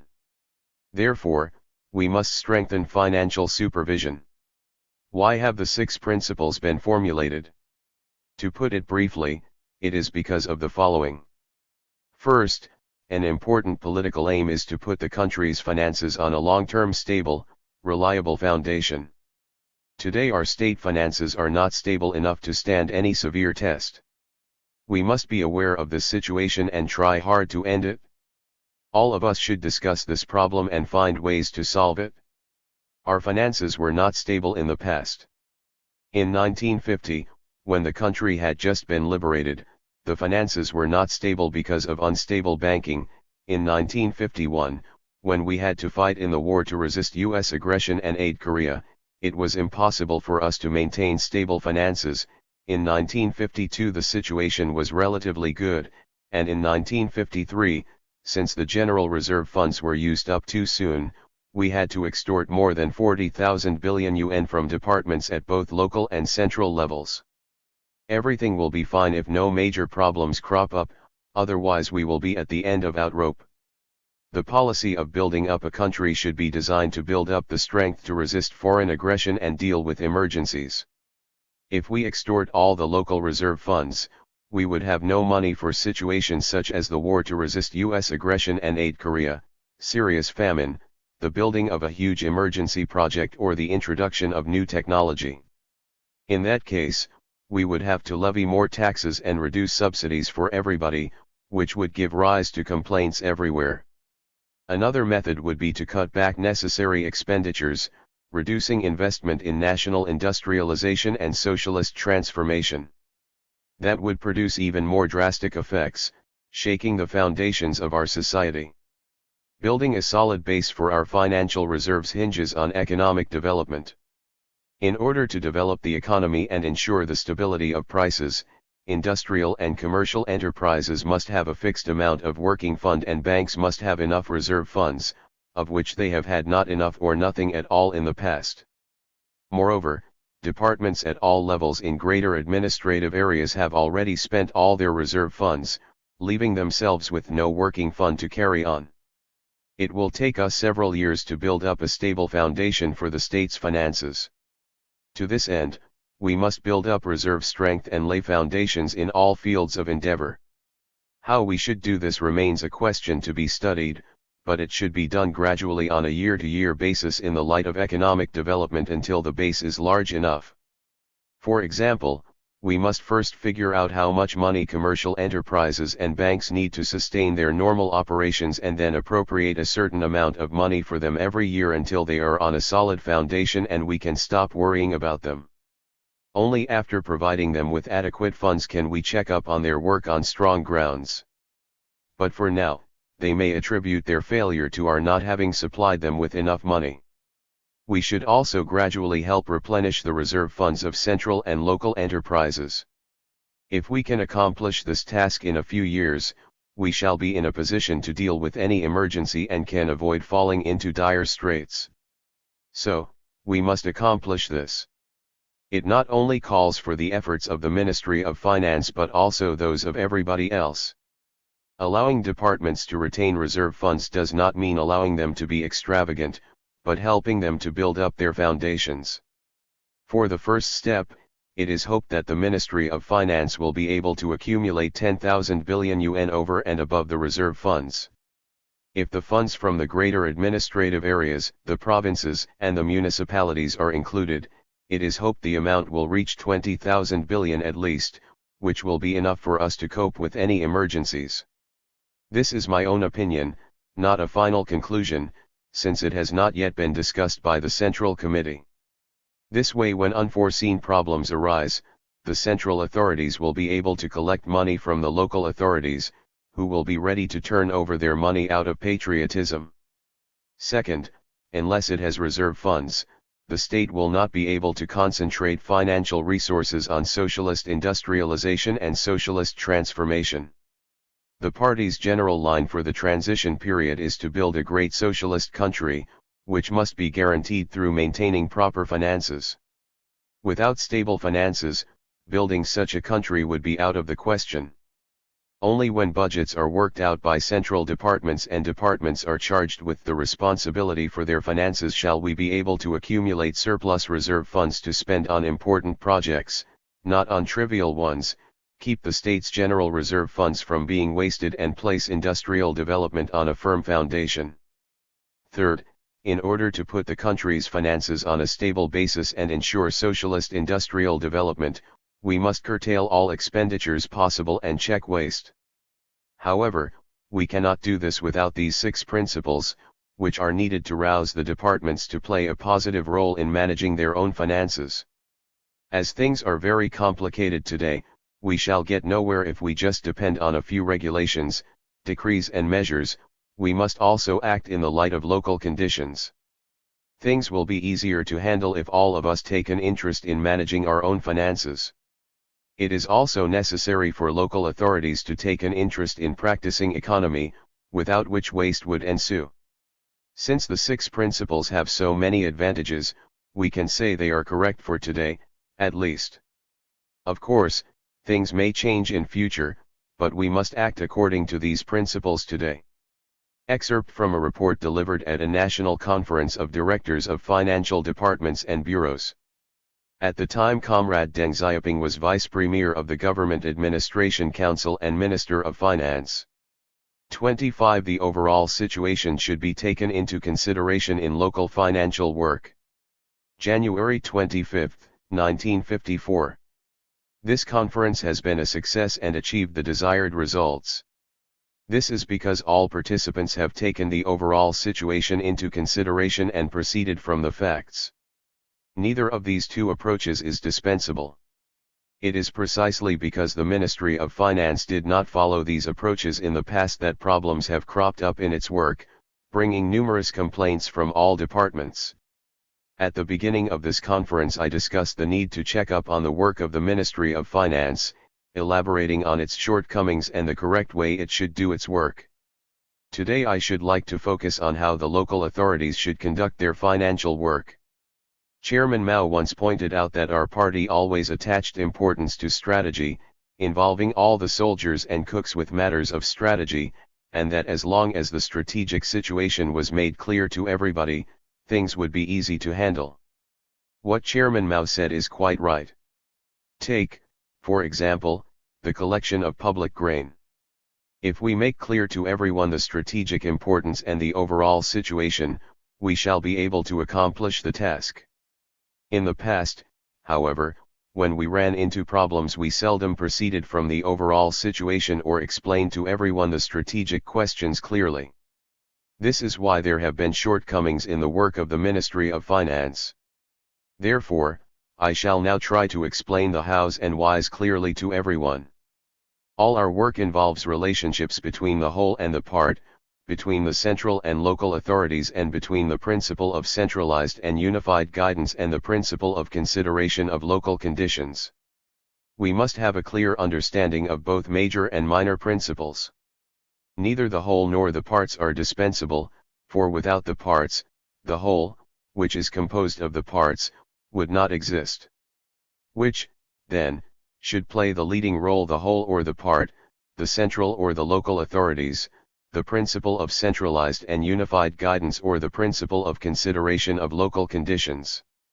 If we let the part, the local authorities and consideration of local conditions play the leading role, we shall make mistakes of principle. The central authorities, the whole and the principle of centralized and unified guidance must play such a role. Therefore, comrades working at the central departments should give constant consideration to the parts, the local authorities and local conditions, and find out what difficulties the local authorities may have in their work. The Minister of Finance and the Ministry's division directors, bureau directors, and section chiefs should always pay attention to the parts, enthusiastically helping local authorities solve all the difficult problems they can or explaining why when they cannot do it. The local authorities, for their part, should have in mind the whole, the central authorities and the principle of centralized and unified guidance, subordinating themselves to the central authorities. Since the local authorities are under the leadership of the central authorities, the parts belong to the whole and the principle of consideration of local conditions can be applied only under centralized and unified guidance. When contradictions arise between the opposites, the local authorities must be subordinate to the central authorities, the part to the whole, and the principle of consideration of local conditions to that of centralized and unified guidance. Otherwise, localism, departmentalism and mountain stronghold mentality will result. In fact, departmentalism existed to varying degrees, and localism and mountain stronghold mentality, which, of course, has historically been a problem, have also been a problem, because local authorities lack sufficient understanding of the need of centralized and unified guidance and of consideration of the overall situation. Some of the central departments, on their part, failed to take the interests of the parts and the local authorities into consideration in the past. As a result, various local authorities raised many justified complaints about the central departments prior to the National Conference on Financial and Economic Work held in the summer of 1953. But attention must also be paid to preventing the part from not giving consideration to the interests of the whole and the central authorities, although this does not present a problem now. We must have a clear and correct understanding of the relationship between the two all the same. What is the overall point of view we should take in financial work? The financial department is a comprehensive department that fully reflects state policy, and like all other departments, it must serve the needs of the general line. In other words, it must ensure the implementation of the party's general line or fulfillment of its general task for the transition period. Figuratively speaking, the main body of the general line is China's industrialization, and its wings are two transformations, namely, socialist transformation of agriculture and the handicraft industry on the one hand and socialist transformation of private capitalist industry and commerce on the other. The financial department should guarantee we have the funds for the country's industrialization and socialist transformation. How should it guarantee this? First, by increasing revenues, and second, by cutting back expenditures. All possible revenues must be collected and expenditures cut back wherever possible. In order to curb expenditures, Chairman Mao says that in the final year of the first five-year plan period, 1953 to 57 TR, the total expenditure of state organs, including administrative and military expenses, should not exceed 30% of the state's total budgeted expenditures, and that cultural and educational expenses should also be cut appropriately, so as to concentrate our funds on industrialization and socialist transformation. Therefore, we should try to concentrate our financial resources on industrialization and socialist transformation if we want our country to become a great socialist state after a period of 2 or 3 5-year plans. When restricting expenditures, we should reason with people by explaining this principle to them, allocating money to them if we can or refusing if they can get along without this allocation. Although China is vast in territory and rich in natural resources, its productive forces are fairly backward and its financial resources limited. Therefore, our financial workers should know how to practice economy and spend money where it is needed most. If we think in terms of the general line, we shall easily see where the interests of the whole lie and understand the significance of centralized and unified guidance and the need to subordinate the local authorities to the central authorities and interests of the part to interests of the whole. In this way we shall be keen on practicing economy, instead of trying to start too many undertakings at once. Therefore, the financial department should pay attention to the important things and take a strategic point of view. Excerpt from a concluding speech made at a national conference of directors of financial departments and bureaus. 26 Conceit and complacency are the archenemy of unity. February 6, 1954.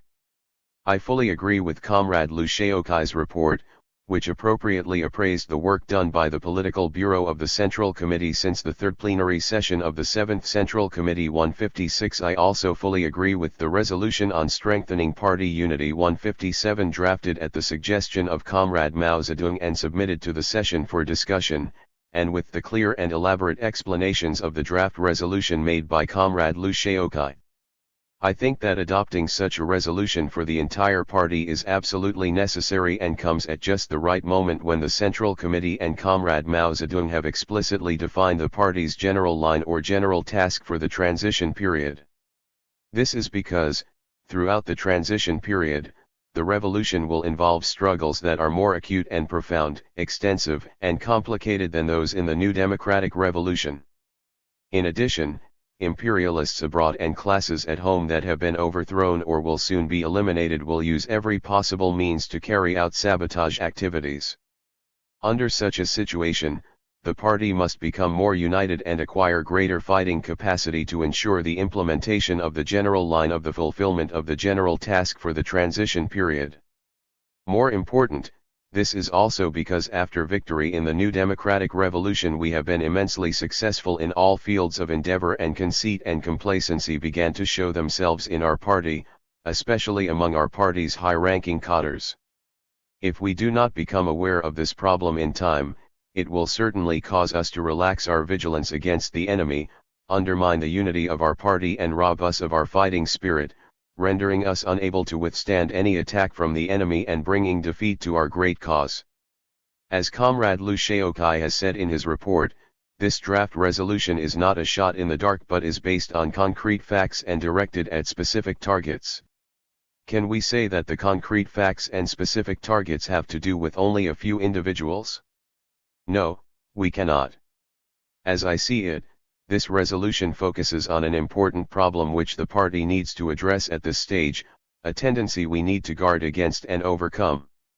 Do not think you and I need not examine ourselves or be on guard because it is meant for only a few people and has nothing to do with us. This draft is comprehensive in that it analyzes the situation both inside and outside the party and offers effective ways to overcome conceit and complacency. Now I am going to add my views on one of the problems raised in the draft resolution, namely, the problem of conceit and complacency I mentioned above. I believe that conceit is growing in the party, primarily among a large number of high-ranking cadres. If they do not try to overcome this, it could get seriously out of hand. The draft resolution puts it this way: after victory in the revolution, a number of party cadres have developed extremely dangerous conceit and complacency. They have let the achievements in their work go to their heads, forgetting about the modest attitude and the spirit of self-criticism that all communists should possess. They consider themselves number one in the world, being ready to accept flattery and praise but not criticism and supervision. They suppress criticism and retaliate against those who criticize them, and even go so far as to intentionally or unintentionally regard the areas and departments under their leadership as their personal property and independent kingdom. The resolution also tells us clearly that conceit can definitely harm party unity and the cause of revolution. Conceit exerts a corruptive influence on party members, leading to the development of individualism and causing party members who once had the noble quality of serving the people enthusiastically and wholeheartedly to degenerate into the most despicable of individualists. Generally speaking, all of us should understand that a conceited person is prone to exaggerate his role and contribution to the revolution. Everyone, no matter what his responsibility, is serving as no more than a cog in the wheel of the revolutionary cause.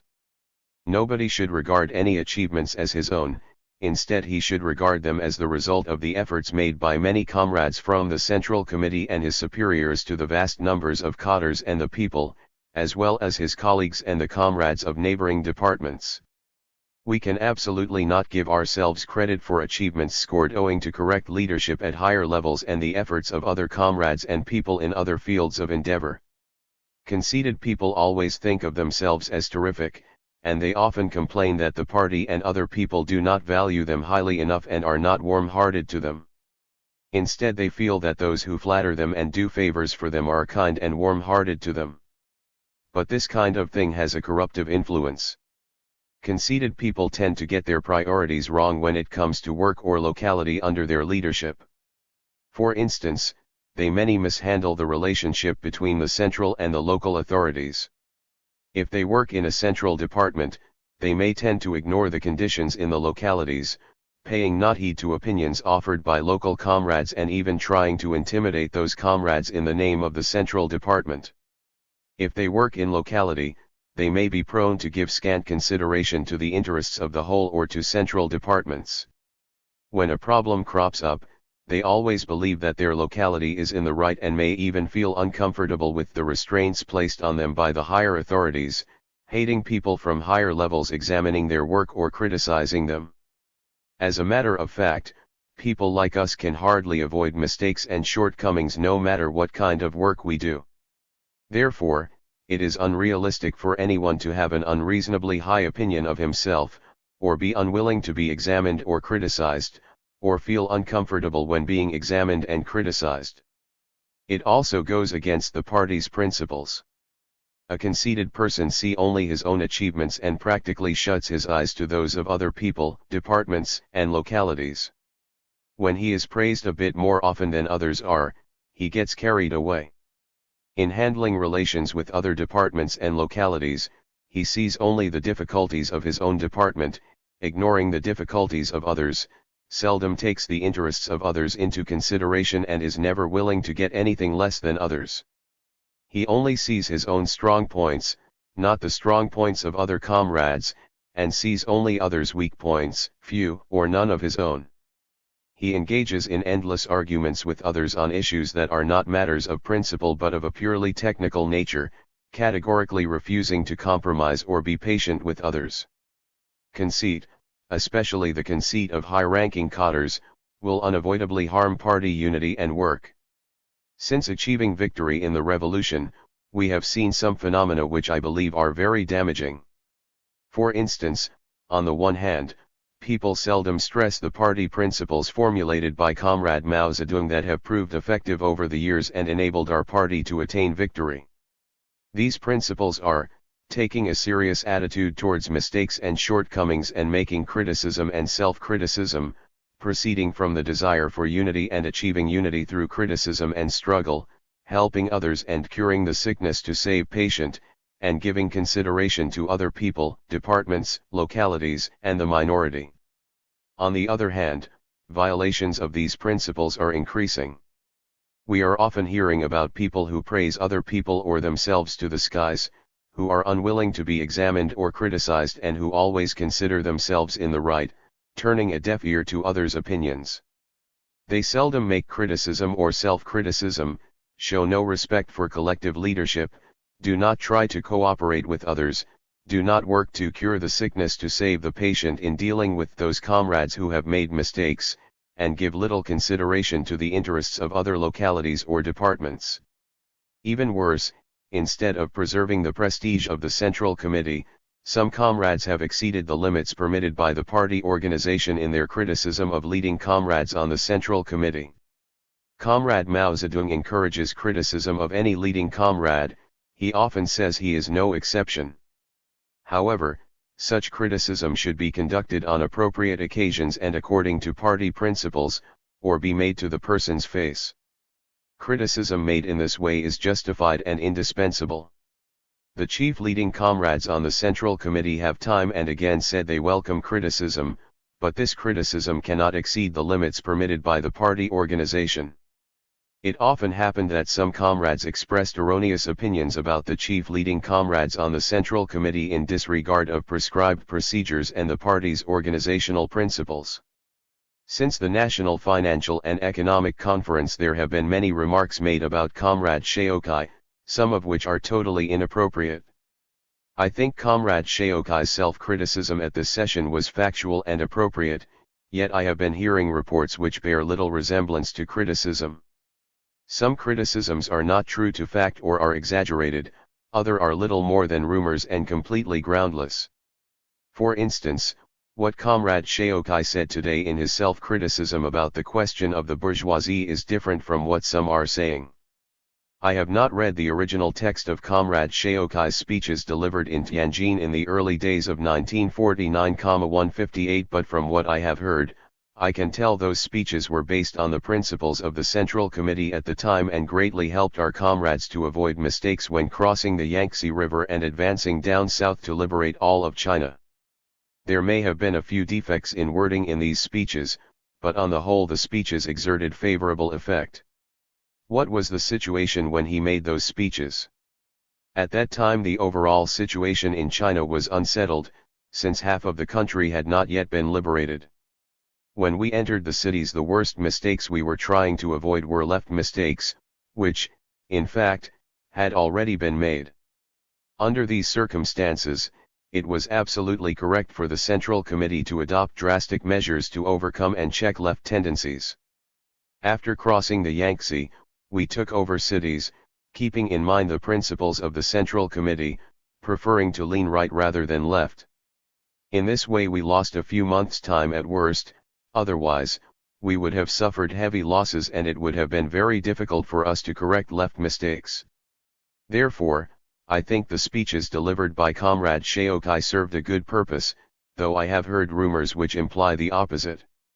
Let us take another example, the question of party members who have become rich peasants. This is merely a question of when we should issue a directive, yet again I hear rumors implying otherwise. Still another example is the question of the working class and semi-working class leading the revolution. The term is nor proper, of course, but this is not a question concerning the nature of the party, though the rumors I heard were quite to the contrary. Some of the rumors I mentioned have gone beyond the limits of criticism and self-criticism and violated organizational principles of the party, and others are completely groundless or wildly exaggerated. These phenomena deserve our close attention. Can we separate the prestige of the Central Committee from that of the chief leading comrades on the committee? Or, can we say that protecting the prestige of the Central Committee has nothing to do with protecting that of chief leading comrades on the committee? For example, Comrade Xiaoping? Being not keen enough politically, we have failed to effectively counter or end criticism of the chief leading comrades on the Central Committee, criticism which was not in keeping with the party's organizational principles. Can we say that our failure to combat such criticism has nothing to do with our conceit and low ideological level? Is this not serious enough for us to heighten our vigilance? I believe it is, and we should take it as a warning. So far I have only discussed conceit in general terms. If we become conceited, we shall stop making progress and working diligently, and we are bound to make serious mistakes. If we do not try to get rid of it in time but let it grow, we shall be unable to withstand any attack by hostile classes and ideologies. It should also be noted that conceit may have another result, as Comrade Xiaoping has pointed out in his report. When party members' conceit and individualism are not resolutely reined in by the party, these members will eventually begin to argue over their position in the party, fight for power and personal gain, trade flattery and favors, form small cliques, and even go to the extent of treacherously helping the enemy undermine and split the party. Should this not call for our redoubled vigilance? I think the fourth plenary session of the 7th Central Committee and the resolution it produced are of great importance to comrades who have made grave mistakes, because they have given these comrades an opportunity to correct their mistakes, which is the most direct way to help them. In addition, I think that the resolution will provide the most effective guarantee for the implementation of the party's general line or the fulfillment of its general task for the transition period, and will be most useful to all party members, especially our high-ranking cadres. It is a disinfectant, arousing our class consciousness, heightening our vigilance, consolidating our party and increasing its fighting capacity. All of us, first of all our high-ranking cadres, should examine ourselves ideologically to see if we have any of those tendencies mentioned in the draft resolution. In my own case, for example, although I experienced some frustrations in the past, these last 20 years have been smooth sailing. Precisely because of this, however, I need to maintain a sharp vigilance against those tendencies. We should soberly assess our contributions to the party and people. Have we ever accomplished anything without the help of others? It is possible to believe that we are perfect in every way, without any shortcomings or mistakes. Again, in my own case, I have many shortcomings and make mistakes every now and then. Since I was transferred to work with the central authorities not many years ago, I have been involved in decentralism and, besides this, I am not always right in dealing with people or with certain matters.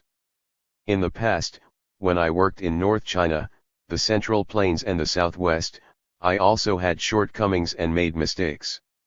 It is inconceivable that people such as ourselves, whose Marxist-Leninist level is not so high, do not have any mistakes or shortcomings in work.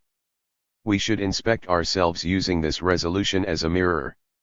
Now that the party has set forth the general line or general task for the transition period, it is vital for all of us high-ranking cadres in the party to inspect ourselves in the mirror and wash our faces. Comrade Mao Zedong once asked, why were we able to achieve nationwide victory in a very short period of time after the 7th National Congress of the Chinese Communist Party? It was mainly thanks to the rectification movement conducted before the Congress, which made our party highly unified ideologically, politically, and organizationally, thus forming a stronger unity and establishing centralized and unified leadership of the Central Committee. This then inspired all party members and cadres to march to the front full of confidence and in high spirits. This was one of the fundamental reasons why we attained nationwide victory. No doubt the resolution on strengthening party unity adopted at the 4th plenary session will play a role similar to that of the rectification movement. It will lead to greater party unity, enable us to correct many erroneous tendencies and boost our confidence and morale in fulfilling the historic task of this phase of socialist revolution. Speech delivered at the 4th plenary session of the 7th Central Committee of the Chinese Communist Party, held in Beijing from February 6 to 10, 1954. Comrade Liu Xiaoping, on behalf of the Political Bureau of the Central Committee and Comrade Mao Zedong, gave a report to the session. Zhu De, Zhou Enlai, Chen Yun, Deng Xiaoping and other comrades delivered speeches. The participants full agreed with the report given by Comrade Liu Xiaokai, affirmed the achievements made in various fields since the third plenary session of the 7th Central Committee, exposed and criticized the activities of Gao Gang and Rao Shuxi, who plotted to split the party and usurp the supreme power of the party and the state, and unanimously adopted the resolution on strengthening party unity, drawn up at the suggestion of Comrade Mao Zedong, which served to safeguard and cement the party unity. 27. Run our schools well and train cadres. July 9, 1954.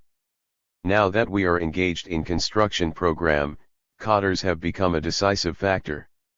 The situation with regard to our cadres is, on the one hand, we do not have enough of them and, on the other, we are not making the best use of those we have.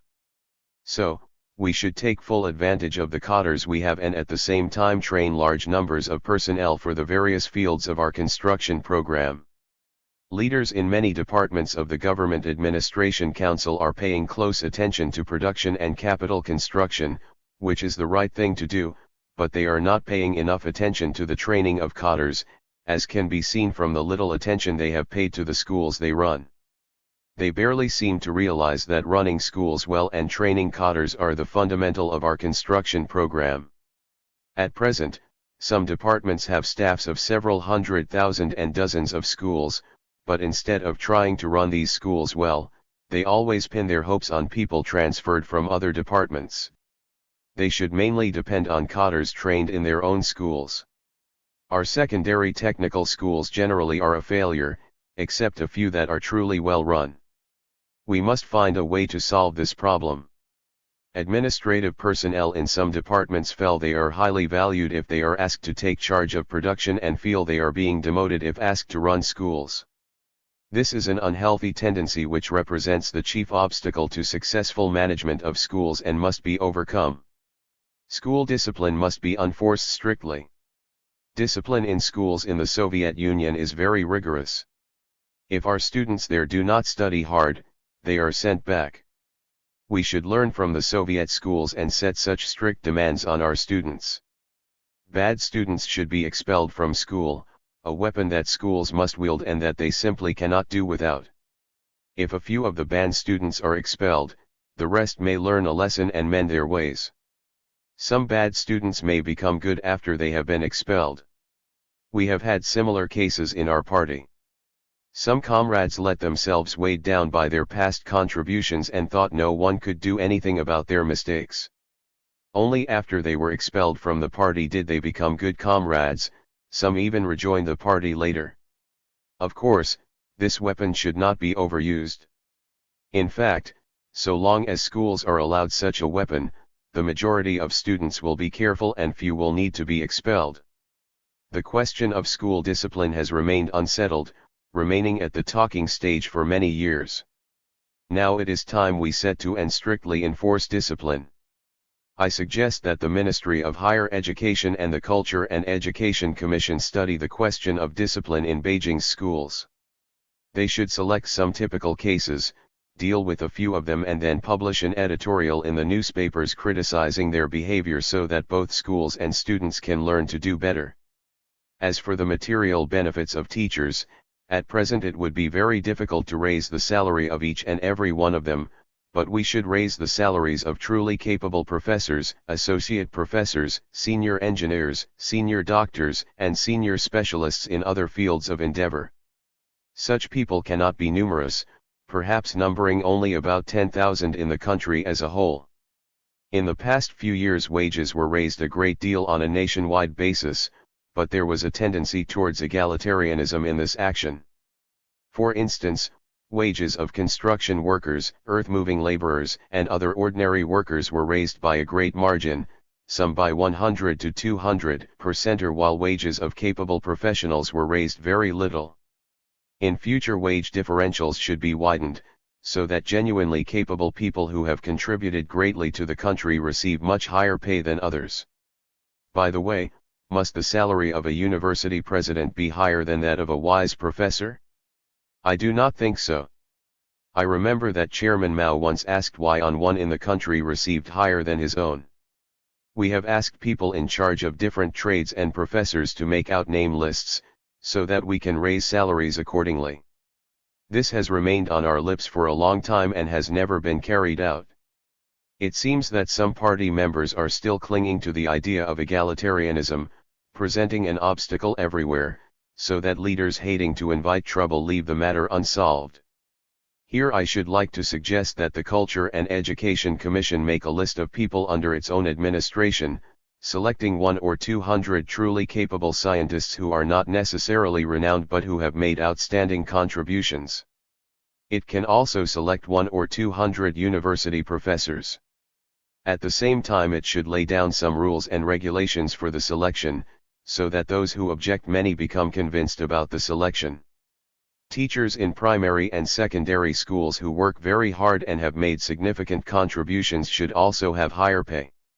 We should not practice egalitarianism. I should like to ask our revered comrade Guo 162 to order a list of 200 or so persons be drawn up, to solve these people's problems first. Premier Zhou talked about the matter at previous meetings, but nothing was done. This time we have to insist on having it finished within a time limit, the way people hand in their examination papers, otherwise the persons concerned cannot be considered keen on the job. Excerpt from a speech delivered during a discussion of educational work at the 221st Government Affairs meeting of the Government Administration Council. 28 Report on the revision of the Constitution of the Communist Party of China. September 16, 1956. Comrades. More than 11 years have passed since the 7th National Congress of our party was held in April 1945. During this period tremendous changes have taken place in both our country and our party. In a little over 3 years our party, led by the Central Committee with Comrade Mao Zedong at the head and rallying the people of the country, defeated Chiang Kai-shek's army of several million men, overthrew the rule of imperialism, feudalism, and bureaucrat capitalism, and established the People's Republic of China. Following the nationwide victory in the revolution, the party and the people's government, again in no more than 3 years, completed the rehabilitation of our national economy and carried out a series of democratic reforms. From 1953 on, the party and the people's government have been engaged in the construction program mapped out in the first 5-year plan and have achieved decisive victories in socialist transformation. This succession of magnificent victories furnishes indisputable proof of the correctness of the political line laid down by the party's Central Committee since the 7th Congress. It is also indisputable proof of the correctness of the organizational line laid down by the 7th Congress and of the organizational leadership of the Central Committee in the same period. Comrade Liu Xiaoping has already made a detailed report on the various aspects of the work done by the party during this period and the tasks that now confront it. The Central Committee has entrusted me to make the following report concerning the revisions to our party constitution necessitated by the changes that have taken place in the party. The draft of the party constitution now before the Congress for consideration has been discussed by party organizations in all localities and has undergone much revision. The present draft does not differ on any fundamental principle from the constitution adopted at the 7th Congress, but it contains many specific changes, including some involving principles. At the time of the 7th Congress our People's Revolution had not yet achieved victory in most parts of the country. Most of our cities and communications lines were then still under the occupation of the Japanese aggressors, and the greater part of the rear areas was still under the control of the Chiang Kai-shek government. The liberated areas under the leadership of the party were still separated from one another by the enemy. At that time there were 1.21 million party members, with the vast majority operating in villages of the liberated areas. Party members in Kuomintang-controlled and Japanese-occupied areas were all working underground. Now the situation in our country has changed entirely. Under the leadership of our party the People's Revolution attained nationwide victory in 1949, bringing about unprecedented national unity.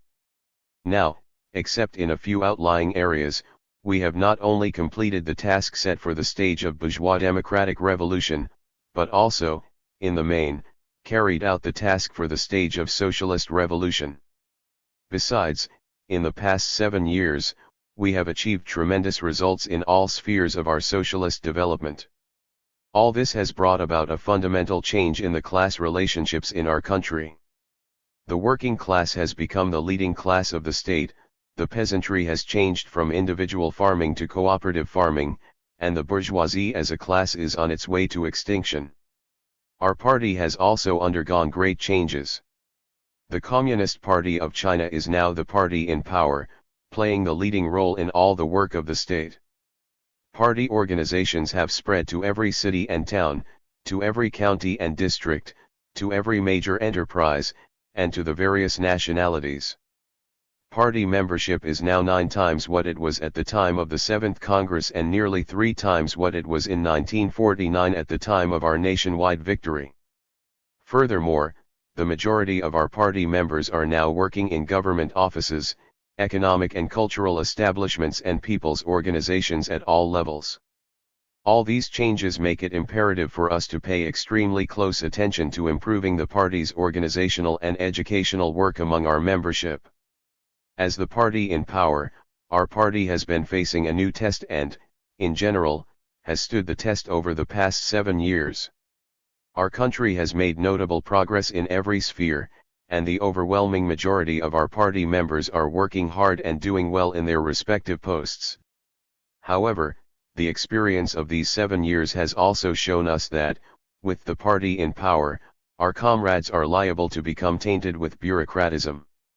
For both party organizations and individual members, the danger of becoming divorced from reality and from the masses has increased rather than decreased.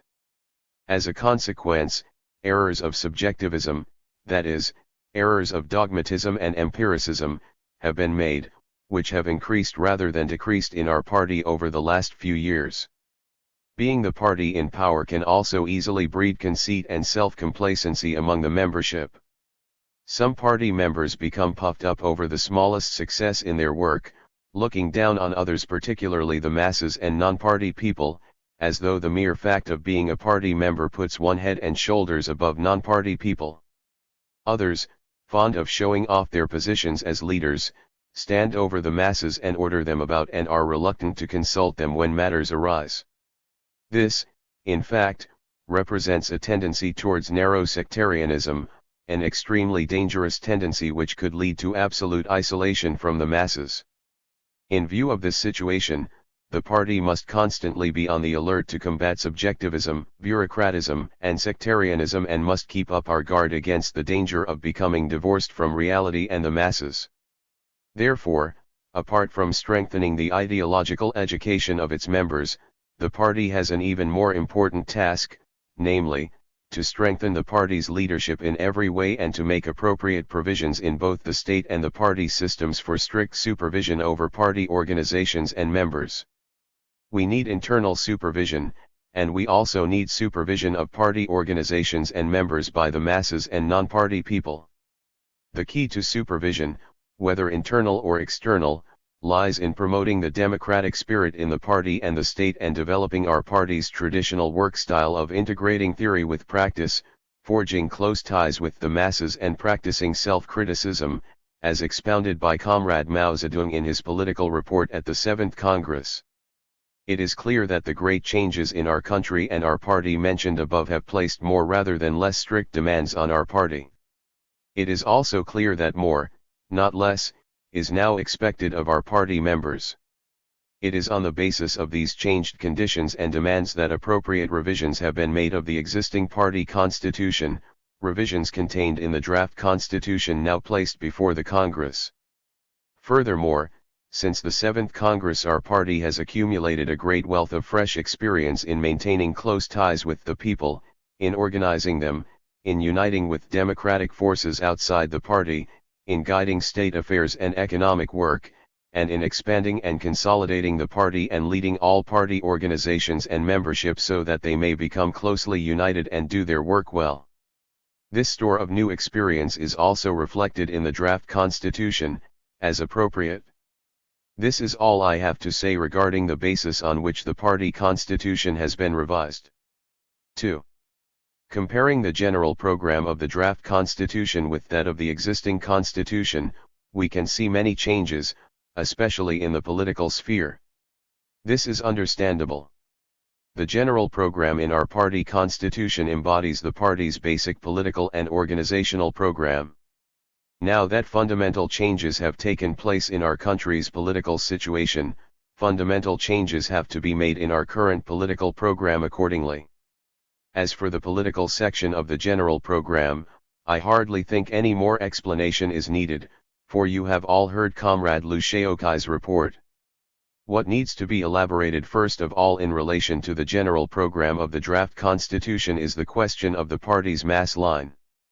The question of the mass line is not a new one in the work of our party.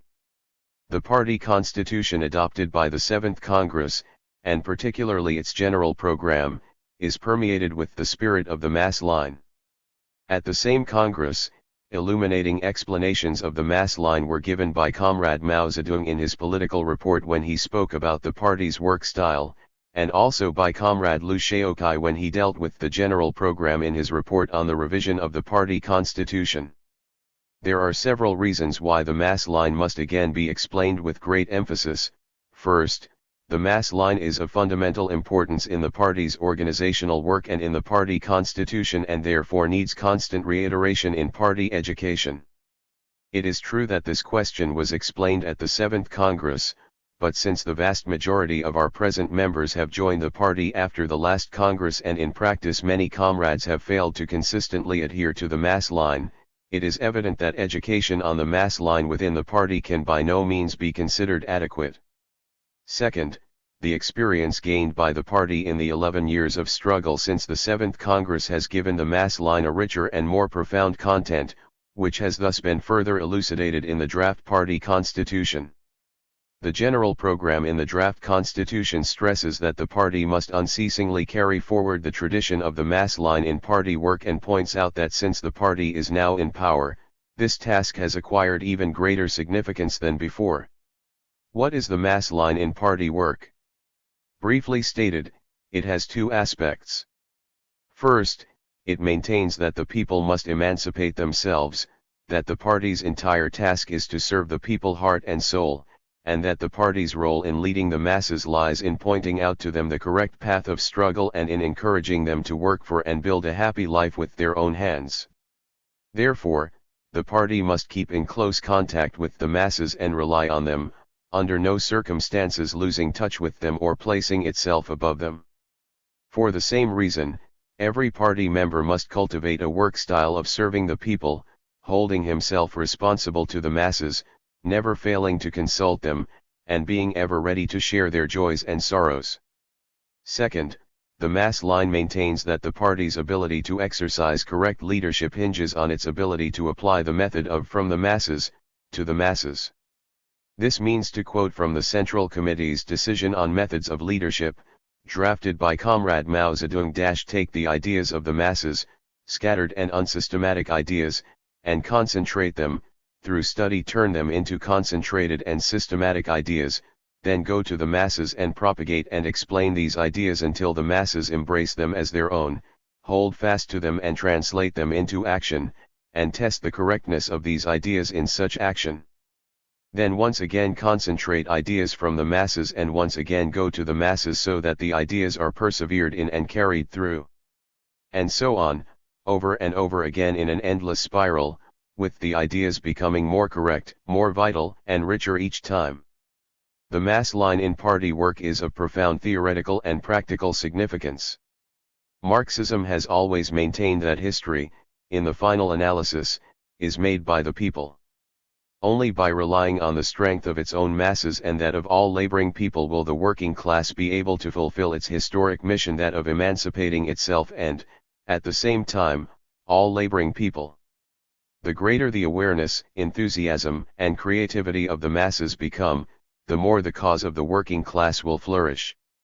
Consequently, a political party of the working class, unlike the political parties of the bourgeoisie, never regards the masses as its tool, but consciously regards itself as their tool for carrying out their given historic mission in a given historical period. The Communist Party is the collective body of the advanced elements among the working class and the laboring people, and there can be no doubt as to its great role in leading the masses. But the party is able to play its part as vanguard and lead the masses forward precisely and solely because it wholeheartedly serves the masses, represents their will and interests, and works hard to help them organize themselves to fight for their own interests and for the fulfillment of their own will. To affirm this concept of the party is to affirm that the party has no right whatsoever to place itself above the masses, that is, it has no right to act towards the masses as if it were dispensing favors, to take everything into its own hands and impose its will by decree, or to lord it over the people. Unless we understand from a correct ideological approach that our party policy must of necessity be from the masses, we shall not be able to really solve the problem of the party's relations with the masses. In practice we see that although many people do have the desire to serve the masses, they end up in failure, doing great harm to the masses. This is because they regard themselves as advanced elements or as leaders who know a great deal more than the masses. Therefore, they neither learn from the masses nor consult them when matter arise, with the result that their ideas more often than not prove impracticable. Far from learning from their mistakes and failures, they blame them on the backwardness of the masses or other temporary factors, abuse the party's prestige, and willfully and arbitrarily persist in their own ways, thereby aggravating their mistakes and failures. The history of our party furnishes us with cases of such subjectivists who have caused incalculable losses to the party, to the Chinese Revolution and to the Chinese people.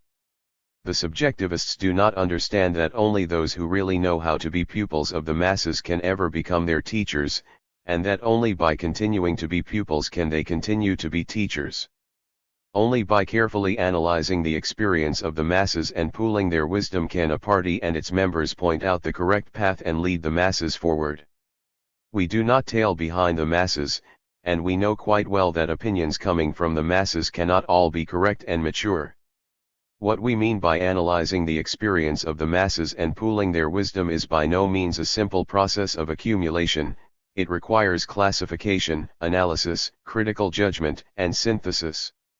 Yet without investigation and study of the experience and opinions of the masses, no leader, however talented, can provide correct leadership. Mistakes may still occur even after classification, analysis, critical judgment, and synthesis, but by constantly consulting the masses and analyzing their practices, the party will be able to avoid mistakes or to discover them once they are made, and correct them in time to prevent their becoming serious. The mass line in party work, therefore, demands that the party leadership conduct themselves with modesty and prudence. Conceit, arbitrariness, rashness, pretending to be clever, not consulting the masses, forcing one's opinions on others, and clinging to errors to keep up one's prestige, all this is utterly incompatible with the party's mass line. Let us look back at the path our party has traversed since the 7th Congress. In the War of Liberation, the agrarian reform, the suppression of counter-revolutionaries, the socialist transformation of agriculture, handicrafts, and capitalist industry and commerce, and the development of industry, agriculture, and other economic and cultural undertakings, in all these fields our party has achieved great victories. Yet which of them could have been successful without following the mass line? For example, how were the officers and men of the People's Liberation Army able to beat the Kuomintang Army, which was superior in both numbers and equipment? Is it not chiefly because they upheld the principle of serving the people, established exemplary relations with the people through sacrificing their own interests, created inside the armed forces a comradeship that brought the initiative of junior officers and the rank and file into full play, relied on the masses, analyzed the experience of each battle, and from battle to battle made continuous progress, both strategic and tactical? Soldiers carrying water for local inhabitants, officers putting blankets over sleeping soldiers, the calling of collective wisdom meetings in the trenches, caring for the health and self-respect of the captives and not searching their pockets, all appear to be trivial matters, but they had a good deal to with many a great victory. Again, how is it that millions upon millions of peasants, oppressed by the landlord class for thousands of years, have become masters of their own fate and are determined to build up their own new life? Is it not because during the agrarian reform, the work teams sent out by our party really worked among the poor peasants, discovered activities among them, aroused their class consciousness, mobilized the peasants themselves to overthrow the rule of the landlords and parcel out their land, instead of turning the landlord's land over to the peasants simply by issuing government orders, thus causing the peasants to recognize their own strength and form their own leading corps? Why have the peasants joined the agricultural producers' cooperatives so readily of their own will? Is it not because our party, proceeding from the masses' own experience, gave extensive assistance to the peasants in organizing seasonal mutual aid teams, then year-round mutual aid teams, then elementary cooperatives, and finally advanced cooperatives, so that the peasants came through practice with a firm belief in the superiority of cooperative transformation? Let me give another example. How could our country achieve so much with a minimum of mistakes in the movement for suppressing counter-revolutionaries? Is it not because we adopted the correct policy of coordinating the work of the government departments concerned with mobilization of the masses? Is it not because we fully mobilized the masses that, under the sharp and watchful eyes of hundreds of millions of people, large numbers of counter-revolutionaries, unable to find hiding places, were forced to hang their heads, admit their guilt, and embrace the opportunity to reform themselves and turn over a new leaf? Here is yet another example. In less than 3 years after nationwide liberation, we got rid of the appallingly corrupt social conduct of the old days and fostered new social conduct with fine moral character. How could such results have been obtained without the conscientious and voluntary participation of the masses, without their learning from each other, offering advice to each other and helping each other? There are more examples. We have emerged victorious in the movement to completely wipe out the evil of opium smoking, in our large-scale patriotic public health movement and in production, construction, and other fields of endeavor. Which of these would have been possible if the movement or the task in question had not actually reflected the demands of the masses and been translated into conscientious and voluntary action by them? When we speak of the great victories of our party resulting from following the mass line, we do not mean that all our work in this regard had been excellent. On the contrary, our purpose is to remind the entire party membership that if correct application of the mass line has brought success, any departure from it will certainly damage our work and the people's interests. As I have mentioned earlier, the present position of our party as the party in power throughout the country has greatly increased the danger of our becoming divorced from the masses, and the damage this could do to the masses is also greater than before. Therefore, it is of special significance at present to diligently propagate and carry out the mass line throughout the party. Tendencies towards bureaucratism of different shades are growing among many functionaries in party organizations and state organs. Not a few leading bodies and leading cadres hold themselves aloof and refrain from coming into close contact with the masses. They pay little attention to investigation and study, and are unaware of how things really stand in their work. When they consider their work and make decisions, they very often start not with the objective conditions and what the masses are actually doing, but with inaccurate information or subjectivity, with their own imagination and wishes. Therefore, although they issue numerous resolutions and instructions, some are not altogether correct and some are even entirely wrong. When they carry out the instructions of higher organizations and the Central Committee, they often fail to consult their subordinates and the masses about the ways and means to be adopted and fail to take into consideration the actual conditions at a given time and place. Instead, they just carry out the instructions mechanically and blindly. They often feel satisfied with superficial achievements and ignore the actual results of their work. They see only the bright side of their work, not the seamy side, or else they pursue quantity only and ignore quality. They have no definite ideas about their work, so they constantly vacillate between left and right thinking, sometimes falling victim to right conservatism, their ideas lagging behind reality, sometimes rushing ahead impetuously and placing undue emphasis on quantity and speed, in an attempt to go beyond what is actually possible. Not a few leading comrades in different departments spend most of their time dealing with official papers and telegrams and attending too many unnecessary meetings, so that they very seldom go to the grassroots organizations and mingle with the masses in order to find out their needs and study their experience, and thus they inevitably fall into a groove of routine and red tape. Not a few leading comrades like to turn their own departments into huge apparatuses. These unwieldy and overlapping organizations, like artificial barriers erected between themselves and the masses, make it impossible for the opinions and needs of the masses to be accurately and promptly brought to their notice and for their own decisions and instructions to be correctly and quickly carried out. Quite a number of leading comrades, when problems calling for immediate solution arise in their work, instead of tackling these problems themselves, pass them on to people on a lower rung of the department ladder, who in turn pass them on to others on a still lower rung, until finally the solution of the problems is again reported from rung to rung in reverse order. In this way, the problems are either mishandled or left unsolved until too late, only to cause losses to work. Even more serious is the fact that some leading comrades are unwilling to come into contact with the masses and are unconcerned about the people's welfare. Instead of trying to solve the problems for which the masses want an immediate solution, they remain aloof and indifferent. Among some cadres, bureaucratism assumes the form of conceit and complacency. These comrades exaggerate the role of the individual and emphasize personal prestige. They lend a willing ear to flattery and praise, but cannot bear criticism or supervision. Some persons of bad character even go so far to stifle criticism and resort to reprisals against their critics. Yet another kind of people in our party reverse the relations between the party and the people. Instead of serving the people, they abuse their authority over the people and commit all manner of evil deeds in contravention of the law and rules of discipline. This is a most wicked, anti-popular work style, a hangover in our own ranks of the working style characteristic of the ruling classes of the old days. Although such cadres are few in number, the harm they do is very great. Another very widespread form of bureaucratism is authoritarianism.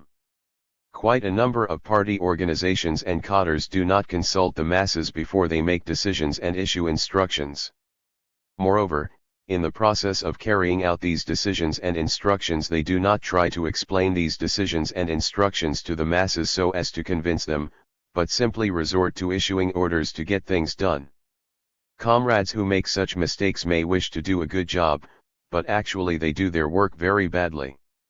Mistakes of authoritarianism are more glaring among the grassroots party organizations and their cadres, but mistakes of this kind in the lower organizations are often inseparable from the subjectivist and bureaucratic methods of leadership employed by the leading bodies above them. The presence of the mistakes mentioned above shows that the mass line is still far from being thoroughly carried out in our party. We must constantly combat such manifestations of bureaucratism and isolation from the masses. We must realize also that bureaucratism, being a vestige of the age-long rule of exploiters in the history of mankind, has a deep and far-reaching influence on socio-political life. Therefore, carrying out the mass line and overcoming bureaucratism invariably involve a long-term struggle. This task is brought out in both the general program and all relevant articles of the draft party constitution. Of course, these provisions alone cannot solve the problem. We must adopt a series of practical measures. What measures must we take? First, we must concentrate on expounding the mass line throughout the party's educational network, in educational literature for party members, and in all party newspapers and periodicals.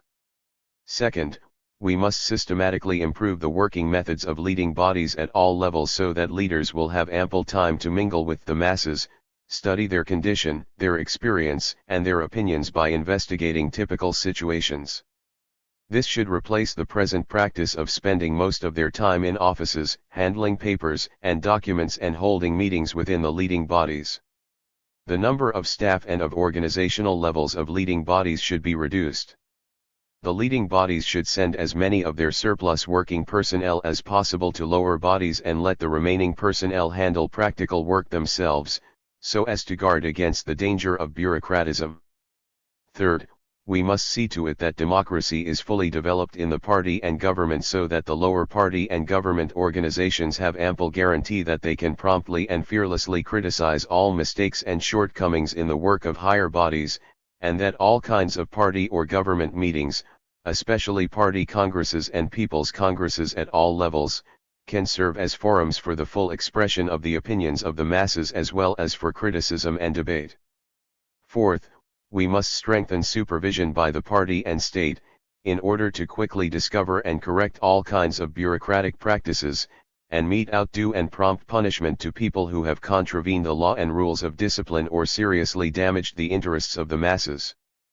Fifth, party organizations in all localities and departments must check up on the working style of all party members at regular intervals through criticism by the masses and through self-criticism, drawing on the experience gained in party rectification movements of the past and laying stress on the implementation of the mass line. In carrying out the mass line and combating bureaucratism, it is of vital importance to work in close cooperation with non-party people, getting as many of them as possible to participate. At present, however, a good many party comrades, including some in fairly high leading positions, are either reluctant or unaccustomed to cooperating with non-party people. This, in fact, is a very harmful sectarian tendency, which must be overcome before the party's united front policy can be carried out thoroughly. It must be made clear to such comrades that our party's cooperation with the democratic parties and with Democrats without party affiliation is a long-term policy which was fixed long ago. Even since the anti-Japanese war, our party has been pursuing a policy of cooperation with Democrats outside the party. Since the founding of the People's Republic of China, our cooperation with the democratic parties and Democrats having no party affiliation has gone a step further. Experience of the last 10 years or so has shown that this kind of cooperation benefits, not harms, our party's cause. Many of the Democrats who cooperated with us were at first political representatives of the bourgeoisie or the petty bourgeoisie, but in the course of cooperation they have gradually, to varying degrees, shifted their views towards socialism and will continue to do so in this direction.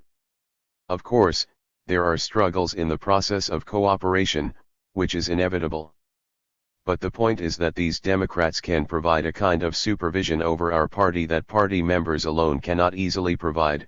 They can discover mistakes and shortcomings in our work that may escape our own notice, and give us valuable help in our work. This help is bound to increase, now that socialist transformation has achieved a decisive victory and their views are coming closer than ever to ours. Therefore, it is our task to continue to broaden our cooperation with non-party people and to enable them to play an ever greater role in our struggle against bureaucratism and in all fields of state affairs. That is all I have to say about the significance of the mass line and the need for the party to continue to follow it in its work. 3. Democratic centralism is our party's Leninist organizational principle and its fundamental organizational principle. It is also the mass line in party work applied to the activities of the party. The general program and Chapter 2 of the draft constitution specify more detailed provisions concerning democratic centralism in the party. These provisions are the result of many years' experience gained in the organizational activities of our party. The party depends on all its members and organizations to maintain contact with the people. Generally speaking, collecting opinions and experience from the masses, propagating the party's views until they become the views of the masses, and organizing the masses to put these views into effect, all this must be done through the efforts of party members and party organizations at lower levels. Therefore, with regard to the question of democratic centralism in the party, of special significance is the correct regulation of relations between the party organization and its members, between higher and lower party organizations, and between central and local party organizations. Historically, deviations have occurred in relations between higher and lower party organizations. During the period when left opportunism was dominant in the party, this deviation took the form of excessive centralization. In those days, lower organizations had practically no right to voice opinions to higher organizations. The leaders at higher levels not only showed no interest in the conditions and opinions of the lower organizations, but even attacked those who offered rational opinions, based on actual conditions, that differed from theirs. This kind of mistake was generally overcome after the Central Committee ended the domination of left opportunism in January 1935. Since 1935, relations between higher and lower and central and local party organizations have been normal on the whole. Before dealing with important questions of a national character, the Central Committee has always done its best to consult comrades working in the various localities and departments and listen to their opinions. In general, free and frequent discussion takes place when differences of opinion occur. As we all know, many important directives of the Central Committee are first sent in draft form to local organizations, which are asked to suggest revisions after they have discussed them and put them tentatively into practice. The directives are issued in official form only after being revised in the light of the opinions received, a process that takes several months, and sometimes even more than a year, to complete. The Central Committee also permits local organizations to make adaptations in the light of local conditions if they really find it impossible to carry out the directives as they are. Not only during the War of Resistance against Japan and the War of Liberation but also during the first few years after the founding of the People's Republic, the Central Committee gave local organizations extensive powers to deal with problems independently, and facts have proved that it was perfectly correct to do so. Generally speaking, relations between higher and lower organizations in all localities and departments have been governed by the same principle.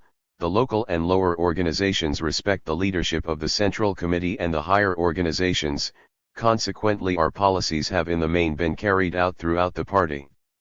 However, during this period another kind of deviation developed within the party, namely, decentralism. Some party cadres tended to turn their particular department into a little world of their own. They enjoyed acting according to their own ideas on political questions, disliked the party's guidance and supervision, and did not respect the decisions of higher organizations and the Central Committee. They did not even ask for prior instructions from higher organizations and the Central Committee on important questions that required a uniform decision by the Central Committee, nor did they submit any report to them afterwards. In this way they acted contrary to party policy and rules of party discipline and impaired the unity of the party. The Central Committee has waged a stern and continuous struggle against this deviation. The decision on strengthening the party spirit, 1941, the decision on unifying leadership in the anti-Japanese base areas, 1942, the directives on setting up a system of reports and on heightening the sense of organization and discipline, 1948, and the decision on strengthening the party committee system, 1948, all issued by the Central Committee, were mainly designed to overcome this tendency towards decentralism. The fourth plenary session of the 7th Central Committee, held in February 1954, dealt a smashing blow to decentralism ideologically, politically, and organizationally. Since then this deviation has never survived except in certain isolated cases. At present the main shortcoming in the relations between higher and lower party organizations as a whole is still that not enough attention is being paid to bringing into play the initiative and creativity of lower organizations. Undue emphasis on centralization manifests itself not only in the economic, cultural, and other administrative work of the state, but also in party work. Too many rigid regulations are laid down by the higher organizations, many of them formulated without careful study of the conditions and experience of the lower organizations, with the result that the lower organizations find it difficult to implement them. Many higher organizations are not yet used to working among the rank and file, listening to the opinions of the lower organizations and the masses, and solving work problems through consultation with the lower organizations. They are still prone to issue orders from their offices or to try to run the lower organizations themselves. Moreover, some leaders at higher levels like to put on airs and make a great show of their authority.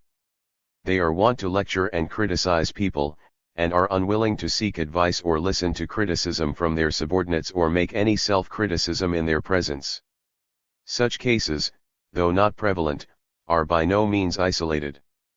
If we do not pay attention to the state of affairs and bring about a change, there can be no real democratic centralism in places where such a situation exists.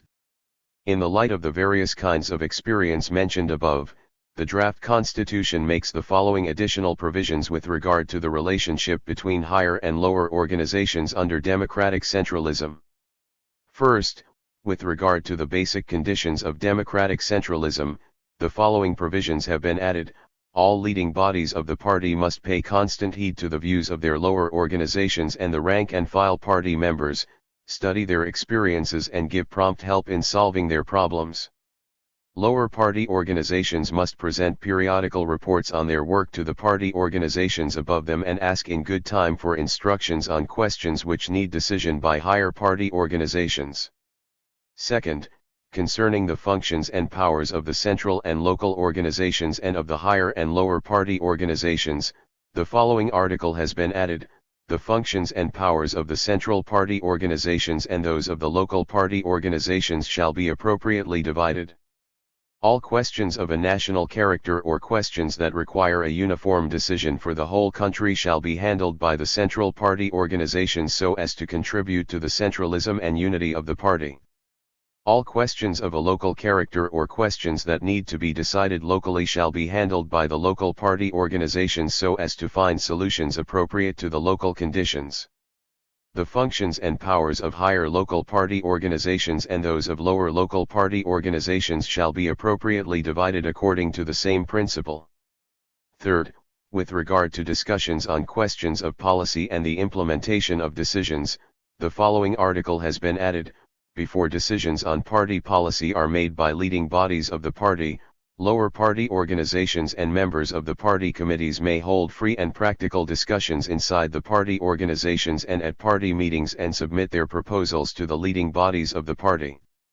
However, once a decision is taken by the leading bodies of the party, it must be accepted. Should a lower party organization find that a decision made by a higher party organization does not suit the actual conditions in its locality or in its particular department, it should request the higher party organization concerned to modify the decision. If the higher party organization still upholds its decision, then the lower party organization must carry it out unconditionally. Another fundamental question with regard to democratic centralism in the party is that of collective leadership in party organizations at all levels. Leninism demands of the party that all decisions on important questions be made by an appropriate collective body, not by any individual. The 20th Congress of the Communist Party of the Soviet Union has thrown a powerful light on the profound significance of adhering to the principle of collective leadership and combating personality cult, which has produced a tremendous effect not only on the Communist Party of the Soviet Union but also on the communist parties of all other countries throughout the world. It is obvious that it runs counter to the party-building principles of the political parties dedicated to the cause of communism for individuals to make decisions on important questions and is bound to lead to errors. Only through collective leadership, in close touch with the masses, can we conform to the party's principle of democratic centralism and reduce the possibility of errors to the minimum.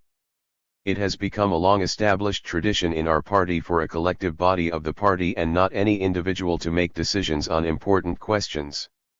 Although violations of the principle of collective leadership have been frequent in our party, once discovered, they have been criticized and rectified by the Central Committee. In particular, the decision made by the Central Committee in September 1948 on strengthening the party committee system greatly helped to strengthen collective leadership in the party. I think it is still useful to refer to it here for the benefit of the whole party. The decision reads: the party committee system is an important party institution for ensuring collective leadership and preventing any individual from monopolizing the conduct of affairs.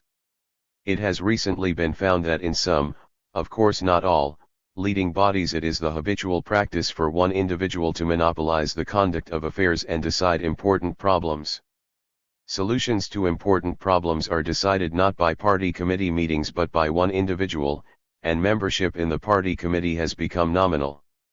Differences of opinion among committee members cannot be resolved and are left unresolved for a long time.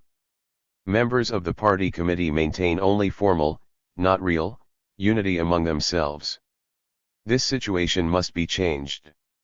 From now on, a sound system of party committee meetings must be instituted in all leading bodies, from the bureaus of the Central Committee to the prefectural party committees, from the party committees of the fronts to the party committees of brigades and military areas, subcommissions of the Revolutionary Military Commission or leading groups, and the leading party members' groups in government bodies, people's organizations, the news agency and the newspaper offices.